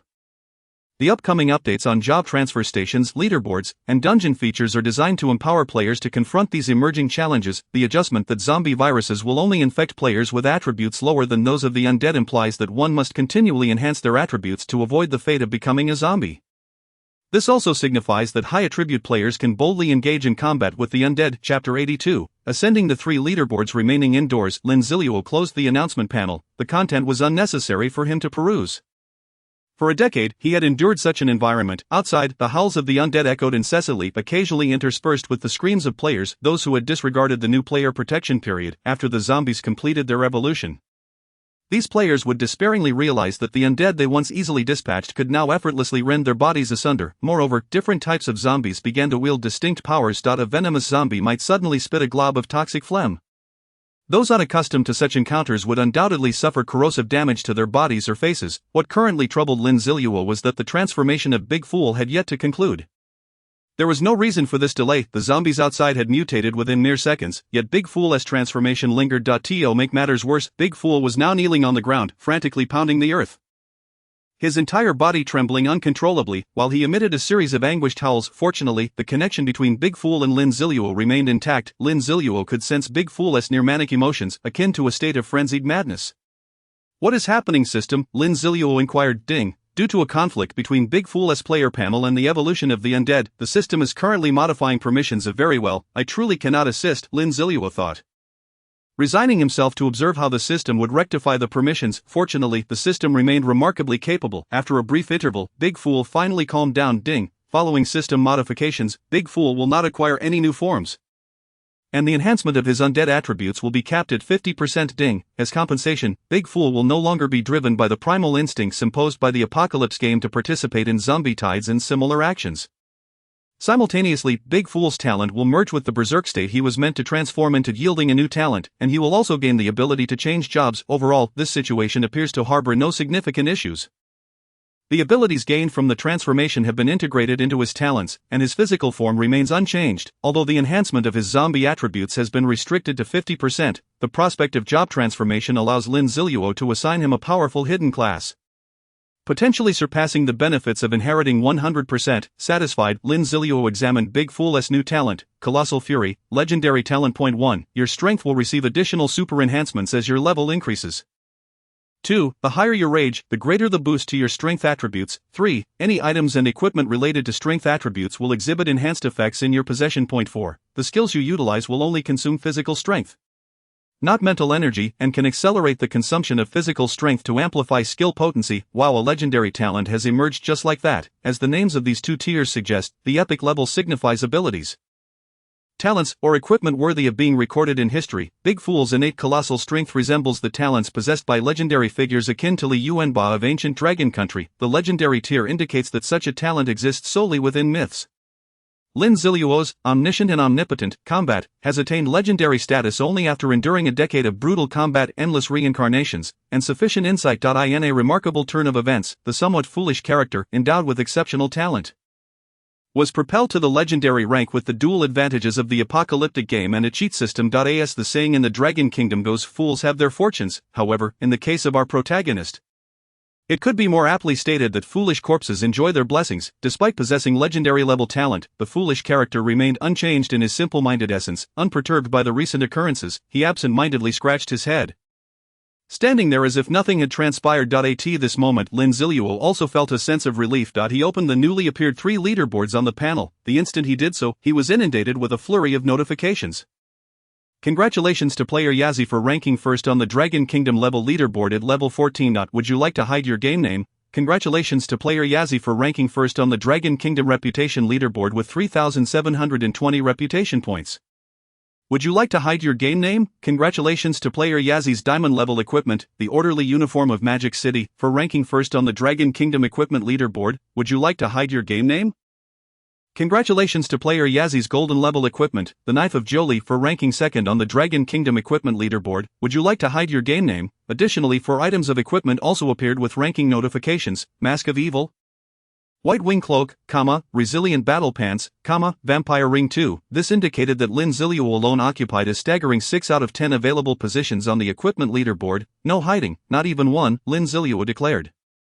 Successfully set the leaderboard game name to not hidden. Finally, after perusing this information, Lin Zilu beheld the 3 leaderboards. Level leaderboard: first, Yazi level, 14 occupation, Commander; second, Zhang Yuanzhong level, 7 occupation, Nun; third, Desha level, 7 occupation, Nun; fourth, codename, Pajuan level, 7 occupation, Nun. Reputation leaderboard: first, Yazi reputation, 3720 occupation, Commander; second, Zhang reputation, 350 occupation, Nun; third, codename, Pajuan reputation, 210 occupation, Nun; fourth, Zhang Yuanzhong reputation, 170 occupation, Nun. Equipment leaderboard: first, orderly uniform of Magic City level, diamond owner, Yazi; second, Knife of Jolie level, gold owner, Yazi; third, Mask of Evil level, silver owner, Yazi; fourth, White Wing Cloak level, silver owner, Yazi; fifth, Resilient Battle Pants level, silver owner, Yazi; sixth, War Armor level, silver owner, Zhang Yuanzhong; seventh, Vampire Ring 2 level, bronze owner, Yazi. Astoundingly, the first place across all 3 leaderboards was occupied by Yazi. On the level leaderboard, Lin Zilu's level was a full double that of the second place. Desha merely managed to secure a playful third place. As for the reputation leaderboard, the disparity was even more pronounced tenfold. The equipment leaderboard was equally astonishing, with the top 5 positions entirely monopolized by Yazi, just when a different name appeared in 6th place. The 7th was once again Yazi. Truly outrageous. Lin Zilu gazed at the magnificent spectacle of the leaderboards, envisioning the astonished expressions of others upon viewing them. However, he was mistaken in this regard. Almost all players in the Dragon Kingdom, upon seeing Yazi's name at the top of the leaderboards, thought to themselves, "Oh, it's him," just as expected. With 3 global announcements, who in the Dragon Kingdom could be unaware of Yazi, a name steeped in myth? Generally, individuals harbor feelings of admiration, envy, reverence, and even a desire to witness the downfall of those stronger than themselves. Yet, when faced with someone who far surpasses them, eliciting nothing but awe and humility is the only response. Yazi held the top position across 3 leaderboards, and everyone accepted it as a given. Naturally, Lin Zilu's title as commander and the orderly uniform of Magic City equipment also drew considerable attention. The name of the commander was well known, especially when paired with the Jolie Pearl. It was not difficult to surmise Yazi's connection to Chiyu. The orderly uniform of Magic City was even easier to deduce. Magic City. Yazi himself resided in the Magic City. Chapter 83, Matchless in the World. Lin Zilu was certainly aware that his information would be revealed through the leaderboards, however, he felt no need to be overly concerned. Previously, he had wished to conceal his identity, primarily to operate like a venomous snake, gradually undermining the Li family. At that time, he still harbored some trepidation towards them, given the overwhelming pressure they had exerted in his past life. Yet, after effortlessly dispatching a hunting team solo, he came to realize, why fear a Li family that had yet to mature, fear those two war gods he could now crush at will. Thus, Lin Zilu opted not to conceal his nickname. What harm was there in revealing his identity, unless exposing personal information would render him a spectacle akin to a panda, attracting onlookers wherever he went? He found he didn't even need the concealing effect of a mask. Lin Zilu began to hear about the benefits he could receive from his standing on the leaderboards, one of which was titles. For instance, being first on the level leaderboard conferred the title overpowering all. A first on the reputation leaderboard granted the title famed throughout the world. As for the equipment leaderboard, there were simply too many titles to consider. Psych, there are so many titles I don't even know which one to choose. Of course, the rewards did not end there. As long as Lin Zilu remained in his current position for 24 hours. He would receive a substantial amount of experience, gold, and reputation. These amounts were not insignificant. Merely claiming these rewards could sustain a small team. Additionally, as time progressed, the rewards would gradually increase. The feeling of lounging at home while collecting immense rewards is simply delightful. Just when Lin Zilu thought the rewards had reached their limit, the apocalyptic game's notification sound rang out once more. Congratulations to player Yazi for achieving the remarkable feat of ranking first on the level reputation and equipment leaderboards, thereby earning the hidden epic title Matchless in the World. Lin Zilu was taken aback. He had never encountered such a title before. In his previous life, it seemed no one had accomplished the extraordinary feat of ranking first across all three leaderboards. He hurriedly checked the title Matchless in the World, epic level title, awarded only to those who rank first on all national level leaderboards. If any one criterion is not met, the title will vanish. Attributes, all attributes increased by 10.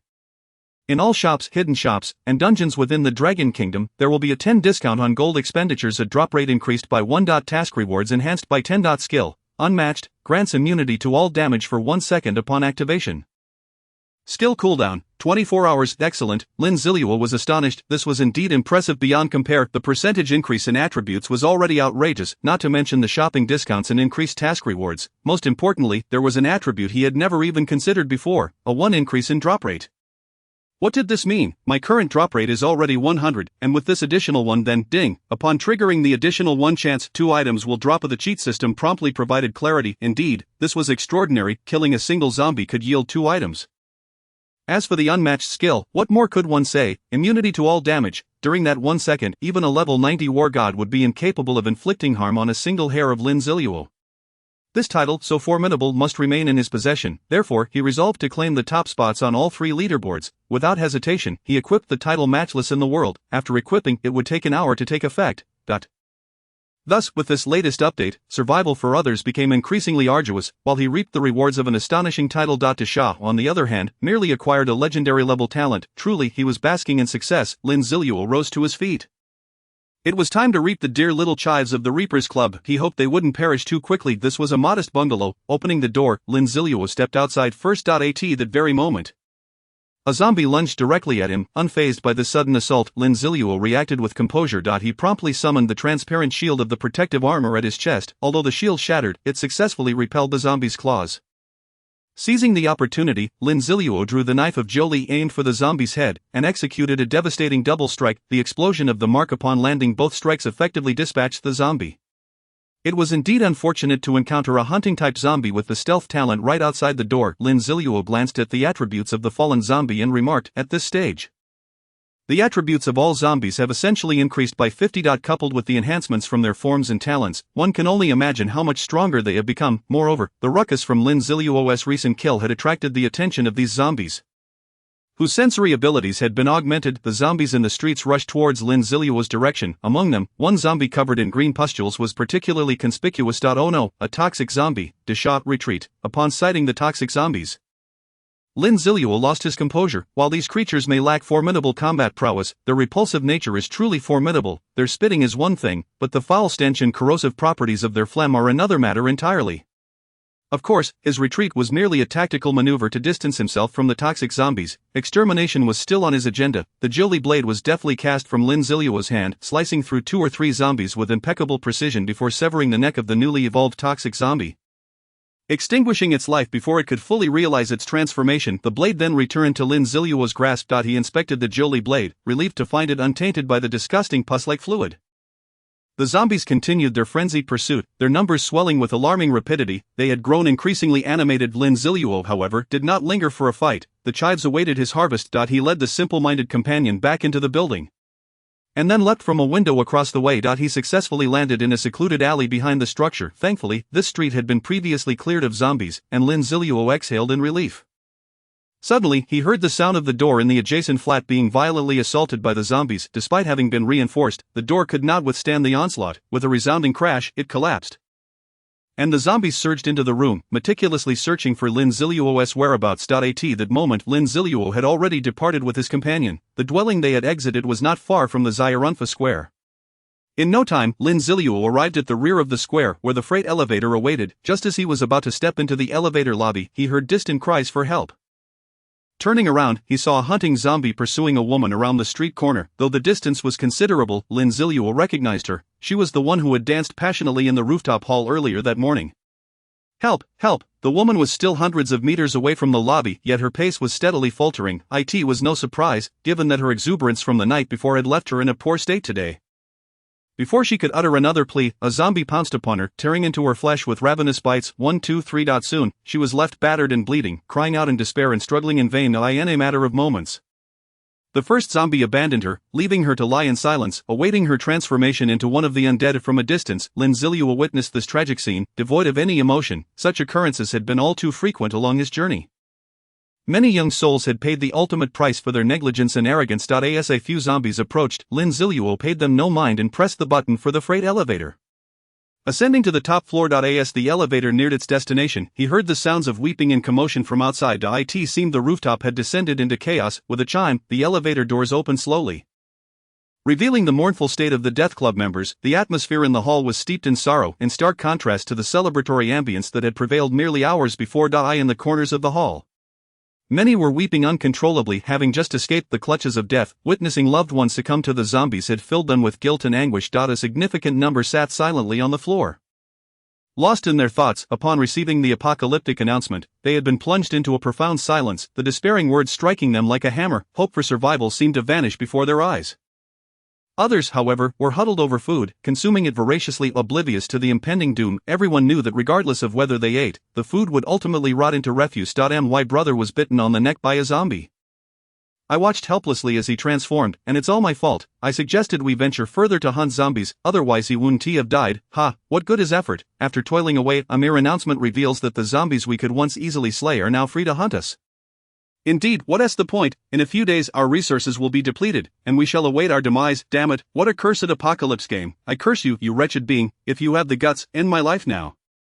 Delicious, delicious, everyone come and eat. Soon there will be none left. The entire hall was filled with cacophony. Lin Ziluo's arrival failed to incite the usual stir. All present had succumbed to a state of numbness in the span of a mere hour.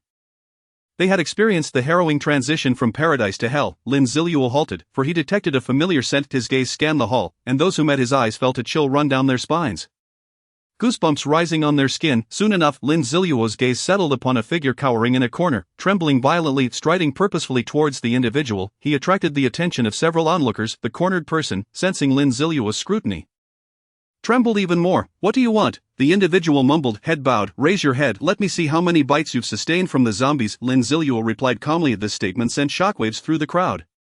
All eyes fixated on the cornered figure, as if anticipating his imminent transformation into a zombie. Speak nonsense. Who's been bitten by a zombie? You're just spouting rubbish. The person remained with head downcast, refusing to look up. Indeed, how could anyone be bitten by a zombie? You must have ill intentions. Another voice chimed in from the opposite side of the corner. Exactly, we are perfectly fine. There is no way we could have been bitten. Others echoed in agreement, bolstered by their support. The cowering figure cried out, I haven't been bitten. I refuse to be bitten by a zombie. Lin Ziluo glanced around the hall, and immediately a hush fell over the crowd. The malevolent glint in Lin Ziluo's eyes was enough to instill terror in all present. Big fool, crush him. Lin Ziluo, uninterested in further delay, commanded. As his words fell, Big Fool raised the bronze hammer in hand.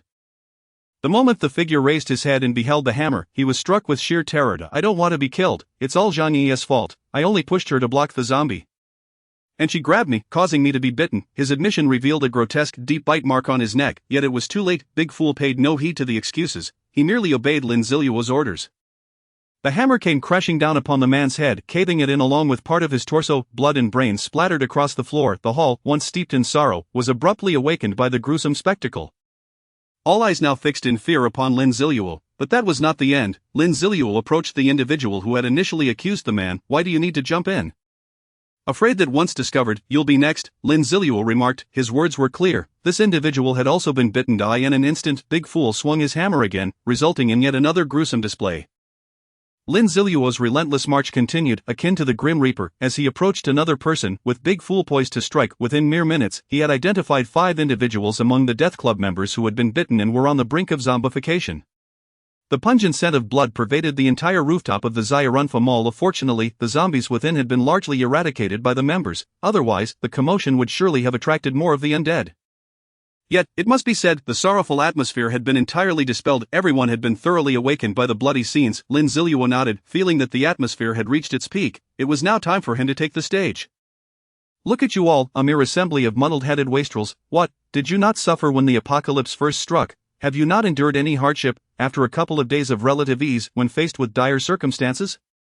You prepare to wallow in despair, abandoning all effort. Do you honor the memory of your brother who sacrificed himself for you? Do you respect the efforts you've made over these past days? Truth be told, we only need to strive a bit harder, be a touch braver, and exercise more caution. We can still survive this apocalypse. To assist everyone in living a better life, to provide hope for survival. I have decided to offer my hard-earned resource cards at a fair price. You heard me right, just a few gold coins, or perhaps some equipment or items, and you can secure enough food to last a whole day. Why not rush in and seize this opportunity? Chapter 85, Profiting from Gold Coins. 299 gold coins. Very well, I shall concede a little loss and grant you 3 material cards, that amounts to 110 gold coins. Does it not? Here's a proposition, I shall offer you a Kyoto roast duck. Its flavor is exquisite, and I'll only charge you an additional 10 coins, surely that is not unreasonable. Go on. 80 gold coins is far too little. Borrow 20 coins from someone else and return. As for this bronze-level equipment, let me examine it. The decayed dagger. The effect seems. Never mind, it truly catches my eye. I shall consider it for 15 material cards. Oh, are you being choosy now? Let me enlighten you. Regardless of the type of material card, the energy replenished is ultimately the same. The only distinction lies in the quality of taste and texture. If you desire superior fare, add 10 more coins to your payment. That's the spirit. Stay strong. It matters not that your brother is gone. Bravely seek vengeance for him. What, you wish to purchase merely 2 cards? Let me see your remaining balance, 300 coins, and yet you only wish to buy 2. How can you muster the strength to avenge your brother if you do not eat well? Here's what I'll do. I'll reserve 10 coins for you and grant you 3 material cards. Lin Zilu was conducting a material card sale event. After a session of motivational speeches to the members of the Grim Reaper Club, his sale commenced successfully. He casually brought over a small table and placed a thick stack of food cards upon it.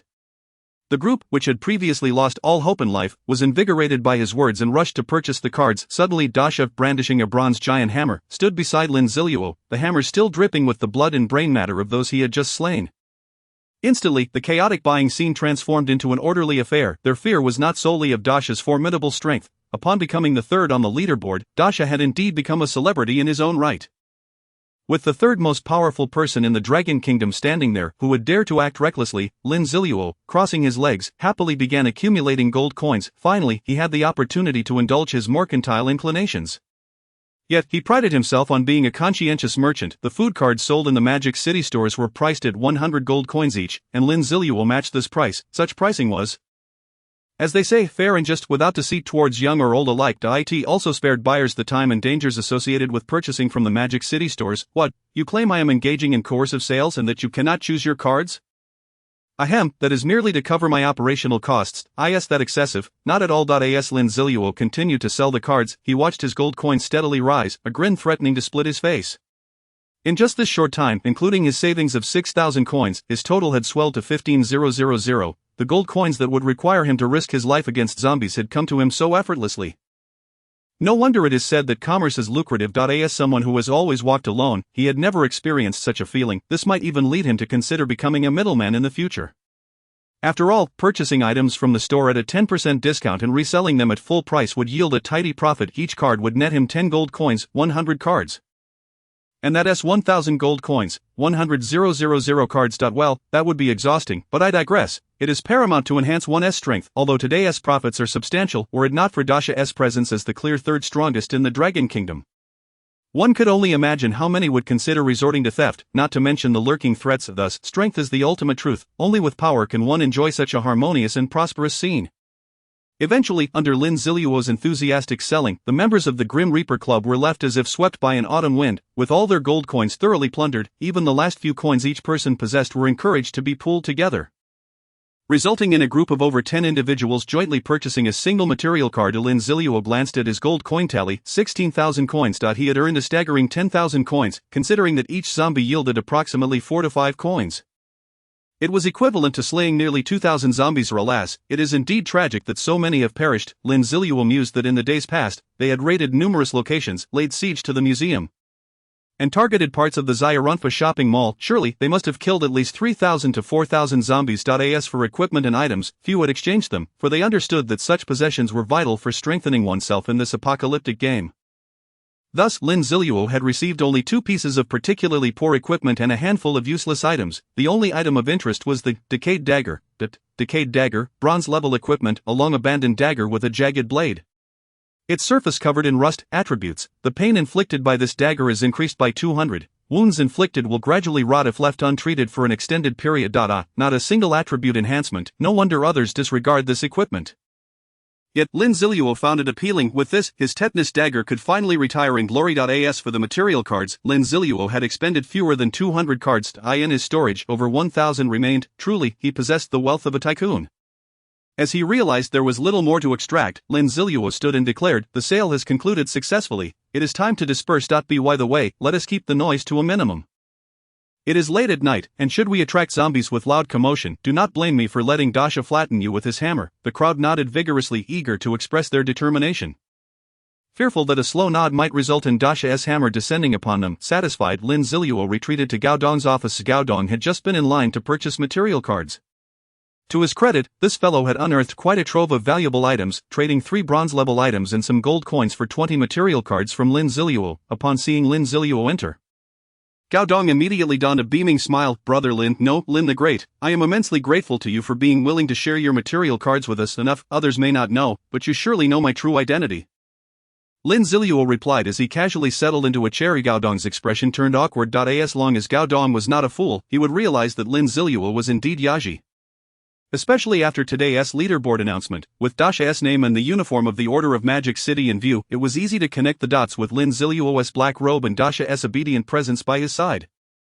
Not to mention the abundance of material cards Lin Ziluo possessed, it was impossible not to deduce that Yaji was Lin Ziluo. Indeed, I was merely concerned that addressing you by your title might be seen as impolite. Gao Dong quickly regained his composure, smiling once more. Chapter 86, The Mark of the Defender of Magic City. What are you so nervous about? I have no intention of harming you, Lin Ziluo chuckled. Although Gao Dong feigned a friendly demeanor, it was evident that his legs were trembling slightly. And no, I simply do not comprehend the meaning behind what the Great One has said, Gao Dong inquired. There is no hidden meaning. I find you quite agreeable and wish to offer you an opportunity, Lin Ziluo replied, feigning mystery. A Great One, spare me the riddles. If there is something you need, I will do whatever I can. Gao Dong sighed. It is quite simple. Within Gao Dong's office, Lin Ziluo spoke continuously while Gao Dong listened attentively. After quite a while, Lin Ziluo finally turned to leave. He hoped Gao Dong was a wise man. Even if this endeavor failed, and even if he did not comply, Lin Ziluo would incur no losses. There was nothing to be gained. Thus concluded the first day following the end of the novice protection period in the apocalyptic game. On the 8th day of the apocalypse, at noon, at the entrance of the Magic City Library, Lin Ziluo and Dasha had slaughtered their way to this location. It is worth mentioning that the attributes of the zombies had significantly enhanced, and the rewards had increased as well. Each zombie killed now yielded approximately 20 more gold coins and experience. However, dispatching zombies was no longer as effortless as before. The newly evolved zombies were manageable, as they often approached individually, allowing Lin Ziluo to dispatch them with a single strike. Ordinary zombies, however, were a different matter. They appeared in hordes, particularly in open areas like the streets, where one could easily find themselves surrounded by a relentless swarm. Were it not for the formidable strength of Lin Ziluo and Dasha, traversing this path would have been impossible. The current players were too fearful to venture outside, leaving the aimless zombies to pursue only Lin Ziluo and Dasha. They swiftly entered the familiar entrance of the Magic City Library, where Lin Zilu felt as if he had returned home. After all, he had nearly wiped out all the zombies inside, rendering it relatively safe. However, due to the power outage, they were unable to use the elevator and had to take the safety stairs to the 5th floor just as Lin Zilu was about to push open the door. He heard several voices from the other side. I propose we treat this place as our stronghold. With this marvelous shop at our disposal, there will surely be those in need of purchasing goods. And we can charge a toll, ensuring our prosperity and peace of mind. Indeed, all the zombies here are gone, so we need not worry about large hordes. Indeed, that is what was said, but I harbor a concern. What is there to worry about? Food and drink are of no concern. Tell me, who could have slain the zombies here? The corpses on the 3rd and 4th floors are piled high. Who could have accomplished this? It must be a formidable team with immense strength. They cannot have overlooked the shops in this city. We have claimed this place as our own. What shall we do if they come seeking trouble? Creak, the door to the secure passage swung open. The few individuals engaged in conversation instantly rose to their feet, gazing towards the entrance. Lin Zilu strode in. Who are you? Do you not see that there are others here?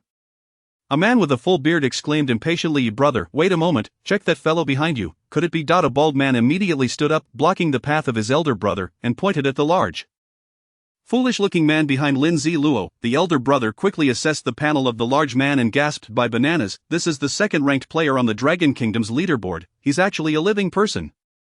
Second on the leaderboard, Lin Zilu was momentarily taken aback. It appeared that the large man had spent the night accumulating experience from the zombies, surpassing Zhang Yu and Zhong. That fellow, upon learning of the large man's identity, the group immediately became much more docile, their earlier bravado forgotten. My goodness, the second most formidable person in the nation. We dare not even discuss tolls in his presence. It would be a miracle if we are not annihilated. Lin Zilu chose to ignore them. Self-awareness was best. Their intentions to claim this place as their own held no significance for him, such as the nature of the apocalypse, with sufficient strength. One may choose to occupy points of interest, shops, dungeon entrances, and even class change stations can be seized for substantial rewards. However, should one be ambushed while attempting to lay claim, they cannot blame others.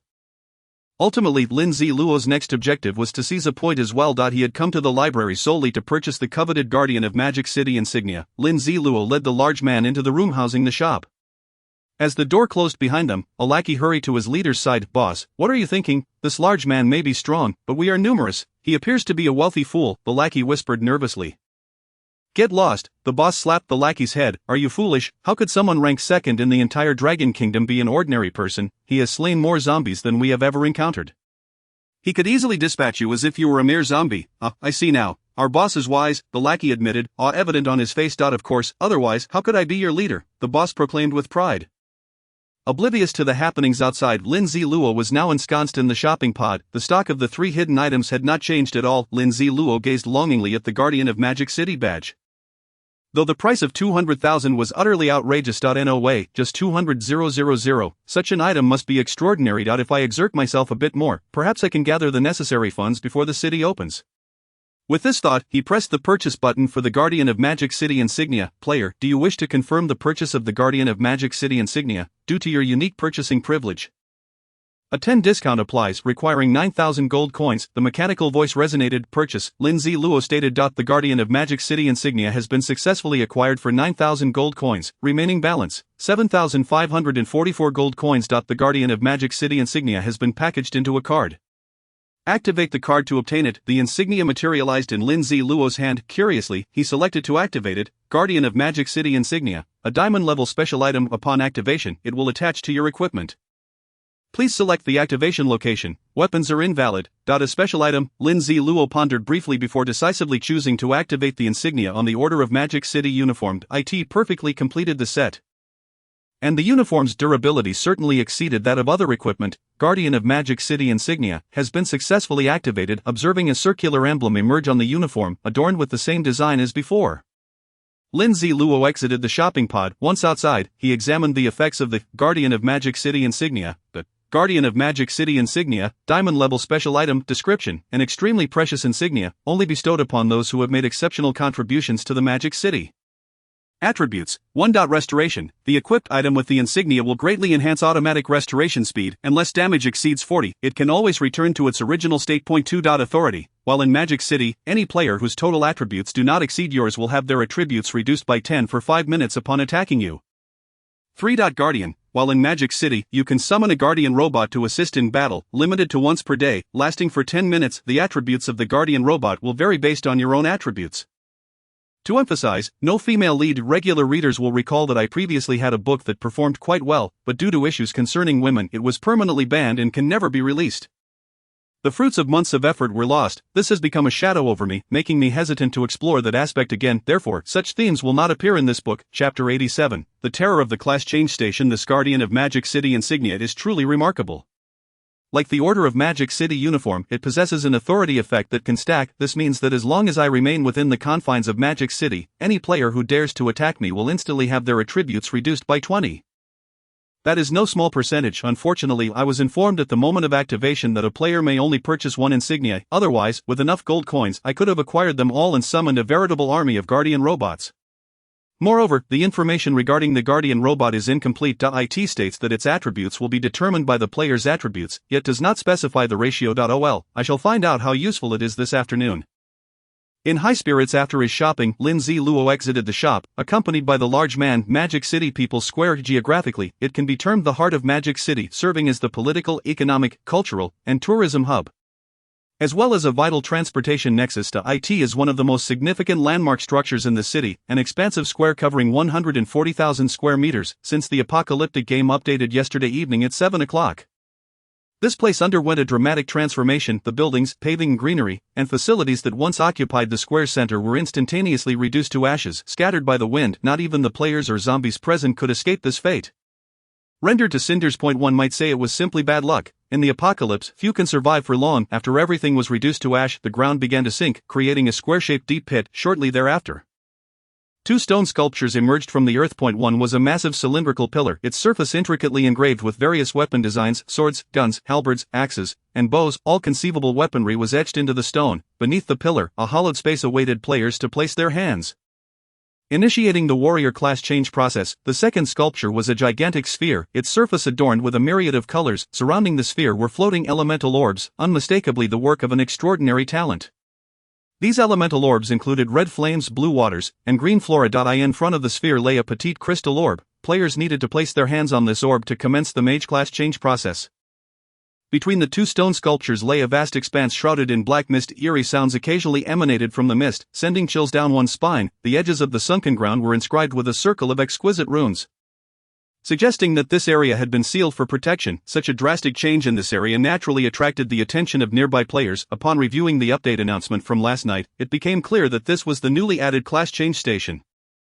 Some players were immediately struck with curiosity. Fortunately, the zombies in the area had been reduced to ashes, rendering it much safer. A few of the boldest players conferred and ultimately decided to enter the deep pit together.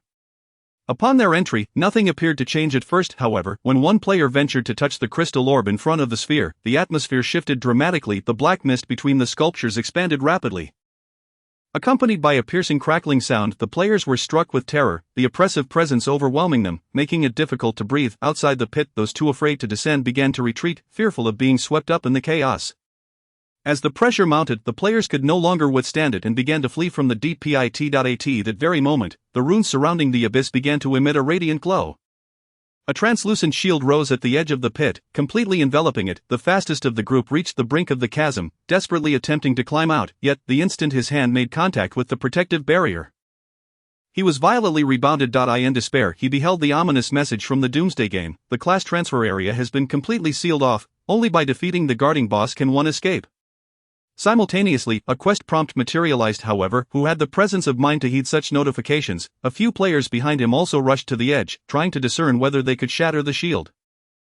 After a futile struggle, the barrier remained utterly unyielding. Look behind you, a player outside the pit shouted. The others hurriedly turned to see a monstrous figure emerging from the once black mist, standing nearly 4 meters tall. Its ebony skin was grotesquely fearsome, with blood-red eyes and white fangs starkly contrasting against its dark hide. It was a colossal zombie. The players attempted to inspect the attributes of this creature.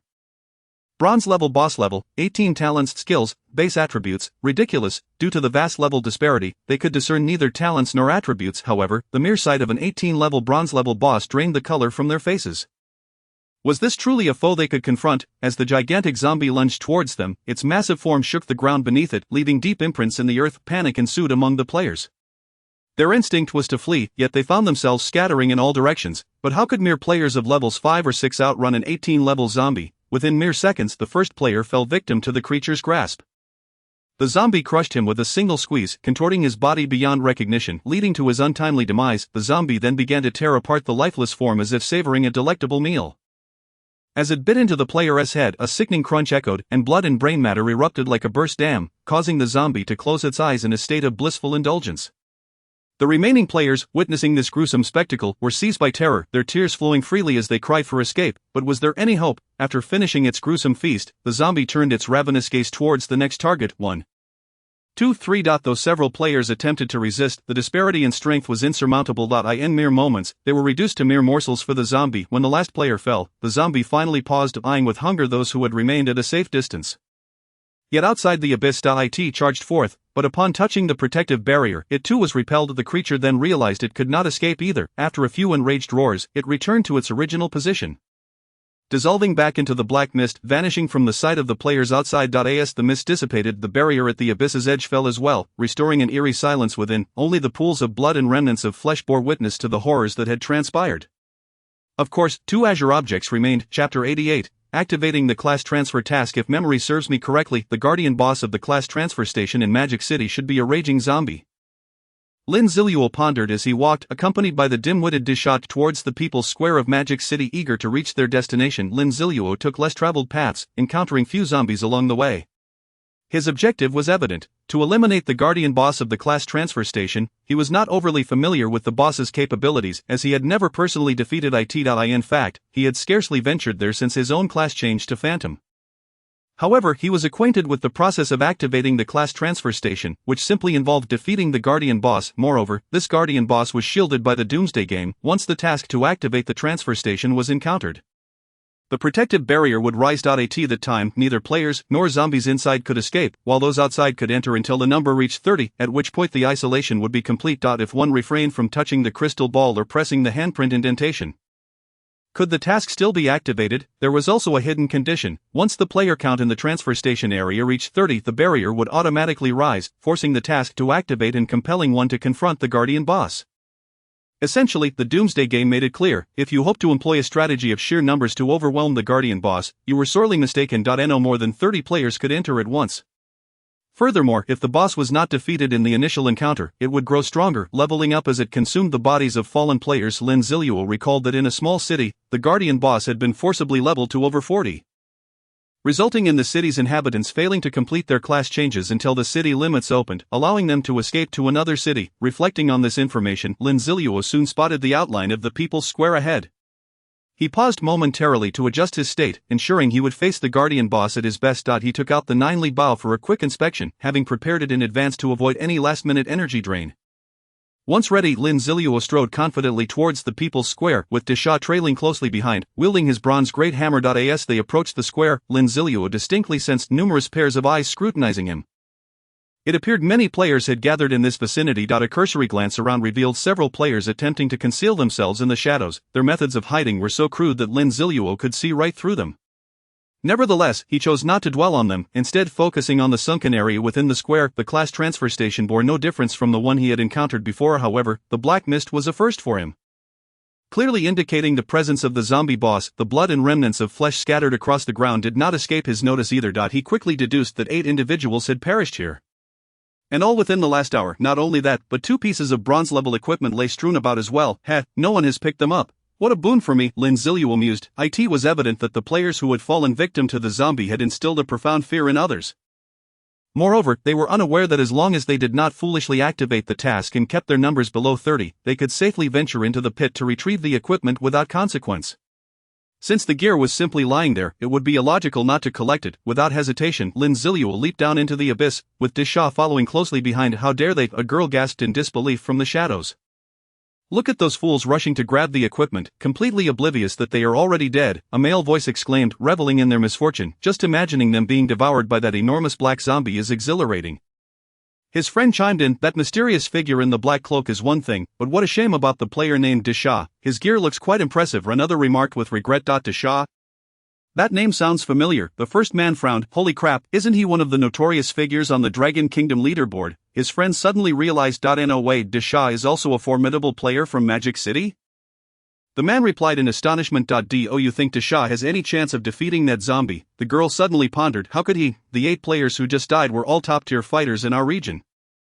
And they couldn't even scratch the surface of that zombie's defenses. No matter how strong Desha is, it's impossible, he retorted immediately. But wait, it seems they have already picked up the equipment. Why hasn't the zombie appeared yet? His friend observed perplexed, as Lin Zilu happily inspected the equipment's attributes. Damn it, could it be that as long as they don't touch that orb they're safe? Damn, I got tricked, that lucky bastard must have hit the jackpot. Otherwise, those 2 pieces of gear would have been mine. The man fumed. The woman beside him glanced at him, wishing to retort, when I suggested you go collect it, you were too scared. Now you call it luck for others. Unbeknownst to Lin Zilu, a group lurking in the shadows had engaged in a lively discussion about him, labeling him a fool rushing to his doom, a mysterious figure, and ultimately a beneficiary of fortune. Meanwhile, he was in high spirits, stowing away the 2 pieces of equipment. Their attributes might not be remarkable, but they were free. As the saying goes, a good start leads to good fortune. Finding 2 pieces of gear while merely walking was a harbinger of a great bounty from this boss. Lin Zilu approached the crystal ball and casually placed his hand upon it. In the shadows, gasps of shock erupted as everyone fixated their anxious gazes on Lin Zilu. Lin Zilu exhibited no trace of concern as he cast a glance at the ever-shifting black mist. Drawing forth the Jiuli bow and striding towards the edge of the deep pit, during his advance, a semi-transparent protective shield materialized around him, while a furious roar echoed from the expanding black fog. Desha, standing resolutely at the predetermined position agreed upon with Lin Zilu, wielded his bronze giant hammer with fervor, detected that player Yazi has touched the mage-class transfer gem, forcibly accepting and activating the task at the Magic Capital transfer station, detected that the current player team consists of 2 individuals. Significantly enhancing task rewards, the guardian boss of the Magic Capital transfer station is about to awaken. Players are advised to prepare accordingly. Ding, the golden finger system detected that the host has activated the task activate the Magic Capital transfer station and is optimizing the related issues. Chapter 89, 2 Arrows Task Description. In response to the terrifying onslaught of zombies, every city has established transfer stations that allow players to obtain professions. However, to undergo a transfer, one must demonstrate that the city possesses sufficient quality talent. Please eliminate the Guardian Boss to activate the capabilities of the Magic Capital Transfer Station. Task requirements. Defeat the Guardian Boss. Task rewards: 500 reputation points, 2,000 gold coins, 1,000 experience points, 1 random high-level hidden profession scroll. Task rewards have been optimized. Task time limit: 12 hours. Task penalty: none. No penalties will be incurred for abandoning or failing the task, even in the face of impending battle. Lin Zilu could not resist glancing at the task rewards displayed on the panel. He was well aware that completing the task to activate the transfer station would yield a hidden profession scroll, which was precisely why he had voluntarily come forth to participate in the task. However, it is crucial to note that the extracted hidden profession scrolls are entirely random. With poor luck, some hidden professions might only slightly surpass ordinary ones in attributes. Yet, the optimization by the Golden Finger system had appended the term high level, ensuring that he would not draw any exceedingly mundane hidden professions. This was indeed a motivation. If he drew a mage class profession, it would be for his own use. If he drew a warrior class, it would go to dsha.perfect. At that moment, a massive zombie, entirely shrouded in darkness, emerged from the maximally expanded black mist. Titan Zombie, Bronze Level Boss, Level 19 Base Attributes: Strength 56, Spirit 30, Constitution 55, Agility 30, Talent, Pseudo, Titan Physique, an epic level talent that enhances your strength and constitution attributes, reducing physical and magical damage taken by 10. While simultaneously significantly increasing your recovery capabilities. All attacks that hit the enemy will inflict a brief stun effect. Skills: Titan Fist, a powerful punch to the ground generates violent tremors, subsequently dealing 120 strength attribute damage to all enemies in contact with the ground within range. Titan Roar, after a bellow, sound waves propagate outward, boosting its own attributes by 20 while reducing the attributes of nearby enemies by 10. These attributes are indeed formidable. Generally, bronze level bosses of the same level do not possess such attributes. It must be due to that epic talent enhancement. One can only surmise that anything associated with the Titan name is indeed extraordinary. This aligns with the strength expected of a guardian boss. Although Lin Zilu only needed to level up twice, his attributes would then surpass those of the Titan Zombie comprehensively. Having discerned the Titan Zombie's attributes, Lin Zilu felt at ease, even without Desha. He could single-handedly take it down. Indeed, he could solo it. A boss that required a 30-person team for collaboration could now be tackled by Lin Zilu alone. It is not that the guardian boss is weak. It has only been born for a day and has consumed merely 8 individuals thus far. How could it possibly compare to Lin Zilu, the human-like boss leading the entire server's rewards? Ding! The The system detected that the host is facing the Titan zombie and successfully triggered the task Defeat the Titan zombie. Defeat the Titan zombie, task requirements, eliminate the Titan zombie, the guardian boss of the transfer station. Task rewards, draw 1 random ordinary golden finger. 1 piece of silver level equipment. Task time limit, 24 hours. Except Lin Zilu glanced briefly before speaking. Simultaneously he had already drawn back the Jiuli Bao. The newly formed Titan zombie was in a rather jovial mood. Having anticipated another delightful feast so soon after its birth, though the numbers were scant, with only 2 individuals, the Titan zombie's gaze brightened upon observing Disha. What a robust physique, what impressive muscles. Surely this body must be quite delectable. Such guardian bosses are incapable of discerning whether Disha is a zombie, for in their consciousness, the command is simply to eliminate all players, while the Titan zombie was lost in its daydream. Lin Zilu had already fully drawn the Jiuli Bao. An arrow ignited with flames materialized upon the string. The flame arrow. Lin Zilu held his breath and focused, his gaze locked onto the Titan zombie. In an instant of aiming, he decisively released the string. The flame arrow shot directly towards the Titan zombie's head, reaching it in the blink of an eye. The Titan zombie, just regaining its senses from its craving for Disha's body, noticed the incoming arrow. However, its reaction was not slow. It raised its hands to block the arrow. The flame arrow pierced straight into the Titan zombie's left arm. The searing flames scorched the Titan zombie's arm, instantly charring the point of impact. Alas, the Titan zombie's inherently dark complexion rendered the burn marks indiscernible. A roar erupted from the Titan zombie. Although it could not feel pain, the injury was a profound humiliation. At this moment, Disha, positioned close to the Titan zombie, sprang into action. He raised his bronze giant hammer and swung it forcefully at the Titan zombie. The Titan zombie had no choice but to raise its other hand to block. It was daytime, and Disha's attributes did not benefit from the nocturnal enhancement, rendering him far inferior to the Titan zombie. Of course, under the cover of night, the Titan zombie would enjoy an even greater advantage. Thus Disha's strike was effortlessly deflected by the Titan zombie. However, this was precisely what Lin Zilu wanted. The moment the flame arrow was released, he had prepared the ice arrow. As the Titan zombie's right hand intercepted Disha's hammer, the ice arrow was also unleashed. The arrow, radiating coldness, struck the Titan zombie's right arm, which was grasping Disha's bronze hammer. The point of impact quickly became ensconced in frost. Excellent, still accurate. Lin Zilu could not help but commend himself. Though it lacked the exhilarating feel of a warrior's grand battles, he could engage in ranged warfare, continuously wearing down the enemy while employing a kiting strategy. The Titan zombie's fury was now beyond containment. It raised its head, emitting a deep resonant roar. The intangible sound waves spread outward. Lin Zilu, at a distance, found himself momentarily dazed upon hearing the roar. Indeed, this absurd talent transformed sound waves into an attack, triggering the Titan physique stun effect. Lin Zilu remarked. While the daze lasted briefly for him, it was a different story for Disha, who was exerting all his strength to contest the Titan zombie's right arm. Being so close, he experienced a longer daze. The Titan zombie completely disregarded the arrows protruding from its arms, swinging its left arm with force and sending Disha flying. Subsequently, it forcibly removed the arrows embedded in its arms. It turned its gaze towards Lin Zilu and charged at him with wild abandon. Chapter 90. A double triumph. As the Titan zombie barreled towards him, Lin Zilu remained unperturbed. With a flick of his wrist, he released an arrow conjured from his mental energy. Unfortunately, this arrow lacked the power of one shot from a skill. The charging Titan zombie simply grasped it. If one arrow could be caught, what about 10? Lin Zilu began to infuse a substantial amount of mental energy into the Jiuli Bao. In the blink of an eye, arrows were conjured. This time, without aiming, Lin Zilu unleashed a rapid-fire barrage towards the Titan zombie. Relying solely on instinct. 1 arrow, 2 arrows, 3 arrows, the arrows flew forth continuously. Even without precise aiming, they found their mark with uncanny accuracy. The Titan zombie, after receiving 3 arrows, began to struggle to respond. It could only passively endure the onslaught of arrows with its massive body.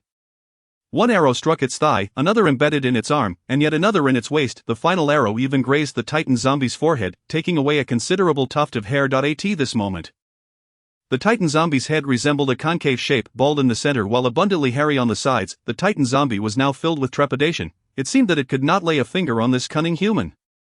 After this chase, it had barely covered any ground, while that human had already darted around the corner, increasing the distance between them. Thus, the Titan zombie resolved to halt its pursuit. It remained stationary and began to dig into the ground. Digging? What was this zombie doing in its former life? A construction worker. Lin Zilu prepared to draw his bow once more, aiming at the Titan zombie. The Titan zombie soon revealed its purpose for digging. It lifted a hefty clod of hard earth, positioning it in front of its chest to successfully block the arrow. The soil successfully obscured Lin Zilu's line of sight, enveloping him in a sense of helplessness. Big Fool, unleash frenzied fury. Lin Zilu urgently summoned Big Fool. Having just risen from the ground, Big Fool promptly responded to Lin Zilu's command and instantly activated the frenzied fury. A deafening roar erupted from Big Fool. whose head flushed crimson in an instant. The rage stemming from being flung by the Titan zombie surged to its peak, yet that was not sufficient. Lin Zilu delivered another piece of shocking news. Big fool. While you were unconscious, that wretched creature devoured 5 of your roast chickens. 5 roast chickens, that is my sustenance for an entire day. No mercy shall be spared, with attributes soaring to their zenith. Big Fool charged towards the Titan zombie with boundless fury. His speed was so remarkable that Lin Zilu felt it could rival that of a hunter mode zombie. At that moment, Big Fool had already reached the rear of the Titan zombie. The Titan zombie found itself in a predicament, with arrows being shot from the front while this madman charged from behind, intent on delivering a blow. Empowered by the frenzied fury, Big Fool's attributes were not far behind those of the Titan zombie. Presenting a considerable threat, faced with this peril, the Titan zombie had no choice but to hurl the large clump of soil to the ground in turn to confront Big Fool. Excellent. This was the moment Lin Zilu had been waiting for. He drew the 9-li bow to its full draw once more, an arrow ignited with flames materializing on the string. The cooldown for the fire arrow had elapsed, with the Titan zombie's back turned to Lin Zilu. This shot was guaranteed to hit. The flaming arrow was released towards the Titan zombie. However, as fate would have it, an unexpected occurrence unfolded. First, Big Fool collided directly with the turning Titan zombie. The Titan zombie, caught off guard by the sudden turn, was pushed back 2 steps by Big Fool's force. Then, the Titan zombie retaliated, its body tense as if preparing to unleash a powerful strike, raising its rear high. In this back-and-forth exchange, by sheer coincidence, the fire arrow pierced straight into the rear of the Titan zombie. Lin Zilu, along with the onlookers outside, felt a tightening sensation in their chests upon witnessing this scene. Hisses. Lin Zilu inhaled sharply. He swore he had not intended to shoot there. Indeed, it was Big Fool's fault for pushing the Titan zombie into the path of the arrow. At that moment, the rear half of the arrow continued to burn with flames. Seemingly roasting something, of the Titan zombie unleashed an unprecedented strength to shake off Big Fool, trembling as it extracted the arrow. It did not hurt, but the purity it had preserved for decades was lost just like that? At that moment, the Titan zombie felt a tinge of grievance. Yes, grievance. Just look at Lin Zilu managing to provoke a zombie into feeling such emotions, even if it was a relatively intelligent boss template.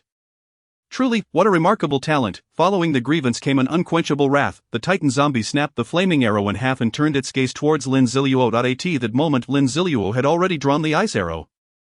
The Titan zombie was utterly unconcerned. All it desired was to tear Lin Zilu apart. Yet, in its moment of rage, it forgot about the flung Big Fool. Big Fool quickly regained his footing, observing the Titan zombie fixated on his master and ignoring him. His anger boiled over. How dare it disregard the roast chickens? Fueled by fury, Big Fool lunged at the Titan zombie. As he sprinted towards the Titan zombie, he stomped his foot, seizing the moment the Titan zombie was unprepared. He leaped onto its neck, using the momentum. Big Fool locked his legs around the Titan zombie's neck, his muscles quaking with intensity. Then, with a mighty tug, he caused the Titan zombie to lose its balance and topple over. Another splendid opportunity arose. Seizing the moment, Lin Zilu decisively released the ice arrow. With the arrow infused with frost soared forth. However, yet again, an unforeseen event transpired. As the Titan zombie flipped over, it assumed a position with its rear in the air and head down. Lin Zilu had aimed for the original head position, thus, the ice arrow unexpectedly and fittingly penetrated the previous location. Lin Zilu swore, this time it was entirely unintentional. Hisses. The sound of gasps echoed around, reverberating among the onlookers. Everyone was astounded. A double whammy, 1 fire arrow, 1 ice arrow with a combination of fire and ice. How could that area withstand such an onslaught? At that moment, the Titan zombie, having completed its tumble, crashed heavily onto the ground, its front facing down. The exposed portion of the ice arrow stood proudly like a flag, defiantly waving in the wind. Big Fool's frenzied fury was reaching its limit as he plopped down. Entering a state of confusion. Chapter 91, Absurd, Boss Evolution. The Titan zombie lay on the ground, trembling, its hands tightly gripping the soil. Seizing the moment, Lin Zilu would not relent. He stood firm, shooting arrow after arrow at the Titan zombie. The Titan zombie remained bowed, showing no inclination to evade, allowing the arrows to penetrate its body. Dozens of arrows embedded themselves, causing wounds that bled profusely. Just as it seemed the Titan zombie was on the verge of demise, its body suddenly transformed, expanding into a cloud of black mist in a remarkably brief span. The arrows that had once pierced its form fell to the ground, their blood and flesh attesting to their former presence. Yet, the reason for the Titan zombie's transformation into black mist remained a mystery. Lin Zilu had never encountered such a phenomenon. He had been so close to subduing the Titan zombie. Undeterred, Lin Zilu fired a few more arrows into the black mist, all passing through without hindrance, utterly ineffective. Player Yazi, please be advised. Player Yazi, please be advised. Suddenly, the system of the Doomsday game emerged. Due to your despicable tactics that severely insulted the Titan zombie's rage has successfully surpassed its limits, fully activating the Titan bloodline. The Titan zombie has successfully evolved into a silver-level boss evolution. Lin Zilu recalled a theory he had heard in his previous life that a boss's level could indeed rise. A notion well known at the time. Upon meeting certain conditions or acquiring specific abilities, a boss could evolve and elevate its rank. Thus, a hypothesis was posited: could a boss evolve in the midst of battle? This theory had never been substantiated, as players had never encountered such a scenario. Now, Lin Zilu could affirm, it truly existed. What the hell did I do? I merely shot a few arrows. Dozens of arrows. To be precise, although 2 arrows may have struck a rather sensitive area, it was not my fault. I am an upstanding citizen. Unfortunately, the Titan zombie was not inclined to listen to Lin Zilu's explanations.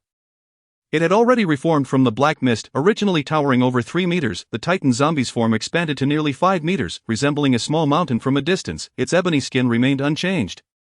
Yet silver-white runes adorned its surface, each emanating a silvery glow. Titan zombie, silver-level boss, level, 19 base attributes, strength, 70 spirit, 30 constitution, 65 agility, 45 talent, true Titan body, 30 a legendary level talent. Significantly enhancing your strength and constitution attributes, reducing physical and magical damage taken by 20, while simultaneously astonishingly boosting your recovery abilities. All attacks hitting the enemy will cause stun and shatter effects. Skills: Titan Fist, a punch that strikes the ground generating violent tremors, subsequently dealing 140 strength attribute damage to all enemies in contact with the ground within the area. Titan Roar, after a mighty roar.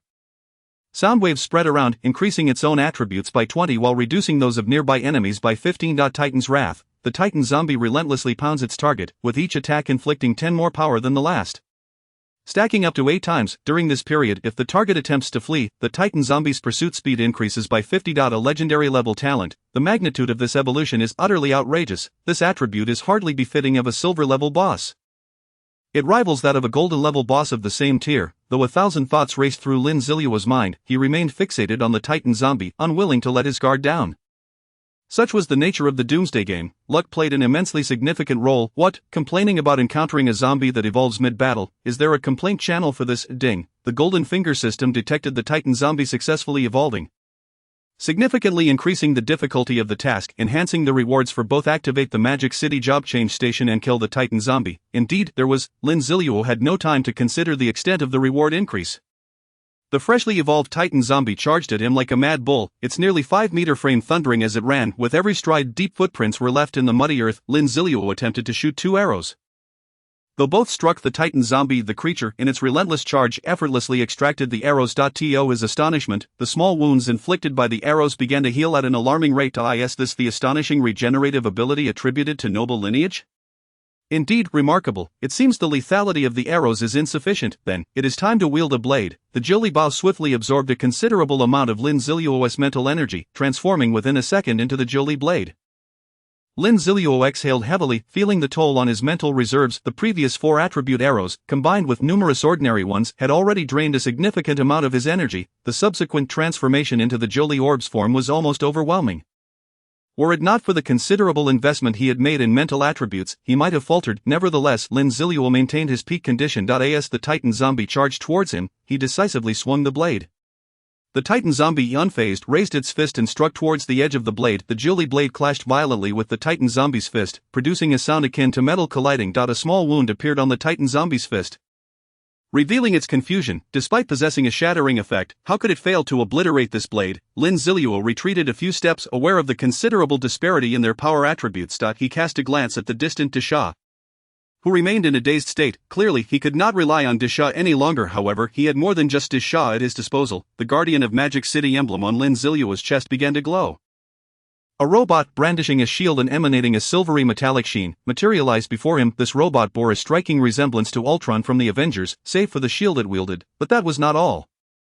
As Lin Zilu swiftly retreated to evade a punch from the Titan zombie, he retrieved the zombie cat's horn from his storage space. Upon sounding the horn, a zombie cat the size of a lion appeared beside him. 10 minutes. The Guardian robot could only sustain itself for 10 minutes. Within that time, the Titan zombie must be vanquished. Lin Zilu raised the Jili blade in his hand. Chapter 92, Skillful Techniques, a stunning display. Joli heavy slash, a dazzling white light coalesced, pulsating incessantly along the blade's edge as if a layer of white flame ignited upon it. This was Lin Zilu's first time utilizing this skill. After all, it came with a 2-second immobilization period. That duration was ample enough to execute numerous actions in combat. Fortunately, with the Guardian robot and zombie cat by his side, he felt reassured the moment the Guardian robot was summoned. Lin Zilu realized it inherited 70 of his foundational attributes, with a significant boost in defensive capabilities, effectively serving as a meat shield. The Titan zombie seemed to sense the gravity of this strike. Dark energy enveloped its fists, which had swung towards Lin Zilu with ferocity. As the energy reached its zenith, Lin Zilu unleashed this fearsome slash. The brilliant blade light collided with the Titan zombie's dual fists, creating a visible distortion in the air at the point of contact, accompanied by a deep, resonant sound. This time, Lin Zilu emerged victorious. The Jilly heavy slash, infused with 200 power attributes, was beyond what the Titan zombie could withstand. After a brief encounter, the Titan zombie's previously indomitable fists were cleaved open by the Jilly blade, resulting in a massive gash. The force of the blow sent the Titan zombie hurtling backward, crashing to the ground. Although Lin Zilu remained momentarily immobilized, the Guardian Robot and Zombie Cat, fully under his conscious control, launched their assault without hesitation. The Guardian Robot raised its shield, charging directly into the Titan zombie as it attempted to rise. Successfully unbalancing the creature once more, the agile Zombie Cat darted from behind the Guardian Robot, its claws sinking into the Titan zombie's hand, precisely at the site of the recent gash inflicted by the Jilly heavy slash. The wound, already difficult to heal, widened, and the speed of its regeneration significantly slowed thanks to the Zombie Cat's claw talent, which decreased healing speed and heightened bleeding. The Titan zombie's regenerative ability was effectively suppressed. At that moment, Lin Zilu's immobilization finally lifted. Observing the Titan zombie attempting to rise, he activated his sprint, swiftly closing the distance and targeting the palm it was using to brace itself for support. Indeed, it was the same wound. Against such a formidable opponent with extraordinary regenerative abilities, Lin Zilu understood that concentrating his efforts on a single point was the wisest strategy. This strike landed squarely. The already challenging wound became even more grotesque. Extending up the arm, blood flowed forth with renewed vigor from the injury. This was the Jilly blade's bleeding effect being triggered. The Titan zombie let out a roar of despair. The relentless onslaught left it unable to react, forced to endure the assault passively. Remarkably, all of this was orchestrated by Lin Zilu, who deftly juggled multiple actions simultaneously. The ordinary Guardian Robot and Zombie Cat could hardly achieve such fluid coordination. Each shield bash from the Guardian Robot, each precise strike from the Zombie Cat, was seamlessly complemented by Lin Zilu's final decisive blow, utterly dismantling one of the Titan zombie's arms. Your legendary talent has greatly enhanced your attributes. While my legendary talent has maximized my operational prowess, the Titan zombie, in a frenzy, summoned all its strength into its remaining fist and slammed it against the ground. The earth trembled violently, anticipating this maneuver. Lin Zilu leapt gracefully into the air, momentarily suspended to evade the damage and disorienting effects of the tremor. The Zombie Cat, agile as ever, leapt onto Lin Zilu's shoulder. Had it not been for Lin Zilu's powerful aerial maneuver, the lion-sized Zombie Cat would have surely toppled him. The Guardian Robot, too heavy to leap, remained grounded, enduring the tremor's impact. Fortunately, its mechanical form endowed it with resilience and immunity to disorientation. The most unfortunate was De Shah in the distance. Having just begun to recover from the daze induced by the effects of his rage, he was further disoriented by the tremors, losing his footing and collapsing to the ground. As the tremors subsided, Lin Zilu's brief suspension ended, and the Zombie Cat leapt down. Without delay, Lin Zilu charged towards the Titan zombie, who, taking advantage of the previous tremors, had risen. Upon seeing Lin Zilu barreling towards him, the Titan zombie was nearly deranged.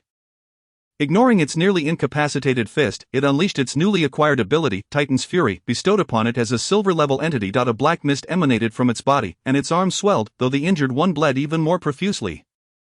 The Titan zombie swung its massive arms down upon Lin Zilu, but he chose neither to absorb the impact nor to flee. Should he absorb it, the strike's power would escalate rapidly, soon becoming unbearable.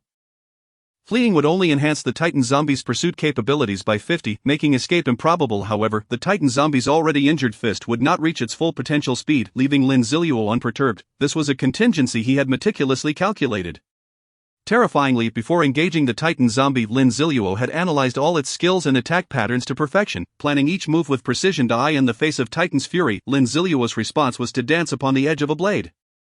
As the colossal fist descended towards him, he swiftly twisted his body, evading the strike with an extraordinarily unconventional maneuver. The next horizontal swing followed closely. Lin Zilu bent slightly, then sprang up at an angle, narrowly avoiding this punch, the wind from its passage nearly displacing his hair. Another angled punch. Lin Zilu showcased his uncanny agility once more, sidestepping this blow with remarkable finesse. Of course, what others perceived as perilously close was a mere certainty for Lin Zilu.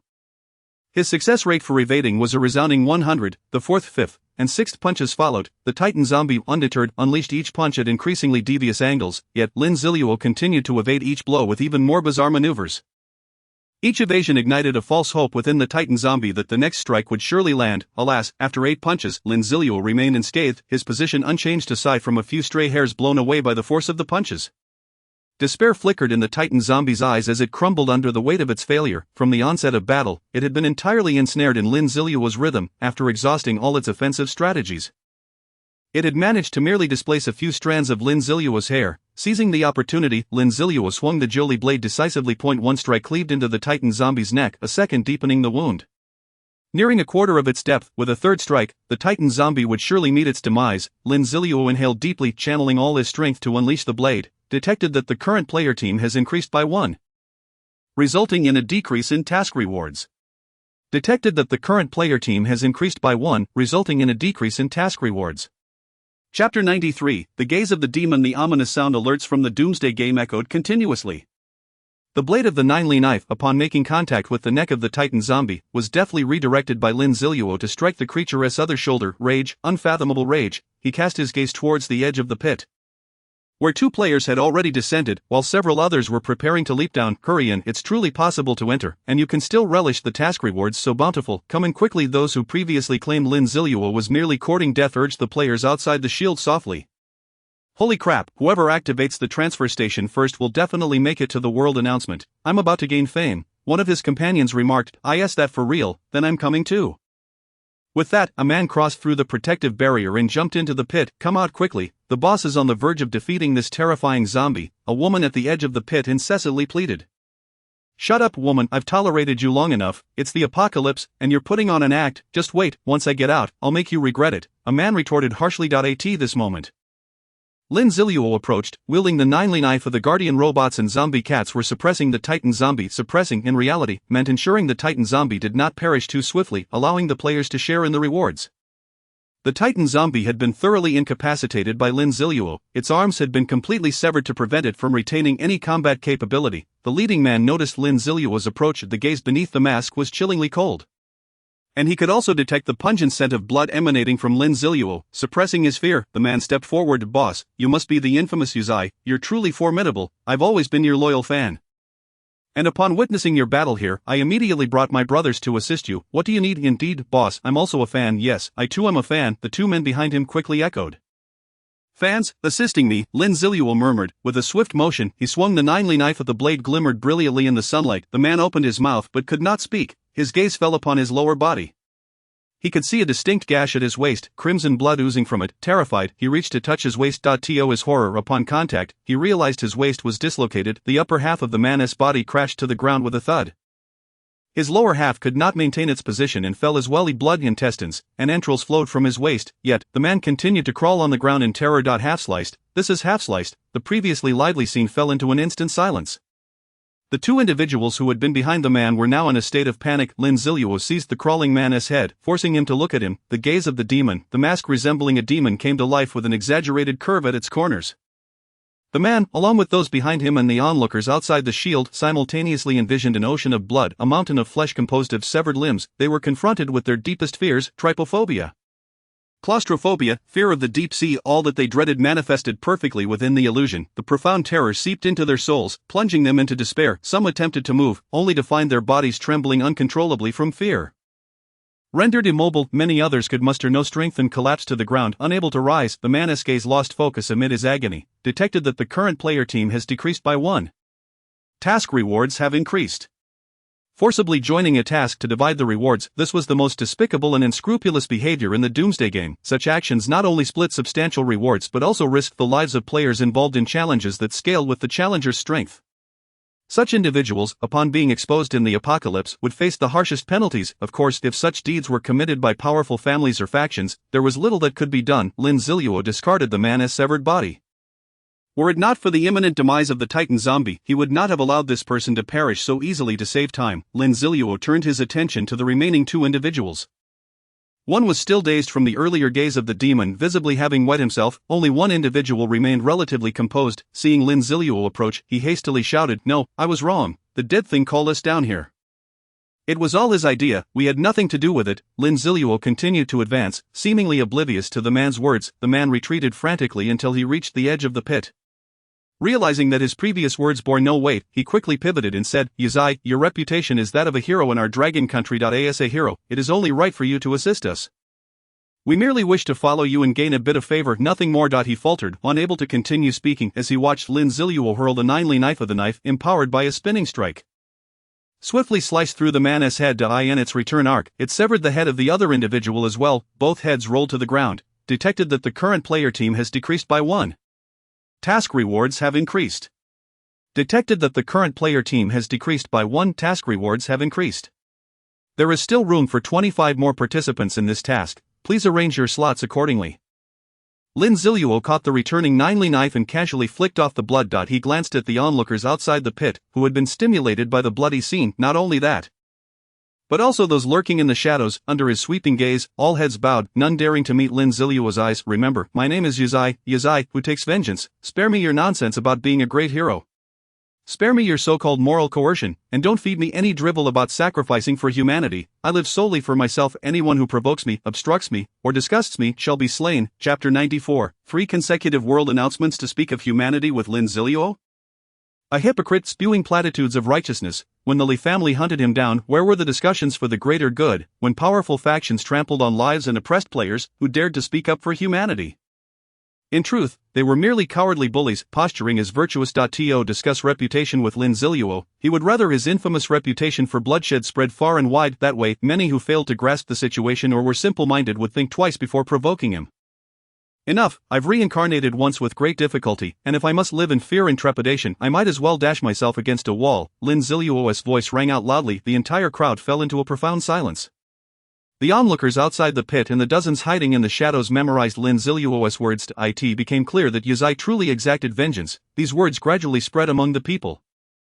From this moment, Yazai's modus operandi became widely recognized. Of course, that was a matter for later. As Lin Zilu spoke, the system prompt chimed. Congratulations to player Yazai for successfully slaying the level 19 silver boss Titan Zombie, earning 400 experience points and 500 gold coins. Congratulations on becoming the first player to slay a silver boss in the Doomsday game, earning the unique global achievement, Silver Lament. A global announcement will soon be made. Lin Zilu sighed in relief, glad that his killing speed was swift enough to avoid delays. Otherwise, had the Titan Zombie perished first, his task rewards would have been significantly reduced. Ding! Congratulations to the host for successfully slaying the Guardian boss, the silver-level Titan Zombie, exceeding the task slay the Titan Zombie. Ding! Congratulations to the host for receiving the enhanced task rewards, 2 random ordinary golden fingers and 2 pieces of random silver-level equipment. The golden finger system's prompt sounded promptly. Lin Zilu felt a surge of excitement. This reward had doubled. Indeed, the golden finger system was the most reliable. Glancing at the corpse of the Titan Zombie, a golden treasure chest appeared beside it. He first stowed the treasure chest into his storage space and then hurried to the 2 transfer stations, places where the Titan Zombie had been conjured from the dark mist. He needed to quickly complete the task, activate the Magic City transfer station, otherwise the 2 world announcements would not be coherent. Upon the Titan Zombie's demise, a pedestal about a meter high emerged. Atop it lay a scroll crafted from an unknown animal hide and a white feather quill. Lin Zilu scanned the contents of the scroll before picking up the quill and signing his name. Yazai. Upon it, the scroll vanished in an instant. 2 class transition platforms simultaneously erupted with dazzling light. Player Yazai successfully defeated the guardian boss of the class transition platform, activating the platform. Congratulations to player Yazai for completing the task and activating the class transition platform in the magical city. Congratulations to player Yazai for earning 500 prestige points, 3000 gold coins, 500 experience points, and the class transition scroll, Overlord. Congratulations to player Yazai for leveling up to 15, gaining 3 points in strength, 3 points in constitution, and 3 points in free attributes. Player requires an additional 2,800 experience points to reach level 16. Congratulations to player Yazai for becoming the first player in Blue Star to activate a class transition platform, earning the unique global achievement, Master of Transition. A server-wide announcement is imminent. Is this the reward amplified by the system? Lin Zilu gazed at the dazzling rewards, his thoughts somewhat scattered.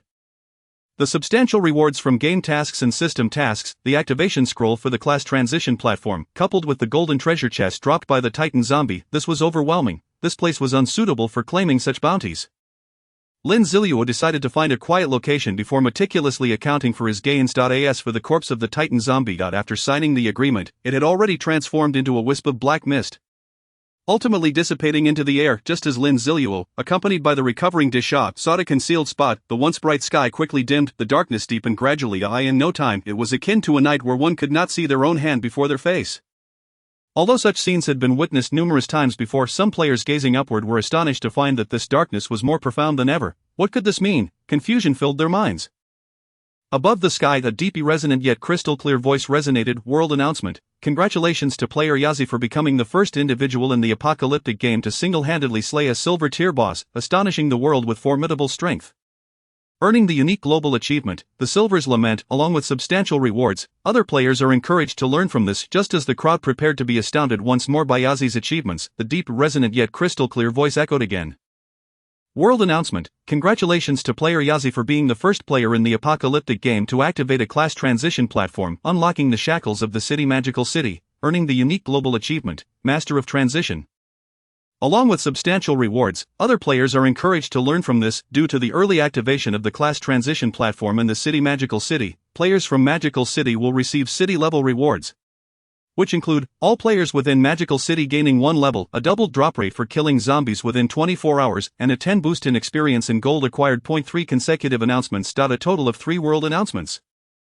As the last announcement concluded, the world erupted in excitement. The entire Magical City, including the surrounding small towns classified within its domain, became the focal point of the world. The invisible barriers that isolated the cities at the edges of Magical City shimmered with a golden hue.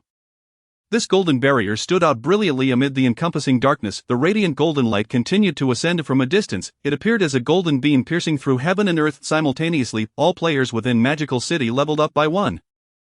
The members of the Grim Reaper Club, the individuals in the Magical City Library, those around the People's Square, and others within the boundaries of Magical City all simultaneously reverenced Yazi's reputation, even though Lin Zilu had previously instilled fear in them, leaving them trembling. This is human nature. As long as tangible benefits are obtained, any grievances will be forgotten. They might even proudly boast to others from different cities, "Have you heard of Yazi? He is from our Magical City, absolutely remarkable, he even helped me level up." Chapter 95, Hidden Profession Overlord. Who can tell me why I have yet to encounter a bronze tier boss, while Yazi has already dealt with a silver tier boss?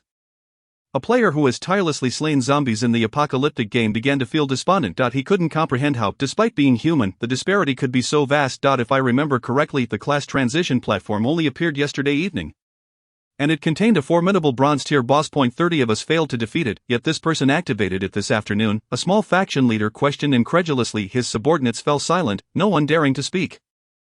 I knew it. I knew that the great Yazi was not satisfied with mere mundane announcements. He issued 3 in total, 3 whole announcements. Long live Yazi, a fervent fan of Lin Zilu exclaimed. Let me tell you, Yazi is actually a divine beast from our country's ancient mythology, so this player named Yazi is indeed our hero. He just happened to get trapped in Magical City while traveling there, but his heart belongs to our country, a high-ranking official was passionately explaining to other leaders. Others nodded in agreement. Indeed, Yazi is one of us. Dragon Country is just fortunate to have had the opportunity for Yazi to visit. Isn't Dragon Country also a descendant of our nation? Upon hearing this, all the leaders stared in shock at the speaker. After a brief silence, all leaders spoke in unison. Indeed, woof woof woof woof. The little dog barked joyfully, its tail wagging furiously. Tonight, will it be 1 bone or 2? Congratulations to player for leveling up to 16, gaining 3 points in strength, 3 points in constitution, and 3 points in free attributes. Player requires an additional 3,100 experience points to reach level 17. Congratulations to player for receiving the global announcement of the Silver's Lament.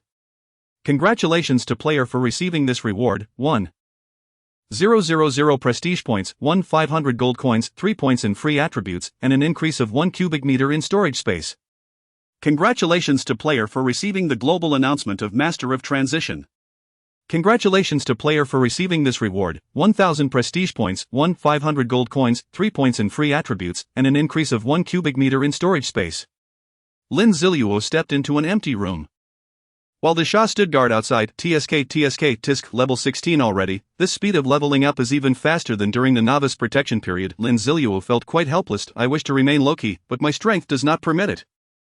Gazing at the lengthy list of rewards, Lin Zilu was filled with a bittersweet joy. As per usual, he first claimed the game rewards. Lin Zilu began to examine the system rewards. The experience, needless to say, had propelled him up a level directly, and with the collective rewards from the third announcement, his level had precisely reached 16, with the experience bar still at 0. The gold coin reward was also significant. totaling 6,500 coins. Combined with his previous savings, he had reached a staggering 12,000 coins. As for prestige, Lin Zilu glanced at the prestige leaderboard. Excellent, 6,220 prestige points, originally 10 times that of second place, it now approached 20 times. How could the disparity continue to grow? Storage space had also surged from 5.2 cubic meters to 7.2 cubic meters, successfully freeing up a substantial area. 0.6 points in free attributes. Lin Zilu had yet to decide how to allocate them. He would consider the upcoming rewards before making a decision. Next, he looked forward to the most anticipated reward from the apocalyptic game, the class transition scroll. Initially, he had learned that it was for a profession called Overlord. Just hearing the name, Lin Zilu felt sufficiently prepared. Profession, Overlord description, with strength that can uproot mountains and an aura that can overshadow the world when circumstances are unfavorable. The steed does not advance. What can be done when the steed does not advance? Attributes. For each level gained 4 points in strength, 3 points in constitution. No free attributes. Abilities. Strength that can uproot mountains. A single force breaks myriad laws. Aura that can overshadow the world. A single force transforms myriad laws. By heavens, Lin Zilu had indeed not misjudged. It was truly the Overlord, the legendary Overlord. Burning boats, the banquet of hangmen, the Overlord's farewell to his concubine. Watching from the sidelines and stealthy night journeys, these well-known idioms all pertain to the Overlord. If professions were to be categorized by level, the Overlord would undoubtedly stand among the pinnacle of epic tier professions. Moreover, this profession was exceedingly compatible with Desha. Lin Zilu was thoroughly satisfied. It was well deserved as a task reward reinforced by the golden finger system. Fantastic. Regrettably, Desha was currently at level 9. As he could not gain experience from completing tasks. He would have to wait until Desha reached level 10 before he could hand it over. At this moment, Lin Zilu already possessed 3 class transition scrolls: Phantom, Overlord and Butcher. The Butcher class transition scroll was of course a reward for Desha completing a task. Without the golden finger system, Desha's task reward consisted solely of 1 class transition scroll and a handful of gold coins. The task rewards Lin Zilu issued to Desha through the magical city enforcer uniform amounted to merely some gold coins and a bronze tier item. All of these had been reviewed during the journey. This butcher's hidden profession was rather ordinary. With each advancement in level, one gains an additional 2 points in strength and 1 point in constitution, along with 2 points in free attributes, rendering it a rather mundane profession.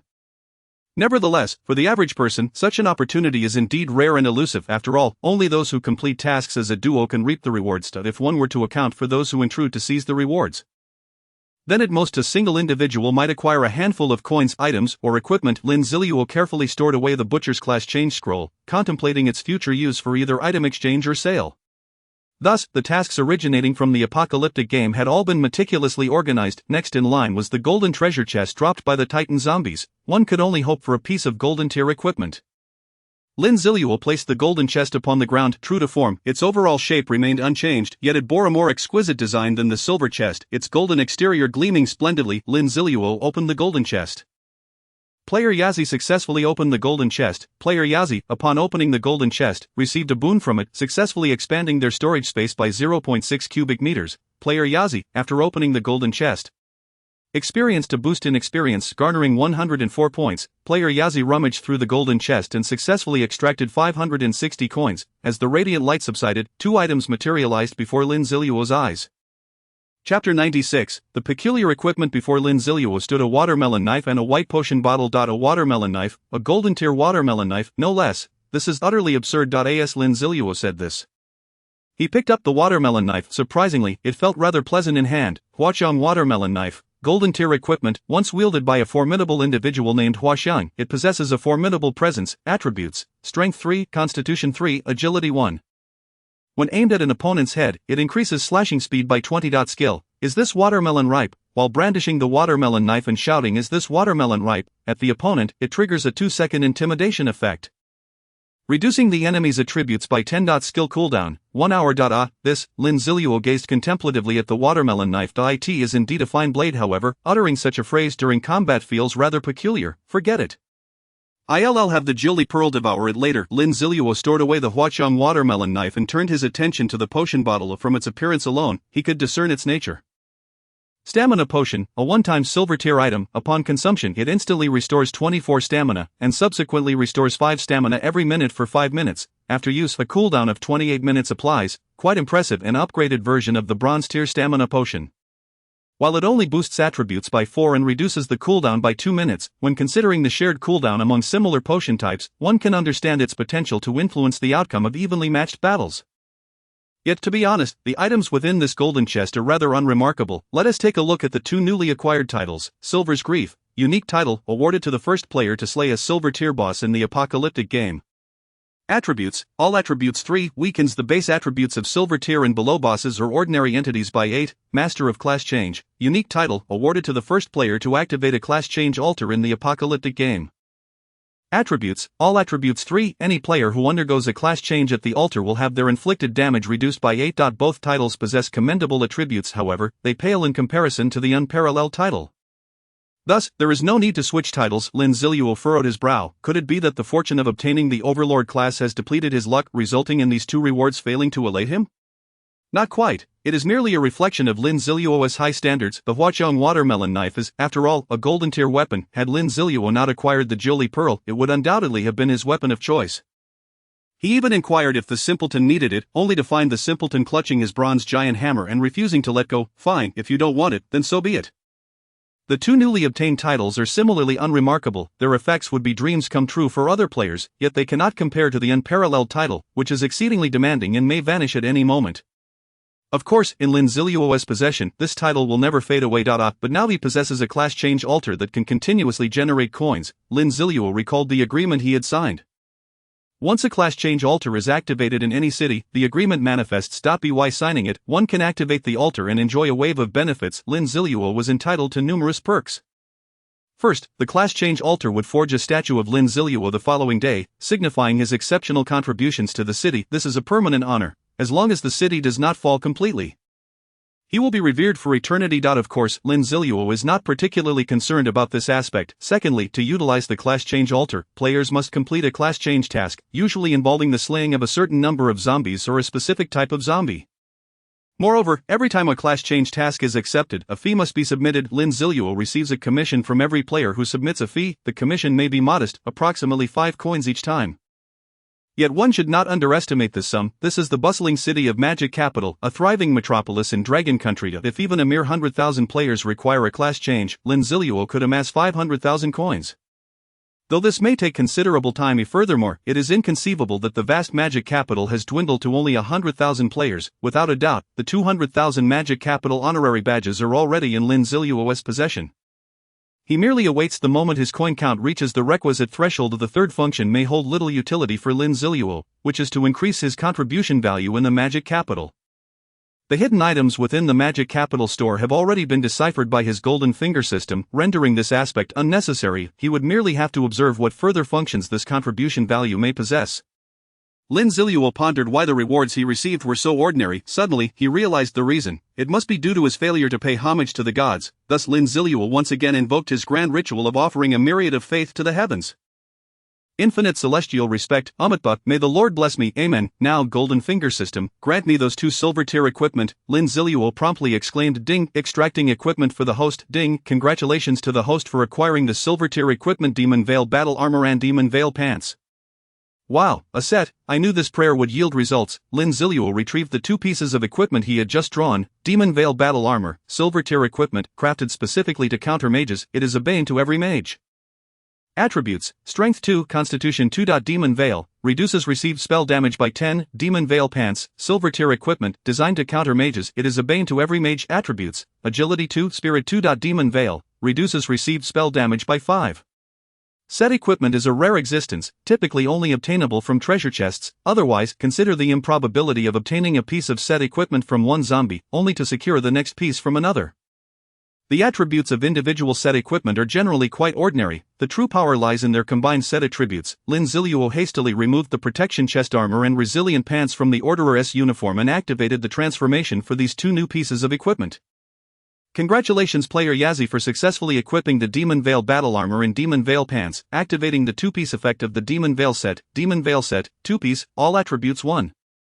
Reflects 10 of received spell damage. Chapter 97, Simpleton, time to work. Lin Zilu felt quite comfortable. He examined his current attributes, base attributes, Strength, 56, Spirit, 34, Constitution, 53, Agility, 36. This is without accounting for the 10 all attribute bonus from the unparalleled title. As his level increased, his agility and spirit had notably lagged behind. At present, Lin Zilu possessed 12 free attribute points, 6 from the world announcement and 6 from leveling up. Thus, he allocated 6 points each to spirit and agility.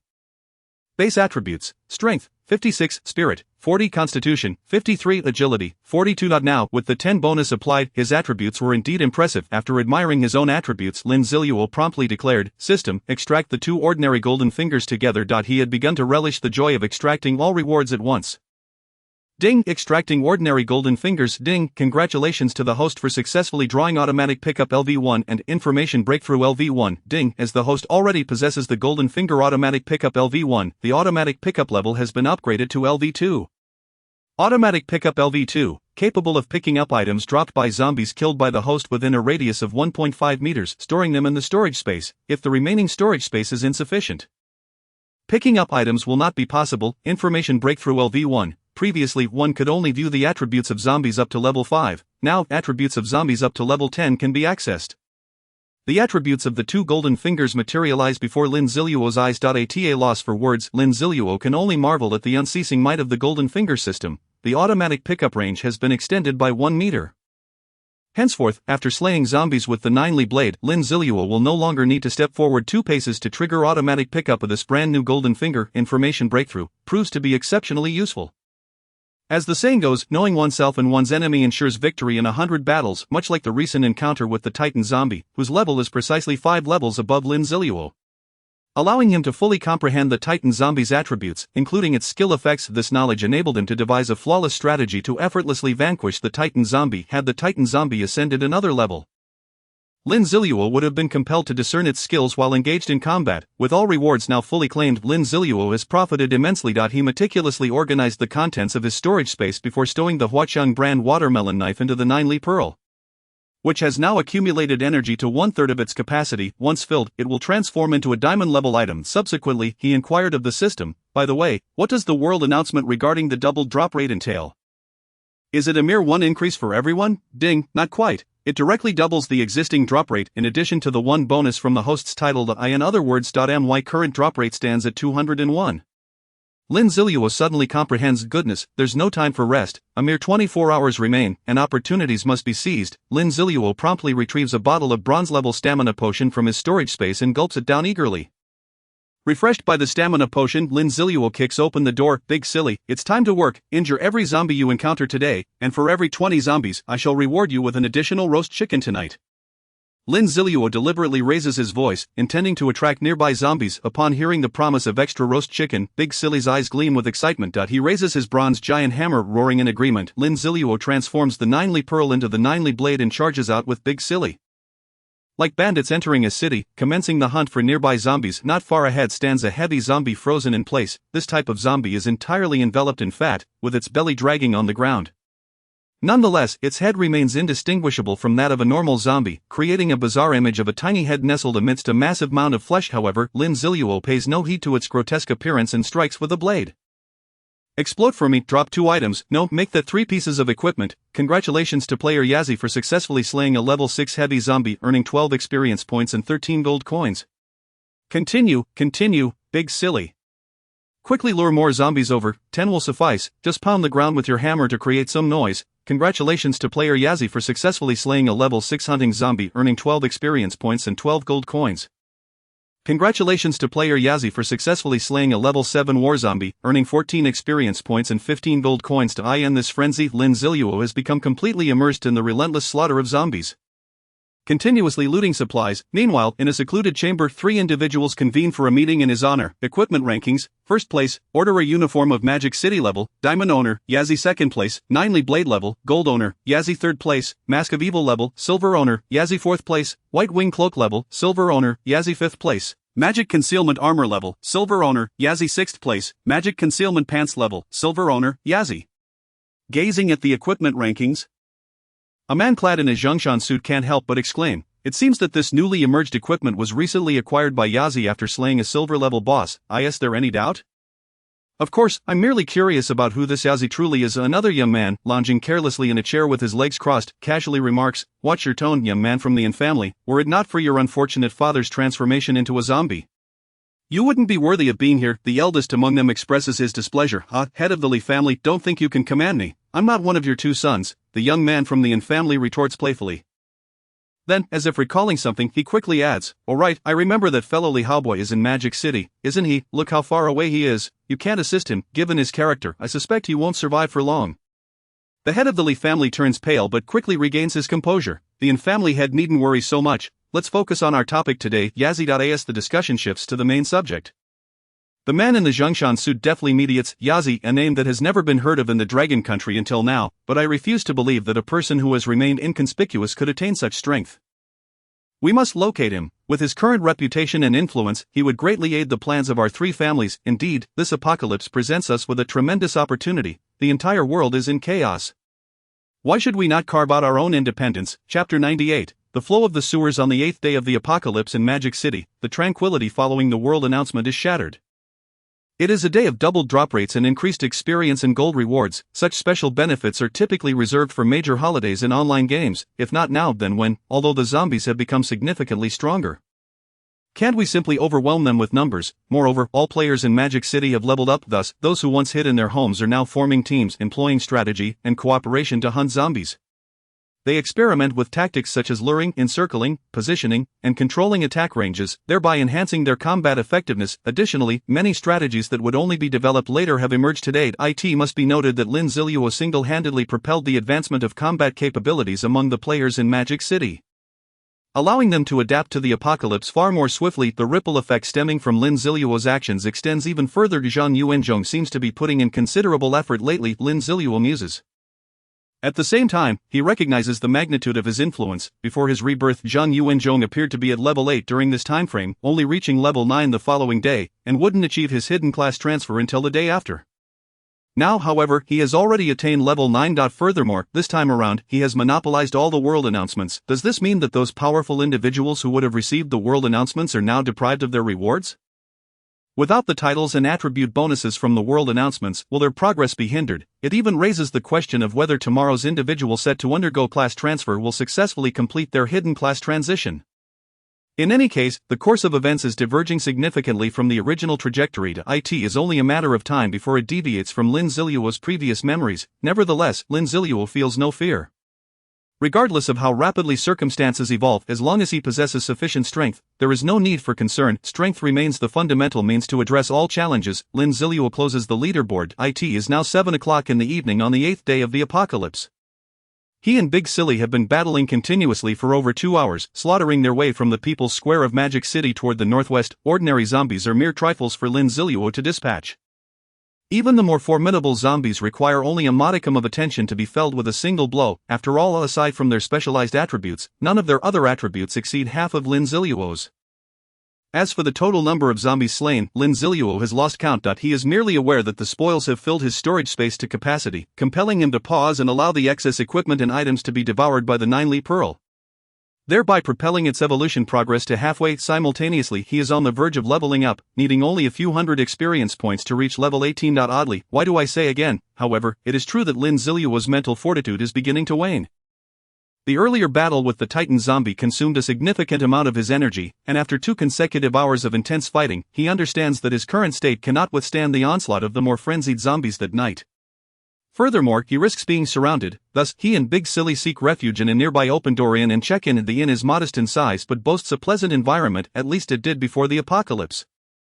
Now, all that remains are the dried bloodstains and numerous corpses of both zombies and humans. Lin Ziluo observes and suspects that these corpses were the result of zombie-like beasts slaying the zombies and players. As evidenced by the bite marks resembling sharp teeth, after meticulously inspecting the inn, Lin Ziluo found nothing amiss. He could only hope that truly, there was nothing to be concerned about. He selected a relatively clean room, set up his surveillance device, and retrieved 2 resource cards for bottled water. After indulging in a refreshing cold shower, Lin Ziluo finally felt at ease. Alas, how he lamented his decline. Once, he would bathe once a month. Such a statement was not without merit. In a post-apocalyptic world, who had the luxury of time and ample water for bathing, except for those in positions of power, every individual was cloaked in an unpleasant odor, sweat, blood, and decay mingled, creating a scent that, beyond its pungency, defied description. The surroundings mirrored this filth. Areas piled with corpses and battlegrounds were shrouded in a miasma. Thankfully, in time, players would acclimatize to it, even becoming immune to such olfactory assaults. Thus, it could be said that humanity possesses an extraordinary capacity for adaptation. After his musings, Lin Ziluo pondered, why seek change? He strove to grow stronger merely to survive more effectively. He must not lose sight of his priorities. Draping himself in the garb of the Order of the Demon City, Lin Zilu reclined upon his bed and surrendered to slumber. A piercing cry echoed through the sewers of the Demon City. From a distance, a small, shadowy figure, akin to a dog in size, darted swiftly. Only when it reached a spot illuminated by moonlight could its true form be discerned. A rat. Good heavens, had the rats mutated into such monstrous sizes? The eyes of this zombified rodent glowed crimson, exuding an otherworldly aura under the moon's sheen. Its formidable incisors appeared menacingly sharp enough to send chills down one's spine, yet this was merely the beginning.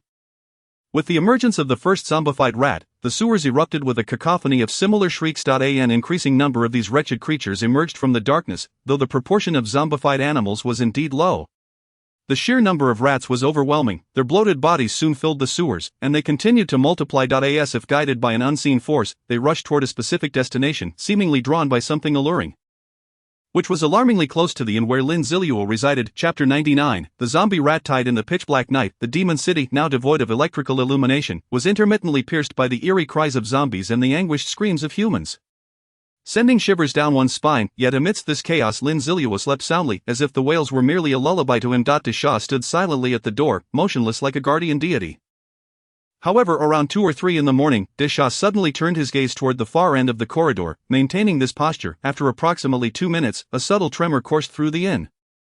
Lin Zilu, roused by the disturbance, opened his eyes within a heartbeat. The ninely blade materialized in his grasp as he swiftly donned his attire and exited his room. He found Disha fixated on a certain direction.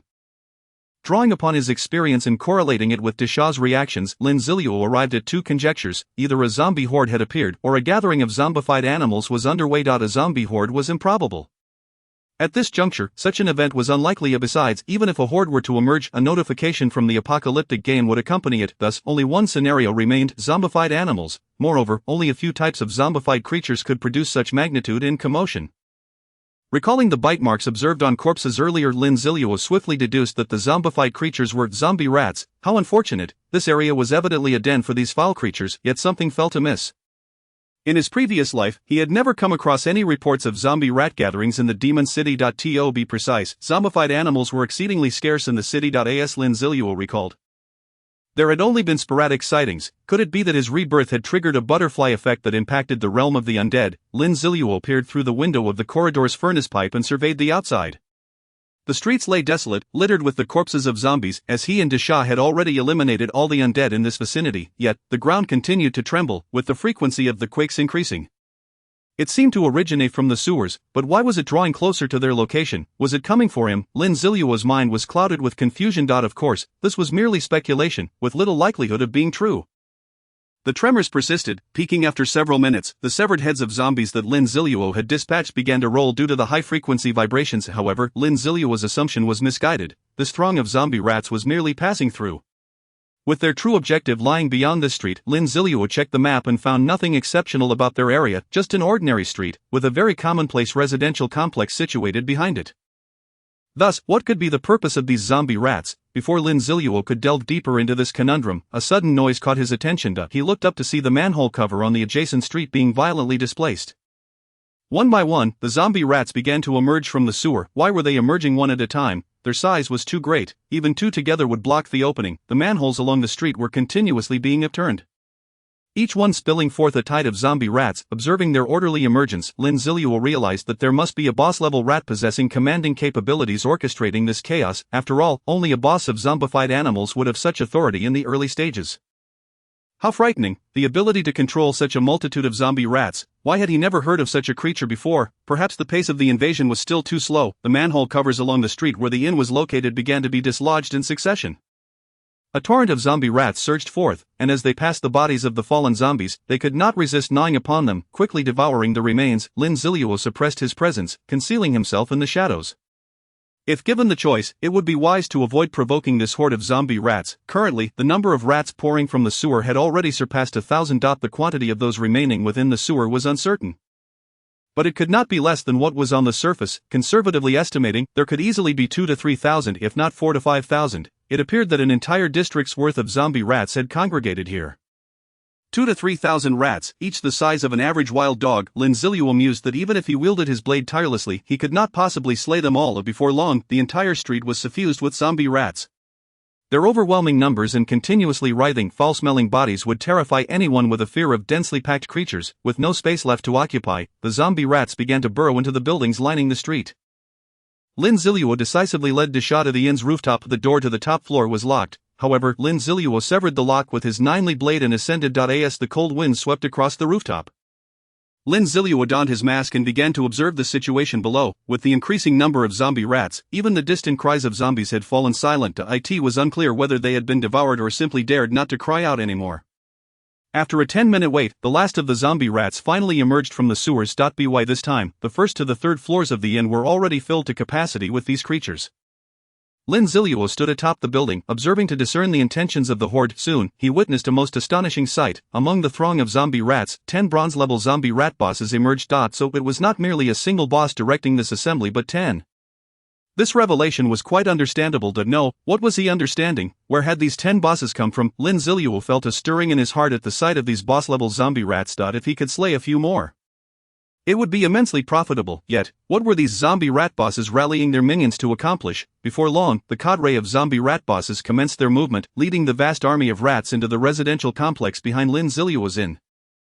Internally, Lin Zilu relayed a command to Disha to remain on standby. His bulk and noise could easily betray their presence. He also removed the nightfall ring from Disha and donned it himself, as its property of reducing presence was precisely what he required. Thus, Lin Zilu set out alone. Chapter 100, Unknown Instance. The buildings surrounding Lin Zilu's inn were not particularly tall, averaging 4 to 5 stories in height. With the inn itself being the tallest structure in the vicinity, Lin Zilu glanced at the direction in which the horde of zombie rats was advancing and then slid down the water pipe from the rooftop of the inn. He landed atop a neighboring residential building and, without hesitation, leaped down, rolling upon landing to silently reach the rooftop. His stealth skills had not diminished since his previous life. Any differences were merely due to variations in attributes. The remaining row of townhouses were of similar height, allowing Lin Zilu to traverse effortlessly between rooftops with simple jumps. The gap on the rooftop is not substantial, thus it does not require excessive expenditure of energy. The only aspect that warrants attention is to avoid creating excessive noise. At this moment, the horde of zombie mice is nearly all poised to infiltrate the residential area. Lin Zilu has also heard the harrowing screams of several players emanating from within the community. It seems those who were hiding in their homes have been discovered by the zombie mice and swiftly taken away. Consequently, Lin Zilu hastened his pace. Before long, Lin Zilu encountered a minor predicament. There exists a considerable distance between the rooftops of this building and those of the adjacent structures, making mere jumping insufficient for passage. Although Lin Zilu could utilize his skills of rapid movement and brief levitation to reach the opposite rooftop, he refrained from doing so. Both are exceptional skills for preserving one's life, and employing them here would be quite a waste. After observing the rooftop once more, Lin Zilu noticed that the zombie mice had ultimately surged towards a solitary villa within the community. This seemingly modest villa, upon being inundated with a sufficient number of zombie mice, exhibited an eerie silence. This implies that all the zombie mice had vanished into thin air. A hidden instance. Such a thought surged within Lin Zilu's mind. There must be something akin to a portal within that villa, otherwise, it would be impossible to accommodate such a multitude of zombie mice. How unexpected, indeed, to stumble upon such a discovery today, yet, he remained curious about the nature of the portal that could entice these zombie mice. However, now that he realized the objective of the zombie mice was to enter the portal, Lin Zilu felt no urgency. He summoned Disha through his thoughts, instructing him to approach independently. His plan was to wait until the number of zombie mice diminished to a manageable level before eliminating the remaining ones. As Disha arrived at the base of Lin Zilu's building, the number of zombie mice outside the villa had dwindled to merely a few hundred. It was time to take action, just as Lin Zilu prepared to execute a rapid descent via the ventilation shaft. He suddenly heard a raspy cry from the distant sky. Following the sound, an astonishing sight unfolded before Lin Zilu's eyes. In the sky, thousands of zombie birds were soaring towards the villa.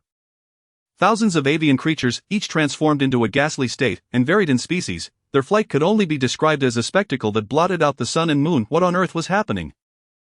Lin Zilu ceased all movements and instructed Disha to find a concealed spot. As the zombie birds soared above the villa, they descended gracefully onto the vacant ground before the villa.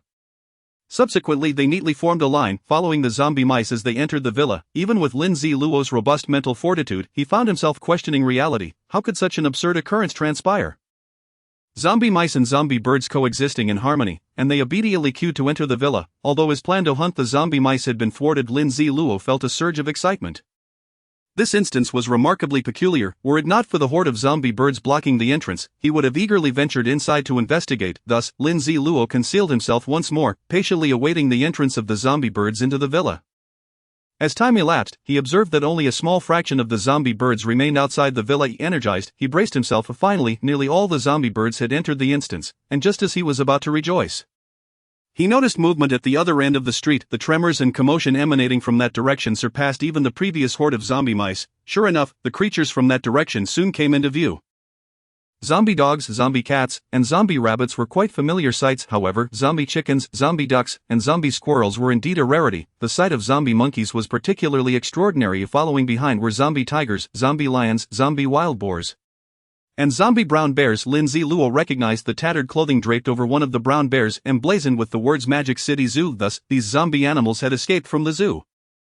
As these zombie animals began queuing at the villa's entrance, Lin Zilu felt a sense of numbness. If one were to tell him that aliens were next in line, he would readily believe it. Due to the substantial size of the zombie brown bear, it broke the villa's door upon entry. Finally, Lin Zilu caught a glimpse of the interior of the villa. A portal radiating a golden light hovered in the center of the hall. All the zombie animals proceeded towards the portal, ultimately disappearing within its confines. No wonder the number of zombie animals throughout the Magic City was so scarce. They had all entered this portal. Yet, the existence of this portal was something he had never previously heard of. He was left wondering what its purpose was and why it could attract these zombie animals, all the while being something that had never been mentioned before. The lengthy queue of creatures entering the portal would surely take considerable time. Concerned about any potential anomalies with the portal, Lin Zilu decided against sleeping. He retrieved his phone, connected it to the power bank from his supplies card, and engrossed himself in a novel, all the while keeping a vigilant watch on the portal's status. Time flew by. Eventually, around 5 o'clock, as dawn began to break, the lengthy line dwindled to just a few remaining zombie animals. Lin Zilu stowed his phone, cautiously scanning his surroundings to ensure no other zombie animals were approaching before sliding down the pipe to the ground level, accompanied by Desha, making their way towards the portal. Upon confirming that all the zombie animals had entered the portal, Lin Zilu decisively stepped forward, placing his hand upon the threshold of the portal. Congratulations, Player YZ, for discovering an unknown instance. Would you like to enter? Lin Zilu furrowed his brow. An unknown instance, no specific prompts. Generally in apocalyptic games, instances fall into two broad categories. Point 1 involves confrontations between players. To be frank, regardless of the nature of the confrontation, Lin Zilu felt no trepidation. The other category entails transportation to specific locations while assigning tasks. Such instances are typically tailored based on one's strength, and players are always provided with some insight before entering.